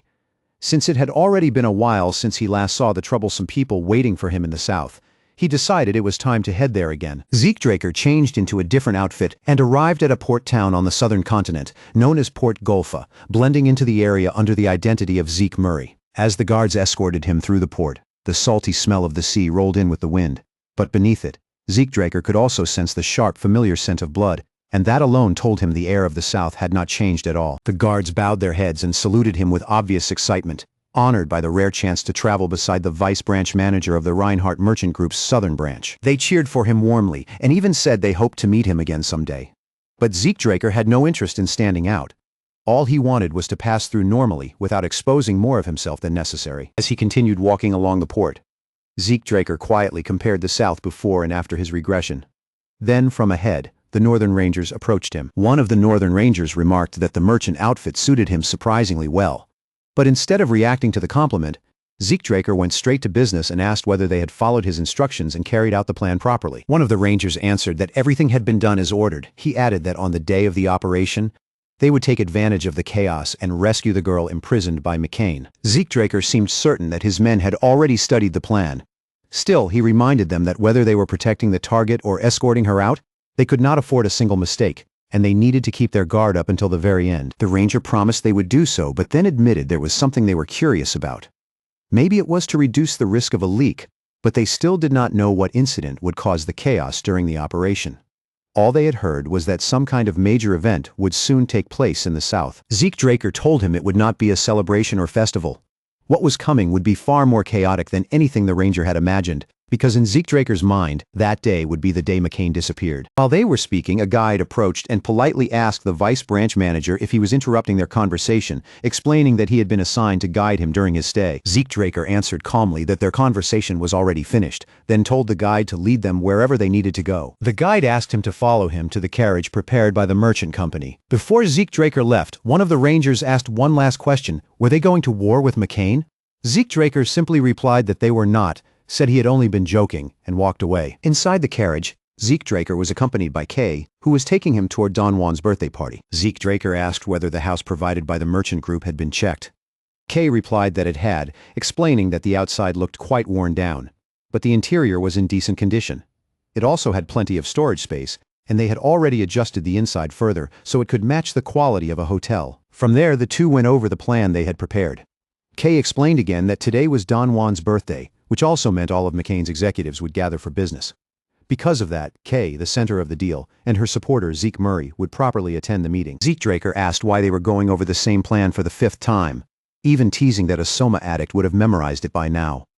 Kay snapped back that she could not help being nervous, since she did not have nerves of steel like him. To her, it was only natural to feel anxious, especially after he dragged her into his dangerous scheme without considering how much it would torment her. Only then did Zeke Draker realize that her reaction was completely normal. He had been so used to danger that he had not really considered how frightening this situation would feel to someone like Kay. Kay even asked what would happen if their enemies discovered that they were the ones behind the burning of McCain's Soma warehouse. Instead of comforting her, Zeke Draker decided to tease her further. He said that McCain usually paralyzed traders before leaving them to die in Shock Dragon Swamp. The moment Kay heard that, terror washed over her face, and she began worrying that they would be caught despite all their careful planning. Zeke Draker did not let her calm down. He pushed the joke even further, adding that things would be different for a mage. If a mage were caught, they might be cut apart, with their organs and body parts sold on the market. In the South, there was even a widespread belief that keeping a mage's corpse close could help block curses. Kay listened to every word, and her face went pale, as if her soul were trying to leave her body from sheer shock. Suddenly, she was no longer sure whether the necklaces worn by McCain members were fake ornaments or made from real parts. Even the fingers hanging from them began to look disturbingly real to her. Kay told Zeke Draker that if she died, he had to gather her body parts and bury them somewhere nice. Then, still shaken, she asked how he knew so much about all of this in the first place. Zeke Draker heard her question but answered only in his mind. Once, he had known the South better than anyone. He had been the one who helped raise McCain into prosperity, and he had also been the one who dragged it down into ruin before his regression. After being expelled from the academy, he had been captured by a slave trader and sold to a Soma plantation owned by McCain. From there, he had been thrown onto the battlefield as a human shield again and again, yet somehow, each time, he alone survived and returned. He had no choice but to keep enduring, carrying only his will forward.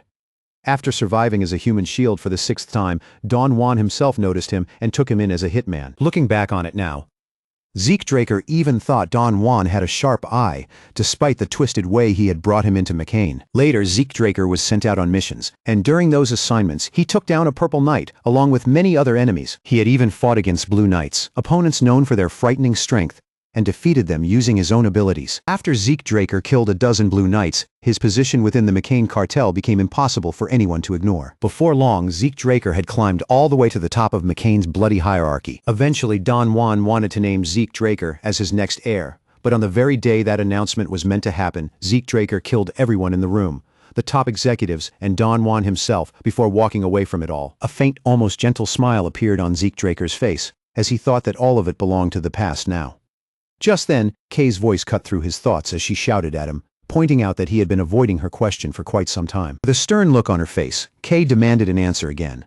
If Zeke Draker knew that much about McCain, then was he actually one of their spies? Zeke Draker replied casually, without the slightest change in expression, that he was not. Kay kept pressing him for an explanation, but Zeke Draker only laughed it off, clearly enjoying how easy it was to tease her. Soon, their carriage arrived at Don Juan's mansion, where a lively party was already in full swing. From there, they were led away from the public celebration and taken into a secret meeting room hidden behind the mansion. Kay stepped forward and introduced herself to Don Juan, placing one hand over her chest.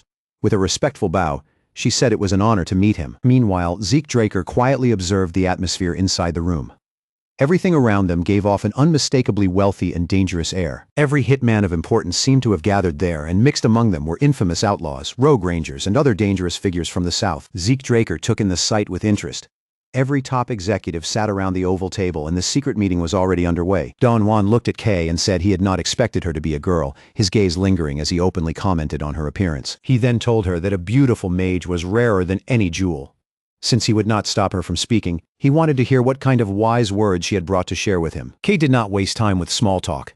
She went straight to the point and brought up the Soma warehouse that had burned down several months earlier. The moment she mentioned that incident, shock spread across the room, and everyone seemed to wonder why she would bring up such a sensitive matter here. Don Juan himself stared at Kay and said he could never forget that incident, then asked why she had chosen to mention it now. A look of fear crossed Kay's face as she faced Don Juan and the others, but she still forced herself to speak. She told them that someone in that very place had been colluding with Pabella, and that the same traitor was the one responsible for setting the Soma warehouse on fire. After Zeke Draker and Kay entered Don Juan's grand banquet and Kay finished her introduction, she wasted no time revealing why she had come. In front of everyone, she declared that a traitor was hiding among them, not somewhere far away, but seated inside that very room, and that this traitor had joined hands with Pabella to burn McCain's warehouses. The room exploded in an instant. Angry voices rose from every side. Curses were thrown across the table, and several furious members shouted for the guards to drag Kay out before she could say anything more. But Don Juan brought the chaos to a halt with a single heavy strike of his fist against the table. the sharp sound cutting through the uproar and forcing the entire room into silence. His voice dropped coldly as he looked at Kay and asked whether she was truly prepared to take responsibility for such a dangerous accusation. At that moment, Zeke Draker stepped forward. He moved behind Don Juan's brother, Joaquin Fernandez, with terrifying ease, then pressed a blade against his throat and took him hostage right in front of everyone. Zeke Draker told Don Juan that if he wanted a gift, then one was already standing before him. Don Juan narrowed his eyes at the sight and asked if Zeke Draker was trying to say that his own brother had been the traitor all along. Zeke Draker then addressed Joaquin Fernandez directly, calling him by his other name, El Mencho. With the blade still held close, he pushed Joaquin to confess the truth with his own mouth. Joaquin Fernandez froze on the spot.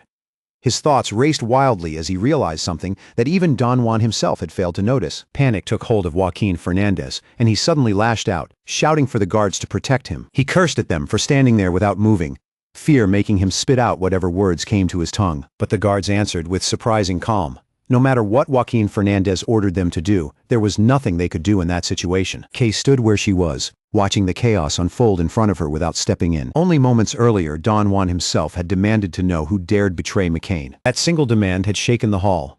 But before anyone could answer, Zeke Draker had stepped forward, introduced himself, and placed his blade against Joaquin Fernandez, presenting his own brutal proof. Now Don Juan sat calmly once more, his posture steady despite the violent tension filling the room. He remarked that this was quite a present indeed, his own brother held at knife point before the entire gathering. The guards stayed where they were, exchanging wary glances with one another. They admitted there was no safe way to move, because Zeke Draker was too skilled, and any reckless attempt would only turn Joaquin Fernandez into a shield. Some even began wondering if this intruder had been sent as a spy by Pabella. Leaning closer to Joaquin Fernandez, Zeke Draker whispered that this was just what he expected from McCain's second-in-command, a man who had earned so much trust. The irony was almost amusing. The real spy was Joaquin himself, yet the room was already beginning to doubt Zeke Draker instead. Joaquin immediately snapped back, calling it complete nonsense. Joaquin Fernandez claimed that he had already found the spy, but Zeke Draker pressed him even harder. He called Joaquin bold for saying that and asked if he truly believed someone would create such a scene without proof. Sweat began forming on Joaquin's forehead, and then Zeke Draker called for Kay to show the evidence. Without a moment of hesitation, Kay cast her spell. Sheets of paper lifted into the air and drifted forward until they hovered before Don Juan. As Don Juan began reading through the documents, his expression slowly darkened. Then, in a controlled voice, he thanked Zeke Draker for bringing him such undeniable proof. The papers exposed more than just Joaquin Fernandez's betrayal. They revealed that he had worked with the syndicate and conspired with Pabella. But the most explosive truth was even worse. The Pabellas were pirates. The moment that fact spread through the room, the hall erupted again with scraping chairs, rising voices, and thick suspicion. The word pirates carried a heavy meaning in the South. No one in that room had any reason to protect or defend people like that. Southerners reacted the loudest. Their anger raw and immediate. Since they lived so close to pirate strongholds, they had suffered more losses than anyone, and their hatred toward pirates ran deep. Don Juan himself remained silent. But everyone there understood that his resentment was far stronger than what showed on his face. It was said that pirates had taken Don Juan's family from him. For a man like him, an accusation involving pirates was not something he could ever ignore. Zeke Draker stood firm, watching Don Juan closely as he waited to see how the boss of McCain would react. Meanwhile, Joaquin Fernandez felt his world collapse around him. His eyes darted toward the papers, each one filled with proof of his dealings with Pabella, proof of the warehouse fire from months ago, and proof connecting him to everything. He could not understand how such dangerous evidence had ended up in the hands of his enemies. And now, no matter what Joaquin Fernandez said, suspicion clung to him like a shadow. After finishing the report, Don Juan looked up and thanked Zeke Draker, but his tone carried a sharp weight. He admitted he did not know what the syndicate truly thought of Joaquin Fernandez, his own brother, and asked Zeke Draker if he really believed this evidence alone was enough to make him turn on family. In his mind, Zeke Draker knew the truth. It was not enough. Documents alone would not completely break Don Juan's bond with his brother, but Zeke Draker had already decided to use a method he would have preferred to avoid, and now there was no going back. Just then, a quiet whisper reached Joaquin Fernandez's ear. At the same time, Don Juan began speaking again, warning that if this evidence was all they had, then insulting his brother would not be forgiven. But before Don Juan could continue, Joaquin Fernandez's voice suddenly cut through the silence. Calling Don Juan boss, he admitted the truth himself. Everything Zeke Draker had said was true. Joaquin Fernandez confessed that he had betrayed McCain and joined hands with Pabella. Don Juan slowly rose from his seat. His gaze lowered toward Joaquin Fernandez, and in a voice stripped of warmth, he said he had never imagined Joaquin would betray him. Now that it had happened, he found there were no words left for him. Then, almost instantly, Don Juan's tone changed. He told Joaquin Fernandez that since he had confessed, he would at least show him respect. In the next flash, an axe flew from Don Juan's hand. The axe tore through the air and struck Joaquin Fernandez directly in the skull. Joaquin Fernandez collapsed on the spot, dead before his body even fully hit the floor. The entire hall froze. Zeke Draker and the others could only stare at the brutal sight, the sudden violence shocking everyone into complete silence. Inside, Zeke Draker reflected that it was quite a fitting end for McCain's second-in-command. Southerners truly were fascinating people in the most terrifying ways. He also remembered the words he had whispered to Joaquin Fernandez moments earlier, the secret about Joaquin's hidden family, and the threat that they would be killed if he refused to confess. Joaquin Fernandez's confession had not come from guilt but from fear. As Zeke Draker wiped the blood from his face, he thought that an oath sworn before God was absolute. In truth, he had never planned to harm Joaquin's family at all. But at that point, it no longer mattered. The outcome had already been written in blood. Zeke Draker turned his gaze toward Don Juan and thought that this was the true face of a man who ruled over a massive criminal empire. Don Juan had not killed Joaquin Fernandez simply because he truly believed his brother was the traitor. The truth was, in that room and under those circumstances, Don Juan had no other choice. The warehouse fire from months earlier, the devastating losses McCain had suffered, and the infiltration of Peerless spy all pointed back toward one culprit. Kay's testimony had only poured more fuel onto an already burning fire. But Zeke Draker's decisive move in exposing Joaquin Fernandez, combined with the shocking revelation that the Peerless were pirates, had left Don Juan with only one path forward. And even in the middle of that violent chaos, Don Juan remained perfectly calm, reading the room and analyzing the situation with a steady hand. But unlike Don Juan, his subordinates could not keep their composure. Around the table, their faces stiffened, and the tension in the room grew heavier by the second. And with Joaquin Fernandez himself confessing in front of everyone, the issue had already been sealed. No one could pretend the accusation was only a rumor anymore. Zeke Draker reflected that whether Joaquin Fernandez was truly guilty or not no longer mattered. If Don Juan left him alive after such a confession, discipline inside McCain would collapse from the very foundation. Don Juan had not acted out of shock or emotion. His decision had been cold, calculated, and necessary for a man ruling a criminal empire. And Don Juan slowly turned his attention toward Kay. Since Joaquin Fernandez had confessed exactly as her report claimed, Don Juan began to suspect that the problem might be much larger than one traitor. He suggested that the entire syndicate might be rotten with betrayal, and those words struck the room like a bolt of lightning. Don Juan reminded everyone that the first move away from McCain toward Peerless had been the burning of the Soma warehouses, and his voice grew even colder. He announced that if anyone else confessed like Joaquin Fernandez had, he would at least grant them the mercy of a painless death. The room went completely silent, as if every person there had suddenly forgotten how to breathe. Don Juan's fury could be felt without a word, and a dangerous bloodlust burned behind his eyes. Suddenly, one member broke the silence and pointed at Kay. He shouted that none of them had anything to do with the betrayal, accusing her of being a witch who twisted lies through sorcery, and demanded that she be interrogated until the real truth came out. In the next instant, Zeke Draker hurled an axe through the air. The weapon struck the man dead on the spot, and blood splattered across Kay's face before she could even react. Kay stood frozen in place, her eyes wide and her mouth slightly open, unable to force out a single word. Don Juan's gaze snapped toward Zeke Draker, and he demanded to know why he had done that. Zeke Draker answered without any sign of panic, his voice calm and steady. He said he had simply helped Don Juan punish a traitor. After all, Joaquin Fernandez had confessed that the syndicate had worked alongside him, and to Zeke Draker, that alone was reason enough. Don Juan stared at him in silence, carefully weighing the man standing before him. For the first time, he seemed to wonder what kind of person Zeke Draker truly was. Perhaps this stranger could be used as a blade to finally cut McCain free from the syndicate. At last, Don Juan spoke again. He said Zeke Draker's action was justified, but then asked whether he was a messenger of God sent to aid him. Or perhaps Don Juan continued, Zeke Draker was an agent of the devil who had come to destroy him instead. Zeke Draker answered calmly that he was neither. He was a business partner, and he had come to propose a new deal. After exposing Joaquin Fernandez as the traitor and watching Don Juan execute him without hesitation, Zeke Draker shifted the room toward his true purpose. Standing before the boss of McCain, Zeke Draker made it clear that he had not come merely to reveal a betrayal. He intended to stand across from Don Juan as a new business partner and strike a deal. Don Juan narrowed his eyes and asked directly what Zeke Draker wanted.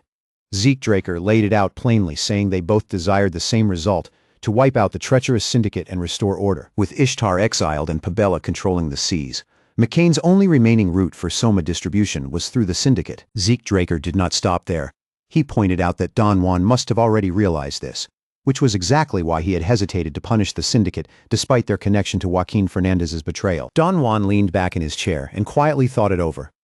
This man spoke as if he could see directly into his mind, as if he already understood the kind of person Don Juan was. Then Zeke Draker reassured him that there was nothing to fear. Until now, Kay had been the one managing all Soma distribution within the syndicate. From this day forward, Zeke Draker and Kay would take charge of McCain's Soma trade directly. Don Juan remained silent for a moment, letting the offer settle in the tense air, before finally giving his response. He admitted that the proposal was tempting.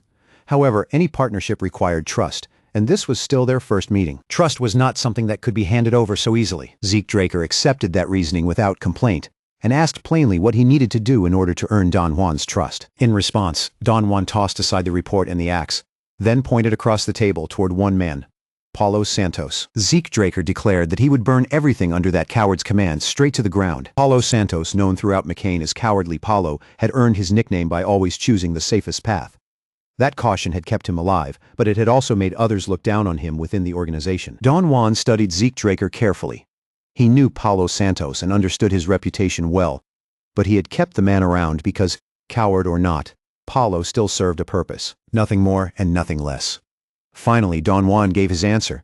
If Zeke Draker truly wanted to earn his trust, then killing Paulo Santos would be enough. Don Juan told Zeke Draker that he admired his bold courage, but Paulo Santos's territory was far too dangerous for one man to attack alone. Because of that, he would assign McCain's elite assassination squad to accompany him. Zeke Draker, however, understood the real meaning behind those words. They were not being sent to fight beside him, they were being sent to watch him. Don Juan then added one more condition. While Zeke Draker proved his bravery, Don Juan would personally take responsibility for guarding Kay. To Zeke Draker, that sounded far less like protection and much more like keeping Kay as a hostage. Still, Zeke Draker nodded and agreed, leaving Kay in Don Juan's hands for the time being. Soon after, Zeke Draker arrived at Paulo Santos's territory, where the Soma production factory stood. The assassination squad came to a stop on a hill overlooking the entire factory complex below. The squad's commander, Manuel, could not help feeling conflicted as he stood there. Although Manuel held the title of commander, in this situation he found himself waiting for Zeke Draker's orders instead. That fact unsettled Manuel. But after witnessing Zeke Draker's skill firsthand, he knew resisting him would be foolish. So Manuel studied him carefully instead. Zeke Draker's stamina alone surpassed that of any McCain hitman, and every movement he made was sharp, efficient, and precise, like someone who had already memorized the entire terrain of the South. In battle, Zeke Draker moved with a level of mastery that even seemed to surpass the Beastmen. To Manuel, he looked like the kind of man who could single-handedly slay werewolves, beasts feared as some of the deadliest foes in the South. In Manuel's eyes, Zeke Draker was no longer just some skilled fighter standing on the battlefield. The way he moved, the pressure he gave off, and the power he carried made one thing painfully clear. Zeke was a monster. Zeke Draker turned his attention toward the squad and spoke to them without a trace of hesitation. His order was simple and direct. They were to stay exactly where they were and not interfere. From the very beginning, Zeke Draker had already understood their true purpose. They had never come here with the intention of helping him fight. Their role was nothing more than to stand back, keep their distance, and watch. Zeke Draker pointed out that from this hill, they had a clear view over the entire factory below. Since they were already in the perfect position to observe everything, there was no need to pretend otherwise. They might as well do their job properly and watch every move from there. Manuel stood there in silence, unable to come up with a single word in response. Zeke Draker had seen through them too cleanly, leaving him with nothing to deny. One of the assassins quietly leaned closer to Manuel, lowering his voice as he asked what their next move should be. The tension in the squad had clearly shifted. Manuel remained quiet for a moment before finally admitting the truth. Zeke Draker was right. They had only been ordered to observe, and if that was their mission, then there was no reason for them to throw themselves into danger. Their task now was to stay hidden and keep watch from a safe distance.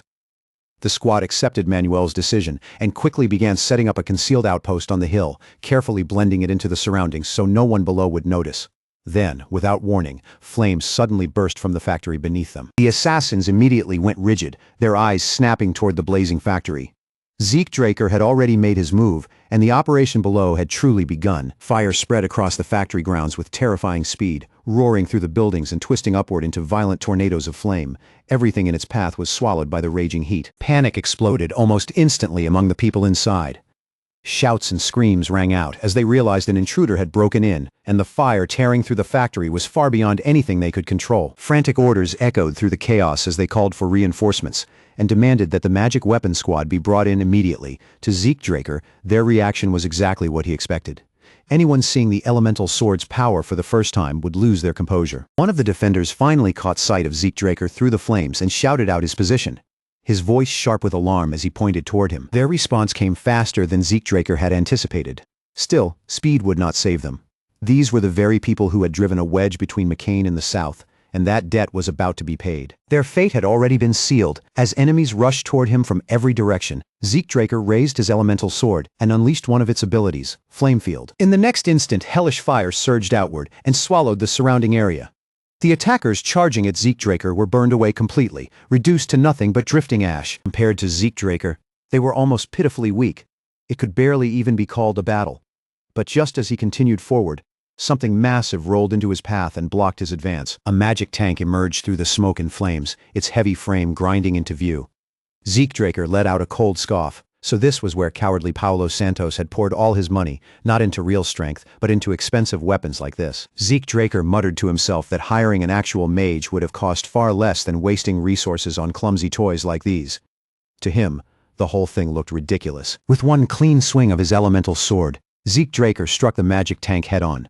The machine crumpled under the blow and collapsed into a heap of broken rubble. As Zeke Draker cut down even more enemies around him, another thought crossed his mind. Cartels like this had never cared about morality or honor. If Paulo Santos had been able to hire a mage, he absolutely would have done it.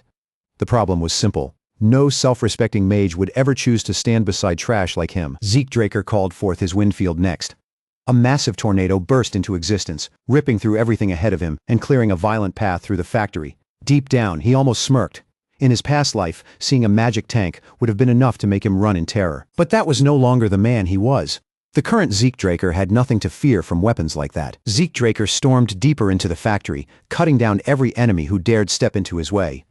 No one who tried to stop him lasted for more than a moment. Bodies continued to fall around him, piling up in the wake of his advance.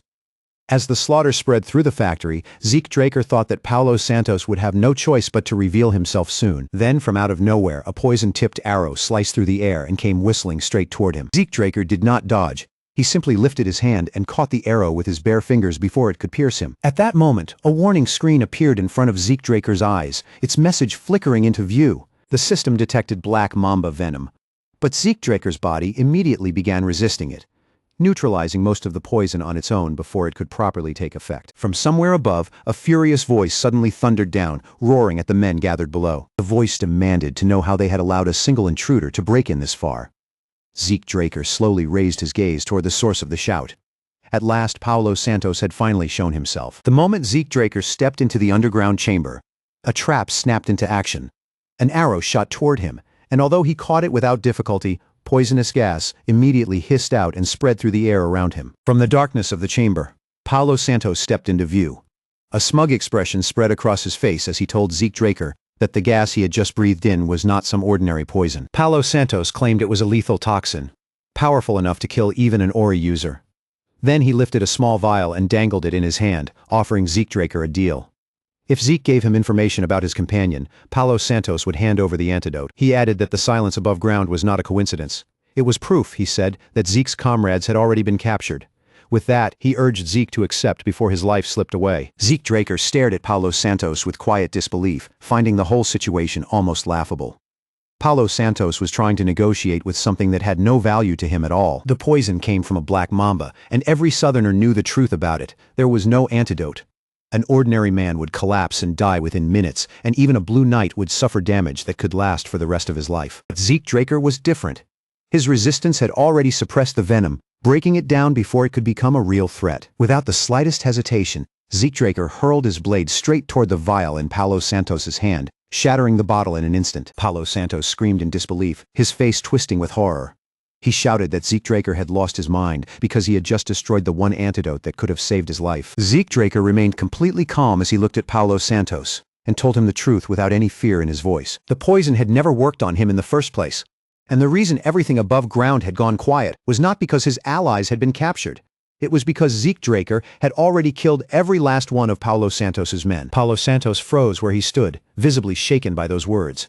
His confidence cracked as he stammered that such a thing could not possibly be true. The men above had been Pabella elites, armed with magic weapons and prepared for battle. Zeke Draker answered coldly that if Paulo Santos doubted him, he was free to climb back up and check with his own eyes, assuming he had the courage. Paulo Santos was left speechless for a moment, but desperation quickly took over. He demanded to know who Zeke Draker really was and whose orders he was following to cause this much destruction. Zeke Draker answered flatly that he was not acting under anyone's command. Paulo Santos went still for a brief moment. Then his anger exploded, and he began cursing McCain, shouting that no one except McCain would dare launch an attack like this against Pabella. He screamed that Pabella had respected the territorial boundaries between them. If that was the case, then why had McCain suddenly struck at them like this? Zeke Draker looked at Paulo Santos and asked if he was truly too naive to understand what was happening. Confusion flashed across Paulo Santos's face, and he demanded to know what Zeke meant. Zeke Draker laid it out plainly for him. Pabella had tried to plunder another one of McCain's distribution routes, and because of their greed, they had finally crossed a line they should never have touched. That alone was more than enough reason for Don Juan to take action. Now the order was absolute. Pabella would be crushed, burned down to ash, and erased from the south completely. Don Juan had sworn to purge those filthy pirates from the land once and for all. All the color drained from Paulo Santos's face as the meaning of those words sank in. In that instant, he realized McCain had discovered the truth that Pabella's roots were tied to piracy. Without saying another word, Paulo Santos turned on his heel and bolted into the ruins, fleeing deeper into the wreckage as panic finally overtook him. Zeke Draker followed after Paulo Santos with an almost unsettling calm, his step steady as he closed in through the ruins. In a flat voice he told him there was no point in running, because escape was never going to happen. But the longer the chase dragged through the underground passageways, the more Zeke Draker's patience began to fade. Paulo Santos kept slipping deeper into the ruins, and the endless path started to feel irritating. Zeke Draker frowned as he moved forward, wondering where this path was even supposed to lead. The structure around him felt different from the underground mines he had explored before, and that difference immediately caught his attention. Troops poured into the passage ahead of him, and traps had been scattered throughout the ruins to slow him down. But the way they were arranged felt strange, almost out of place, as if they did not belong to the ruins themselves. These traps were clearly not part of the ancient structure. They had been installed much more recently, and that meant Pabella had not merely been hiding here. They had been using these ruins for something. Then, without warning, another mage stepped out from the shadows and blocked Zeke Draker's way. His voice rang through the passage as he demanded to know who Zeke was. Zeke Draker did not bother answering him. There was no reason to waste breath on someone standing in his path. His blade flashed once, clean and merciless. The mage's head fell before his body could even properly collapse, and Zeke Draker continued forward without slowing down. A grim thought crossed Zeke Draker's mind as he stared at the fallen enemy. Why did he keep running into these men everywhere he went? Zeke Draker's expression darkened, as he recognized exactly what they were. These men were the Rome Empire's hunting dogs, and now even more of them emerged from the ruins, moving into formation to block his path. The men looked openly annoyed, cursing the southern pirates they had been forced to cooperate with. But the moment their eyes landed on Zeke Draker, their irritation twisted into sneers. They muttered that Pabella should have handled McCain on their own, and now McCain had only sent some rat into the ruins to die. Their leader stepped forward with a cold glare and declared that it was already too late for Zeke Draker to leave alive. He should never have entered this place to begin with. Now, he would die here, and the secrets buried inside these ruins would remain hidden forever. At those words, Zeke Draker's mind flashed back to the operation maps he had discovered on the giant mountain. The ruins of the southern continent had been marked there too. If that connection was real, then this place was not simply another hidden stronghold. Somewhere inside these ruins, one of the very artifacts the Emperor himself was searching for had been hidden. The commander of the hunting dogs narrowed his eyes as he focused on the dagger in Zeke Draker's hand. At first glance, it looked like an ordinary weapon, but when it moved, he was certain he had seen something like wind curling around the blade. An artifact, that was the thought that struck the commander immediately. And he ordered his men to close in carefully, without underestimating Zeke Draker. Just as the hunting dogs prepared to launch their attack, Zeke Draker calmly pulled out a scroll. The commander instantly froze, alarm flashing across his face. He barked at his men to brace themselves for impact, but Zeke Draker's voice cut cleanly through the tension, telling them there was no need to panic. It was only a simple scroll, nothing more than a soundproof barrier. There was no killing spell hidden inside it, and no direct attack waiting to be unleashed. The scroll activated, and an invisible barrier sealed the surrounding space. Zeke Draker told them plainly that for the next 30 minutes, no matter what happened inside this area, the outside world would know nothing. His tone grew colder as he continued. No one here would be captured, and no one would be allowed to escape. Then, almost mockingly, he added that he rarely had the chance to test out new abilities, so they could consider this their entertainment. Zeke Draker reached into empty air, and a sword appeared in his hand as if it had been drawn from nothing itself. The commander's breath caught in his throat. This was not a simple subspace pocket.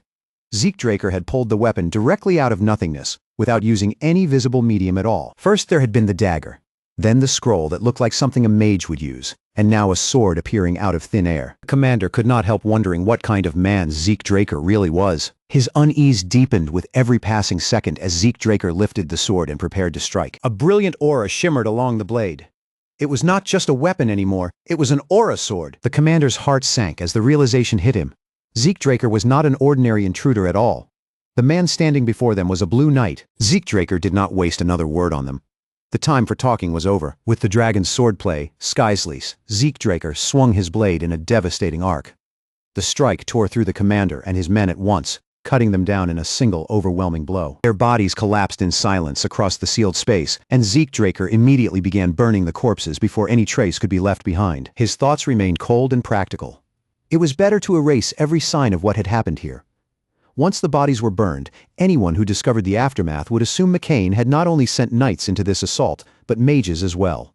That illusion would drive an even deeper wedge between McCain and Pabella. But the part that bothered Zeke Draker was not the deception itself. What truly puzzled him was why Pabella had been working together with the Rome Empire. One likely answer surfaced in his mind. They were cooperating to search for an ancient artifact hidden somewhere in the south. Before his regression, Zeke Draker had searched these ruins himself and found nothing. Now he understood why.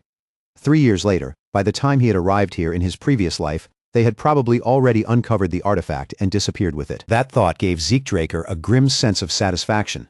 Whether it had happened by chance or because of his own interference, he had managed to disrupt the Emperor's plans this time. Zeke Draker turned to leave the ruined passage behind, but just then, a voice echoed from somewhere behind him. The unknown figure remarked that this had become quite an awful situation, his voice carrying calmly through the darkness. The stranger said he had sensed a surge of chaotic energy from this place. Then, all at once, that presence had vanished as if it had been erased by magic. Curiosity had brought him here to see what had happened. As the figure stepped into the light, his appearance became clear. He was covered from head to toe in a massive suit of crimson armor, the heavy plating hiding even his face from view. His voice dropped low as he looked at Zeke Draker, and declared that Zeke was nothing more than an uninvited guest. The instant Zeke Draker sensed the stranger's presence, the air around him grew heavy.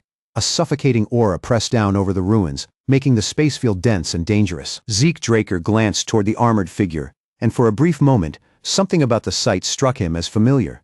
His expression hardened as recognition began to settle in. That armor resembled Regression, the enchanted plate once bestowed upon the Crimson Knight of the Rome Empire. Fragments of knowledge surfaced in Zeke Draker's mind. Regression was known as one of the great relics, engraved with countless auxiliary enchantments, including weight reduction, self-repair, and several other powerful functions. But as Zeke Draker studied the armor more closely, he realized something was off. The version worn by the opponent in front of him was not exactly the same as the Empire's Regression. Zeke Draker turned his attention fully to the armored man and questioned his identity, noting that the armor resembled Regression and asking if he was a Crimson Knight of the Empire. But before Zeke could move any further, cold steel pressed against his throat. The knight had shifted like a shadow, his blade already drawn. Forced to react, Zeke Draker swiftly unsheathed his sacred sword. Their weapons collided in front of him, locking together with a sharp, resonant clash that rang through the chamber. Battle erupted immediately, turning into a fierce contest of raw strength and endurance. Every strike crashed with enough force to test how much punishment each of them could withstand. The knight's eyes glowed with a murderous blue light from beneath the crimson armor, while Zeke Draker braced his entire body against the relentless assault bearing down on him. Then the momentum shifted. The crimson-armored knight unleashed a brutal strike, forcing Zeke Draker to dodge with everything he had just to avoid being cut down. The shockwave from the attack exploded outward and slammed into Zeke Draker, blasting him backward through the ruins until his body crashed hard against a stone wall. Pain tore through Zeke Draker's body from the impact, spreading through his bones like fire. Even so, he clenched his jaw and refused to collapse, forcing himself to stay on his feet. The Crimson Knight leapt high into the air, bringing his weapon down for a crushing finishing blow. Zeke Draker raised his blade to meet it head-on, and the moment their weapons collided, violent tremors ripped through the ground beneath them. Neither side gave even an inch. Steel screamed against steel again and again, each exchange sharper and heavier than the last, as the battle turned into a relentless clash of endurance. Zeke Draker's thoughts grew darker, as he realized just how monstrous his opponent's stamina truly was. A bad feeling crawled through him, and he began to suspect that Regression had been strengthened even further with reinforcement magic. Forced onto the defensive, Zeke Draker slipped past one merciless strike after another, barely avoiding the attacks as dust rose around them. Yet the Crimson Knight remained completely unharmed within the swirling haze. The Crimson Knight's towering figure pressed forward like an unstoppable wall, His presence radiated a cold, immovable menace, while his eyes burned with an inhuman intensity from within the armor. Zeke Draker invoked Elemental Blade, Metallic Field, and the ground split apart beneath them.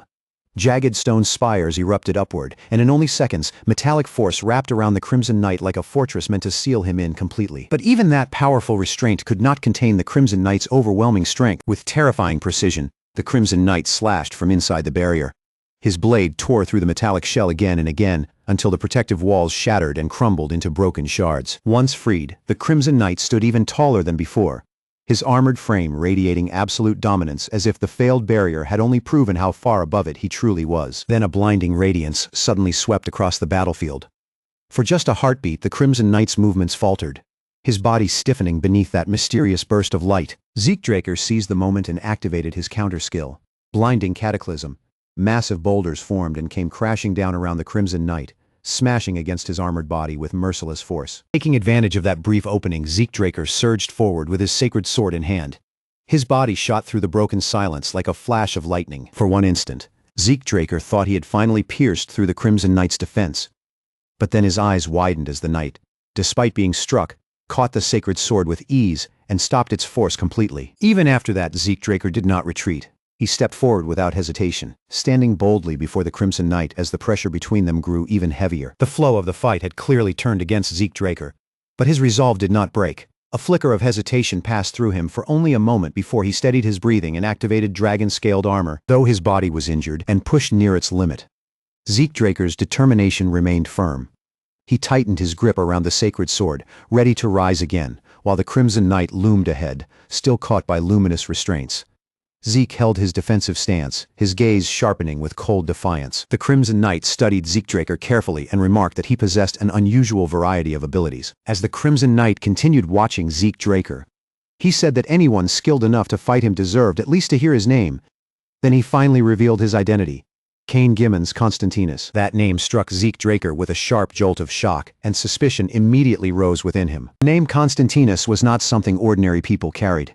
It was a bloodline known to belong only to the royal family of the Rome Empire. And beyond that, the middle names used within that lineage were reserved for the elector families. The noble houses granted the right to choose the emperor. Putting those fragments together, Zeke Draker arrived at a startling realization. The Gimmons family, a great house connected to House Draker, was actually one of the elector families of the Rome Empire. Before Zeke Draker could fully process that discovery, the system's voice echoed inside his mind, announcing that demonic energy and miasma had been detected, and that eliminating the bearer would grant bonus rewards. Zeke Draker instinctively lifted his arm to shield himself. He did not know exactly what miasma was, but one thing was clear from the warning alone: it was dangerous. Cain Gimmons. Constantinus's body began radiating a blinding light, so intense that Zeke Draker was forced to turn his gaze away. The air crackled with danger as Cain prepared something decisive, his presence swelling with overwhelming dominance. He admitted that he had never imagined he would meet a knight capable of rivaling him in such a remote place. Because of that, Cain declared that he would show Zeke Draker proper respect by fighting with all his strength, and granting him an honorable death. Zeke Draker understood his own limits, and the frightening difference in power between them. Yet he remained composed. Ordinary techniques would not be enough, and even his elemental blade could not fully close the massive gap. Zeke Draker planted his foot firmly against the broken ground, his mind racing through every possible option. In the end, only one path remained: raising his sword high. Zeke Draker unleashed one of his strongest techniques, dragon-slaying sword art, second form, dragon-scale thrust. Even as he committed to the strike, uncertainty lingered at the edge of Zeke Draker's mind. There was still a real chance that even this attack would not be enough. Zeke Draker had already seen Cain Gimmons Constantinus's terrifying abilities, defenses that seemed impossible to pierce and raw strength that overwhelmed everything in front of him. Cain's combat mastery was so absolute that he could repel even divine swords, and as long as Hersian protected him, landing a fatal blow would be impossible. Zeke Draker's sword gleamed as he ran his hand across the blade, his thoughts forming a desperate plan. If he could not overpower Cain directly, then the key was to drag the Crimson Knight down to his level. Zeke Draker activated magic reflection. But before he could follow through, Cain Gimmons Constantinus suddenly froze. Confusion flashed across his face as Hersian abruptly stopped functioning. Cain's stance wavered for the first time, and he struggled to understand what had just happened to his armor. Then, in disbelief, Cain Gimmons Constantinus burst into mad laughter. His aura flared violently, and raw spiritual power erupted from his body. Power exploded outward in brutal waves, tearing through the chamber and ripping apart everything caught in its path. Kane's blows smashed into the walls, the pillars, and even the floor itself, each strike crushing stone as if the entire chamber had become his target. Every impact left glowing scorch marks behind, burning bright across the shattered surfaces. His rampage was no longer controlled or calculated.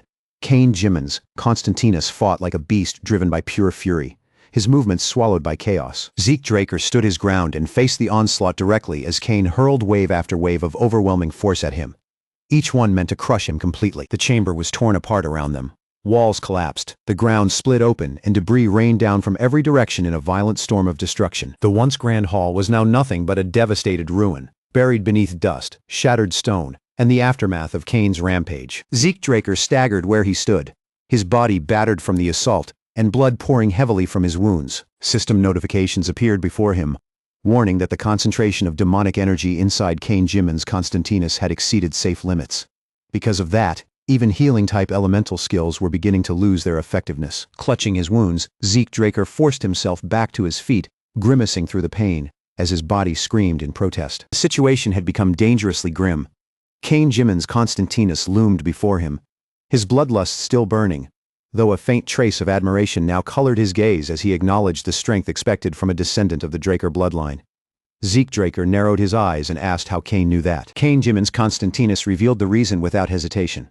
Only the Draker family's sealing magic could interfere with Hersion's functions, and the sword technique Zeke Draker had just used bore a striking resemblance to the ancient Dragonslayer style. Zeke Draker's eyes widened as the meaning behind Kane Jimin's Constantinus's words struck him all at once. The truth settled over him like a crushing weight, and with it came the bitter sting of betrayal. The dragon-slaying sword art had been born from the original Dragonslayer style, and both arts shared the same ancient foundation, but the technique Zeke Draker had just used, Dragon-Scale Thrust, belonged to the later chapters of the Dragonslayer style, a secret skill that should never have left the Draker family. For Kane Jimin's Constantinus, a knight of the Rome Empire, to recognize that technique so accurately could only point to one conclusion. The Jimin's family had betrayed their own heritage and handed the Dragonslayer style over to the Rome Empire.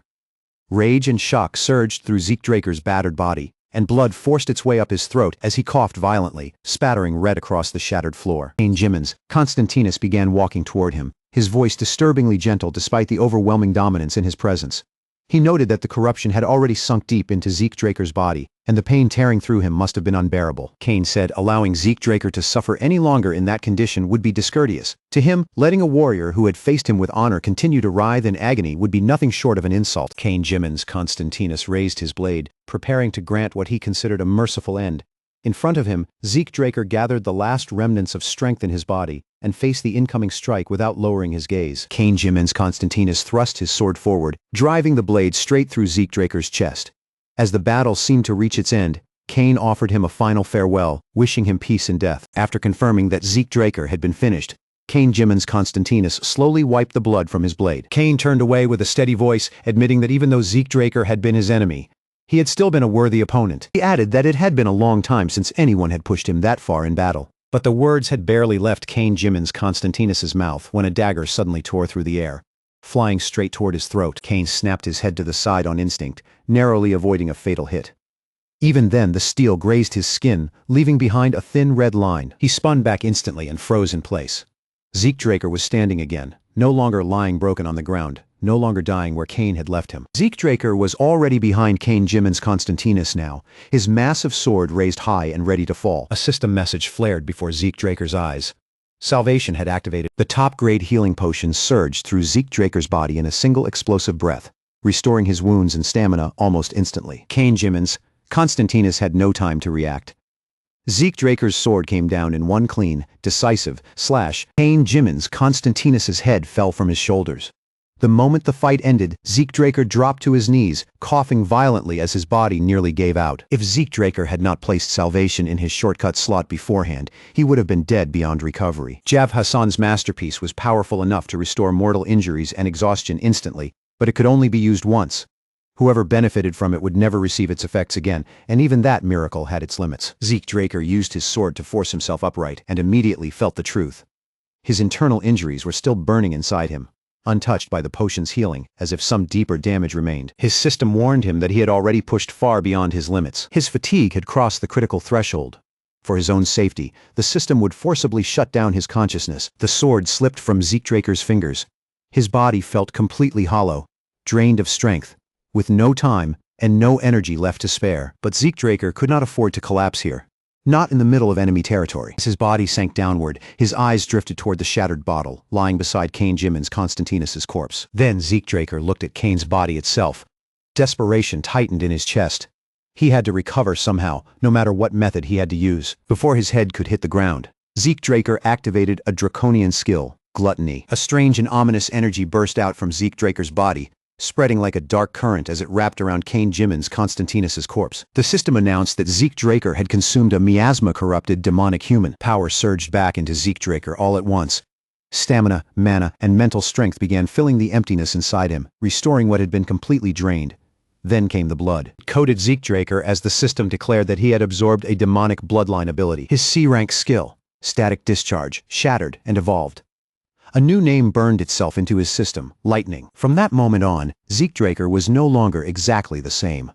Once Kane Jimin's Constantinus had been completely devoured, the strange energy faded away and gluttony vanished as though it had never existed. Zeke Draker's eyes snapped open. He pushed himself upright and pressed a hand to his head, half expecting death to still be waiting for him there. He had truly believed it was over, and only now did he understand just how close he had come to dying, and how lucky he had been to activate gluttony in time. When Zeke Draker looked ahead, he froze. Kane Jimin's Constantinus's armor was floating in the air, slowly rotating as if it were alive. A system message appeared, informing Zeke Draker that he had obtained an unknown armor and asking whether he wished to register himself as its user. Something about it felt wrong. Even now, after everything that had happened, the armor's true name still did not appear. After a brief pause, Zeke Draker accepted the registration. The moment it completed, the armor dissolved into light and wrapped around his body, equipping itself in an instant. Another message followed, telling him that the armor's form could be changed according to his will. Of the 28 great magic circles engraved into the armor, only 3 were currently active. Zeke Draker lifted his arm in disbelief. The armor was far lighter than it looked, almost impossibly light, as if it had been made perfectly for movement. Its functions alone proved that this was far beyond ordinary equipment, and that was exactly why he removed it. If Zeke Draker walked around wearing armor like this, the Rome Empire would notice him immediately. He would change its form later and use it only when the right moment came. For now, he needed to leave the ruins. But just as Zeke Draker turned to go, a foul stench struck his nose. Blood, rot, and corpses mixed together in the air. The smell was drifting from somewhere deeper within the ruins, heavy and impossible to ignore. Zeke Draker followed the stench, his jaw tightening with every step, until he finally reached a hidden laboratory buried inside the ruins. Inside, mages were gathered around tables. Human bodies had been strapped down, cut open, and left there while they were still warm. Zeke Draker ground his teeth together as disgust and fury rose inside him. He had always known the Rome Empire was ruthless, but what he saw here went far beyond ordinary cruelty. The mages finally noticed Zeke Draker standing at the entrance, and panic spread across their faces at once. Without wasting even a second, they released a thick cloud of gas into the laboratory, letting it flood the room around him. A system warning immediately appeared before Zeke Draker's eyes, alerting him that a magically formulated poison had been detected in the air. Toxin was no ordinary poison. It pressed down on Zeke Draker's natural resistance, suppressing it by force as the poison tried to invade his body. Zeke Draker reacted instantly, pulling out a potion and swallowing it without hesitation before the toxin could spread any further. Then he lifted his cold gaze toward the mages. His voice was low and merciless as he told them they had better be ready to pay with their lives for what they had done in this place. The next moment, Zeke Draker moved. The fight ended almost as soon as it began. Flesh was torn apart. Stone shattered, and the hidden laboratory itself collapsed under the force of his attack. When everything finally went still, Zeke Draker gathered the research documents the mages had left behind. Somewhere among those notes, there might be clues connected to the rose disease. Zeke Draker was still going through the documents when a voice suddenly came from behind him, asking if he was the one who had done all of this. An old mage stood there, staring at the destroyed laboratory with disbelief written across his face. His eyes swept over the wreckage as he demanded to know whether Zeke Draker had destroyed his lab. Zeke Draker gave no verbal answer. Instead, he coated his sword in aura and charged straight toward the old mage. The old mage's eyes widened in horror the moment he felt the pressure coming from the blade. An aura weapon. In that instant, he understood exactly what stood before him. Zeke Draker was a blue knight. The old mage raised his hand in a hurry, trying to form a magic circle before Zeke Draker reached him. But Zeke Draker tore through him before the spell could even take shape. The old mage's body collapsed to the ground, only to crumble apart into sand a moment later. Then, in the very next breath, that sand gathered again and reformed directly in front of Zeke Draker. Zeke Draker narrowed his eyes. From the crest and the twisted flow of mana around the old mage, he recognized the source immediately, the Scorpion clan. They were practitioners of forbidden magic, and this old mage was not some low-level member either. He was an executive, a six-circle mage, annoying, dangerous, and exactly the kind of trash the Rome Empire should never have been working with. Seeing that only hardened Zeke Draker's resolve, Zeke Draker activated magic reflection, and the mana in the room was stripped away in an instant. The old mage staggered, staring in disbelief as he tried and failed to form another magic circle. Fear crept into the old mage's eyes as he looked at Zeke Draker and asked whether he was a pure-blooded Draker, but instead of waiting for an answer, the mage tore open a scroll. Sand roared up behind him, twisting violently as it fused together and rose higher. Bit by bit, it formed into a grotesque monster stitched together from mismatched parts. It was a synthetic chimera. The old mage laughed with twisted pride, calling the creature his greatest masterpiece. He claimed that not even a Draker could stand against such a monster. The chimera lunged forward and attacked. Zeke Draker blocked the first claw as it came crashing down, but the force behind it drove him backward across the ground. The second claw came immediately after, and Zeke Draker shoved it aside while coating his leg in ether.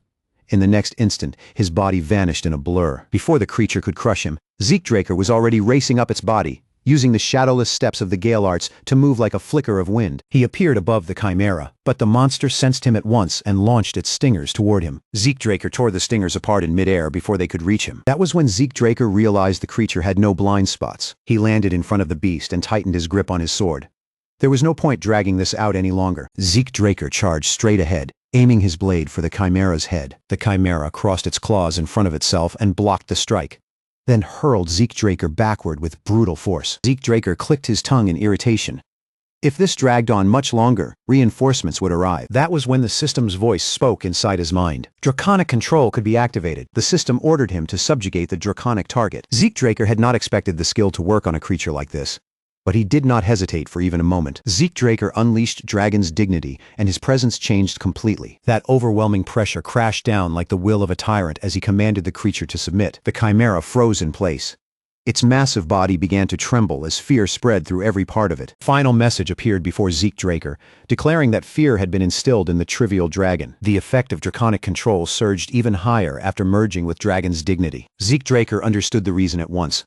Somewhere inside that stitched-together body, the mage had fused dragon traits into the chimera, and that was the only reason the creature responded to his command. The system then asked whether he wished to fully activate draconic control. Zeke Draker accepted without hesitation. A magic circle bloomed beneath the chimera's feet, and chains erupted from within it, wrapping around the massive body and binding it tightly to the ground. Another message followed, confirming that the trivial dragon had been successfully subjugated. When the chains finally faded away, Zeke Draker stepped closer to the subdued creature and gently patted its head. To the mage's complete shock, the chimera actually leaned into Zeke Draker's hand, accepting the touch like it had been waiting for it all along.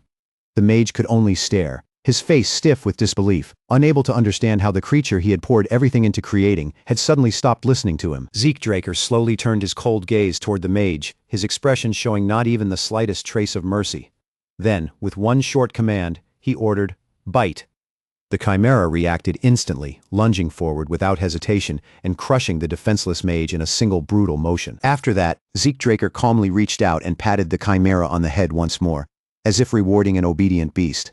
Then he turned away from the body and began searching through the man's belongings with steady, practiced hands. When Zeke Draker found the file and saw the name written inside, his eyes narrowed sharply. The document pointed to Gurav al-Rumani, the second in command of the Desert Scorpion clan. As Zeke Draker continued reading through the contents, the chimera pressed its head against him again, nudging him from the side like a restless child demanding attention. Zeke Draker frowned slightly, glancing down at the creature with irritation in his eyes, and asked why it kept interrupting him when he was trying to focus. Before the chimera could give any kind of answer, the system responded in its place, asking Zeke Draker whether he wished to give a name to the subjugated dragon. According to the system, named dragons could be summoned by their master whenever needed, no matter where they were, as long as the bond remained intact. Only then did Zeke Draker understand what the creature wanted. It had been asking for a name. He looked straight at the chimera and finally spoke one aloud. "Gurav." The beast froze on the spot, then slowly raised its head, as if stunned by what it had just heard. The system immediately registered the name without delay. Zeke Draker glanced at the chimera and asked if it disliked the choice, then casually added that it was already too late to change it anyway, and with that, the moment shifted elsewhere. From somewhere in the distance, the slow sound of clapping hands echoed through the air, deliberate and unhurried. Zeke Draker now stood in a fresh set of clothes, his injuries completely gone and his body fully restored, looking as if the earlier battle had never happened. The man seated before him was none other than Don Juan, the The cartel boss settled into his chair and said he had heard the news. Zeke Draker had truly eliminated that coward, Paulo Santos. Zeke Draker gave a calm nod, answering without any hesitation that he was the kind of man who always kept his promises. Don Juan's lips curled into a satisfied smile, and he said that now, at last, he could truly believe Zeke Draker's words. He went on to say that valiant warriors deserved proper respect. In his eyes, the strong were treasures to be cherished like his own children, and he claimed he wanted to treat Zeke Draker in that very same way. At those words, Zeke Draker's gaze darkened. Memories from his past life rose clearly in his mind, the suffering, the humiliation, and everything he had endured under Don Juan. He could not help wondering whether this man truly saw children as nothing more than convenient tools to be used and thrown away. Hearing Don Juan say something like that so casually, right to his face, only made Zeke Draker's disgust sink even deeper.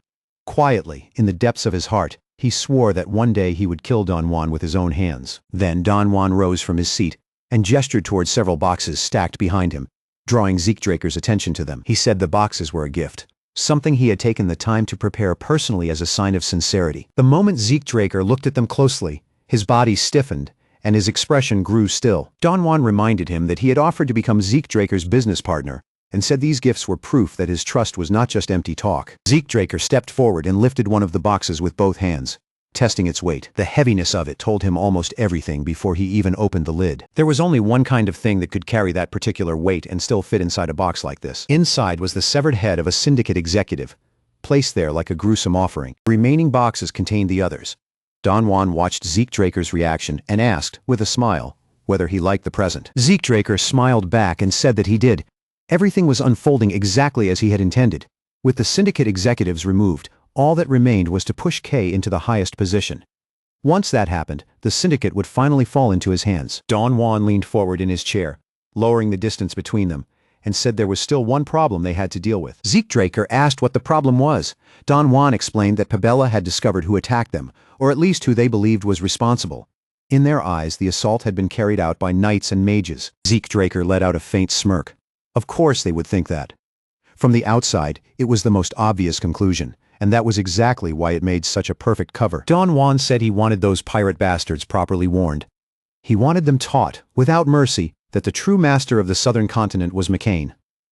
Zeke Draker understood the meaning behind his words immediately and answered that he would take care of it. For once, Don Juan looked genuinely surprised by how quickly Zeke Draker accepted. Zeke Draker clenched his fist and declared that he would go to Pabella himself and make Don Juan's will known. But in exchange for taking on that job, Zeke Draker wanted one thing from him. He had to be given enough authority and backing to become the new core of the syndicate. Don Juan chuckled under his breath, rubbed his head as if amused by the request, and then placed the cigar back between his lips. He accepted Zeke Draker's condition, saying that he would personally stand behind Kay as her backer. Then, with a sharp snap of his fingers, Don Juan announced that the cartel's greatest hitman and the squad under him would be assigned to Zeke Draker. At that signal, shadows shifted around the room. Figures emerged one by one from the darkness surrounding him. Zeke Draker turned his head and found himself meeting the gaze of a blond man standing just behind him. The man wore an eye patch, and his presence was sharp, silent, and impossible to read, like a blade kept half hidden in the dark. Don Juan calmly assured Zeke Draker that this man, along with the squad behind him, would prove more than useful for the task ahead. Then the scene shifted again. Ruins spread out across the land that had once belonged to Paulo Santos, leaving behind only wreckage and traces of violence. Two figures walked through the devastated territory, their footsteps moving over broken ground and scattered remains. Abel Draker and the man beside him continued forward in silence for a while, until the man finally spoke and told him that the investigation had already been completed. The Imperial Intelligence Bureau had swept through the entire area and cleaned up every trace they could find. There was nothing meaningful left to uncover. The man reminded Abel Draker that the official report was clear. A squad made up of mages and knights had carried out the attack. Abel Draker gave no immediate reply. Instead, he lowered himself to one knee and pressed his fingers against the ground, focusing on what still lingered there. A faint glow pulsed beneath his fingertips as he drew out the remaining traces of energy. Then Abel Draker slowly stood and said in a quiet voice that only one person had done this. The man froze at those words, his expression tightening as he asked Abel Draker what he meant. Abel Draker explained that both magical traces and sword traces were present at the scene, but they had not come from a group of attackers. Every trace led back to a single source. Whoever had carried out the attack, Abel Draker could tell they were no ordinary fighter. At the very least, the person had to be on the level of a Red Knight, powerful enough to destroy everyone in that territory alone. William Simmons stared at him, unable to understand how Abel Draker had reached that conclusion from such faint traces. As the remaining energy faded from Abel Draker's fingertips, Abel Draker added that the marks on the battlefield had clearly been cleaned in a hurry. The Imperial Intelligence Bureau had not simply investigated this place. They had erased something they did not want anyone to see. Abel Draker began walking farther into the broken ruins. His eyes fixed ahead, saying that he needed to find out exactly what the Empire was trying so hard to conceal. William Simmons quickly called after him, asking if Abel Draker was seriously planning to investigate the Imperial Intelligence Bureau itself, and what he intended to do if that decision brought trouble down on them. Abel Draker stopped and glanced back at William Simmons, his expression calm but heavy, saying there was something in this place that he simply could not overlook. His instincts were warning him, pulling him toward the truth, as if refusing to let him walk away. And Abel Draker's lips curved into a faint, unsettling smile, and he asked whether William Simmons truly did not know his ambition to make both House Draker and the Rome Empire his own. The scene shifted once more, and the port controlled by the Peerless cartel came into view, its docks stretching out beneath the tense air of the southern continent. A guard on watch spotted a small boat cutting toward the port, and immediately shouted out, demanding to know who the people aboard belonged to. Zeke Draker rose from the boat without answering. In the same motion, he drew his dagger, kicked off from the deck, and launched himself forward like a shadow crossing the water. In the next instant, Zeke Draker tore through the guard in a blur of motion, then hurled the broken body back before it could make a proper sound. Before the corpse could splash into the water, the man with the eye patch moved. He drew his sword with sharp precision and threw it after the falling body. The blade struck the guard directly through the chest and pinned him hard against the wall, stopping the body before it could crash down and alert the port. Zeke Draker understood the intent immediately. Simon Zapatero had silenced the corpse itself before it could hit the water and make noise.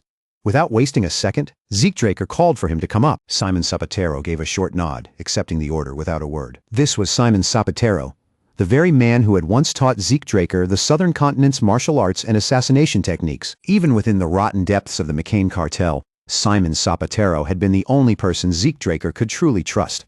And now, even after Zeke Draker's regression, the way they moved together in battle was still perfectly in sync. That was exactly why Zeke Draker wanted Simon Zapatero on his side. Once Simon Zapatero and his subordinates climbed up from the boat, the group melted into the city, slipping through the port like shadows. Simon Zapatero looked over the area and explained that Peerless forces were stationed everywhere, then asked if there was any way to reach the central district. Zeke Draker answered calmly that there was. Zeke Draker reminded him that this land had once belonged to the Holy Empire, and because of that, underground passages were almost certain to exist beneath the city. Simon Zapatero frowned at that, saying the idea made little sense. Even if tunnels existed, they would be like a maze, impossible to navigate blindly.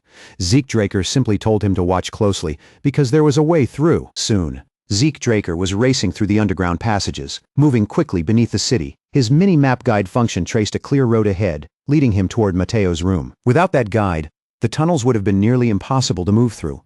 When Zeke Draker spotted enemy forces ahead, he immediately changed course, taking a safer path and advancing with caution. There was one problem, though. Red Knights and anyone above that level did not appear on the minimap, just like Cain Jimin's Constantinus back in the ruins. That meant someone dangerous could already be close. Zeke Draker turned to the assassins and ordered them to split up, telling them to plant bombs wherever they could find a good spot. He made it clear that Mateo would be his responsibility. The assassins obeyed at once, scattering silently into different tunnels and vanishing down separate paths. Zeke Draker eventually reached the city's waterways. Ahead of him, 3 channels stretched into the darkness, each one blocked off by heavy iron bars. He moved toward the channel, with no water running through it, grabbed the iron bars and ripped them free with raw strength. Zeke Draker already knew what this action would lead to. Once Mateo was dead, the boss of Peerless would lose all reason, and a full war between McCain and Peerless would begin. As he slipped into the empty waterway, Zeke Draker wondered whether Don Juan had truly sent him here for the purpose of starting that war. But almost immediately, Zeke Draker rejected that idea. No, that did not quite fit Don Juan's nature. A man cautious enough to kill his own subordinates just to prevent unrest would never take such a reckless gamble. More likely, Don Juan expected every person sent on this mission to die. This was not meant to be a real attack. It was meant to be a warning, a bloody message delivered straight to Peerless. Don Juan wanted to prove that no matter how many sacrifices it took, he would not hesitate. Zeke Draker smiled to himself in the darkness. He had no intention of letting the situation unfold exactly the way Don Juan wanted, because despite everything, he was still going to kill Mateo. At the end of the channel, Zeke Draker kicked open the iron bars with a violent crash. The guards on the other side stared in shock, frozen for a split second before they could react. Zeke Draker burst out from the shadows immediately, cutting through them before they had any chance to raise an alarm. Without slowing down, he stormed straight into the building. Zeke Draker's senses sharpened as he moved inside. The Rome Empire and Pabella were clearly working together, yet he had not seen a single Imperial soldier anywhere. Even his minimap showed nothing. Then, without warning, light exploded directly in front of him. Zeke Draker raised his arm just in time to guard himself, instantly realizing that this was where they had been hiding. The squad leader barked an order, commanding the soldiers to capture Zeke Draker alive. A swordsman charged in first, rushing straight toward Zeke Draker with his weapon ready. Zeke Draker slipped to the side at the last possible moment, then stepped onto the man's shoulder, as if using him as nothing more than a foothold. In the same smooth motion, Zeke Draker tossed his dagger into the air and kicked it forward with sharp, precise force. The dagger shot through the air and pierced cleanly through the swordsman's neck. The squad leader reacted immediately, forming a magic circle in front of him, while commanding the mages to open fire all at once. Zeke Draker activated Swift Step, his feet barely seeming to touch the ground as he slipped through the barrage and closed the distance in an instant. Another dagger flashed in his hand. Then the wind field of the elemental sword tore through their formation, ripping across the soldiers and scattering their ranks apart. Zeke Draker frowned as he watched them fall. These enemies were weak, far weaker than true Imperial forces should have been. Perhaps the Rome Empire had only sent them so they could claim they were involved. Zeke Draker turned his gaze toward the few survivors still standing, his voice dropping coldly as he gave them one final chance. Dragon's dignity surged from Zeke Draker's body like an invisible pressure, pressing down on everyone in the room. Then he told them plainly that if they wanted to live they should run now, but if they chose to stay they had better be ready to die. The remaining mages felt it immediately, that terrifying presence crawling over their skin like a warning from death itself. Their faces went pale, and one by one, they turned and fled. A few moments later, Zeke Draker stood alone among the fallen soldiers, looking down at the bodies scattered across the floor. As he stared at them, a question settled heavily in his mind. Why had the Rome Empire come all the way to the southern continent? What were they truly trying to obtain here? The thought sent a cold chill through him. Then, from above, a thick wave of dark energy suddenly began to swell. Zeke Draker snapped his head upward and saw a mage hovering overhead wrapped in that ominous power.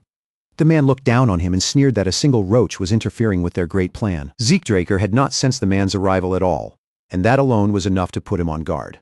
His eyes narrowed as he asked who the mage was. The mage lifted one hand, and dark energy poured out from the ring on his finger, spilling downward like smoke before seeping into the corpses below. The dead bodies began to twist violently, their limbs jerking in unnatural angles before they staggered back onto their feet. They had become zombies. The mage ordered the risen corpses to capture Zeke Draker, declaring that he would personally rip out Zeke Draker's soul for ruining everything. Zeke Draker understood the situation at once. Raising this many corpses at the same time was not something an ordinary mage could do. Only a high-level black mage could pull off something like this. And among black mages of that caliber, most were connected to the Desert Scorpion clan. Even so, Zeke Draker could not see the man's affiliation, and no clear magic circle was visible either. But that did not matter. Zeke Draker moved without hesitation. With one clean swing, his blade cut through the air and severed several zombie heads at once. The system immediately announced that miasma-corrupted zombie knights had been eliminated. At the same time, Zeke Draker received a reward of 10 karma points. Zeke Draker paused for a brief moment, then a faint smile appeared on his face. As he kept cutting the zombies down, one after another, the system notifications continued to appear. When the final zombie collapsed to the ground, Zeke Draker lifted his eyes back toward the black mage. He expected another attack to come immediately. But instead, the mage's body dissolved into darkness and vanished from sight. Zeke Draker simply turned away. That one could be turned into karma points later. Zeke Draker continued down the corridor, already sensing that Mateo's office lay somewhere ahead, and he knew someone would appear before long. A blade suddenly pressed against Zeke Draker's throat. Zeke Draker did not flinch. Instead, he remained perfectly still and said he had been waiting. The man stepped out from the shadows and revealed himself.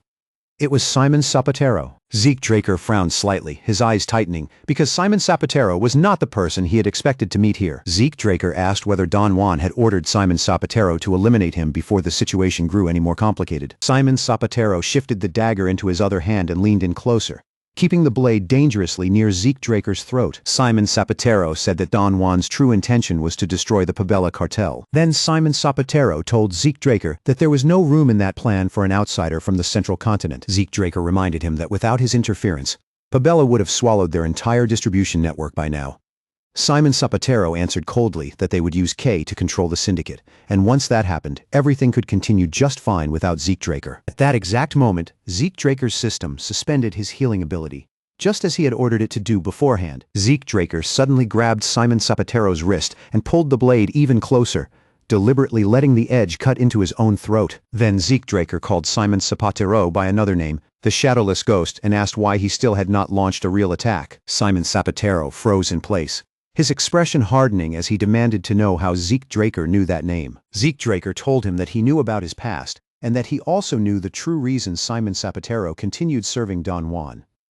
Simon Sapatero's breath caught for a moment, unable to understand how Zeke Draker could possibly know any of this. Zeke Draker said it was all for the sake of the last remaining bloodline of the Cuzco kingdom. Color drained from Simon Sapatero's face the instant those words left Zeke Draker's mouth. Simon Sapatero's eyes sharpened with killing intent as he demanded to know how Zeke Draker had learned that secret.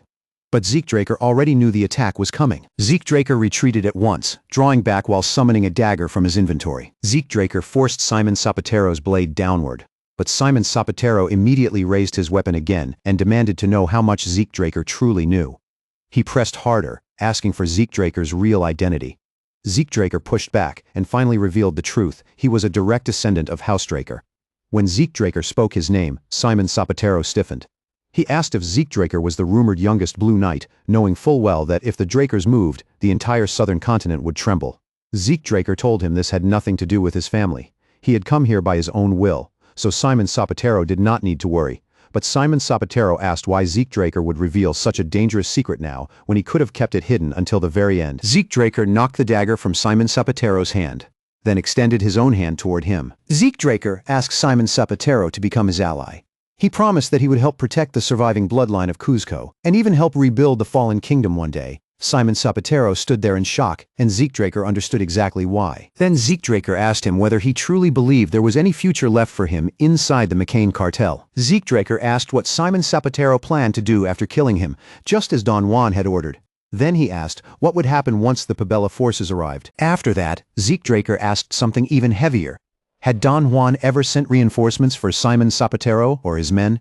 Even once? Simon Sapatero answered in a quiet voice, admitting that they had always survived on their own. Zeke Draker reminded Simon Sapatero that after the Cuzco kingdom collapsed, the McCain cartel had seized what remained of its lands.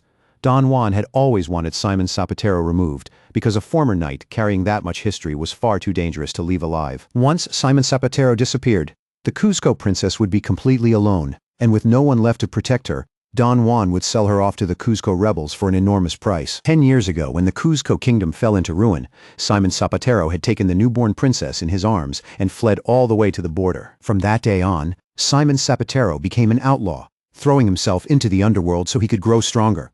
He believed that someday, he would defeat the rebels and place the princess back on the throne. That was the only reason he served Don Juan. It had never been loyalty. It had always been survival. But Don Juan had known the truth from the very beginning. In the end, Simon Sapatero was marked as a risk that had to be erased, and the princess was sold straight into the hands of the rebels. In Zeke Draker's past life, before Simon Sapatero died, he had begged Zeke Draker to save her, but by the time Zeke Draker finally found the princess, there was already nothing left for him to protect. That was exactly why Zeke Draker was standing here now.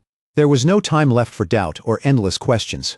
Simon Sapatero accepted that Zeke Draker was telling him the truth. Simon Sapatero said quietly that McCain, the cartel he once believed would stand forever, was already beginning to shake from within. And all of it was because of Zeke Draker.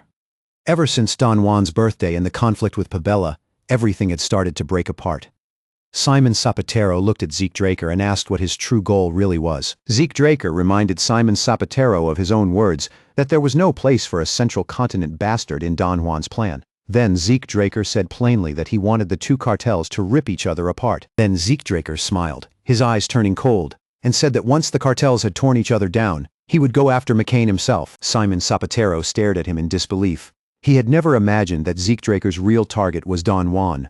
But Zeke Draker told him he was completely serious, then asked Simon Sapatero to join him. Simon Sapatero swallowed hard, his expression tightening, and said there were two promises he needed first. The first was that Zeke Draker had to take Simon Sapatero and all of his subordinates with him. Then Simon Sapatero asked Zeke Draker to swear that he would protect the Cuzco bloodline and help rebuild the fallen kingdom. Zeke Draker smiled and struck his own chest with his fist, swearing on his honor as a knight that he would keep that promise. Simon Sapatero dropped to one knee before him and pledged himself as the guard commander of Cuzco. Zeke Draker told him to stand, saying that this much formality was already enough. He added that he would explain everything while they escaped, then asked where Simon Sapatero's subordinates were. Simon Sapatero replied that his men were waiting for his signal. Once he sent it, They would activate their explosive scrolls and regroup so they could escape together. Zeke Draker told Simon Zapatero to send the signal immediately and call everyone to gather at the entrance of the underground waterway. Simon Zapatero agreed, then added that Mateo had already been tied up. Zeke Draker said he had done well and moved on without delay. Mateo crashed hard onto the floor, cursing through clenched teeth and demanding whether Zeke Draker really thought McCain would remain safe after this. Zeke Draker only smiled and leaned closer to him, saying that once war broke out between the two cartels, no one would be safe. Then he showed Mateo a letter and told him this single piece of paper would be the spark that started everything. Mateo's body began to tremble. Zeke Draker forced the paper into Mateo's mouth. Written on it was a declaration that anyone who raised a sword against McCain would rest for eternity. Then Zeke Draker killed Mateo. With Pabella's secret ledgers now in his possession, he turned and prepared to leave. Simon Zapatero ran up to him and reported that the signal had already been sent. In that instant, Zeke Draker summoned his sword and shoved Simon Zapatero backward. A volley of arrows slammed into Zeke Draker's sheath as he blocked them just in time. Cartel members rushed out from the passage ahead, shouting that intruders had been found. Zeke Draker drew his blade, and flames surged around him as he ignited the flame field. Soon after, the group regrouped along the underground path beneath the city. Simon Zapatero ordered his men to greet their new master, and his subordinates immediately bowed their heads before Zeke Draker. Zeke Draker told them they could speak properly later. Right now, they had to keep moving, because the hunt had already begun. As they ran through the underground tunnels, Zeke Draker suddenly felt it. A presence was closing in behind them. The cartel had already picked up their trail and was chasing them through the darkness. Zeke Draker ordered everyone to stop. They had to split up. He would draw the pursuers away, while Simon Zapatero took his men, escaped first, and went to find Kay. Zeke Draker told Simon Zapatero that Kay would understand everything once she heard his name.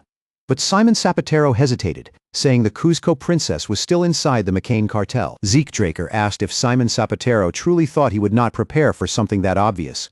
In his mind, he recalled the mission he had already given to the Northern Rangers to rescue a girl imprisoned by McCain while the chaos spread. Zeke Draker smiled and told Simon Zapatero that the princess was already safe. The scene shifted to Don Juan's mansion. Don Juan slammed his hand down onto the table, fury burning in his eyes.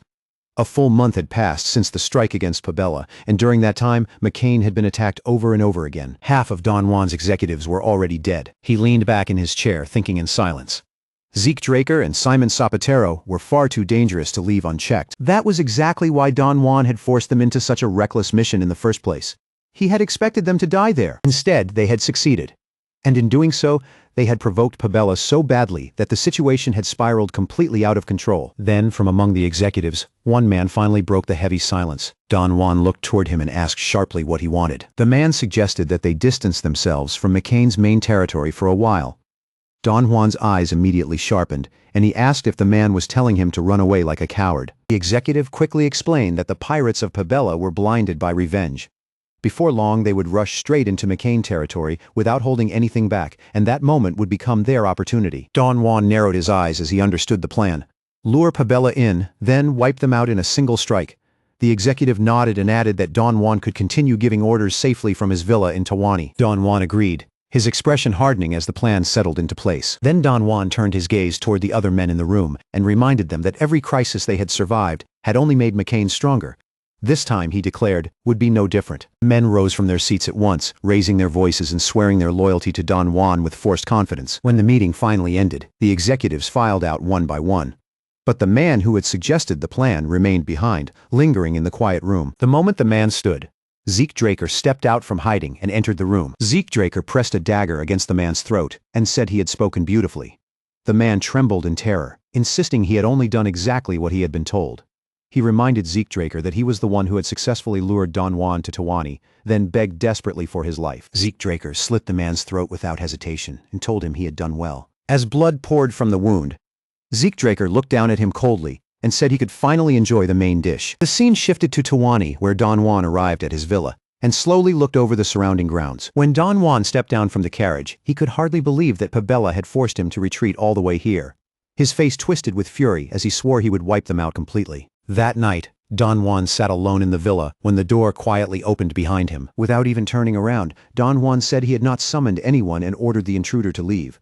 But the figure ignored him and continued walking closer. Only then did Don Juan turn his head, and his body froze when he saw a masked intruder standing inside the room. Zeke Draker removed his hood, revealing his face, and asked Don Juan whether he was enjoying his peaceful little vacation. Even with Zeke Draker standing right in front of him, Don Juan did not lose his composure. Don Juan lifted his wine glass as if nothing had happened, saying he had not climbed to his current position without surviving threats like this before. To Don Juan, this was nothing more than a pathetic little stunt. Zeke Draker flicked his dagger and shattered the wine glass in Don Juan's hand, saying he had been hoping Don Juan would beg. If Don Juan had shown that kind of fear, Zeke Draker thought this moment would have been even more satisfying. Don Juan's face darkened at last.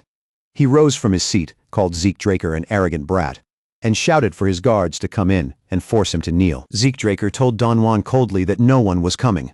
Don Juan froze where he stood. Zeke Draker said he had already killed every guard in the villa.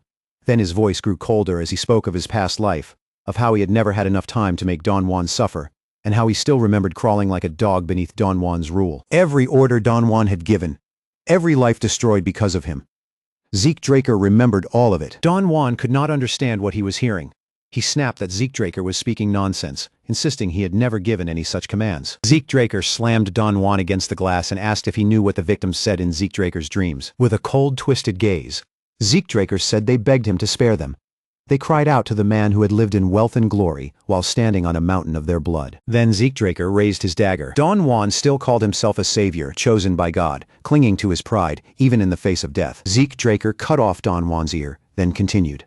By the time it was over, Zeke Draker's clothes were soaked completely in blood. Zeke Draker told Don Juan to die slowly. And as Don Juan suffered, Zeke Draker wanted him to feel the pain of every person he had crushed beneath him. At dawn, Zeke Draker walked down the stairs of the villa and removed his blood-stained coat. Kay and Simon Zapatero were already waiting for him below. Kay looked at Zeke Draker and asked if it was finished. Zeke Draker answered that it was. Kay reported that everything had gone according to plan. The executives had been declared traitors, killed by Don Juan while attempting to defect to Pabella. There would be no punishment for Kay. She had already been in charge of field operations, so her position remained secure. Zeke Draker handed his coat to Simon Zapatero, then gave Kay a document. It was a contract with the Reinhardt Merchant Group. Zeke Draker removed his disguise and told Kay that the Reinhardt Merchant Group was preparing to launch a pharmaceutical company. They would produce high-quality soma and handle the supply themselves. Zeke Draker explained that when soma was properly processed, it could be turned into countless kinds of medicine. Then he told Kay that the syndicate would be responsible for transportation. Kay noticed that Zeke Draker was already heading toward the door, and quickly asked where production would happen and who would control it. She reminded him that soma could not be moved openly under the syndicate's name. Zeke Draker told her they would obtain cultivation permits after helping the Cuzco Kingdom. He said he already had plans for everything, even if he could not explain all of them just yet. Then Zeke Draker told Kay he would see her later. She called after him, but Zeke Draker had already vanished into the woods, still wearing his uniform, because there was something urgent he had to handle. As he moved through the trees, Zeke Draker took a letter from his pocket. It was a personal invitation from Prince Callus Nerva Constantinus. Decker had already informed Zeke Draker that the prince had never returned to the Rome Empire after the banquet. Instead, Prince Callus Nerva Constantinus had stayed in Atlas. Zeke Draker knew it would normally take days to reach the central continent from the south. If Zeke Draker arrived too late, the prince or the people around him would start to grow suspicious. They would search for reasons behind his delay, and they might even connect Zeke Draker to the fall of McCain. Zeke Draker believed Prince Callus Nerva Constantinus already suspected him. That meant he needed a solid alibi. Zeke Draker opened his system and activated the portal function. A glowing magic circle spread open beneath Zeke Draker's feet, its light crawling across the ground in sharp, precise lines. Almost immediately, the system appeared before him and asked him to choose where he wanted to go. Zeke Draker did not waste time thinking it over. His destination was already fixed in his mind, so he selected the Atlas Ruins without the slightest hesitation. The cost came to 600 points. Zeke Draker paid it on the spot, without even flinching, and in the next instant, his figure vanished from where he stood. When the world settled again, the scenery had completely changed. Zeke Draker found himself inside the Sky Lounge of the Atlas Hotel, high above the city. The moment Zeke Draker stepped into the lounge, a familiar voice rang out from inside, calling his name as if he had been expected. Across the room, Prince Karras raised a hand and waved toward him, a relaxed smile on his face as he called Zeke Draker over. But Prince Karras was not alone. Standing beside him was another man Zeke Draker knew all too well, Abel Draker. Zeke Draker approached with measured steps, lowered his head politely and asked why he had been called here so suddenly. Prince Karras only smiled, saying it was a serious matter. Then, with a bottle of wine in one hand, he casually slipped his other arm around Zeke Draker's neck like they were old drinking companions. With a playful grin, Prince Karras admitted that the real reason he had summoned Zeke Draker was because of the wine.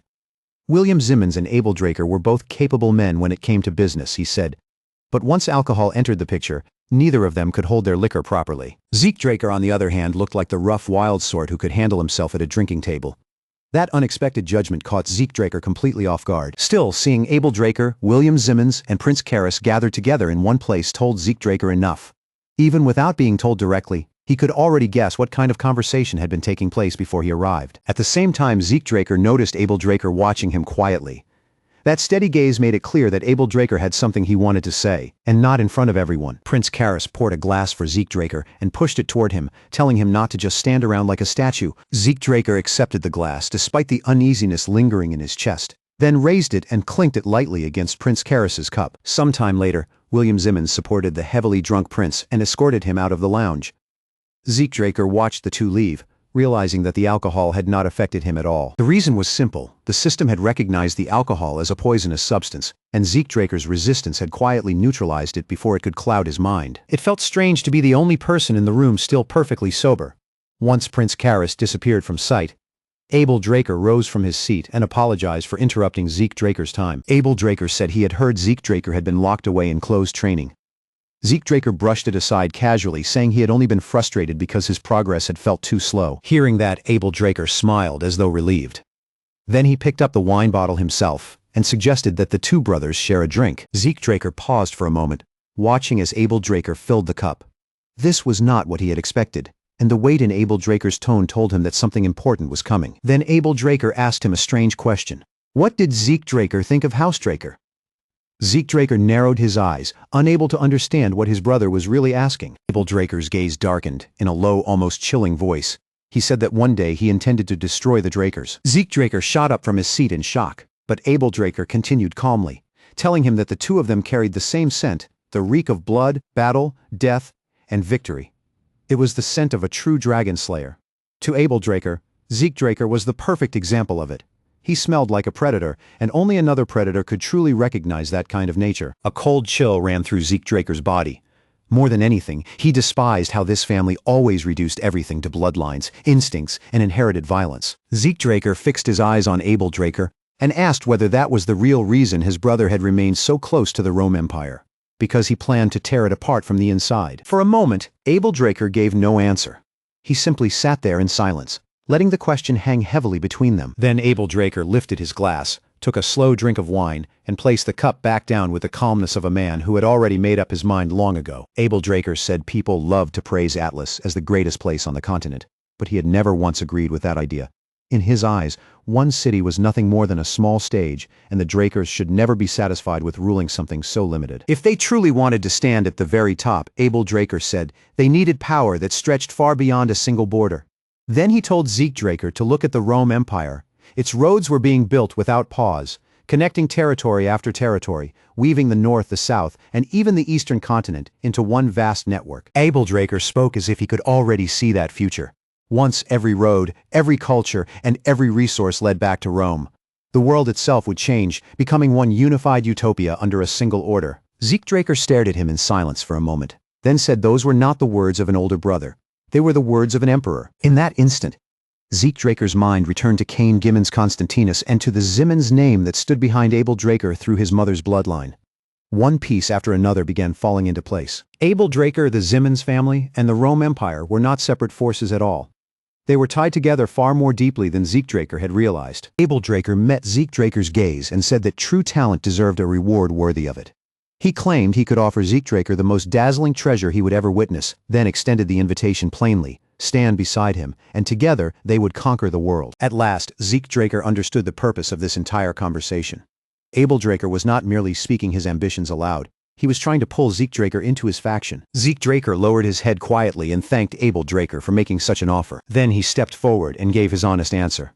He had already chosen the path he would walk, and that path was not the one Abel Draker had placed before him. Abel Draker watched Zeke Draker turn away, his expression unreadable, and warned him that he would come to regret this choice. Zeke Draker answered in a calm voice that he would not. Without looking back, he left Abel Draker behind and walked out of the room. But the moment Zeke Draker stepped into the corridor, the calm mask on his face cracked. His teeth clenched hard as rage surged through him. Deep inside, Zeke Draker swore that he would never become a murderer like Abel Draker. The very fact that his brother had dared to make such an offer filled him with a burning hatred. Not long after Zeke Draker left, William Zimmons returned to the lounge and found Abel Draker sitting there alone. William Zimmons asked where Zeke Draker had gone. Abel Draker replied quietly that his precious youngest brother had chosen to walk a different road. A cold, unsettling smile slowly spread across Abel Draker's face. Since Zeke Draker had refused him, there was only one option left. The young sprout had to be crushed before it could grow. William Zimmons froze when he saw that expression. Abel Draker, still perfectly calm, told him that he had already given his younger brother a chance. Time moved on, and the world shifted once again. Valhalla rose into view, and Zeke Draker stood before the dean's office, drawing in a slow breath. He was now 17 years old, already a second-year student. Spending 5 full years at Valhalla had never been part of Zeke Draker's plan. He had come here with one clear purpose: to leave early. The letter he prepared was straightforward. Now that he had officially become a knight, he needed to support his family, and remaining bound as a student made it difficult for him to move freely or act openly. So Zeke Draker asked the dean to help settle the matter, and an interview was arranged almost immediately. As he waited outside the office, caught in his own thoughts, a voice suddenly called out and asked if he was also there to meet the dean. Zeke Draker turned toward the voice and saw Diego standing nearby. Beside Diego was another boy Zeke Draker did not recognize. The three of them entered the dean's office together. Flaubert Borges glanced toward the unfamiliar student standing with Zeke Draker and Diego Villa, then called him by name, Asta Eladolf, and asked whether an entire week had truly passed since their last meeting. The moment Zeke Draker heard that name, his chest tightened. Asta Eladolf, just hearing it was enough to send a sharp jolt through him. In Zeke Draker's previous life, Asta Eladolf would go on to become one of the 5 divine knights. And yet, strangely enough, almost no proper records about him had ever remained. He had been like a shadow hiding in history, a terrifying monster whose name was known, but whose truth was nearly impossible to trace. And now, that very man was standing right in front of Zeke Draker. Asta Eladolf lowered his head and apologized, explaining that his insomnia had made it difficult for him to attend classes properly. Zeke Draker understood the situation at once. This was not some simple case of restless nights. It was severe enough to break a person down. Diego Villa leaned in with a teasing grin and joked that he could sing Asta Eladolf a lullaby if that would help. Asta Eladolf immediately snapped at him to be quiet, pressing against his aching head as he complained that the noise was making it ring even worse. Zeke Draker remembered exactly what happened in the future. Asta Eladolf would eventually end up serving the Rome Empire. But this time, Zeke Draker had no intention of letting such a valuable person slip away. Flaubert Borges leaned back in his chair and gave them the truth directly. All 3 of them had been summoned for the same reason. They had each applied for early graduation. The professors had already confirmed that their academic requirements were complete. And with that said, Flaubert Borges slid several documents across the desk toward them. Their final evaluation would be carried out through an actual mission.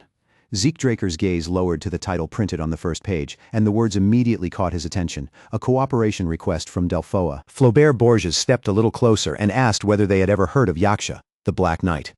Zeke Draker answered without the slightest pause. Yaksha was an outlaw, a dangerous enemy recognized by the entire continent. A public enemy was not just a criminal. It meant someone every nation had agreed needed to be eliminated. Yaksha was one of those targets, and recently he had appeared in Delphoa. Flaubert Borges told them that their mission was to cooperate with the Delphoa Knight Order and subjugate Yaksha. Outlaws, he explained, were people who had awakened their aura for one purpose alone: to kill. Their way of fighting was completely different from that of ordinary knights. That was why Delphoa had specifically requested knights of purple rank or higher. Flaubert Borges added that they should now understand just how brutal this mission was likely to be, and if any of them wanted to withdraw, this was the time to say it. Diego Villa raised his hand and asked how many rounds the graduation test would have. Flaubert Borges answered that there would be 3 in total, and this mission was only the first. Diego Villa nodded, accepting the answer without further complaint. Flaubert Borges looked over the 3 of them and asked whether there were any other questions. No one said a word.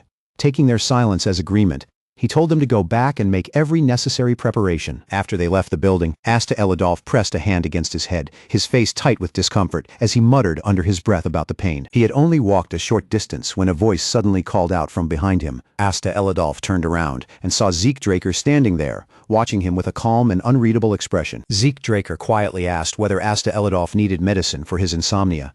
And with that one simple question, everything between them began to change. Asta Eladolf froze in surprise, staring at Zeke Draker as he blurted out that it was just insomnia medicine, as if he could not believe Zeke Draker had something that might help. Zeke Draker casually reached into his pocket and answered with complete confidence that it was exactly that. As luck would have it, he said, he happened to be carrying a particularly powerful remedy. Asta Eladolf hesitated, then awkwardly waved him off. saying he appreciated the offer, but it would not change anything. He had already tried every so-called miracle cure he could find, and not one of them had worked. Zeke Draker only grinned and held the pouch out toward him. He told Asta Elidolf to try it just once, promising that if it actually worked, all Asta Elidolf had to do was sign a contract, and Zeke Draker would continue supplying it. Asta Elidolf answered in a tired voice that it would probably be pointless anyway, clearly expecting another disappointment. But the very instant a faint scent drifted out from the pouch, Asta Elidolf's whole body reacted. His eyes widened, his back arched, and he staggered backward as if pure relief had struck him all at once. Then his legs gave out beneath him, and he collapsed straight to the ground. A cloud of dust burst up around his body as he fell into a deep sleep so sudden and complete that it almost looked unreal. Hours later, Asta Elidolf jolted awake with his eyes shining, excitedly declaring that he had used every last bit of it. Zeke Draker took the paper from his hands, raised an eyebrow, and asked if he was truly signing so quickly, reminding him that it was basically a master-servant contract and questioning whether he had even read it properly. Asta Elidolf answered, without a second of hesitation. If it meant he could finally sleep properly, then nothing else in that contract mattered to him. Zeke Draker could only give an awkward smile and say that if Asta Elidolf had already decided, then so be it. Leaning back with quiet satisfaction, Zeke Draker inwardly thanked the existence of the system shop, amazed again by how unbelievably convenient it was. He thought back to the interface he had seen earlier, where points could be exchanged for rare relics without any trouble at all. What he had given Asta Elidolf was Sandman Sleep Dust, a high-grade sleeping drug, and with that single item, Asta Elidolf would remain firmly on Zeke Draker's side even after graduation. Zeke Draker could not help thinking that none of the five-star knights seemed completely normal, though at least Reyna Tarun still appeared relatively ordinary. Meanwhile, a little distance away, Asta Elidolf was practically glowing with joy, cheering that his mind felt unbelievably clear, and even wondering aloud whether he had somehow reached Valhalla. Zeke Draker rubbed his chin, feeling that something was still missing, and decided he might as well test Asta Elidolf's abilities while he had the chance. When he called out to him, Asta Elidolf answered immediately, first sounding confused, then quickly correcting himself, and addressing Zeke Draker properly as his master. Zeke Draker drew his sword and said they should find out what Asta Elidolf was truly capable of before the mission began. Before long, Asta Elidolf planted the butt of his spear into the ground, lifted it with practiced ease, spun the weapon through the air, and thrust it forward with sharp controlled precision. Zeke Draker watched, his expression tighten slightly. The moment Asta Elidolf held a spear, his entire presence changed. Zeke Draker told him seriously to come at him with everything he had and made it clear that using aura was allowed. Asta Elidolf answered without hesitation, saying that he would not hold back. In the very next instant, Asta Elidolf tightened his grip around the spear and charged straight forward. Their weapons collided violently, sending sparks bursting outward in every direction. Zeke Draker observed every movement closely. The spear's wide reaction range allowed Asta Elidolf to block his sword far better than expected, and from the way he handled each exchange, Zeke Draker sensed that Asta Elidolf's style leaned more toward defense than offense. So Zeke Draker made his decision. He would use Phantom Step. With a faint smile, Zeke Draker kicked off the ground and disappeared from Asta Elidolf's reach. In near silence, he slipped behind him and moved in for a strike from the rear. Asta Elidolf sensed the danger at the last moment, and his body stiffened in shock for a brief split second. But by then, Zeke Draker's blade was already descending toward Asta Elidolf's back. Asta Elidolf moved the spear with a subtle twist of his hands, and the weapon split cleanly into two separate parts. With one hand, Asta Elidolf knocked Zeke Draker's sword aside, and with the other, he drove a fierce thrust straight forward. For the first time in that exchange, Zeke Draker was completely caught off guard. Asta Elidolf seized that opening without mercy. He pressed forward at once, his spear cutting through the air again and again in a relentless chain of attacks. Zeke Draker stabbed his sword into the ground and used it as a pivot. With a sharp movement, he flipped his body upside down and barely avoided the incoming strike. Even while dodging, Zeke Draker stared in disbelief. That split spear technique was the kind of trick usually seen among outlaws, and that made Asta Elidolf even more fascinating. A flicker of excitement lit Zeke Draker's eyes. He pulled out a dagger and hurled it straight toward Asta Elidolf. Asta Elidolf reacted instantly, drawing his spear back and sweeping it upward to knock the dagger away.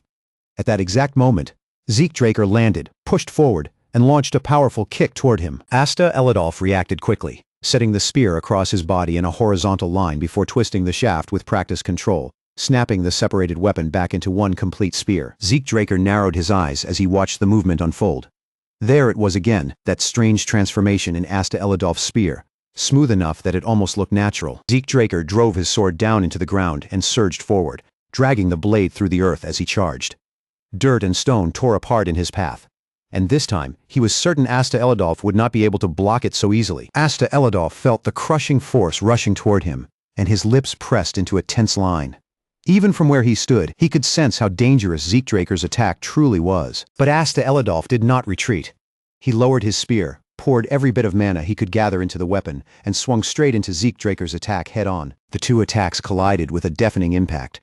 The force exploded between them so violently that it felt as if the very air might split apart from the pressure. A moment later, Asta Elidolf grabbed his trembling arm, his face twisted with frustration, and shouted at Zeekdraker, demanding to know whether he was some kind of monster. Asta Elidolf rubbed his aching head and complained that everyone had always called him a certified genius.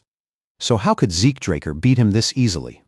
Zeekdraker answered without a change in expression, saying that a person who lives only on praise as a genius will eventually let the edge of his spear grow dull. Then with a cold smile, Zeekdraker added that Asta Elidolf was still far from good enough.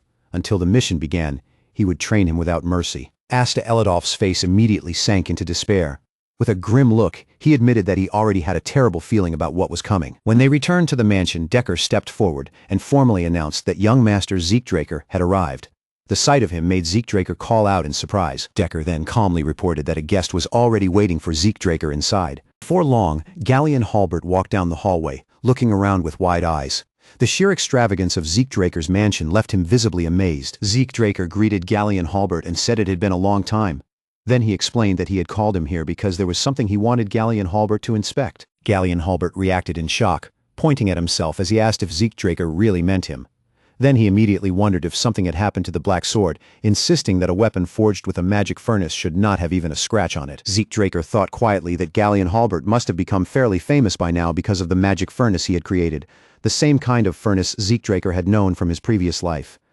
If that was true, then Galleon Halbert was likely producing top-tier weapons much earlier than expected, which meant Zeekdraker needed to secure him as his exclusive craftsman before anyone else could reach him. Zeekdraker shook his head and said that Bahamut was fine. The real issue, he explained, was something else entirely. Then Zeekdraker summoned the armor, allowing it to form around his body piece by piece. Zeekdraker looked down at the armor with a puzzled expression and said that somehow he had ended up obtaining something like this. The instant Galleon Halbert saw the armor, he froze in place. His mouth fell open, and for a moment he could not even form proper words. After stuttering in disbelief, Galleon Halbert finally cried out. Zeekdraker could only answer helplessly that he did not know what the armor was either. That was exactly why he had called Galleon Halbert, since this was not something he wanted to investigate out in public. Zeekdraker handed the armor over and asked whether Galleon Halbert could examine it properly. Galleon Halbert hesitated for a moment, still visibly shaken by what he was looking at. But eventually he agreed to take a closer look. Not long after, Galleon Halbert's voice echoed from inside the room, beginning with a respectful apology. He rubbed his forehead in frustration and admitted that among every modern artifact he knew, there was nothing even remotely similar to this armor. Then Galleon Halbert asked whether the armor had any special traits, anything unusual that might help identify what material it was made from. Zeekdraker fell silent for a moment, his thoughts drifting back to his battle with Cain Jimin's Constantinus. After thinking it over, Zeekdraker finally said that the armor had been able to deflect an aura blade. Galleon Halbert shot up from his seat in shock, exclaiming that something like that should only be possible with one metal in the entire world. As the possibilities formed in his mind, Galleon Halbert spoke the name with a grave expression. It was the metal of the gods, auriculum. Still stunned, Galleon Halbert muttered that it was unbelievable. He remembered seeing auriculum only once before, back when his master was still alive. Zeekdraker immediately looked at him and asked whether auriculum was really that valuable. Galleon Halbert answered with intense seriousness that calling it precious was not nearly enough. Auriculum, he explained, was said to be the most perfect substance ever created by the gods. Its mana conductivity surpassed every other metal, allowing far more magical arrays to be engraved onto it than anything else could possibly withstand. Zeekdraker nodded thoughtfully, then asked how many large-scale magic circles could normally be carved into ordinary metal armor. Galleon Halbert answered carefully that large-scale magic circles could not even be engraved into ordinary metal in the first place. Zeekdraker stroked his chin, realizing the armor was far beyond what he had assumed. He had known it was special, but he had never imagined it would be this extreme. Then Zeekdraker asked whether the armor could be changed into another form. Galleon Halbert immediately raised both hands in alarm, declaring that altering auriculum was absolutely impossible. Galleon Halbert explained that although auriculum was a god-made metal and could technically be worked with, the problem was that the armor had already reached a perfect state. If they tampered with it carelessly and damaged the magical arrays inside, the entire armor might become useless. After a brief pause, Gallion Halbert added that his master might still be able to do it. Zeekdraker looked at him in surprise and asked if he meant Master Golrin Yober. Gallion Halbert gazed out the window at the dust-colored world and calmly confirmed that Golrin Yober could indeed alter the armor's form without disrupting its functions. When Zeekdraker asked where Golrin Yober was, Gallion Halbert replied casually that, as always, he should be in Hymonus. Zeekdraker's eyes widened slightly in surprise. Gallion Halbert gently continued, saying that Zeekdraker might not even know where Hymonus was, then explained that it lay far to the north. Zeekdraker answered calmly that the land belonged to the Northern Grand Duke. Hearing that, Gallion Halbert was visibly shaken, blurting out that people from the Central Continent rarely knew anything about the Northern Grand Duke. So how could Zeekdraker possibly know of it? Zeekdraker clenched his fist, paused for a moment, and awkwardly said it was only a coincidence. Even so, a familiar face surfaced in his mind, and he quietly added that he had only learned about it not long ago. Then Zeekdraker stood up, thanked Gallion Halbert for everything, and told him that if he wanted to continue studying the metal, he was free to stay and examine it as much as he liked. Gallion Halbert grew wary at those words, letting out a confused sound before stammering out his thanks. Soon after, Zeekdraker left without another word. Left alone in the room, Gallion Halbert remained puzzled, wondering why Zeekdraker had suddenly taken such a deep interest in all of this. As Zeekdraker walked away, he made a quiet decision. There was still time when it came to Hymonus, so there was no reason to rush there immediately. Right now, something else demanded his attention first. For the moment, Zeekdraker's focus had to be on the Reinhardt Merchant Group. Inside one of the Reinhardt Merchant Group's rooms, Cliff Reinhardt spoke after thinking the matter over. He said there should be no major issue producing the medical supplies Zeekdraker had mentioned. After a brief pause, Cliff Reinhardt added that at least on the Central Continent, building a factory capable of processing soma would be extremely difficult. Zeekdraker replied that he already understood that problem.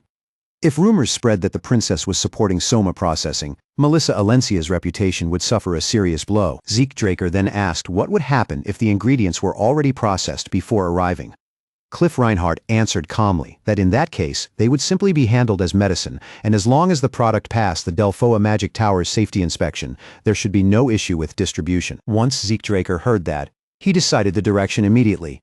The factory itself would be built on the southern continent, while the Reinhardt Merchant Group would take charge of importing the finished medicine and spreading it through proper channels. At that moment, Melissa Alencia spoke up with an apologetic expression.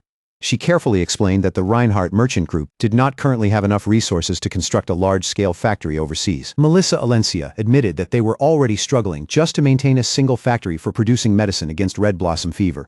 Because of that, she said they might have to reconsider the entire construction plan from the beginning. Zeekdraker cut that concern off right away. He said they would build the factory themselves, and all Melissa Alencia needed to do was secure approval from the Delphoa Magic Tower, so the medicine could legally enter circulation. Her eyes widened in surprise as she cautiously asked whether that was really possible, wondering if Housedraker was supporting him from behind. Zeekdraker brushed that assumption aside without hesitation. Housedraker had nothing to do with this. Every expense would be paid entirely from his own pocket. Then Zeekdraker slid an envelope across the table and calmly shifted the conversation to the real reason he had come. He asked Melissa Alencia to read what was inside. Melissa Alencia opened the envelope, and almost immediately the color drained from her face. The documents revealed that the Rome Empire had joined hands with the Scorpion clan to carry out live experiments using synthetic poison, and her breath caught as she stared at the proof in front of her. Zeekdraker frowned and pointed out the meaning behind it. If red blossom fever had truly been artificially created, then the Rome Empire had essentially been using Alencia as a testing ground for clinical trials. Rage trembled through Melissa Alencia's body. She confessed that she had suspected something was wrong, but she had never imagined they would go so far as to do this to their own people. Zeekdraker remained silent, letting the weight of the truth settle between them. After a short silence, Zeekdraker told Melissa Alencia the hard truth. The reason he had shown her this evidence was because for now, they needed to keep the Rome Empire's crimes hidden. Melissa Alencia shot up from her seat and slammed both hands against the table, her voice shaking with anger, as she demanded how Zeekdraker could possibly say something like that. To Melissa Alencia, crimes like these had to be exposed immediately.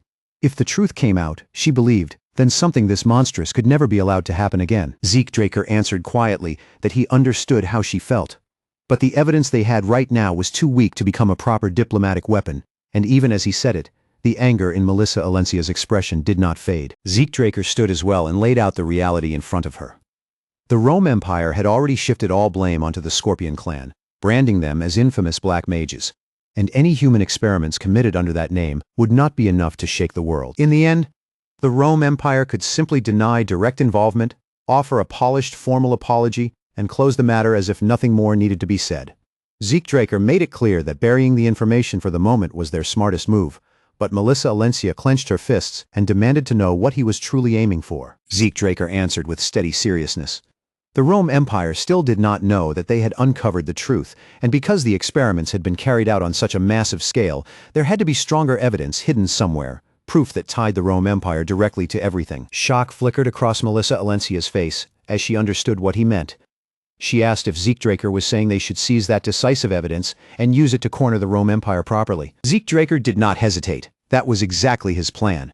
And the reason he had brought everything to Melissa Alencia first was so they could prepare before making their move.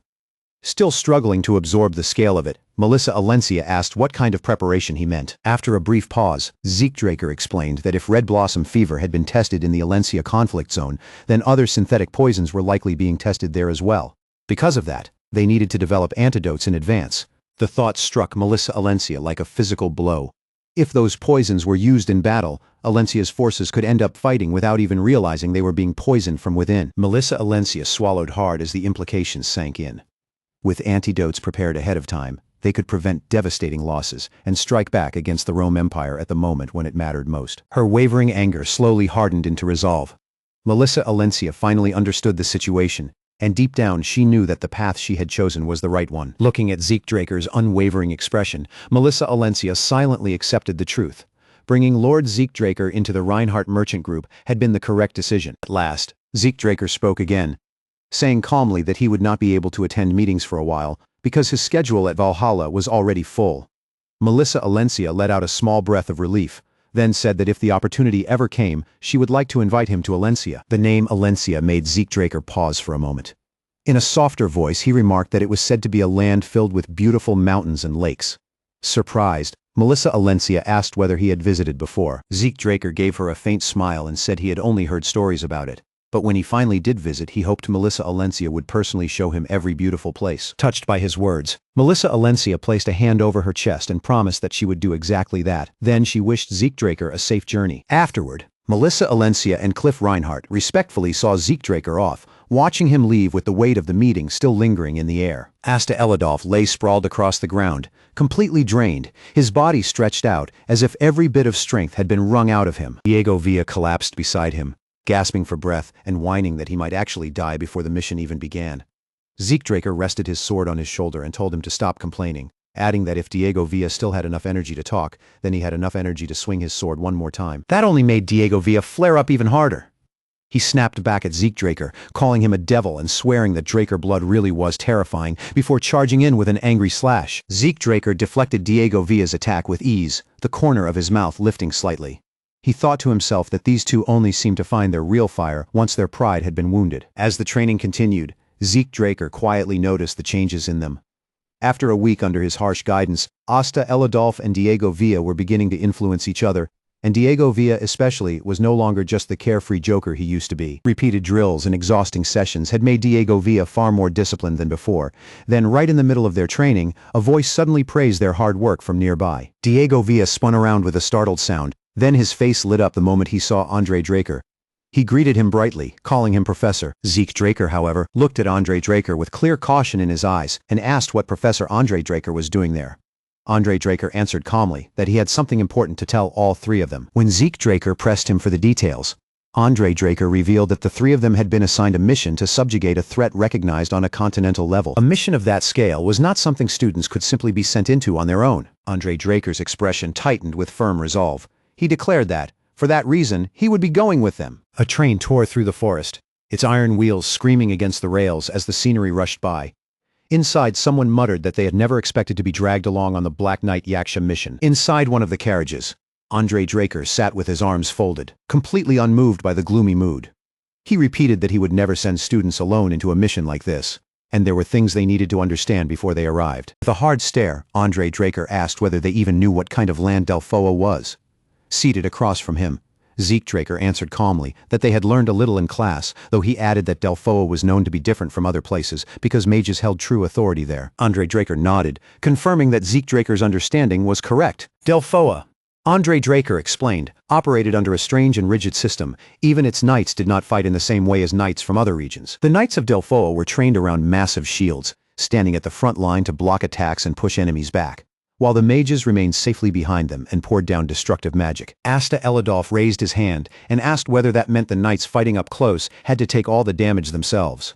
Andre Draker actually praised the question, acknowledging that Asta Elidolf had grasped the core problem. Andre Draker said that was exactly why Delphoa's knights were forced to train by running while carrying their heavy shields, all so they could endure that brutal role on the battlefield. It was also the reason so few Valhalla graduates ever wanted to serve there. Diego Villa clicked his tongue in irritation and said it sounded like a knight order built only to protect mages, as if the knights themselves were treated like disposable shields. Andre Draker turned his gaze toward the scenery passing beyond the train window and replied coolly that Diego Villa had understood it perfectly. Then he warned them not to be too surprised once they saw Delphoa for themselves. Before long, the distant outline of a castle began to rise beyond the horizon. As it came into view, Andre Draker warned them in a low voice that the mages of Delphoa were notorious for their arrogance. Under the bright, calm sky, Andre Draker stepped forward and formally introduced himself as an assistant professor from Valhalla. The man who came out to welcome them shook Andre Draker's hand with a friendly smile. From his expression, it was clear he was both surprised and honored that someone connected to House Draker had personally come all this way. He then introduced himself as Jorge Otter, the commander of Delphoa's 8th Knight Order. Andre Draker briefly glanced toward Diego Villa, Zeke Draker, and Asta Elidolf before speaking with quiet confidence. He said the cadets accompanying him were among Valhalla's finest, so there would be no issue on this mission. Jorge Otter let out a light laugh and said hearing that put him at ease. Then he gestured toward a carriage nearby, explaining that their captain was waiting inside. Diego Villa frowned the moment he heard that, muttering suspiciously that the bearded man from earlier had already said he was the captain.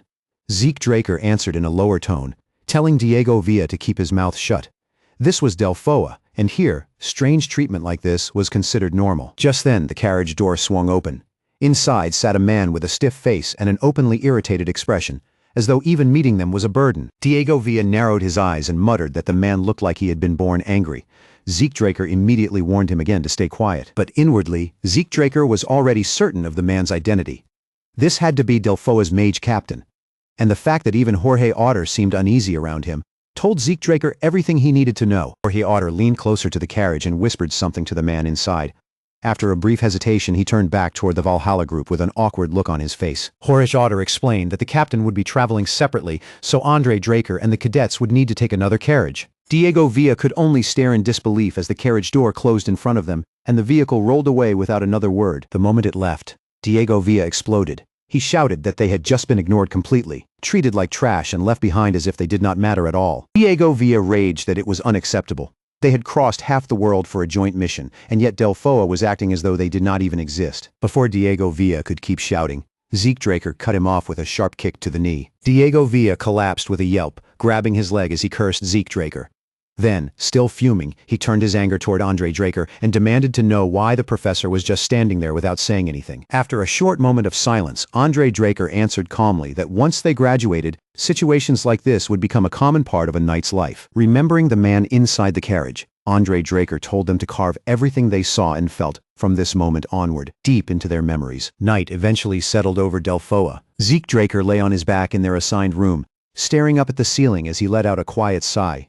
He muttered that things really were different in this place. The room they had been given looked worn down and hastily prepared, while every mage facility they had passed earlier had gleamed with obvious wealth and care. Still, Zeke Draker admitted to himself that he had not expected anything better from Delphoa. With a tired look on his face, Zeke Draker sat up and said he was going out to get some air. As Zeke Draker walked down the corridor, he thought that this kind of treatment did not truly bother him.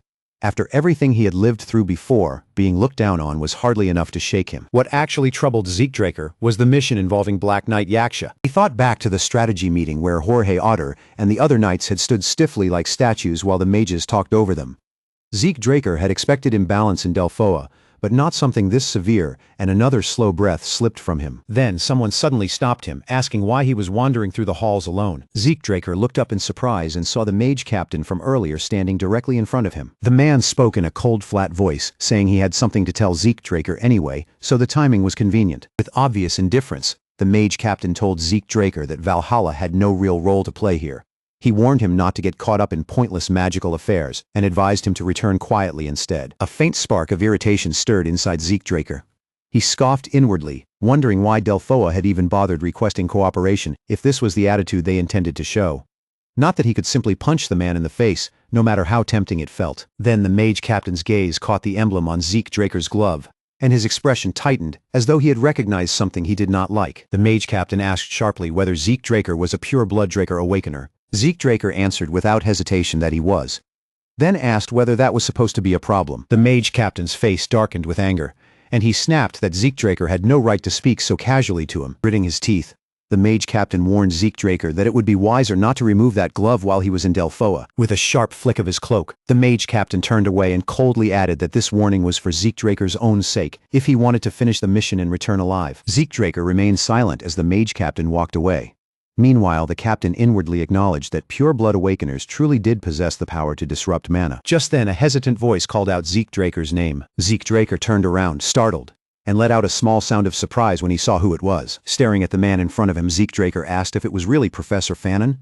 Fanon laughed warmly, saying he knew it was him, then stepped closer and greeted Zeke Draker, asking how he had been after all this time. Zeke Draker replied that he had been doing well, then immediately asked what Fanon was doing in Delphoa. Fanon scratched the back of his head and explained that Delphoa was the best place for a mage to make a name for himself.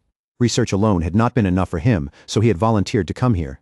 Then he asked what had brought Zeke Draker to this place. Zeke Draker answered simply that he had come because of the Black Knight Yaksha mission. The moment Fanon heard those words, his face went completely still. Fanon urgently motioned for Zeke Draker to come closer, and the sudden change in his tone made Zeke Draker hesitate for a moment. After they moved to a more secluded spot away from any listening ears, Zeke Draker asked Fanon what he had meant by that reaction. Fanon clenched his hands, struggling for a moment before finally warning Zeke Draker not to join the mission the next day.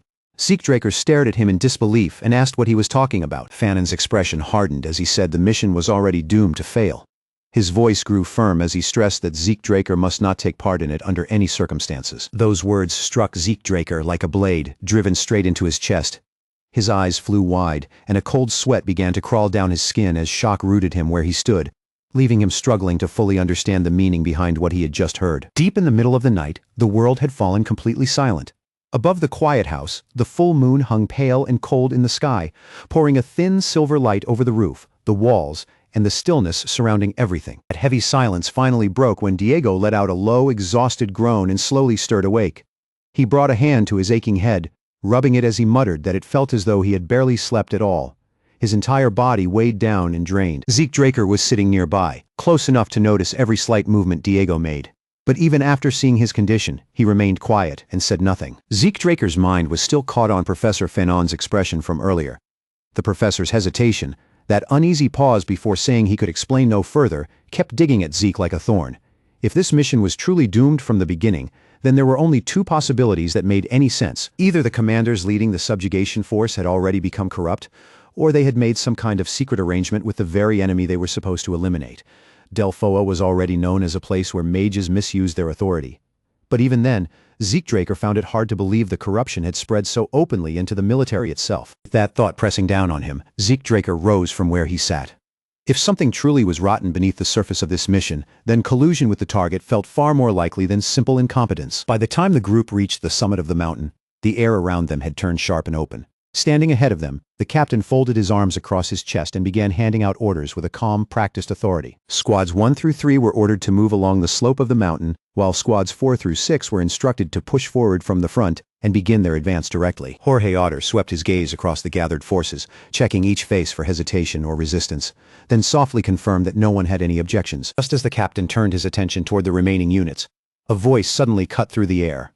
Zeke Draker stepped forward with a serious look on his face and asked what role his own group was supposed to play. The captain's expression twisted with irritation, and he snapped back at once, reminding Zeke Draker that he had already been told to stay out of the operation after yesterday's explanation. Zeke Draker did not let him continue. In a cold, steady voice, he pointed out that he himself was a blue knight, while Diego and Asta Elidolf were both purple knights. Then, holding the commander's gaze without backing down, Zeke Draker said that if a force of their level had been summoned for cooperation, he was only asking whether they were being deliberately ignored and used as expendable pieces. Captain went completely still, staring at Zeke Draker, as though he could hardly believe what had just been said.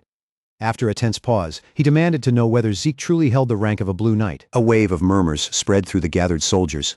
People whispered about Zeke Draker's age, about the 2 purple knights standing beside him, and about how different Valhalla must be to produce people like them. The captain clenched his jaws so tightly his teeth nearly ground together. At last, he barked an order toward Jorge Otter, telling him to give Zeke Draker's group a scouting assignment. Jorge Otter visibly flinched at the sudden command, then quickly lowered his head and agreed, hurrying to obey before the captain's anger could turn on him. Before Zeke Draker could move on, Professor Andre Draker stepped into his path and blocked him. His eyes sharpened as he questioned why Zeke had suddenly provoked the captain, making it clear that he knew Zeke was not the type to act without a reason. Zeke Draker answered in a calm voice, saying that something about this mission felt wrong. It was as though the entire operation was being quietly pushed along by an unseen hand. When Professor Andre Draker pressed him to explain, Zeke Draker revealed what he suspected. The subjugation force and Black Knight Yaksha might be working together in secret.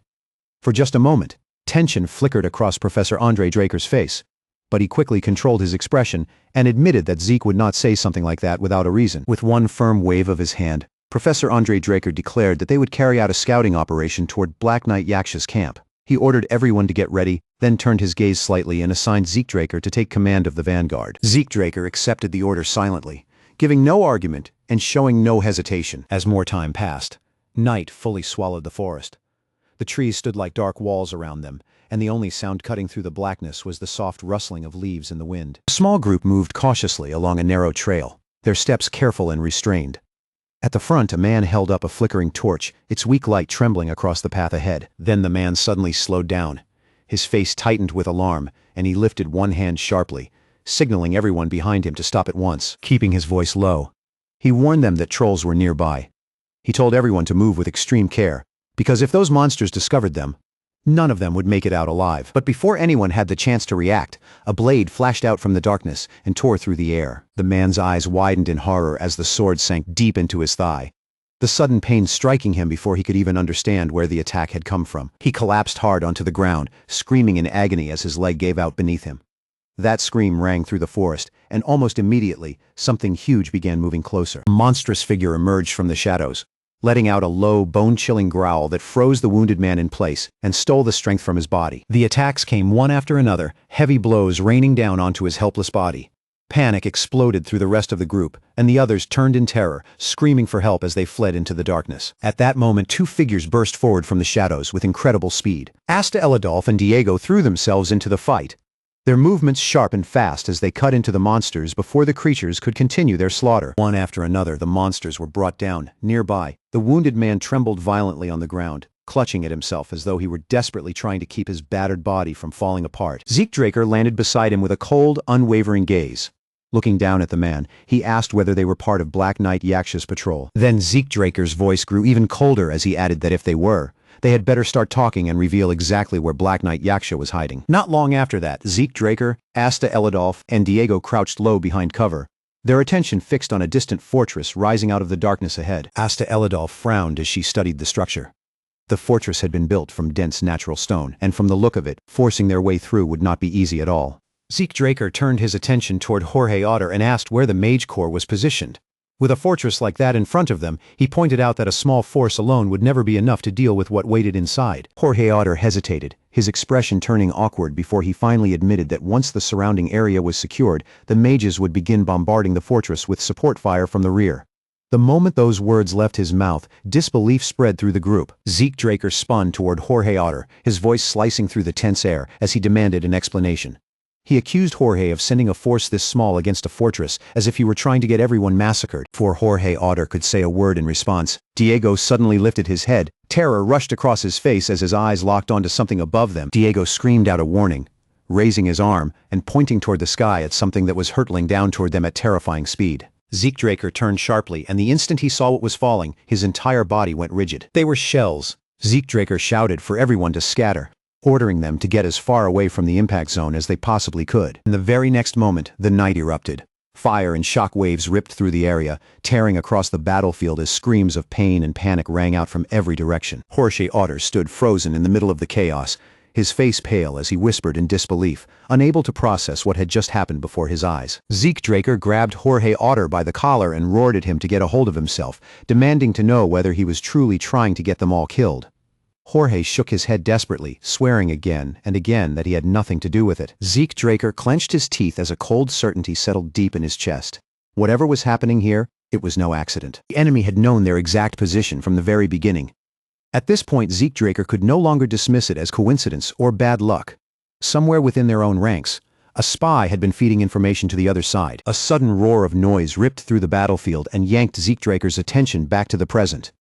When he turned his head, he saw a swarm of figures charging straight toward them, swords raised high as they rushed through the darkness. Zeke Draker cursed under his breath, his eyes sharpening as he watched them close the distance. They were not moving like disciplined soldiers. They were throwing themselves forward like crazed lunatics with no fear of death. As the attackers drew closer, Zeke Draker narrowed his eyes and studied their faces.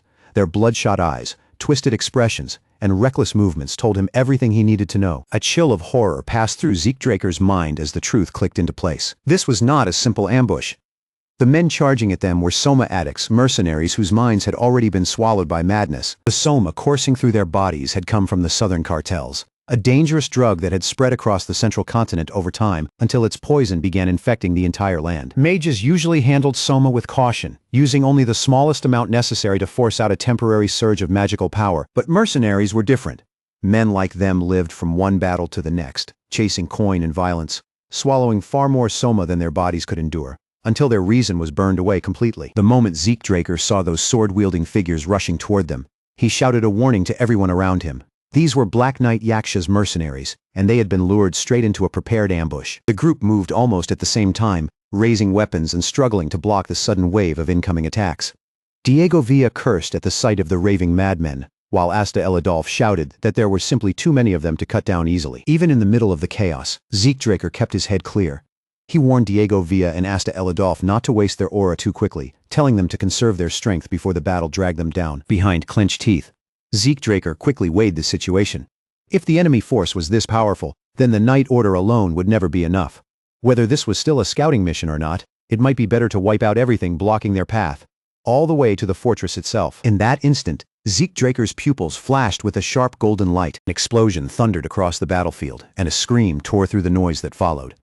Zeke Draker spun toward the sound at once, sensing magic stirring in the air and realizing the situation had just escalated again. When Zeke Draker spotted a formation gathering not far away, a faint flicker of relief crossed his mind. The Delphoa Mage Corps had finally arrived on the battlefield. On the far side, the mage captain furrowed his brow and poured even more power into his magic.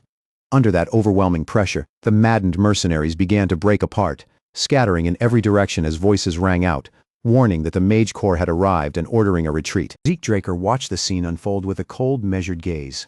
Even though the Mage Corps had arrived late, their power could not be denied. If they kept pushing forward now, there was still a chance to turn the battle around. But then someone stepped forward and called for everyone to halt.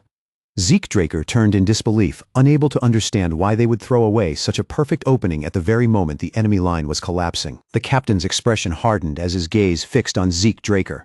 In a sharp, accusing voice, he blamed Zeke for sabotaging the entire mission and demanded whether he even understood what he had done. For a moment, Zeke Draker's face went completely blank, as though the absurdity of the situation had made reality itself feel out of place. Then his jaw tightened, and he ground his teeth in silent fury, cursing inwardly at the sheer nonsense he was being forced to listen to. The captain continued without stopping, blaming Zeke Draker for provoking the enemy, when his only assigned duty had supposedly been to carry out a simple scouting mission. With a sharp turn of his back, the captain ordered Professor Andre Draker to take the cadets and withdraw immediately, declaring that everything that had happened would be reported directly to Valhalla. Zeke Draker's fist slowly tightened at his side. In a voice that had gone cold, he asked if that meant their cooperation with Delphoa was now officially over, and the captain stiffened as the weight of those words sank in. Zeke Draker continued, warning that if they no longer had an assigned role within Delphoa's operation, then they were no longer bound by Delphoa's commands. From this point on, they would continue the mission according to their own judgment. Fury flared across the captain's face. He snapped that this was Delphoa's territory, then demanded to know who Zeke Draker thought he was, acting as though he could move freely wherever he pleased. Professor Andre Draker stepped in calmly, without raising his voice. He stated that Black Knight Yaksha was an enemy of the entire continent, and as official Knights of House Draker, both he and Zeke Draker had the authority to act independently under the principle of prioritizing the mission. They could make their report afterward. The captain clicked his tongue in irritation, turned away, and coldly told them to do whatever they wanted. But he made it clear that every consequence that followed would be theirs to bear. As the Mage Corps began pulling back, Jorge Otter remained standing there in stunned silence, unsure what would become of the subjugation effort now that the operation had fallen into such chaos. Zeke Draker walked up to Jorge Otter and said there was something he wanted to ask him. Jorge looked back in surprise, and with a steady gaze, Zeke asked whether he truly had the resolve to capture Black Knight Yaksha. Jorge Otter answered without the slightest hesitation. As a knight, he said, he would never turn his back on evil. Zeke Draker gave a small nod, saying he understood that feeling very well. Then, after a brief pause, his voice lowered as he asked Jorge Otter for one single favor. Not long after, the fortress stood beneath the quiet glow of the moon, its stone walls washed in pale light as the night settled heavily around it. A commotion suddenly rose from below, and two guards stationed on the wall leaned over the edge, peering down to see what was happening. In the distance, a massive group of soldiers was charging straight toward the fortress, their shouts echoing through the night as they advanced without slowing down. At the very front, Jorge Otter roared for the cowards inside to stop hiding behind their walls.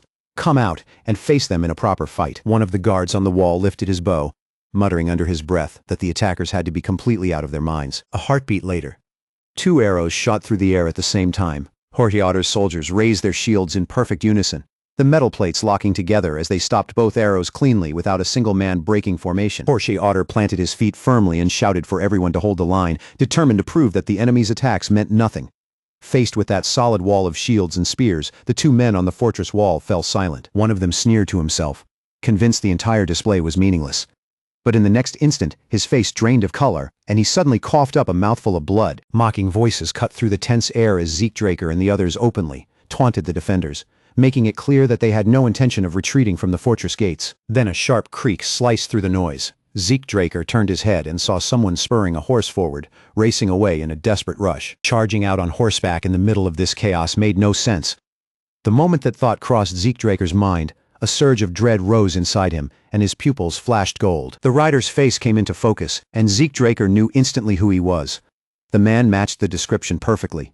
It was Black Knight Yaksha. Zeke Draker stepped to the edge of the wall and announced that he would chase Black Knight Yaksha down himself.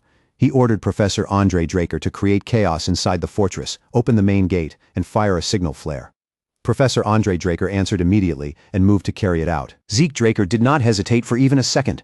He launched himself off the wall and plunged down through the night toward his fleeing target. In a voice as cold as the night air, Zeke Draker called out the name of his summoned holy beast, Bucephalus. The moment the name left his mouth, lightning cracked across the darkness. Blue aura burst outward beneath him, and from that raging light, a massive warhorse began to take shape under Zeke Draker. Zeke Draker spoke to Bucephalus with calm confidence, his gaze locked on the fleeing figure ahead. He was certain this steed had more than enough speed to keep pace with its prey. Bucephalus shot forward like a bolt of living thunder, swallowing the distance in the blink of an eye. The man fleeing ahead cried out in panic, unable to believe that anything behind him could close in with such terrifying speed. Watching that panic spread across his target, Zeke Draker's lips curled into a thin, satisfied grin. Then Zeke Draker sprang from the saddle without hesitation, lifting his sword high before bringing it down in one clean, sweeping arc. A thunderous blast tore through the air, shaking the night with the force of the strike. The man staggered back, his eyes wide with disbelief as he stared at Zeke Draker. Step by step, Zeke advanced toward him, wearing a cold smile filled with quiet amusement. Zeke Draker greeted him by name, calling him Black Knight Yaksha, then mocked him by asking where exactly he thought he was running off to at such a late hour. The moment Black Knight Yaksha heard that name, his body tensed. He rushed straight at Zeke Draker, and the two collided head-on, their blades locking with a sharp metallic impact. Strike after strike followed, each attack answered by an equal counter, until Black Knight Yaksha began to notice something deeply unsettling. This opponent was clearly not from Delphoa. Black Knight Yaksha's eyes narrowed as he pressed Zeke Draker, demanding to know who he really was. But Zeke Draker only smiled at the question, and replied that even if Black Knight Yaksha learned his identity, it would not change anything. As those words left Zeke Draker's mouth, the force of their clash burst outward, driving both men apart in a violent wave of power. Black Knight Yaksha wasted no time and swung again, releasing a strange substance toward Zeke Draker. It ate through Zeke's clothes the instant it touched them, reached his skin, and immediately triggered a system alert identifying it as desert scorpion poison. Thanks to Zeke Draker's poison-resistant constitution, the substance had no effect on him. Even so, he had not expected such a trick, and he quickly understood that Black Knight Yaksha fought like an outlaw, relying on dirty methods whenever they gave him an advantage. Black Knight Yaksha seemed to confirm that suspicion when he asked whether Zeke Draker came from the desert or the southern borderlands. Zeke simply deflected the question, remarking that Black Knight Yaksha was surprisingly curious for a man in his position. Black Knight Yaksha brushed off the comment, drawing several daggers into his hands. He declared that it made no difference where Zeke Draker came from, because Zeke would die either way, then hurled the blades in a coordinated assault from every direction. Zeke Draker moved instantly, deflecting part of the barrage with his sword, while activating his dragon-scale armor to endure the rest. Even as the weapons struck around him, he recognized the precision behind the attack. But in that very same moment, Zeke Draker's senses sharpened, and he caught sight of something far more dangerous. Black Knight Yaksha was wielding an aura blade. That single detail revealed the truth. He had been hiding his real ability from the start. Declaring that the fight was over, Black Knight Yaksha surged forward at incredible speed and struck with deadly force, tearing into Zeke Draker as he commanded him to die. But right then, Zeke Draker calmly stated that Black Knight Yaksha's swordsmanship alone had already given him away. He could tell that Black Knight Yaksha belonged to the Imperial Intelligence Bureau, and the revelation stunned the man completely. Before Black Knight Yaksha could properly react, searing pain suddenly spread through his entire body.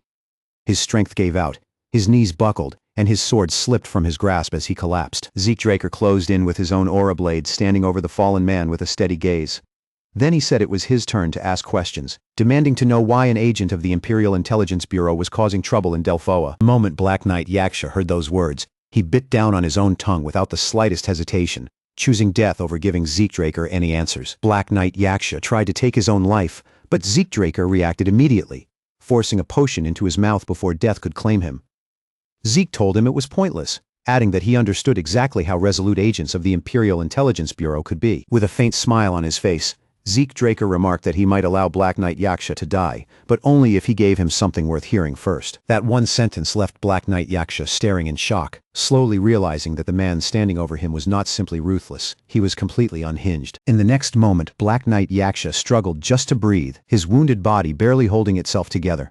Nearby, Zeke Draker stood with a dagger in hand, calmly asking whether he was finally ready to talk. Badly wounded and with no strength left to resist, Black Knight Yaksha finally gave in and asked what Zeke Draker wanted to know.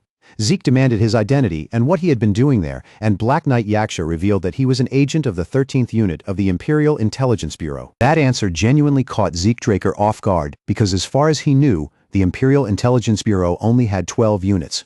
His reaction shocked Black Knight Yaksha in turn, making him question how Zeke could possibly know about their internal structure. Zeke Draker stepped closer with the dagger still in his hand, and reminded Black Knight Yaksha that he was the one asking questions.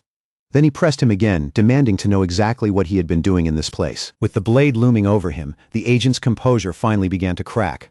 Under that pressure, Black Knight Yaksha admitted that he had been carrying out experiments involving stimulants. Zeke Draker was taken aback, and immediately connected those words to the mercenaries who had attacked them earlier. He asked if they were not simply soma addicts, but Black Knight Yaksha clarified that the stimulants had actually been derived from soma itself. When Zeke pressed him on their purpose, the agent confessed that the goal was to create soldiers who felt neither pain nor fear. Hearing that, Zeke Draker understood what this entire situation truly was. The Empire was conducting human experimentation, using the drawn-out war of attrition against Delphoa as a field test to observe how these enhanced fighters performed. Black Knight Yaksha had survived for 3 years in the fortress, gathering bandits and mercenaries into his ranks, only because the Empire had been backing him from the shadows. As the truth settled in, Zeke Draker began to wonder what the Empire was really doing across the continent. Then he looked back down at the agent and asked whether he understood that the Empire would be the first to eliminate him, and Black Knight Yaksha answered that he already knew. After revealing everything, Black Knight Yaksha pleaded for death, asking Zeke Draker to kill him right there. But instead of granting that request, Zeke asked what he would do if there was still a way for him to survive. Black Knight Yaksha rejected the idea immediately, insisting that escaping the Imperial Intelligence Bureau was impossible. Zeke Draker countered without hesitation, saying that it could be done through the power of House Draker, and those words visibly shook the agent. Then Zeke Draker removed his glove and cleared the surrounding mana from the air. In that instant, Black Knight Yaksha understood exactly who stood before him. Zeke Draker was a pure-blooded awakener of House Draker. Faced with that truth, Black Knight Yaksha no longer wanted to die in a place like this.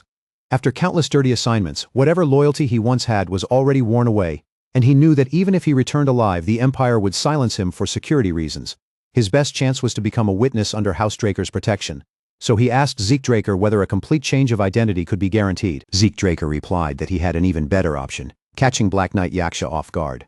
With a slight smile, Zeke explained that he could arrange a new line of work for him, because there were plenty of places that would value someone with experience from the Imperial Intelligence Bureau. Later, Zeke Draker ran swiftly through the forest, only to notice that the fortress still had not been taken. That made no sense to him. Professor Andre Draker's group should have been more than capable of capturing it on their own, so Zeke began to wonder whether something had gone wrong and redirected himself toward the night camp. As Zeke Draker moved toward his destination, He spotted a group of mages gathered together and talking among themselves. The sight immediately felt strange, and just as he wondered why they were standing alone, one of them suddenly noticed him and raised his staff, aiming it directly at Zeke. Caught off guard, Zeke demanded to know what the man thought he was doing. Before Zeke Draker could press the mage any further, a voice rang out, accusing him of allowing Black Knight Yaksha to escape, and declaring that Zeke would be transferred to the barracks. The one making the accusation revealed himself as the mage captain, claiming that Zeke Draker had committed a serious offense. Anger flared inside Zeke as he struggled to understand what the man was trying to pull, but he quickly forced himself to stay calm and asked for an explanation. The captain insisted that their target had been lost because of Zeke's reckless attack plan. The mage captain argued that they never would have lost track of Black Knight Yaksha if Zeke Draker had not interfered. But Zeke pushed back, asking whether the captain had actually confirmed that Yaksha was alone inside the fortress. The captain replied that the enemy's defenses were still too strong for them to make that claim, then abruptly ordered Zeke Draker to be quiet. He added that he had seen someone escape from the fortress earlier, but Zeke countered by suggesting it could have been a messenger sent to request reinforcements. Then Zeke pressed even harder, asking how the captain could be so certain that the person was Yaksha himself. The mage captain clenched his teeth in frustration. And that reaction told Zeke Draker enough. Zeke became convinced that this man had been the one who ordered Black Knight Yaksha to flee, secretly communicating with the enemy for the past 3 years. The worst part was that the captain probably did not even realize he had been helping the Empire all along. But that detail changed nothing in Zeke Draker's eyes. Whether the captain understood the truth or not, Zeke still saw him as utterly worthless. Captain Ingrid Hoxson snapped at Zeke Draker to stop spouting nonsense and follow him without another word. Then he turned his back as if the matter was already settled, declaring that he would personally testify to Zeke's crimes, leaving Zeke to let out a quiet sigh before choosing to go along with him for now. Soon after, Zeke Draker returned to the base alongside the mages, but the moment he stepped inside, the sight waiting for him was so unexpected that the atmosphere around him changed at once. Jorge Otter and his men were on their knees, their hands bound tightly behind their backs like criminals who had already been sentenced. Zeke Draker immediately called out to the injured Jorge Otter, and Jorge lifted his head in surprise when he saw him. Zeke then turned his gaze sharply toward Captain Ingrid Hoxson, demanding to know why the knights had been arrested, only for Ingrid to order him to stay silent and accuse him of stepping far beyond his authority. Jorge Otter raised his voice despite his injuries and told Zeke Draker that he had no regrets about helping him. With his bound hands behind him and his men kneeling around him, Jorge declared that he and his subordinates wanted to be remembered as honorable knights. But the instant Jorge Otter finished speaking, the mages standing behind the prisoners unleashed electricity into him and his men, making their bodies jerk under the sudden shock. Seeing his allies treated that way, Zeke Draker's expression hardened. He questioned whether it was not going too far to handle their own comrades like enemies. Zeke Draker pointed out that even prisoners would not normally be treated with such cruelty. His words only made Captain Ingrid Hoxson grit his teeth in anger, and Ingrid repeated his order for Zeke to be silent, warning that if he spoke one more word, he would execute him on the spot. At that exact moment, a massive explosion erupted nearby, shaking the area with a violent blast. From the smoke and force of it, someone stepped forward and addressed Ingrid Hoxson directly, stating that what he had just said could be understood as a threat against Zeke Draker. The one who spoke was Professor Andre Draker, standing together with Diego Villa and Asta Elidolf. With a stern look in his eyes, Professor Andre informed Ingrid Hoxson that the Drakers were prepared to turn against Delphoa over the threat he had just made. Those words caught Ingrid Hoxson completely off guard. He understood immediately that this was not just a warning from one man, but a direct warning carrying the weight of House Draker itself. Even then, Ingrid Hoxson still seemed to believe Professor Andre Draker could not possibly be serious about opposing Delphoa. He told him that his reaction was excessive, pointing out that such a statement was no different from declaring war, and insisted that Professor Andre was taking things much too far. Professor Andre Draker did not back down. Instead, he told Ingrid Hoxson to listen carefully, making it clear that the name of House Draker was not something anyone could invoke lightly or dismiss as a simple threat. In that moment, Ingrid Hoxson finally understood. Professor Andre Draker was not bluffing. Ingrid Hoxson quickly cleared his throat, forced himself to step back, and admitted that he had made a mistake. He claimed he had overreacted because of the recent battle, asking Professor Andre Draker not to misunderstand, and explained that he had only meant to escort Zeke Draker to the barracks for a proper investigation. Watching Ingrid Hoxson suddenly lose his nerve, Zeke Draker gave a faint smile. Then he calmly asked whether he could speak with his comrades before being taken away. Ingrid Hoxson clearly did not want to allow it, but with Professor Andre Draker standing there, he had no choice.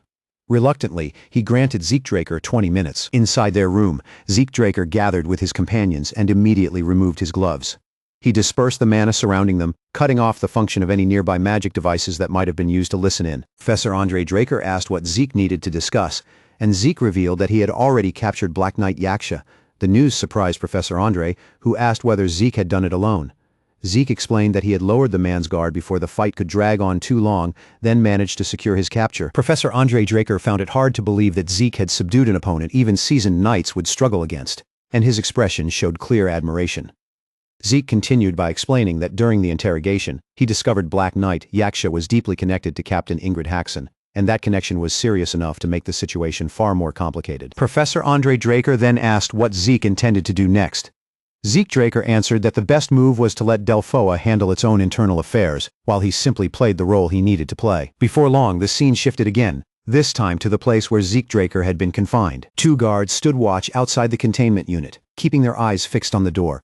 Inside the cell, Zeke Draker slowly lifted his head, already sensing that someone would be coming for him soon. A few minutes later, a knock sounded from the door. When it opened, the person who entered revealed himself to be Professor Fanon. Yet Zeke Draker showed no surprise at all when he saw Professor Fanon standing there. Professor Fanon questioned him about what was happening now, and Zeke Draker calmly replied that this situation was the result of ignoring his earlier warning. The answer caught Professor Fanon off guard, because he had not expected Zeke to disregard the advice he had given him. From that exchange, Zeke Draker understood that Professor Fanon had already known about Captain Ingrid Haxon's corruption, just as many of Delphoa's high-ranking mage officials had some idea of what was going on. And because Delphoa mages needed core experience to rise higher, Zeke intended to offer Professor Fanon a way to cut himself free from that requirement. Zeke Draker told Professor Fanon that there was something important he needed to say. When Professor Fanon urged him to explain, Zeke instead asked whether he knew about the Empire's stimulant experiment. Then Zeke Draker told Professor Fanon everything he had learned from Black Knight Yaksha. Faced with that truth, Professor Fanon found himself standing between 2 choices. He could expose the internal corruption that had now been confirmed, or he could ignore it and protect himself. At that moment, Zeke Draker added that he had a request. Looking directly at Professor Fanon, he asked whether the mage would help him bring this corruption into the light, leaving Fanon visibly shaken by the question. In the following scene, several mages approached Captain Ingrid Haxon, and one of them stepped forward to call out to him. When Captain Ingrid Haxon asked what had happened, the mage reported that Professor Fanon had rejected Zeke Draker's proposal. A satisfied smile spread across Ingrid Haxon's face as he asked whether the report was accurate. He was convinced that Professor Fanon had chosen his position over his principles, and he felt certain that Zeke Draker could never have persuaded him otherwise. Turning his gaze toward the fortress ahead, Ingrid Haxon declared that it was time to begin.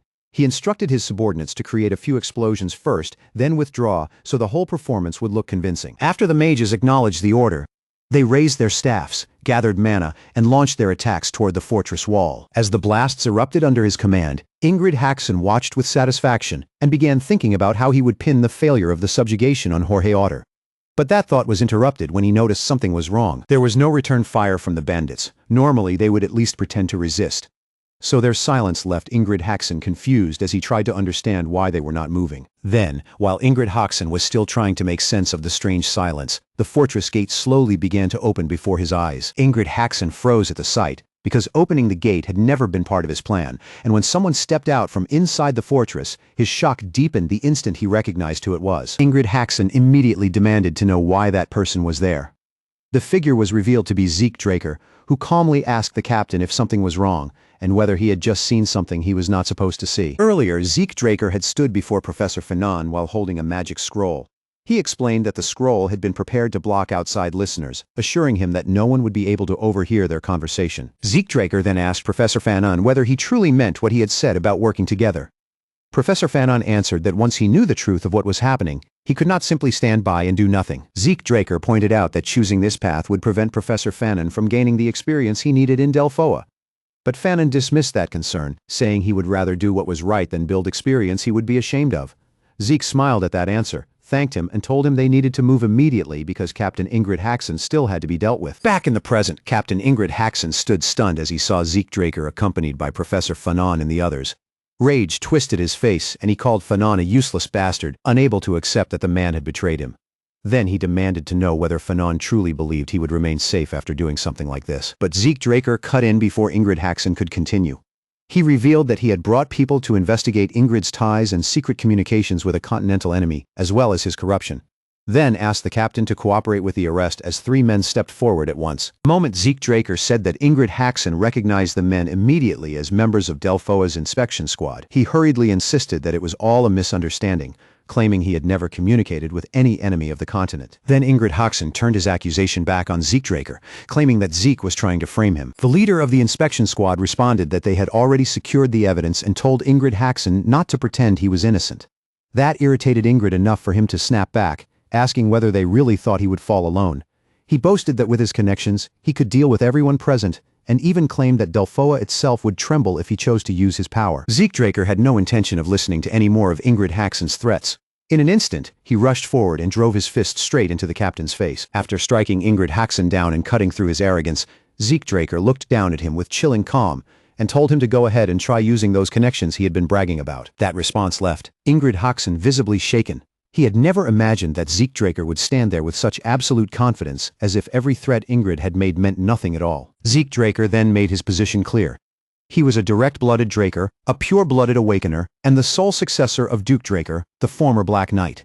With a cold, piercing look in his eyes, Zeke asked Ingrid Haxen whether he truly wanted to test which of them held more influence. The moment those words sank in, Ingrid Haxen's bravado collapsed completely. He dropped to his knees at once, lowering himself in desperation as he admitted he had been wrong and begged Zeke Draker for forgiveness. Zeke Draker cut him off without a shred of sympathy, telling Ingrid Haxen not to waste his breath begging him. If Ingrid Haxen wanted forgiveness, Zeke Draker said, then he should beg it from the knights who had died because of his corruption and cowardice. Just then a voice called out to Zeke Draker. When he turned, Jorge Otter was standing there, the knight captain's subordinates bowing their heads with deep respect. Jorge thanked Zeke sincerely, saying that the injustice they had suffered had finally been cleared away. Thanks to Zeke Draker's testimony, the knights had been excluded from the investigation, with their innocence made clear and their involvement in Ingrid Haxen's corruption denied. Even so, the 8th Mage Corps was now set to disappear, and the Knight Corps attached to it would vanish along with it. Unless another unit accepted them, the 8th Knight Corps would be disbanded entirely. Zeke Draker looked at Jorge Otter and asked whether he regretted anything. Jorge answered that he had no regrets, though sorrow still weighed on him for the men who had died meaningless deaths because of his own shortcomings. Hearing that, Zeke Draker said that if Jorge Otter was willing, he wanted to offer him and his men a job. The offer caught Jorge off guard, and he asked what kind of position Zeke had in mind. Instead of answering right away, Zeke Draker pulled out a document and handed it over, telling Jorge Otter to look through the details. As Jorge and his subordinates read the contents, shock spread across their faces. Jorge Otter stared at the document and remarked that the conditions were far too generous, questioning whether the numbers written there were truly correct. Zeke Draker simply told him that this was the level they should expect if they were going to work under him, then revealed that he had recently established a merchant group and wanted them to serve as its guards. The knights were left stunned by the unexpected offer. Zeke Draker smiled brightly and asked whether they intended to refuse, and Jorge Otter quickly answered that they would gladly accept. Jorge Otter went even further, declaring that he and his men would pledge their allegiance to Zeke Draker. He immediately ordered his subordinates to greet their new master, and once they had done so, Zeke turned toward Professor Fanon and called out to him, telling him to come to Atlas as soon as his work here was finished, because there was still plenty waiting for him. Professor Fanon placed a hand over his chest, addressed Zeke Draker as master, and confirmed that he understood. Seeing that, Zeke could not help but smile faintly as he thought about how an instructor and a student had somehow ended up in this kind of relationship. As Zeke Draker stood beneath the slowly rising sun, his thoughts returned to the mission. The result had not unfolded exactly as he had expected, and he still had no idea how the evaluation would turn out, but strangely enough, he did not care much. In the end, the matter had been resolved, and Zeke trusted that the rest would somehow work out. Elsewhere, in a different setting, 3 men had gathered inside an office for a serious meeting. A bald man thanked the other 2 for making time despite their busy schedules. With a grave expression, he explained that the recent incident had to be discussed urgently among the core members of the Order of Black Knights. One of the men, Varon Draker, said he would get straight to the point. He revealed that the southern continent had been behaving strangely as of late, a statement that immediately caught the others by surprise. A bearded man responded by reminding Varon Draker that the south had always been a haven for criminals. To him it was nothing more than a lawless place packed with drug dealers and outlaws. The other man added that Don Juan had already taken control of the region through his Soma business, amassing enormous wealth in the process. If someone like Don Juan began causing trouble, he warned, it would never remain a small issue. Varon Draker then addressed him as Squad Commander Wick, and questioned how he could still be unaware despite being in charge of intelligence.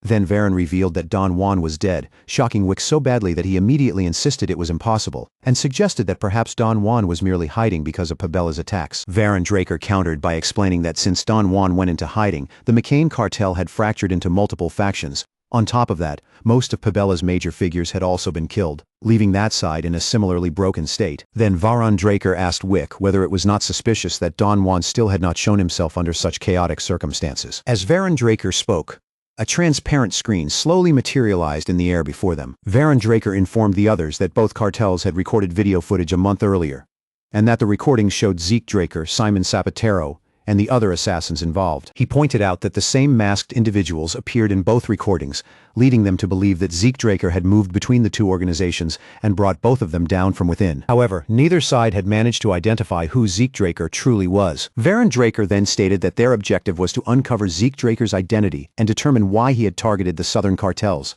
He made it clear that they needed to dig up every detail connected to him. Later, Zeke Draker stood inside the dean's office, visibly surprised by what he had just heard. He looked at the dean and asked him to repeat himself. In response, Principal Flaubert Borges presented him with a file and praised his performance during the Black Knight Yaksha mission. Placing the document on the table, he explained that Professor Andre Draker had submitted extremely detailed notes and that Delphoa's inspection department had also provided their data, along with their gratitude. That caught Zeke Draker off guard. He had assumed the mission would receive no positive evaluation after he went against his superior's orders, because on the battlefield, soldiers were normally expected to obey commands without question. Being commended for his actions was something he had not expected at all. Principal Flaubert Borges then mentioned that there had only been one unfortunate part of the mission, saying it was a pity that Black Knight Yaksha had died during transport. Zeke Draker let out a nervous laugh, remembering that he had actually allowed the man to live, staging his death so he could change Yaksha's identity and bring him to the central continent. Zeke Draker understood very well that the human experimentation data he had discovered in the south, along with Black Knight Yaksha himself as a witness to the stimulant experiments, would become valuable leverage that could be used to pressure the Empire. Principal Flaubert Borges continued, telling Zeke Draker that during the professor's meeting, they had decided to assign him a different kind of exam because of the talent he had shown during the mission. Zeke asked what exactly this new task involved. Principal Flaubert Borges revealed that the exam would be a demon hunt. At first, Zeke Draker was surprised, thinking that sounded far too simple for a special graduation trial. But Principal Flaubert Borges immediately clarified that this would not be an ordinary hunt. It was an unsolved case, and Zeke Draker would have to handle it alone. Unlike monsters, demons did not belong to any fixed species. Because of that, it was extremely difficult to identify their customs, habits, or behavioral patterns. Many demons were not only powerful but also highly intelligent, which made them especially difficult for humans to predict, understand, or defeat. After thinking through the situation, Zeke Draker concluded that the case must involve a demon with exceptional intelligence. With that in mind, he asked Principal Flaubert Borges for the exact location where the incident had occurred. Principal Flaubert Borges told him that it had taken place within the Duchy of Troy.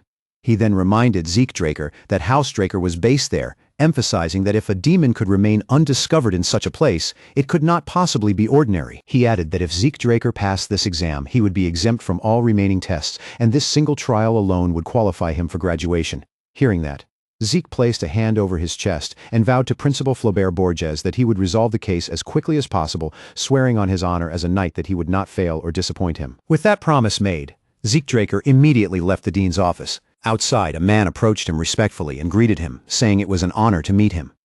He introduced himself as Felix Valencia and explained that he would be serving as Zeke Draker's guide for the mission. Zeke Draker returned the greeting, but as he listened to Felix Valencia speak, he realized that in his past life, he had never once heard that name. More than that, something about Felix Valencia felt unusual.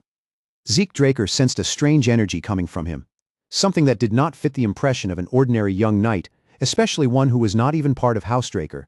Keeping that in mind, Zeke asked Felix directly whether he was from Troy. Felix Valencia confirmed that he was indeed a native of Troy. He explained that he had trained at a swordsmanship guild when he was younger and now worked at Atlas. Everything about his explanation sounded normal enough, but Zeke Draker still decided to stay cautious, keeping his guard up as he thanked Felix for sharing the information. Then Zeke Draker turned his gaze forward and said plainly that they needed to depart for Troy. The scene shifted to the Duchy of Troy, where a group of people had gathered to welcome Zeke Draker upon his arrival. Their leader stepped forward respectfully and told him that they had been expecting him. As the man clasped Zeke Draker's hand, his expression softened with open disbelief. He confessed that he had never once expected a pure-blooded awakener to personally come all the way to a place like this, and said meeting him was an honor. Zeke simply returned the gesture calmly and answered that he was glad he could be of help. Zeke Draker then shifted his attention fully toward the man, his gaze sharpening as he asked him to explain the incident from the beginning in as much detail as possible. The man nodded, gathering his thoughts, and said the strange trouble had not started all at once, but had been continuing for several weeks. At first, it had only been the livestock that disappeared without a trace, vanishing from the farms in ways no one could explain. But before long, the situation grew worse, and people who climbed up toward the mountain began failing to return at all. The pattern became more terrifying with time. The first victims were children, then women started disappearing as well, and eventually even grown men were no longer safe. It was as if the demons had slowly changed their hunting habits, moving from smaller, easier prey to larger targets. Zeke Draker asked if there were still any places where traces of the attacks might remain. The man quickly guided him toward a fenced-off area, then pointed to the farm where the livestock had first vanished, explaining that the earliest clues had been found there before the trail continued toward the mountain path. Zeke Draker studied the area in silence, letting his eyes move carefully over the fence and the ground around it. Blood had been splattered across the wooden rails, yet the fence itself was not broken or torn apart, and that strange detail immediately caught his attention, making him step closer for a more careful look. Activating his draconic eyes, Zeke Draker scanned the surroundings with far sharper perception. Before long, he spotted large footprints sunk deep into the soil, each one heavy enough to leave a clear impression. Whatever had made them had enough strength to leap over the fence without touching it, and that movement pattern was nothing like an ordinary demon. Zeke Draker's expression grew colder as he pieced the signs together. With his eyes fixed on the trail ahead, he quietly concluded that this mission was going to be far from simple. By the time night settled over the forest, Zeke Draker and Felix had made camp among the trees. Felix had already fallen asleep, worn down by the long day, while Zeke remained awake beside the fire, glancing over at him and thinking that the journey must have exhausted him completely. They had continued their investigation long after dark, following the demon's trail up the mountain until it carried them deep into a thick forest, far away from any signs of people. There, in the middle of that isolated place, they found a disturbing clue, a corpse dried and shriveled like a mummy, even though there were no visible wounds on its body. Zeke Draker stared into the flickering fire, his thoughts turning over the condition of the corpse again and again. He wondered what kind of demon could drain every trace of fluid from a body without leaving a single obvious mark on the outside. From that clue, Zeke Draker began to narrow down the kind of demon they might be facing. But the moment he thought he had an answer, another detail bothered him. The enormous footprints back in the village did not match the creature he had in mind at all. The instant that contradiction crossed Zeke Draker's mind, a loud crash echoed through the forest. Felix jolted awake in alarm and asked if Zeke had heard it too. Zeke calmly answered that the sound had come from roughly 2 kilometers to the west, then told Felix to stay where he was, assuring him he would be back before sunrise. Without wasting another second, Zeke Draker sprang into motion and dashed straight toward the source of the sound. As Zeke Draker moved swiftly between the trees, he reasoned that an explosion-like noise in such a remote forest could only mean a demon was involved. When he finally reached the area, however, he found himself facing not just a monster but a massive shirtless man with broad arms, a powerful build, and tattoos covering his body. With a thunderous roar, the huge man grabbed an entire tree by the trunk and ripped it straight out of the ground. He swung it toward his opponent, as if it were nothing more than a sword, and even Zeke Draker was momentarily taken aback by the absurd strength on display, wondering if the man was some kind of barbarian. Zeke Draker quickly shifted his attention from the giant man to the figure he was fighting. The enemy was clearly a demon, and the moment Zeke caught a proper look at its body, his earlier suspicion became certain. The creature was enormous and monkey-like, with a long tail whipping behind it. It belonged to an ancient species of demon known as Jueyoan. In his past life, Zeke Draker had once seen a corpse dried out in that same unnatural way.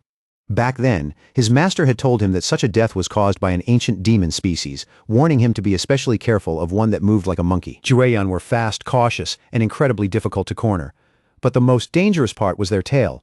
They could use it like a flexible tentacle, striking a target and draining a person's vitality in a single instant. When the demon suddenly lunged at the giant man, everything finally clicked into place in Zeke Draker's mind. The barbarian must have been the one stealing the livestock from the village, while the Jueyoan was the true culprit behind the people being abducted. But before Zeke Draker could move on that realization, a scream ripped through the forest. He snapped his gaze back to the fight and saw that the demon had driven a tentacle-like tongue straight through the barbarian's stomach. The barbarian clenched his teeth hard, forcing himself to stay conscious despite the pain.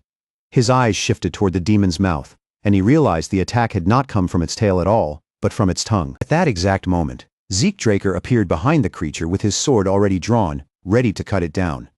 But the demon reacted instantly, sensing his presence before the strike could land. The Jueyoan dropped low, bowing its head just enough to avoid the blade, then shot away from Zeke Draker at terrifying speed. Zeke Draker clicked his tongue in frustration at how agile the creature was. Then his eyes moved to the barbarian who had collapsed heavily onto the ground, and he wondered if the Jueyon's attack had poisoned him. Zeke Draker had no real desire to help someone who had been stealing livestock from innocent villagers. Even so, he could not simply leave the man there to die. So he decided to act. Inside a nearby cave, the barbarian lay unconscious on the ground while Zeke Draker examined his wound. Zeke tried using a healing potion, but when it showed no effect at all, he began to suspect the problem might be that the barbarian was not fully human. Zeke Draker placed his hand over the hole in the man's stomach and chose to try a different approach. At that moment, the system informed him that he was activating his mass buff skill. Drawing on his healing factor, Zeke Draker released a soft green light from his hand as the ability began to work. The damaged flesh slowly closed, and once the wound in the barbarian's stomach was sealed, the man finally started to stir. The barbarian's eyes snapped open, and the first thing he saw was Zeke Draker beside him. Instinctively, he leapt backward into a guarded stance, ready to fight, but Zeke calmly told him to settle down. Barbarian froze in visible shock when he heard those words. Zeke Draker then explained plainly that he was the one who had saved his life. The barbarian could hardly believe that Zeke Draker was able to speak his language, but he still lowered his guard enough to express his gratitude. Zeke, for his part, felt relieved that he still remembered how to communicate in the tongue of the barbarians. The young warrior introduced himself as Big Fists. Though he was only 16 years old, he was already stronger than the fighters in his village, and for that very reason, he had been given a fitting trial for his warrior ceremony. His task was to defeat the Jueyuan, a demon his people regarded as the strongest. But the challenge had proven far more dangerous than he expected, and the creature was so powerful that Big Fists ended up chasing it all the way to the Duchy of Troy. Big Fists admitted with frustration that the hunt was proving too difficult, and that he would probably fail his test at this rate. Hearing that, Zeke Draker looked at him and asked if he wanted help. Big Fists stared at him in surprise, asking if he truly meant it. Zeke Draker simply smiled back at him and told him to trust him. Later, Felix appeared and nervously looked at the huge figure standing beside Zeke Draker. He asked if that person was really a barbarian, and Zeke confirmed it without hesitation, adding that Big Fists would be joining them in the hunt for the demon. Felix could only look more confused by the sudden arrangement. Big Fists then glanced toward Felix and asked who he was. Zeke Draker answered that Felix was his subordinate, which only made Big Fists tilt his head and ask what that meant. As the conversation went on, Zeke Draker quietly observed Felix's reaction. Even after seeing a barbarian right in front of him, Felix did not so much as reach for his sword. That kind of calm would normally take serious training to fake naturally. Yet aside from the strange aura Zeke had sensed before, Felix still looked like nothing more than an ordinary swordsman, making Zeke wonder if he was thinking too deeply about it. While Zeke Draker was still caught in that thought, Big Fists suddenly lifted his head and remarked that he could smell something. Zeke immediately turned toward him and asked what he meant. Big Fist's expression grew serious as he said he had picked up the scent of the same demon from before. The answer caught Zeke Draker off guard, and he quickly asked where the smell was coming from. Big Fists led Zeke Draker through the forest until they arrived at a cave, a place Zeke had not expected to find so soon. Still, he remembered his master once teaching him that Jueyuan preferred dark, damp hiding places. With sunrise drawing closer, there was a strong chance the demon had retreated inside the cave. Zeke Draker turned toward Big Fists and asked if he had any method for capturing it. Big Fists simply raised his hand and swung it through the air, making it obvious that his plan was to fight the demon barehanded with nothing but his fists. Seeing that, Zeke Draker immediately understood why the creature had managed to avoid him so easily before. Zeke Draker called out his plan, telling Big Fists to face the prey head-on while he moved around to strike from behind. Big Fists heard the idea, broke into a broad grin, and said he understood. Together, they stepped into the cave and advanced deeper into the darkness. The farther they went, the more certain Zeke Draker became that they had found the demon's lair, especially when he saw bones of every shape and size scattered across the ground. He warned Big Fists to stay alert, reminding him that they were now inside the demon's den. But the instant Zeke Draker's warning left his mouth, the Jueyuan burst out from its hiding place and lunged at Big Fists from behind. Big Fists sensed the attack at the last possible moment and leapt backward, narrowly avoiding the strike. Then he immediately closed the gap again and threw a punch with such overwhelming force that the ground beneath them cracked and shattered. Once the dust and shattered stone finally settled, the Jueyuan was nowhere to be seen, as if the demon had melted into the darkness of the cave itself. Zeke Draker did not look surprised in the slightest. He already knew the Jueyuan would never be captured that easily, and that variability was the reason it had managed to slip away from everyone so far, even from his master in the past. Its true danger lay in the way it could hide its entire body inside the darkness, blending so perfectly with the shadows that it vanished from sight, then silently circled around and appeared behind Big Fists once again. The moment Zeke Draker realized what was happening, he drew his sword without hesitation. The Jueyuan rushed in from behind Big Fists, claws raised to tear him apart, And this time, Big Fists sensed the danger too late to defend himself. Just before those claws could rip into him, Zeke Draker surged forward in a blur. Using his water field, he cut through the demon's attack with a clean, precise slash, severing its arm before it could reach Big Fists. The Juyuan staggered in shock, clearly unable to understand how its ambush had been stopped so perfectly. Zeke Draker immediately turned toward Big Fists and shouted for him to attack the wounded one. Big Fists reacted at once, throwing his massive arms around the demon's body and locking it down with all his strength so it could no longer slip away into the shadows. Even with one arm badly ruined, the Yueon still fought back viciously, striking Big Fists with everything it had. But Big Fists clenched his teeth and endured the blow, refusing to loosen his grip even for a second. Zeke Draker coated his sword in aura, the blade glowing with gathered power. He praised Big Fists for holding the demon in place, then told him firmly to leave the rest to him. At the sound of Zeke Draker's voice, the Jueyuan twisted its head toward him. In that same instant, Big Fists leapt aside, clearing the way and giving Zeke the perfect opening to unleash the first verse of Chapter 2 of True Dragon Swordplay. Earth Slice struck with tremendous force, landing cleanly on the Jueyuan's body, yet even as the blow tore through it, the demon's lost limbs had already begun regenerating, flesh and bone rapidly knitting themselves back together. Zeke Draker activated his power and stared coldly at the Jueyuan, asking if it truly believed he would allow it to recover. In the next moment, he invoked Gluttony, releasing a terrifying surge of golden energy that rushed forward and swallowed the monster whole. The system informed him that he had devoured an ancient species fully corrupted by polluted energy, while his stamina, mental strength, and mana began to recover. It also revealed that he had absorbed the corrupted ancient bloodline ability and obtained an A-rank skill called Stealth, which left Zeke deeply satisfied with the result. Afterward, Zeke Draker turned his gaze toward the severed arm he had cut off earlier. He called out to Big Fists, tossed the limb over to him, and told him to take it as proof of the hunt, while Zeke held up one of the fingers and said he would use that for the same purpose. Tears welled up in Big Fist's eyes as he stepped forward and pulled Zeke Draker into a tight, grateful embrace. After thanking him sincerely, Big Fists took the demon's arm and headed toward the cave exit, asking Zeke to visit his village someday when he had the time, which made Zeke ask which tribe he belonged to. Big Fists proudly answered that he came from the mighty Boulder tribe. The name stunned Zeke Draker, who remembered it as the strongest barbarian village. Then Big Fists turned back with a bright smile and repeated the invitation, while Zeke smiled in return, waved him off, and told him they would meet again later. Back in town, the people raised their cups in celebration, offering a toast to Zeke Draker. Their leader thanked him with visible relief, saying that because of what he had done, the town could finally sleep in peace. Zeke answered modestly that he was simply glad to help, but as he took a sip from his cup, his eyes lingered on Felix, because something about him still felt strange. Earlier, after Zeke Draker had dealt with the Jueyuan and returned to camp, Felix had been missing. Not long after, Felix came back looking disheveled and claimed he had simply fallen, but the excuse did not sit right with Zeke. He wondered if Felix had secretly watched the fight with Big Fists, especially since Zeke knew that in the middle of battle, he could not reliably sense distant presences, meaning Felix might have been hiding nearby the entire time. With that possibility lingering in his mind, Zeke Draker decided not to confront Felix immediately, and instead kept quietly observing him for a little longer. Once the celebration finally came to an end, Zeke Draker headed toward the place prepared for him to rest. He remembered the leader's earlier promise that proper accommodations had already been arranged, and he intended to settle in for the night. But before Zeke Draker could go much farther, someone stepped directly into his path. It was Felix. Zeke looked at him and asked why he was here, when his own lodging was in the opposite direction. Felix stood there visibly tense, then suddenly asked Zeke to accept him as a follower, catching Zeke off guard before urging him to watch something first. Felix drew his sword and began to move.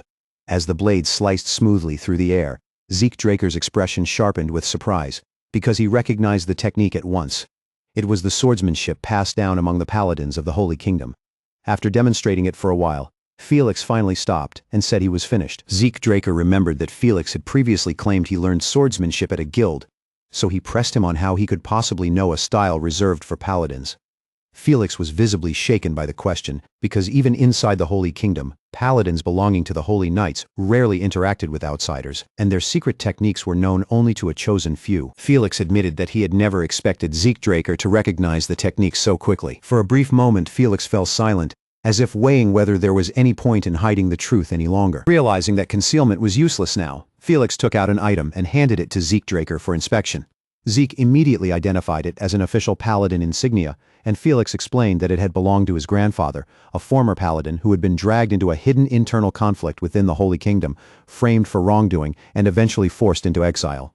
The revelation genuinely surprised Zeke, making the situation far more complicated than he had expected. Felix continued, explaining that his grandfather had risked his life fighting countless enemies within the kingdom to expose corruption. But despite everything he did, he could not escape the false accusations placed upon him. He was not only exiled, but also threatened with a dishonorable execution, and only with the help of his family and allies did he barely manage to flee the kingdom alive. After escaping, Felix's grandfather hid his identity and lived quietly in the Duchy of Troy. Then, before he died, he revealed everything to Felix. He personally taught Felix that same paladin's swordsmanship, passing down what he knew before his death. This surprised Zeke Draker even more, and he asked whether Felix's grandfather had attempted aura transmission before passing away. Felix looked confused and asked what aura transmission even was. Instead of answering immediately, Zeke Draker told him to hold out his hand, and Felix did so without hesitation, allowing Zeke to take it. As Zeke Draker held Felix's hand, he sensed the flow of energy inside him, and quickly realized something unusual. Felix's aura conductivity was remarkably high compared to his current level, and his aura circuits were already clear and unobstructed. When Felix nervously asked if something was wrong, Zeke calmly answered that nothing was wrong at all, and that Felix should be grateful to his grandfather. Felix was stunned by those words and asked what Zeke Draker meant. Zeke explained that Felix's grandfather must have been a former Arc Paladin, someone whose level could be compared to a Black Knight, leaving Felix struggling to believe what he was hearing. Zeke Draker continued by explaining that since the Imperial Age, the Paladins of the Holy Knights had possessed a unique technique known as aura transmission. It was designed to speed up a person's growth with aura. But in Felix's case, his grandfather had done more than simply strengthen his aura. He had also improved his aura conductivity and cleared his circuits. Felix admitted that he had never known any of that before, his expression turning serious as the truth about his grandfather finally began to sink in. Zeke Draker then looked at Felix directly and asked whether his wish to become a follower came from wanting revenge for his wrongly accused grandfather. Felix answered that it was only part of the reason. After watching Zeke fight the demon, he had genuinely come to want to serve him, and he firmly promised that accepting him would not be a mistake. Zeke Draker quietly weighed the situation. In the end, he saw no real downside. If Felix was an ordinary spy, keeping him close would make it easier to uncover whoever had sent him. And if he was not, then Zeke would gain a follower with remarkable potential. So Zeke Draker turned slightly away and told Felix that following him would not be an easy path. He added that they would return to Atlas the next day and instructed Felix to prepare himself. Felix's face lit up with joy as he thanked Zeke for the opportunity and promised to do everything he could. The scene then moved to Valhalla, where Flaubert Borges welcomed Zeke Draker into his office. Looking over the report, he remarked that its contents were truly remarkable, admitting that even he had not expected Zeke to heal a barbarian and then work together with him to defeat a demon. Flaubert Borges went on to say that keeping someone with Zeke Draker's talent confined to Valhalla alone would be a loss for the entire continent. Zeke answered humbly that he had simply been fortunate, which made Flaubert laugh and comment on how modest he was. Flaubert Borges tossed a document onto the table and told Zeke Draker to take it. He explained that it was a temporary graduation certificate, since the semester had not yet ended, and a full graduation would be difficult at the moment. With that provisional certificate, however, Zeke would have no trouble pursuing whatever path he chose next, prompting him to smile and thank Flaubert for his help. Flaubert Borges then asked whether Zeke Draker had decided what he would do after graduation, specifically whether he planned to return to his family. Zeke confirmed that he did, saying he wanted to gain experience as a knight within his household first. Hearing this, Flaubert smiled with satisfaction and said he looked forward to seeing how Zeke would grow from here. Just then, a knock sounded at the door. After Flaubert Borges gave permission to enter, Andre Draker stepped inside and politely apologized for interrupting, then informed him that the Four Seasons Fortress had requested Zeke Draker's presence. Flaubert Borges remarked that Zeke Draker's father must have already heard about his graduation. Zeke then said he would take his leave, and Flaubert told him to visit again whenever he had the chance. As they walked toward Arthur Draker's office, Zeke Draker asked Andre Draker if he knew the exact reason behind the summons. Andre admitted he did not, but guessed that the patriarch likely wanted to congratulate him on graduating. Zeke smiled faintly and said the patriarch he knew would not usually bother with something like that, though Andre replied that it was still possible, reminding him that completing Valhalla in only 2 years was an impressive achievement. Andre Draker then added that he had seen Zeke Draker's friends on his way to the dean's office. Zeke was briefly surprised, until he realized Andre was referring to Diego Villa and Asta Eladolf. And Andre Draker mentioned that both of them had looked rather downcast and asked if something had happened. Zeke Draker explained that they had been stationed at the northern borders, where their entire duty was clearing snow. Andre nodded and commented that people often said snow could be more frightening than monsters. When they arrived at the entrance to the patriarch's office, Andre Draker gestured for Zeke Draker to go inside. Zeke thanked him for escorting him, then stepped through the door where Arthur Draker greeted him and congratulated him on graduating. Zeke accepted the congratulations with thanks, and Arthur invited him to sit and make himself comfortable. Arthur Draker set his cup down and asked if Zeke Draker was wondering why he had called him there. When Zeke nodded, Arthur revealed his intention clearly. He wanted to send him to the upcoming Draker martial arts competition, and he wanted him to take first place. Arthur Draker explained that the tournament was hosted by the Draker family and reserved for young knights who had reached the level of Purple Knight within the past 5 years. In other words, it was a stage for the continent's rising rookies, the young talents who might one day stand at the front of the next generation. Zeke Draker answered that he understood. Arthur Draker then pressed him, asking if that meant he would win, and Zeke replied without the slightest hesitation that he would claim victory at the Draker martial arts competition. Arthur Draker smiled at Zeke Draker's confidence and said he hoped to be the one who placed the medal on him when the competition ended. Then he set a box on the table and told Zeke that he had prepared a graduation gift, asking him to open it. When Zeke Draker lifted the lid of the box, his eyes widened in surprise. Inside, resting neatly beside a formal document, was a golden plaque, and after one glance at the writing, he realized it was a title certificate for a territory. Still stunned, Zeke looked up at Arthur Draker and asked if his father was truly granting him land. Arthur Draker confirmed it without hesitation, explaining that the territory was located north of the Duchy of Troy, in the same region where Zeke Draker had captured the demon. Zeke could hardly believe that he was receiving land the moment he became an official knight, but he quickly steadied himself and promised that he would work hard to live up to his father's expectations. Arthur Draker rose from his seat, his voice calm but firm, as he said he expected great things from Zeke Draker. He added that a caretaker would be assigned to manage the territory for now, and instructed Zeke to learn the remaining details from that person before dismissing him. Zeke Draker offered his thanks and stepped out of the office, still turning the matter over in his mind. Territories were usually granted only to high-ranking knights within the family, so receiving one so early was far beyond what he had expected. As he walked down the corridor lost in thought, someone suddenly tapped his shoulder, and when he turned around, Duke Draker was standing there with a grin, greeting him as his busy disciple Bastard and saying it had been a while. Zeke blinked in surprise and asked why his master was there. Duke Draker admitted that he had only come to stay near Zeke Draker and relax for a while, but the patriarch had caught him and forced him into work instead. Zeke reminded him dryly that he had already been resting for 10 years, then asked whether doing at least this much work was really such a terrible burden. Duke Draker sighed and said Zeke Draker really was Arthur Draker's son, since the two of them spoke in almost the exact same way.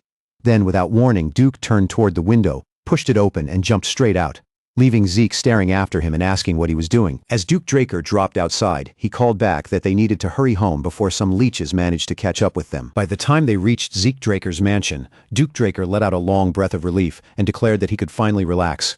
He told his disciple that nothing in the world felt better than being at home. Zeke Draker immediately pointed out that this was actually his house, not Duke Draker's. Duke shamelessly called him cheap and insisted that anything Zeke owned belonged to him as well, because he was the master. Zeke was left speechless, but Duke quickly changed the subject and asked why Arthur Draker had summoned him, already certain that the patriarch would never call him over just to celebrate his graduation. Zeke Draker then revealed that he had received a graduation gift. Duke Draker guessed it might have been a sword or maybe a fine set of armor, but Zeke corrected him and said his father had given him a territory instead. At first, Duke Draker casually praised it as a fine reward, but a heartbeat later the meaning truly sank in, and he abruptly froze, rose from his seat, and demanded that Zeke Draker repeat what he had just said. When Zeke Draker explained again that the territory was in the northern part of the Duchy of Troy, Duke Draker struggled to process it. He was astonished that someone Zeke's age had already been granted land, and he guessed that Arthur Draker must have been overjoyed by his son's achievement. Duke Draker added that even if the territory was in the north, it should still bring in a reasonable amount of tax income, making the reward even more valuable. Zeke Draker explained that he had already completed a mission in that region and that the locals had treated him warmly while he was there. Duke Draker accepted that as good news, then pointed out that ruling as a lord was far better than simply carrying the title of knight. However, Zeke Draker added that there was still one more matter.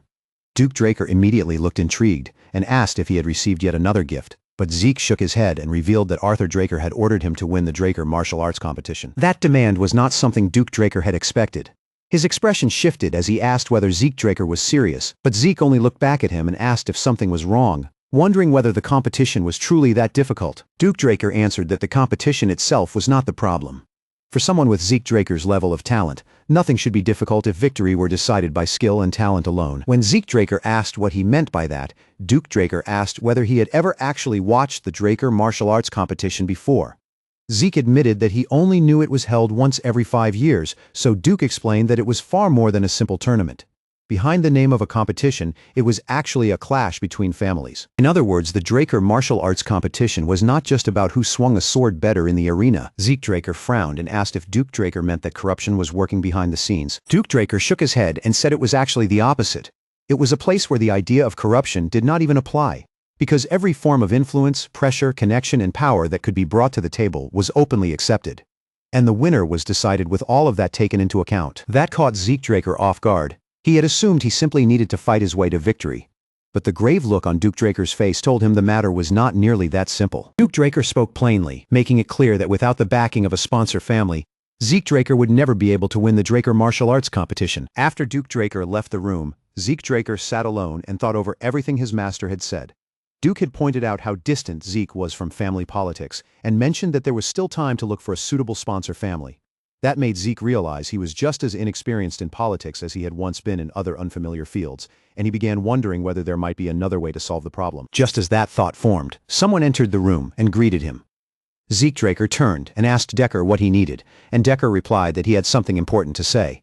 He explained that he had overheard the earlier conversation with Duke Draker and learned that Zeke would be participating in the Draker martial arts competition. Zeke Draker confirmed it, adding that his master had warned him that entering the competition without a sponsor family would be difficult. In response, Decker asked Zeke to watch closely, then drew his sword and released his aura. Zeke Draker was startled and asked if Decker was a blue knight. But Decker calmly sheathed his blade and told Zeke to stop pretending. Decker said he already knew Zeke Draker had figured it out long ago. That left Zeke slightly embarrassed, because he had not expected Decker to realize he had been aware of it. Decker then revealed that he had once served as a knight of the Draker family, and that he had been assigned as the guard responsible for protecting Zeke Draker's mother. The confession visibly stunned Zeke, and Decker then asked whether he knew why no one in the family ever spoke about her. When Zeke Draker asked why, Decker explained that it was because his mother came from the Agamemnon family. The name only confused Zeke further, since he had never even heard of it before, and he asked what kind of family they were. Zeke Draker waited for Decker's answer, trying to understand why a family connected to his mother had been buried so deeply in silence. Decker answered that the Agamemnon family had once been the greatest power among the Draker family's blood allies, so influential that they surpassed even the present-day Turin family and Simmons family. Zeke found that difficult to believe, and if they had truly been that powerful, he could not understand why he was only hearing their name now. Decker replied that people avoided speaking of the Agamemnon family because they were known as a cursed family. When Zeke Draker asked what kind of curse they carried, Decker explained that women of the Agamemnon bloodline often gave birth to stillborn children, and even among the rare children who were born alive, most died before reaching the age of 5. Zeke Draker's mother had been the only one who survived that fate and lived into adulthood. Zeke Draker then asked if Decker was suggesting that he seek support from this cursed family. Decker confirmed it, explaining that the Agamemnon family had once been the strongest power in the central region, and that Zeke himself possessed the qualifications to become their sole heir.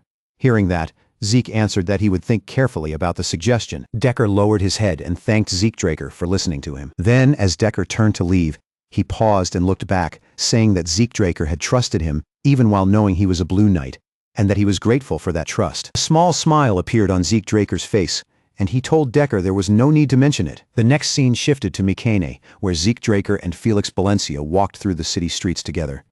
Felix glanced around at the surroundings and remarked that it felt as though they had stepped into the era of the Holy Kingdom, while Zeke observed that the city looked far better than he had expected. Mycenae was one of the Midland cities supported by the Draker family. According to Decker, the Agamemnon family had once ruled over Mycenae and its surrounding territories for a long time. But about 50 years ago, a string of misfortunes began striking the family, causing rumors of a curse to spread and leading to their isolation. That was likely why their name had become so difficult to find, even within the Draker family itself. As they continued through the streets, Zeke Draker suggested that they stop somewhere and get something to eat. Zeke Draker and Felix Valencia stepped into a restaurant where the owner welcomed them with an easy warmth. As they approached the counter, Zeke asked for the most popular item on the menu, and the owner cheerfully answered that he would bring out the house's special soup. While they waited, Zeke Draker quietly looked around the restaurant. The patrons seemed relaxed and comfortable, and the atmosphere was calm enough to reflect strong public safety. The more he observed, the more Mycenae appeared to be a better city than he had expected. A bald man seated beside Felix Valencia leaned over and asked if the two of them were travelers. With a friendly smile, he offered to treat them to grilled short ribs if they had not eaten yet, while another man sitting near Zeke Draker urged him to try the dish since he had come all the way to Mycenae. Zeke Draker smiled at their welcoming attitude, thanked them, and said the people of Mikine were truly kind.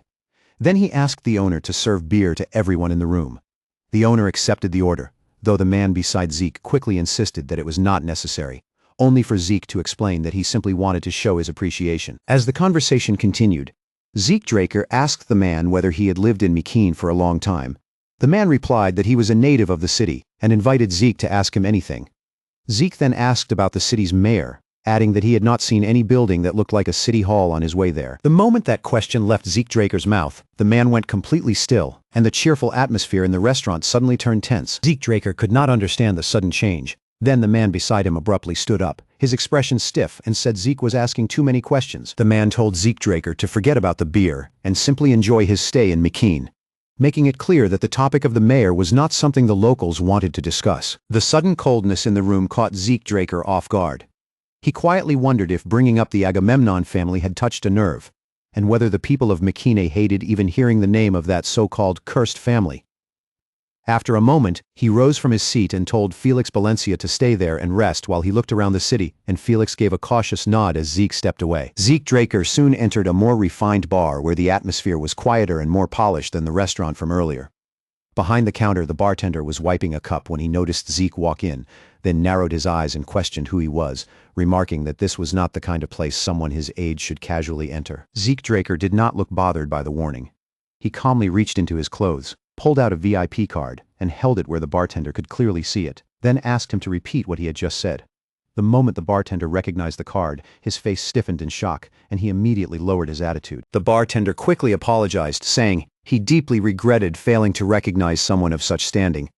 Zeke Draker accepted the apology without making a scene, and simply said he wanted to meet the branch manager, which the bartender agreed to arrange at once. Zeke Draker understood right away that the card held serious authority within the syndicate, especially since it had come from K. Seeing how quickly the bartender changed his behavior, Zeke felt certain the card would prove useful again in the future. A short while later, Zeke Draker was walking down a hallway when the branch manager came rushing out in a panic. The man dropped to his knees before Zeke, bowed his head deeply, and begged forgiveness for his disrespect and for failing to realize who had arrived. Zeke looked down at him and asked if he even knew who he was. The manager admitted that he did not truly know anything about Zeke Draker's identity. All he had been told was that no matter what happened, he must never offend him. Zeke Draker then asked how long the manager had been in Mikine, and the man answered that he had lived there for 20 years. That caught Zeke's attention, so he asked whether the manager understood the city's situation well. The man confirmed that he did, then added that Mikine was far more active beneath the surface than it appeared, before lifting his head and asking if Zeke had any interest in the underworld. Zeke Draker dismissed that idea immediately, saying he had no intention of getting involved in stolen goods or shady trade. Instead, he shifted the subject and began asking about the Lord of Mikine. The manager froze the moment he heard that. With visible shock, he asked if Zeke Draker understood what he was saying, but Zeke pressed forward, making it clear that he was referring to the Agamemnon family. At that name, sweat began to bead heavily on the manager's face. Seeing that reaction, Zeke Draker grew more concerned. He wondered what kind of rumors had spread through Mikine to make even a syndicate branch manager so frightened. Just saying the Agamemnon family's name seemed to be treated like a taboo, so Zeke asked if there was a specific reason behind that fear. The manager trembled as he answered, his voice low and unsteady, saying that the Agamemnon family was cursed. Zeke Draker replied that he already knew about the curse involving newborn children dying soon after birth. But the manager shook his head and insisted that was not the whole story, prompting Zeke to ask what other curse existed. With his voice shaking even harder, the manager revealed that anyone who went to the Agamemnon family's castle would die. Zeke Draker was taken aback and asked if he was serious. The manager firmly insisted that he was, adding that even people who spoke the name Agamemnon too freely often found themselves in danger. Zeke Draker could tell the man's words were not just empty superstition. The more people feared and believed in the so-called curse, the stronger its presence seemed to become, leading Zeke to conclude that this curse truly existed in some form. Zeke Draker then asked the manager directly if anyone had actually died after visiting the castle. The man confirmed it, explaining that countless years ago, a well-known tale spread through the city about visitors who went to the castle and never returned alive. That was exactly why the civilians of Mikine refused to approach the place at all. After hearing that, Zeke Draker finally understood the shape of the situation. The Agamemnon family had likely created and nurtured this curse themselves, using fear to keep outsiders away from their castle. Later that night, Zeke Draker and Felix Valencia stood before the gates of the Agamemnon castle. Felix looked up at the dark, oppressive structure and asked if Zeke truly intended to investigate a place like this, saying the atmosphere felt ominous enough to make his skin crawl and suggesting they turn back. Instead of retreating, Zeke Draker raised his voice toward the castle and declared that a pure-blooded awakener, the youngest Blue Knight on the continent, had come seeking the Agamemnon family. The moment Zeke Draker's words rang out, the heavy gates began to creak open. An elderly woman in a maid's uniform appeared from within the gate and asked if he had just claimed to be Sir Zeke Draker. Zeke confirmed it without hesitation, then added that he wished to meet the patriarch of the Agamemnon family. The elderly maid's lips curled into a faint, unsettling smile as she told Zeke Draker he had come to the right place, then invited him inside the castle. As Zeke Draker walked through the corridor, he studied the ancient walls around him and guessed the castle must have stood for nearly 1,000 years. While he was examining the surroundings, Felix Valencia suddenly noticed something ahead and called out in alarm, urging Zeke to look. There, gathered around a table, sat a group of pale, aged figures. Felix nervously whispered that they looked like ghosts and that there was more than one, only for Zeke to strike him lightly on the head and tell him to be quiet. Zeke Draker then focused on the man seated at the center of the group, and immediately understood that he was looking at the patriarch of the Agamemnon family. Zeke Draker formally greeted the masters of Makeen and the elders of the Agamemnon family, stating that he had come as a direct member of the Agamemnon bloodline to request their sponsorship. None of the elders answered him. Instead, the patriarch slowly rose from his seat and walked toward a nearby wall, where Zeke noticed a painting hanging in the dim light. Zeke Draker told Felix Valencia to shine his light toward the wall, and as Felix raised the lantern, several paintings came into view. Felix stared at them in shock and asked his lord why they looked so disturbing. Zeke, however, focused on the patriarch, who stood silently before two particular images. One showed countless people coughing blood as they died, while the other depicted bodies being thrown into a lake. As Zeke studied them, the patriarch spoke about the family symbol, his voice sharpening with anger as he declared that the symbol no longer existed, that Zeke would be cursed, that he had no right to succession, and that everyone would eventually die because of that curse. Zeke Draker asked if the old man meant that the right to become heir had disappeared along with the symbol. The patriarch answered with a nod, leaving Felix Valencia stunned and unable to understand how Zeke had drawn that meaning from the paintings and the old man's words. Zeke Draker considered both the missing symbol and the lake shown in the painting, then asked if it had sunk to the bottom of the water. The maid standing nearby confirmed it with a nod. So Zeke requested that she guide him there. The scene soon shifted to a vast lake stretching out beneath the night sky. Its sheer size shocked Felix Valencia, who admitted he had never seen anything like it. Then he looked at the murky water and warned that finding the symbol at the bottom would be extremely difficult. Zeke Draker remembered one of the paintings where a figure had been diving into the lake while holding something. With no better lead, he decided to enter the water himself. Raising his hand, he retrieved an item as the system informed him that he had purchased whale's breath, a tool that allowed underwater breathing, and he calmly drank it. Felix Valencia stared in confusion as Zeke Draker stepped toward the lake and told him he was going in. Zeke instructed Felix to wait, warning that it might take some time. But Felix immediately grew alarmed and tried to stop him. Zeke Draker ignored Felix Valencia's protest and leapt straight into the lake, cutting through the water with ease as he swam deeper and deeper until he finally reached the bottom. There, Zeke Draker noticed something strange spread across the lakebed, a vast field of skeletons lying beneath the murky water. Seeing the bones scattered everywhere, he began to wonder whether the horrifying scenes from the paintings had truly happened. Before long, Zeke Draker spotted a faint glimmer among the bones. He moved closer to investigate and discovered a golden mask lying there. When he picked it up and examined it carefully, he noticed a crest etched into its surface, one that closely resembled the insignia of the Holy Kingdom. While Zeke Draker was still examining the mask, the surrounding water suddenly trembled. He immediately questioned what could be causing such a disturbance, and when he turned around, an enormous fin came into view, startling him. The moment Zeke Draker looked downward, he saw a gigantic creature rushing straight toward him with its jaws wide open. The system alerted him that it had identified an ancient dragon corrupted by polluted energy, and just before the beast could swallow him whole, Zeke dodged to the side. Still struggling to understand how an ancient dragon had appeared there, he quickly stored the golden mask in his inventory and drew his sword, realizing he had no choice but to fight. Zeke Draker raised his blade and gathered the surrounding water through the water-field elemental sword, unleashing a slash called Wave Sword at the creature. The ancient dragon cried out in pain, but the force of its roar pushed Zeke backward, and the crushing water pressure made him realize that continuing the fight underwater would be difficult. Then he remembered something that could help in this exact situation. He pulled out Hersion, equipped it, tightened his grip, and unleashed the first verse of Chapter 8 of True Dragon Swordplay, Dragon Scale Slice. The powerful strike forced the monster back, and the system immediately informed him that the ancient dragon had shown fear. His innate authority, Draconic Control, had activated, and the system asked whether he wished to make the target submit. Though Zeke was surprised that he might be able to control a creature like this, he understood the opportunity in front of him. Zeke Draker quickly decided that submission was the better option and ordered the system to proceed. Golden chains materialized in the water, spreading out around the ancient dragon before wrapping tightly around its massive body and restraining it in place. A moment later, the system confirmed that the creature had submitted. But the instant that confirmation came, the ancient dragon's body began to glow. A brilliant light burst through the water, far brighter than Zeke Draker had expected, leaving him uncertain about what was happening next. As the glow slowly faded, the system informed Zeke Draker that the polluted energy eroding the ancient dragon had been cleansed, restoring the creature's former divinity. Its body shifted into a pure blue hue, and the violent pressure surrounding it softened into a calm, gentle aura. Zeke Draker remembered how the creature had looked only moments earlier, like a lifeless monster driven entirely by corruption. Now that the corruption was gone, the ancient dragon seemed almost auspicious, carrying a sacred presence instead of a monstrous one. When it released a low growl, the system prompted Zeke Draker to assign a name to the subdued species, and Zeke recalled that his minimap had labeled this place as Nahuel. So Zeke Draker chose the name Nahuel.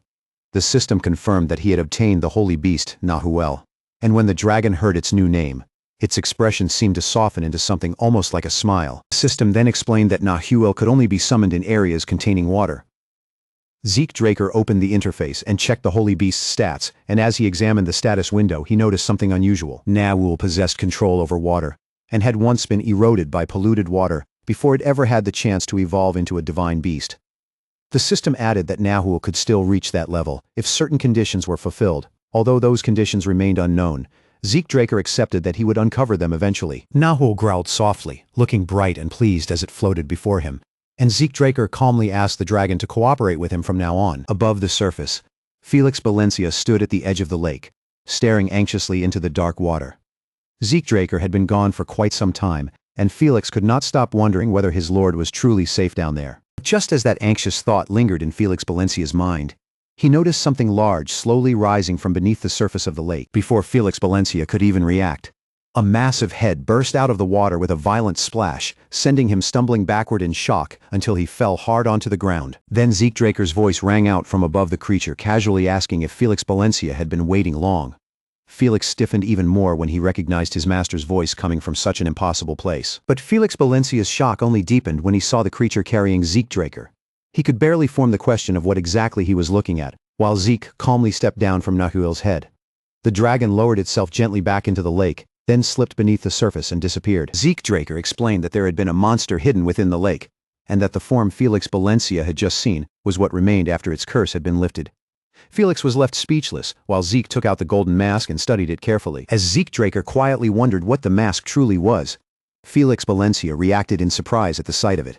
The sun-shaped crest engraved on its surface resembled the insignia of the Holy Kingdom far too closely, so Zeke decided to channel Aether into it, just as he had once done with Tarakan's relic. The golden mask responded as if it had been waiting for that power. The instant Zeke Draker infused the mask with Aether, the system informed him that he had acquired an unknown mask.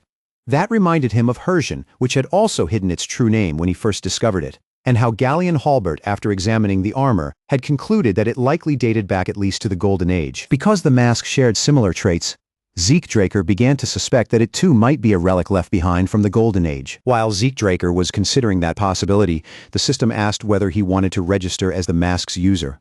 When he agreed, the registration completed, and the system immediately asked if he wished to activate its function.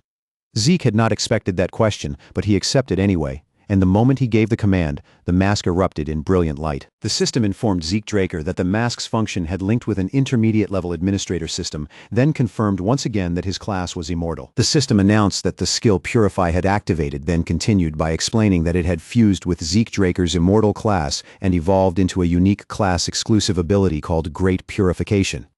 Zeke was startled by the sudden change, but the system kept going, saying it was expanding the range of the new power. A faint glow gathered around the golden mask before an overwhelming beam of light shot straight into the sky. The system reported that purification of the polluted mana across the land had begun, and as the light reached the heavens, it added that a connection with an unknown administrator system was being established. The sky brightened, the dark clouds began to scatter, and another notice followed, stating that an unknown mode was being converted and emergency defense mode was being lifted. In the next instant, the clouds disappeared completely, leaving the sky above Mikine clear and open. Zeke Draker stared in disbelief at the sudden transformation around him, stunned by how drastically the entire atmosphere had changed. Before Felix Valencia could ask what had just happened, a voice cried out that the prophecy had been fulfilled. Both of them turned toward the sound and saw a group of people approaching on horseback, causing Felix to immediately draw his sword and demand to know who they were. Zeke Draker stepped forward and told Felix Valencia to calm down, assuring him that these people were not enemies. Felix looked confused and asked who they could possibly be, and Zeke reminded him that they had already greeted them earlier. That answer left Felix stunned as he realized the riders were the very same figures he had mistaken for ghosts inside the castle. The Agamemnon patriarch dismounted from his horse and declared that the prophecy had truly come to pass. He said a child with black eyes had restored their family to its original state, and those words startled Zeke Draker. Around him, the gathered elders raised their hands together and erupted into cheers, praising the black-eyed child they now hailed as their savior. Felix Valencia stared at the scene in disbelief, still half convinced they were ghosts. Zeke Draker clarified that they were not spirits at all, but victims whose bodies had deteriorated because of the curse, and now that the curse had been lifted, they had simply returned to the way they once were. The Agamemnon patriarch stepped closer and addressed Zeke Draker as his black-eyed grandchild, saying that Zeke had freed them from the family's curse and rescued them. Zeke smiled at his grandfather's words, placed a hand over his chest, and said he was truly glad he could greet him like this. The next scene shifted back to the Agamemnon castle, where Felix Valencia looked around in astonishment, unable to believe how completely the place had changed overnight. Zeke Draker remembered that the system had mentioned emergency defense mode being lifted when the surroundings transformed. Since the golden mask was connected to the system, just like the Dragonslayer's residence and King Kaiser's home, he realized the system's power must be tied to the Elder Dragon's artifact. As Zeke Draker continued thinking, an elderly maid approached him and called him young master. She asked if he had enjoyed his meal, mentioning that it had been her first time using her cooking skills in 50 years, and that seeing him eat so well made her happy. Felix Valencia looked puzzled at first, wondering who the woman was, before suddenly remembering that she was the maid who had guided them the day before. The woman confirmed his realization, and the Agamemnon patriarch then explained to Zeke Draker that because of the curse, they had been unable to endure sunlight and could not properly eat the food needed to survive. Their condition had worsened over time, until they eventually lost even the ability to speak clearly. Hearing that, Zeke Draker set the golden mask down on the table and told his grandfather that he had something to show him. He pushed the mask forward and explained that he had found it at the bottom of the lake. The Agamemnon patriarch recognized it immediately, revealing that it was Agamemnon's golden mask, and disbelief filled his face as he realized their family's symbol had finally returned. Zeke Draker asked his grandfather to tell him what had truly happened, and the Agamemnon patriarch answered that Zeke was now worthy of learning the hidden past of their family. The Agamemnon patriarch explained that everything had begun roughly 50 years earlier, when a devastating plague swept through Mikine. At that time, the Agamemnon family used every means available to contain the outbreak within the city. The elders quarantined those who were already infected while bringing the remaining citizens into the castle under strict preparation. But no matter how hard they tried, the disease spread at a terrifying speed. It began with a high fever, then red spots appeared across the body, and after that, the victims would start vomiting blood before dying within 3 days. Zeke Draker wondered if the illness was Rose disease. The exact timing of death did not match perfectly, but the symptoms were so similar that he could not ignore the resemblance. The true horror began after sunset, when the people who had died from the disease rose again and began attacking the living. Zeke Draker listened closely, then asked if they had turned into zombies. The Agamemnon patriarch explained that they were not the same as zombies controlled by black mages. These creatures could infect the living through their bites, turning victims into the same kind of undead, as if the curse itself spread like a contagious disease. Clenching his fist, the Agamemnon patriarch told Zeke Draker that the only way they could describe what happened was to say that a curse had fallen upon their kingdom, because the entire situation was too bizarre and horrifying for ordinary people to understand. In response, the Agamemnon family fortified the castle and waited, hoping the outbreak and chaos would eventually calm down. But with no real solution in sight, the number of corpses only continued to increase. The Agamemnon patriarch then revealed that the golden mask had been passed down since the time of their earliest ancestor, which prompted Zeke Draker to ask if he knew who had created it. But the Agamemnon patriarch admitted that he did not know. Most records from before the Golden Age had already been lost, leaving even their family without a clear answer. Zeke Draker silently wished the Agamemnon patriarch had known more, because this had been his chance to uncover the mask's connection to the Rosian. He had not expected the answer to come easily, but the disappointment still settled heavily in his mind. Rising to his feet, the Agamemnon patriarch continued explaining. Both the castle and Agamemnon's golden mask had long served as symbols of their family, And because of the holy power contained within them, the dead had been unable to enter the castle. Even so, surviving behind the castle walls had its limits. And eventually, the patriarch of that era was forced to make a grave decision. He and the elders chose to act as bait themselves, drawing the dead toward the holy lake so the corrupted bodies could be submerged and purified. But as events unfolded, an unexpected disaster occurred. The Agamemnon patriarch explained that the corrupt energy eventually tainted the holy lake itself, until even its guardian deity was twisted into a monster. Zeke Draker immediately connected that story to Nahuel, realizing that the holy beast had been transformed by that very same contamination. As Zeke Draker studied the paintings, the Agamemnon patriarch added that the decision had been made to save the city and its people. However, no one had imagined that their attempt to protect Mikeen would create another disaster. Zeke Draker stepped closer and asked if they had spread the rumors of the curse in order to protect the citizens. The Agamemnon patriarch confirmed it, explaining that the remaining corrupt energy still carried the risk of reigniting the plague.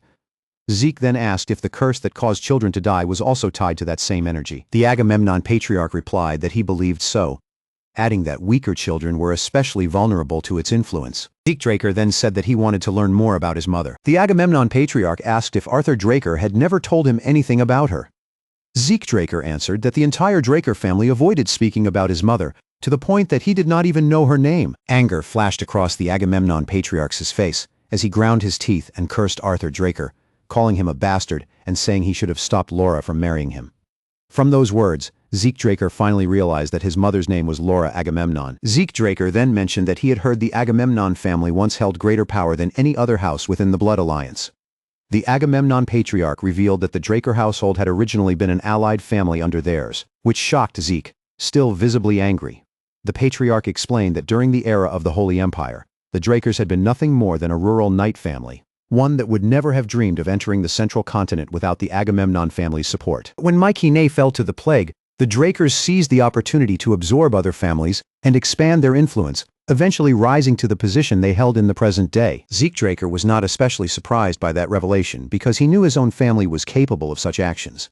He remarked that his mother must have known what kind of people the Drakers were, then asked why Laura Agamemnon had chosen to marry Arthur Draker anyway. But Rufus Agamemnon admitted that even he did not know the whole truth. With a heavy expression, he explained that Laura had always been wrapped in mystery, especially because she had somehow survived the corrupt energy and been born into the world when others could not.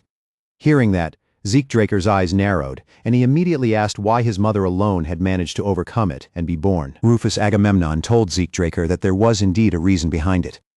Then, after a brief pause, he revealed that Laura Agamemnon had belonged to the healer class. The moment those words left his mouth, Zeke Draker froze in disbelief, unable to easily accept that his own mother had carried the power of a healer. In that world, a person's class was not a small detail. It was something that shaped their entire life, their path, and even the way others judged their worth. Those born with a natural gift for the sword became swordsmen. Those whose talents leaned toward the bow walked the path of archers, while those suited to wielding spears became spearmen. In other words, a class was seen as the clearest reflection of a person's role, talent, and true ability. Rufus Agamemnon then told Zeke Draker that his mother, Laura Agamemnon, had been part of the healer class, a rare and powerful path that allowed her to resist and overcome corrupting forces. He explained that, in ancient times, the class system had been created to draw out and strengthen each person's natural gifts, but as the age of knights grew dominant, that old purpose gradually faded, and most people came to be categorized simply as swordsmen or mages. As an aside, he added that most members of House Draker usually began as swordsmen. As Zeke Draker listened to those words, his expression grew quiet and distant. His thoughts sank deeper, and for the first time, he began to suspect that this might be connected to all the pain and rejection he had suffered in his previous life. If Laura Agamemnon had truly been a healer, then Zeke Draker could not help wondering whether Arthur Draker had known about it. When Rufus Agamemnon confirmed that Arthur had indeed been aware of Laura's class, Zeke's heart grew even more unsettled. If his father had known, then Arthur should have realized that Zeke possessed something beyond mere talent with the sword. And yet, despite knowing that possibility, Arthur had still cast him out in his past life. The contradiction left Zeke disturbed, unable to make sense of the choice his father had made. Zeke Draker then asked whether the Agamemnon family had produced many healers. Rufus Agamemnon answered that people like that were extraordinarily rare. So rare that the position of patriarch was often entrusted to someone with healing abilities. Even so, Laura Agamemnon had eventually left the family behind and traveled to the Holy Kingdom, saying that she intended to find a way to save them. After hearing that, Zeke Draker quietly pieced the situation together. His mother must have gone to the Holy Kingdom to learn more about the healer class and search for a method to cleanse the miasma that had been slowly devouring the Agamemnon family. With that realization, Zeke Draker understood something else as well. The complete truth about Laura Agamemnon was likely known only to one person, his father, Arthur Draker. At that moment, Rufus Agamemnon reached out and placed an item into Zeke Draker's hands, telling him to take it. Zeke Draker fell silent the instant he saw what it was. Resting in his palm was a locket, and inside it was a portrait of his mother. As Zeke stared at Laura Agamemnon's face, Rufus explained that there had once been a time when Laura briefly returned to the castle. During that short return, Laura Agamemnon had often said that one day, a child with black eyes would come back and restore the family to its rightful state. Zeke Draker immediately looked up and asked whether his mother had left behind some kind of prophecy. Rufus Agamemnon answered honestly that he did not know the true meaning behind those words. Still, Rufus Agamemnon admitted that it was not impossible. Laura Agamemnon had always been different from others, gifted in ways that stood out even when she was young.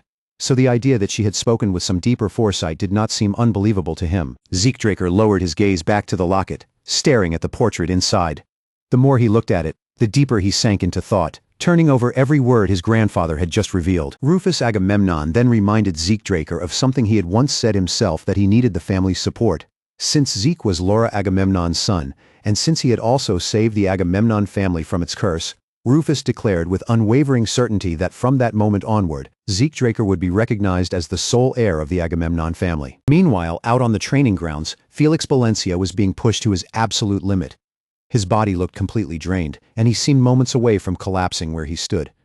The elder watched over him and Zeke Draker with sharp eyes, supervising every movement and sternly ordering Felix to train properly without slacking off. As exhaustion weighed heavily on Felix Valencia, he desperately pleaded with Zeke Draker to help him. But Zeke only looked at him calmly and told him that he still had a long road ahead, and that the only thing he could do now was continue practicing with discipline. Later, Zeke Draker reflected on the situation. Rufus Agamemnon had already begun the formal process of establishing him as the heir, and since there was still some time left before the martial arts competition, Zeke decided to remain at the castle a little longer in accordance with the patriarch's wishes. While continuing to train alongside Felix Valencia, Zeke Draker also began learning the secret art of the Agamemnon family, golden swordsmanship. It was a style that used sword and shield together, giving off a feeling similar to paladin succession swordsmanship or imperial swordsmanship. During practice, Zeke activated his armor and attached Behemoth to Golin's shield, and in that moment, he could clearly feel how stable and well-balanced golden swordsmanship truly was. However, Zeke Draker soon realized that the magic armor could not be used properly because of the curse affecting the Empire's men. With that limitation in mind, he understood that he needed to meet Golin as soon as possible and have the equipment remodeled and improved. But before he could think any further, Rufus Agamemnon arrived and called out to him, looking noticeably weary, as he remarked that handling documents after so many years had become increasingly burdensome. Then he said there was something important he wanted to discuss and suggested that they take a short walk together. As they walked side by side, Zeke Draker asked how the city had been governed until now. Rufus Agamemnon explained that he had entrusted its management to reliable proxies outside the territory, while the family continued making the most important decisions and sending instructions through letters. Then he revealed that this was exactly why he had called Zeke. For generations, the Agamemnon family had stood as the guardians of Mykene, protecting the city while the three families beneath them remained bound by deep vows, always ready to come to their aid whenever needed. Zeke Draker took in the explanation and summed it up by saying that, in other words, those families served as their vassals. Rufus Agamemnon confirmed it, then added firmly that if Zeke was to be officially recognized as heir, he would need acknowledgement from all three of those families. Zeke Draker replied that he also had something important to address regarding that very matter. He requested that the three families, along with every other family connected to House Agamemnon, be summoned to the castle. Later, when the invited families arrived, they were stunned at the sight before them. Agamemnon Castle had been restored to its original form, and many immediately understood that the curse which had burdened the family for so long had finally been lifted. The guests were welcomed warmly, and Rufus Agamemnon stepped forward to greet them in person, with sincerity in his voice. Rufus Agamemnon expressed his gratitude to the blood allies who had stayed loyal and unwavering during the Agamemnon family's long absence. Many of the leaders approached him with visible surprise and relief, pleased to see him standing in such good health. But not everyone felt the same way. In the background, some watched with uneasy expressions, knowing that the return of House Agamemnon meant a powerful ruling force was rising again in the central continent. Rufus Agamemnon then announced that he had gathered everyone to inform them that the Agamemnon family had finally broken free from its curse and returned. After that, he introduced Zeke Draker as the heir of the Agamemnon bloodline. The declaration sent shock through the hall. especially among those who already knew Zeke as the youngest Blue Knight on the continent, and the genius who had graduated from Valhalla faster than anyone before him. At that moment, one man stepped forward and respectfully addressed him as the revered Rufus Agamemnon. With the composure of an old retainer, he asked for permission to speak as both an old friend and a loyal vassal. Once Rufus Agamemnon granted permission and acknowledged him as his oldest friend, Arnold Achilles, the man calmly began to speak. He said that the decision of an official heir for the Agamemnon family was indeed welcome news. However, according to the conditions established for their proxy families, the Achilles family held the duty of verifying whether that heir was truly legitimate. As the other elders stepped forward beside him, Arnold Achilles continued. He pointed out that this duty did not rest on the Achilles family alone, but was also shared by the Hector family and the Aegis family. In response, Rufus Agamemnon stated that if that was the case, they would follow the old traditions. The heir's right would be proven in the proper way, through a knight's duel. The duel was carefully arranged, and before long a large crowd gathered around the designated arena, all of them waiting to witness the challenge with their own eyes. Low murmurs spread through the stands as everyone waited for the duel to begin. Among the spectators, one man spoke with clear satisfaction, saying the event had turned out even better than expected and that it was rare to witness a battle between such distinguished knights. Another elder agreed, adding that it was even more surprising to see Zeke Draker himself standing as the challenger. Zeke Draker stood ready in the arena, calm and composed. He briefly checked the defensive gear fitted onto his body, noting that for this match, he would have to rely on the temporary equipment prepared by the Agamemnon family. Since he could not openly use his magical armor in front of everyone, he decided that this would be enough. Across from him, his opponent looked down at him with open disdain. The man questioned how someone like Zeke Draker could have been chosen as the heir of the Agamemnon family, then proudly declared himself a great warrior of the Hector family who would personally test whether Zeke was worthy. The Hector warrior rushed forward, boldly urging Zeke Draker to come at him with everything he had. But in the very next instant the atmosphere shifted completely, because Zeke ended the fight almost before anyone had time to react. With overwhelming force, Zeke Draker crushed his opponent decisively and left him sprawled across the ground. A moment later, the result of the duel was announced for everyone to hear. Zeke Draker had won. The high officials of the Hector family stood frozen in shock, unable to believe that their proud great warrior had been defeated so quickly without putting up any meaningful resistance. Not long after, the elder from the Aegis family stepped forward with confidence and announced that it was now their turn. As their warrior entered the arena, he was ordered to display the true strength and pride of the Aegis family.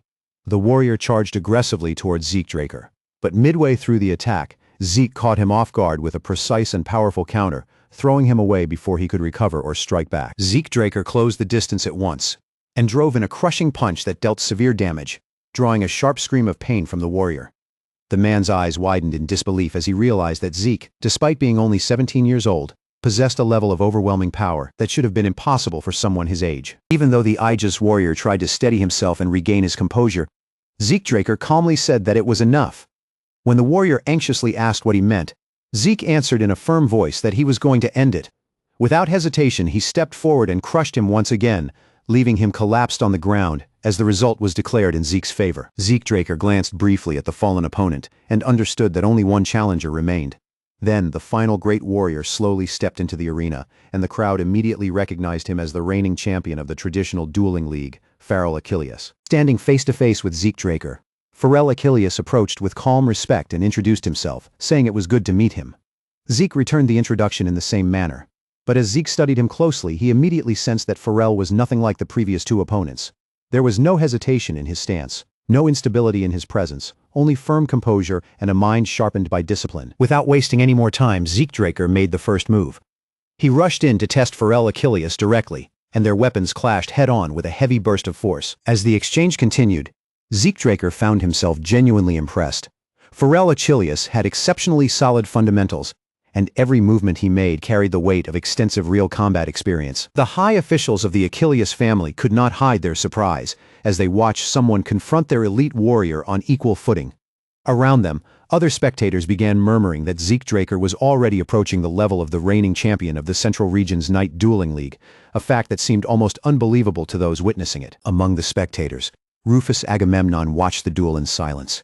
His eyes remained fixed on Zeke Draker, and deep down, he believed without hesitation that this would be the moment Zeke proved himself as the true heir of the Agamemnon family. As the battle grew more intense with each passing moment, Farrell Achilles gradually began to struggle beneath Zeke Draker's mounting pressure. Forced back by the force in front of him, he could not help thinking that the rumors calling Zeke Draker a monster might actually be true. Farrell Achilles could feel it clearly now.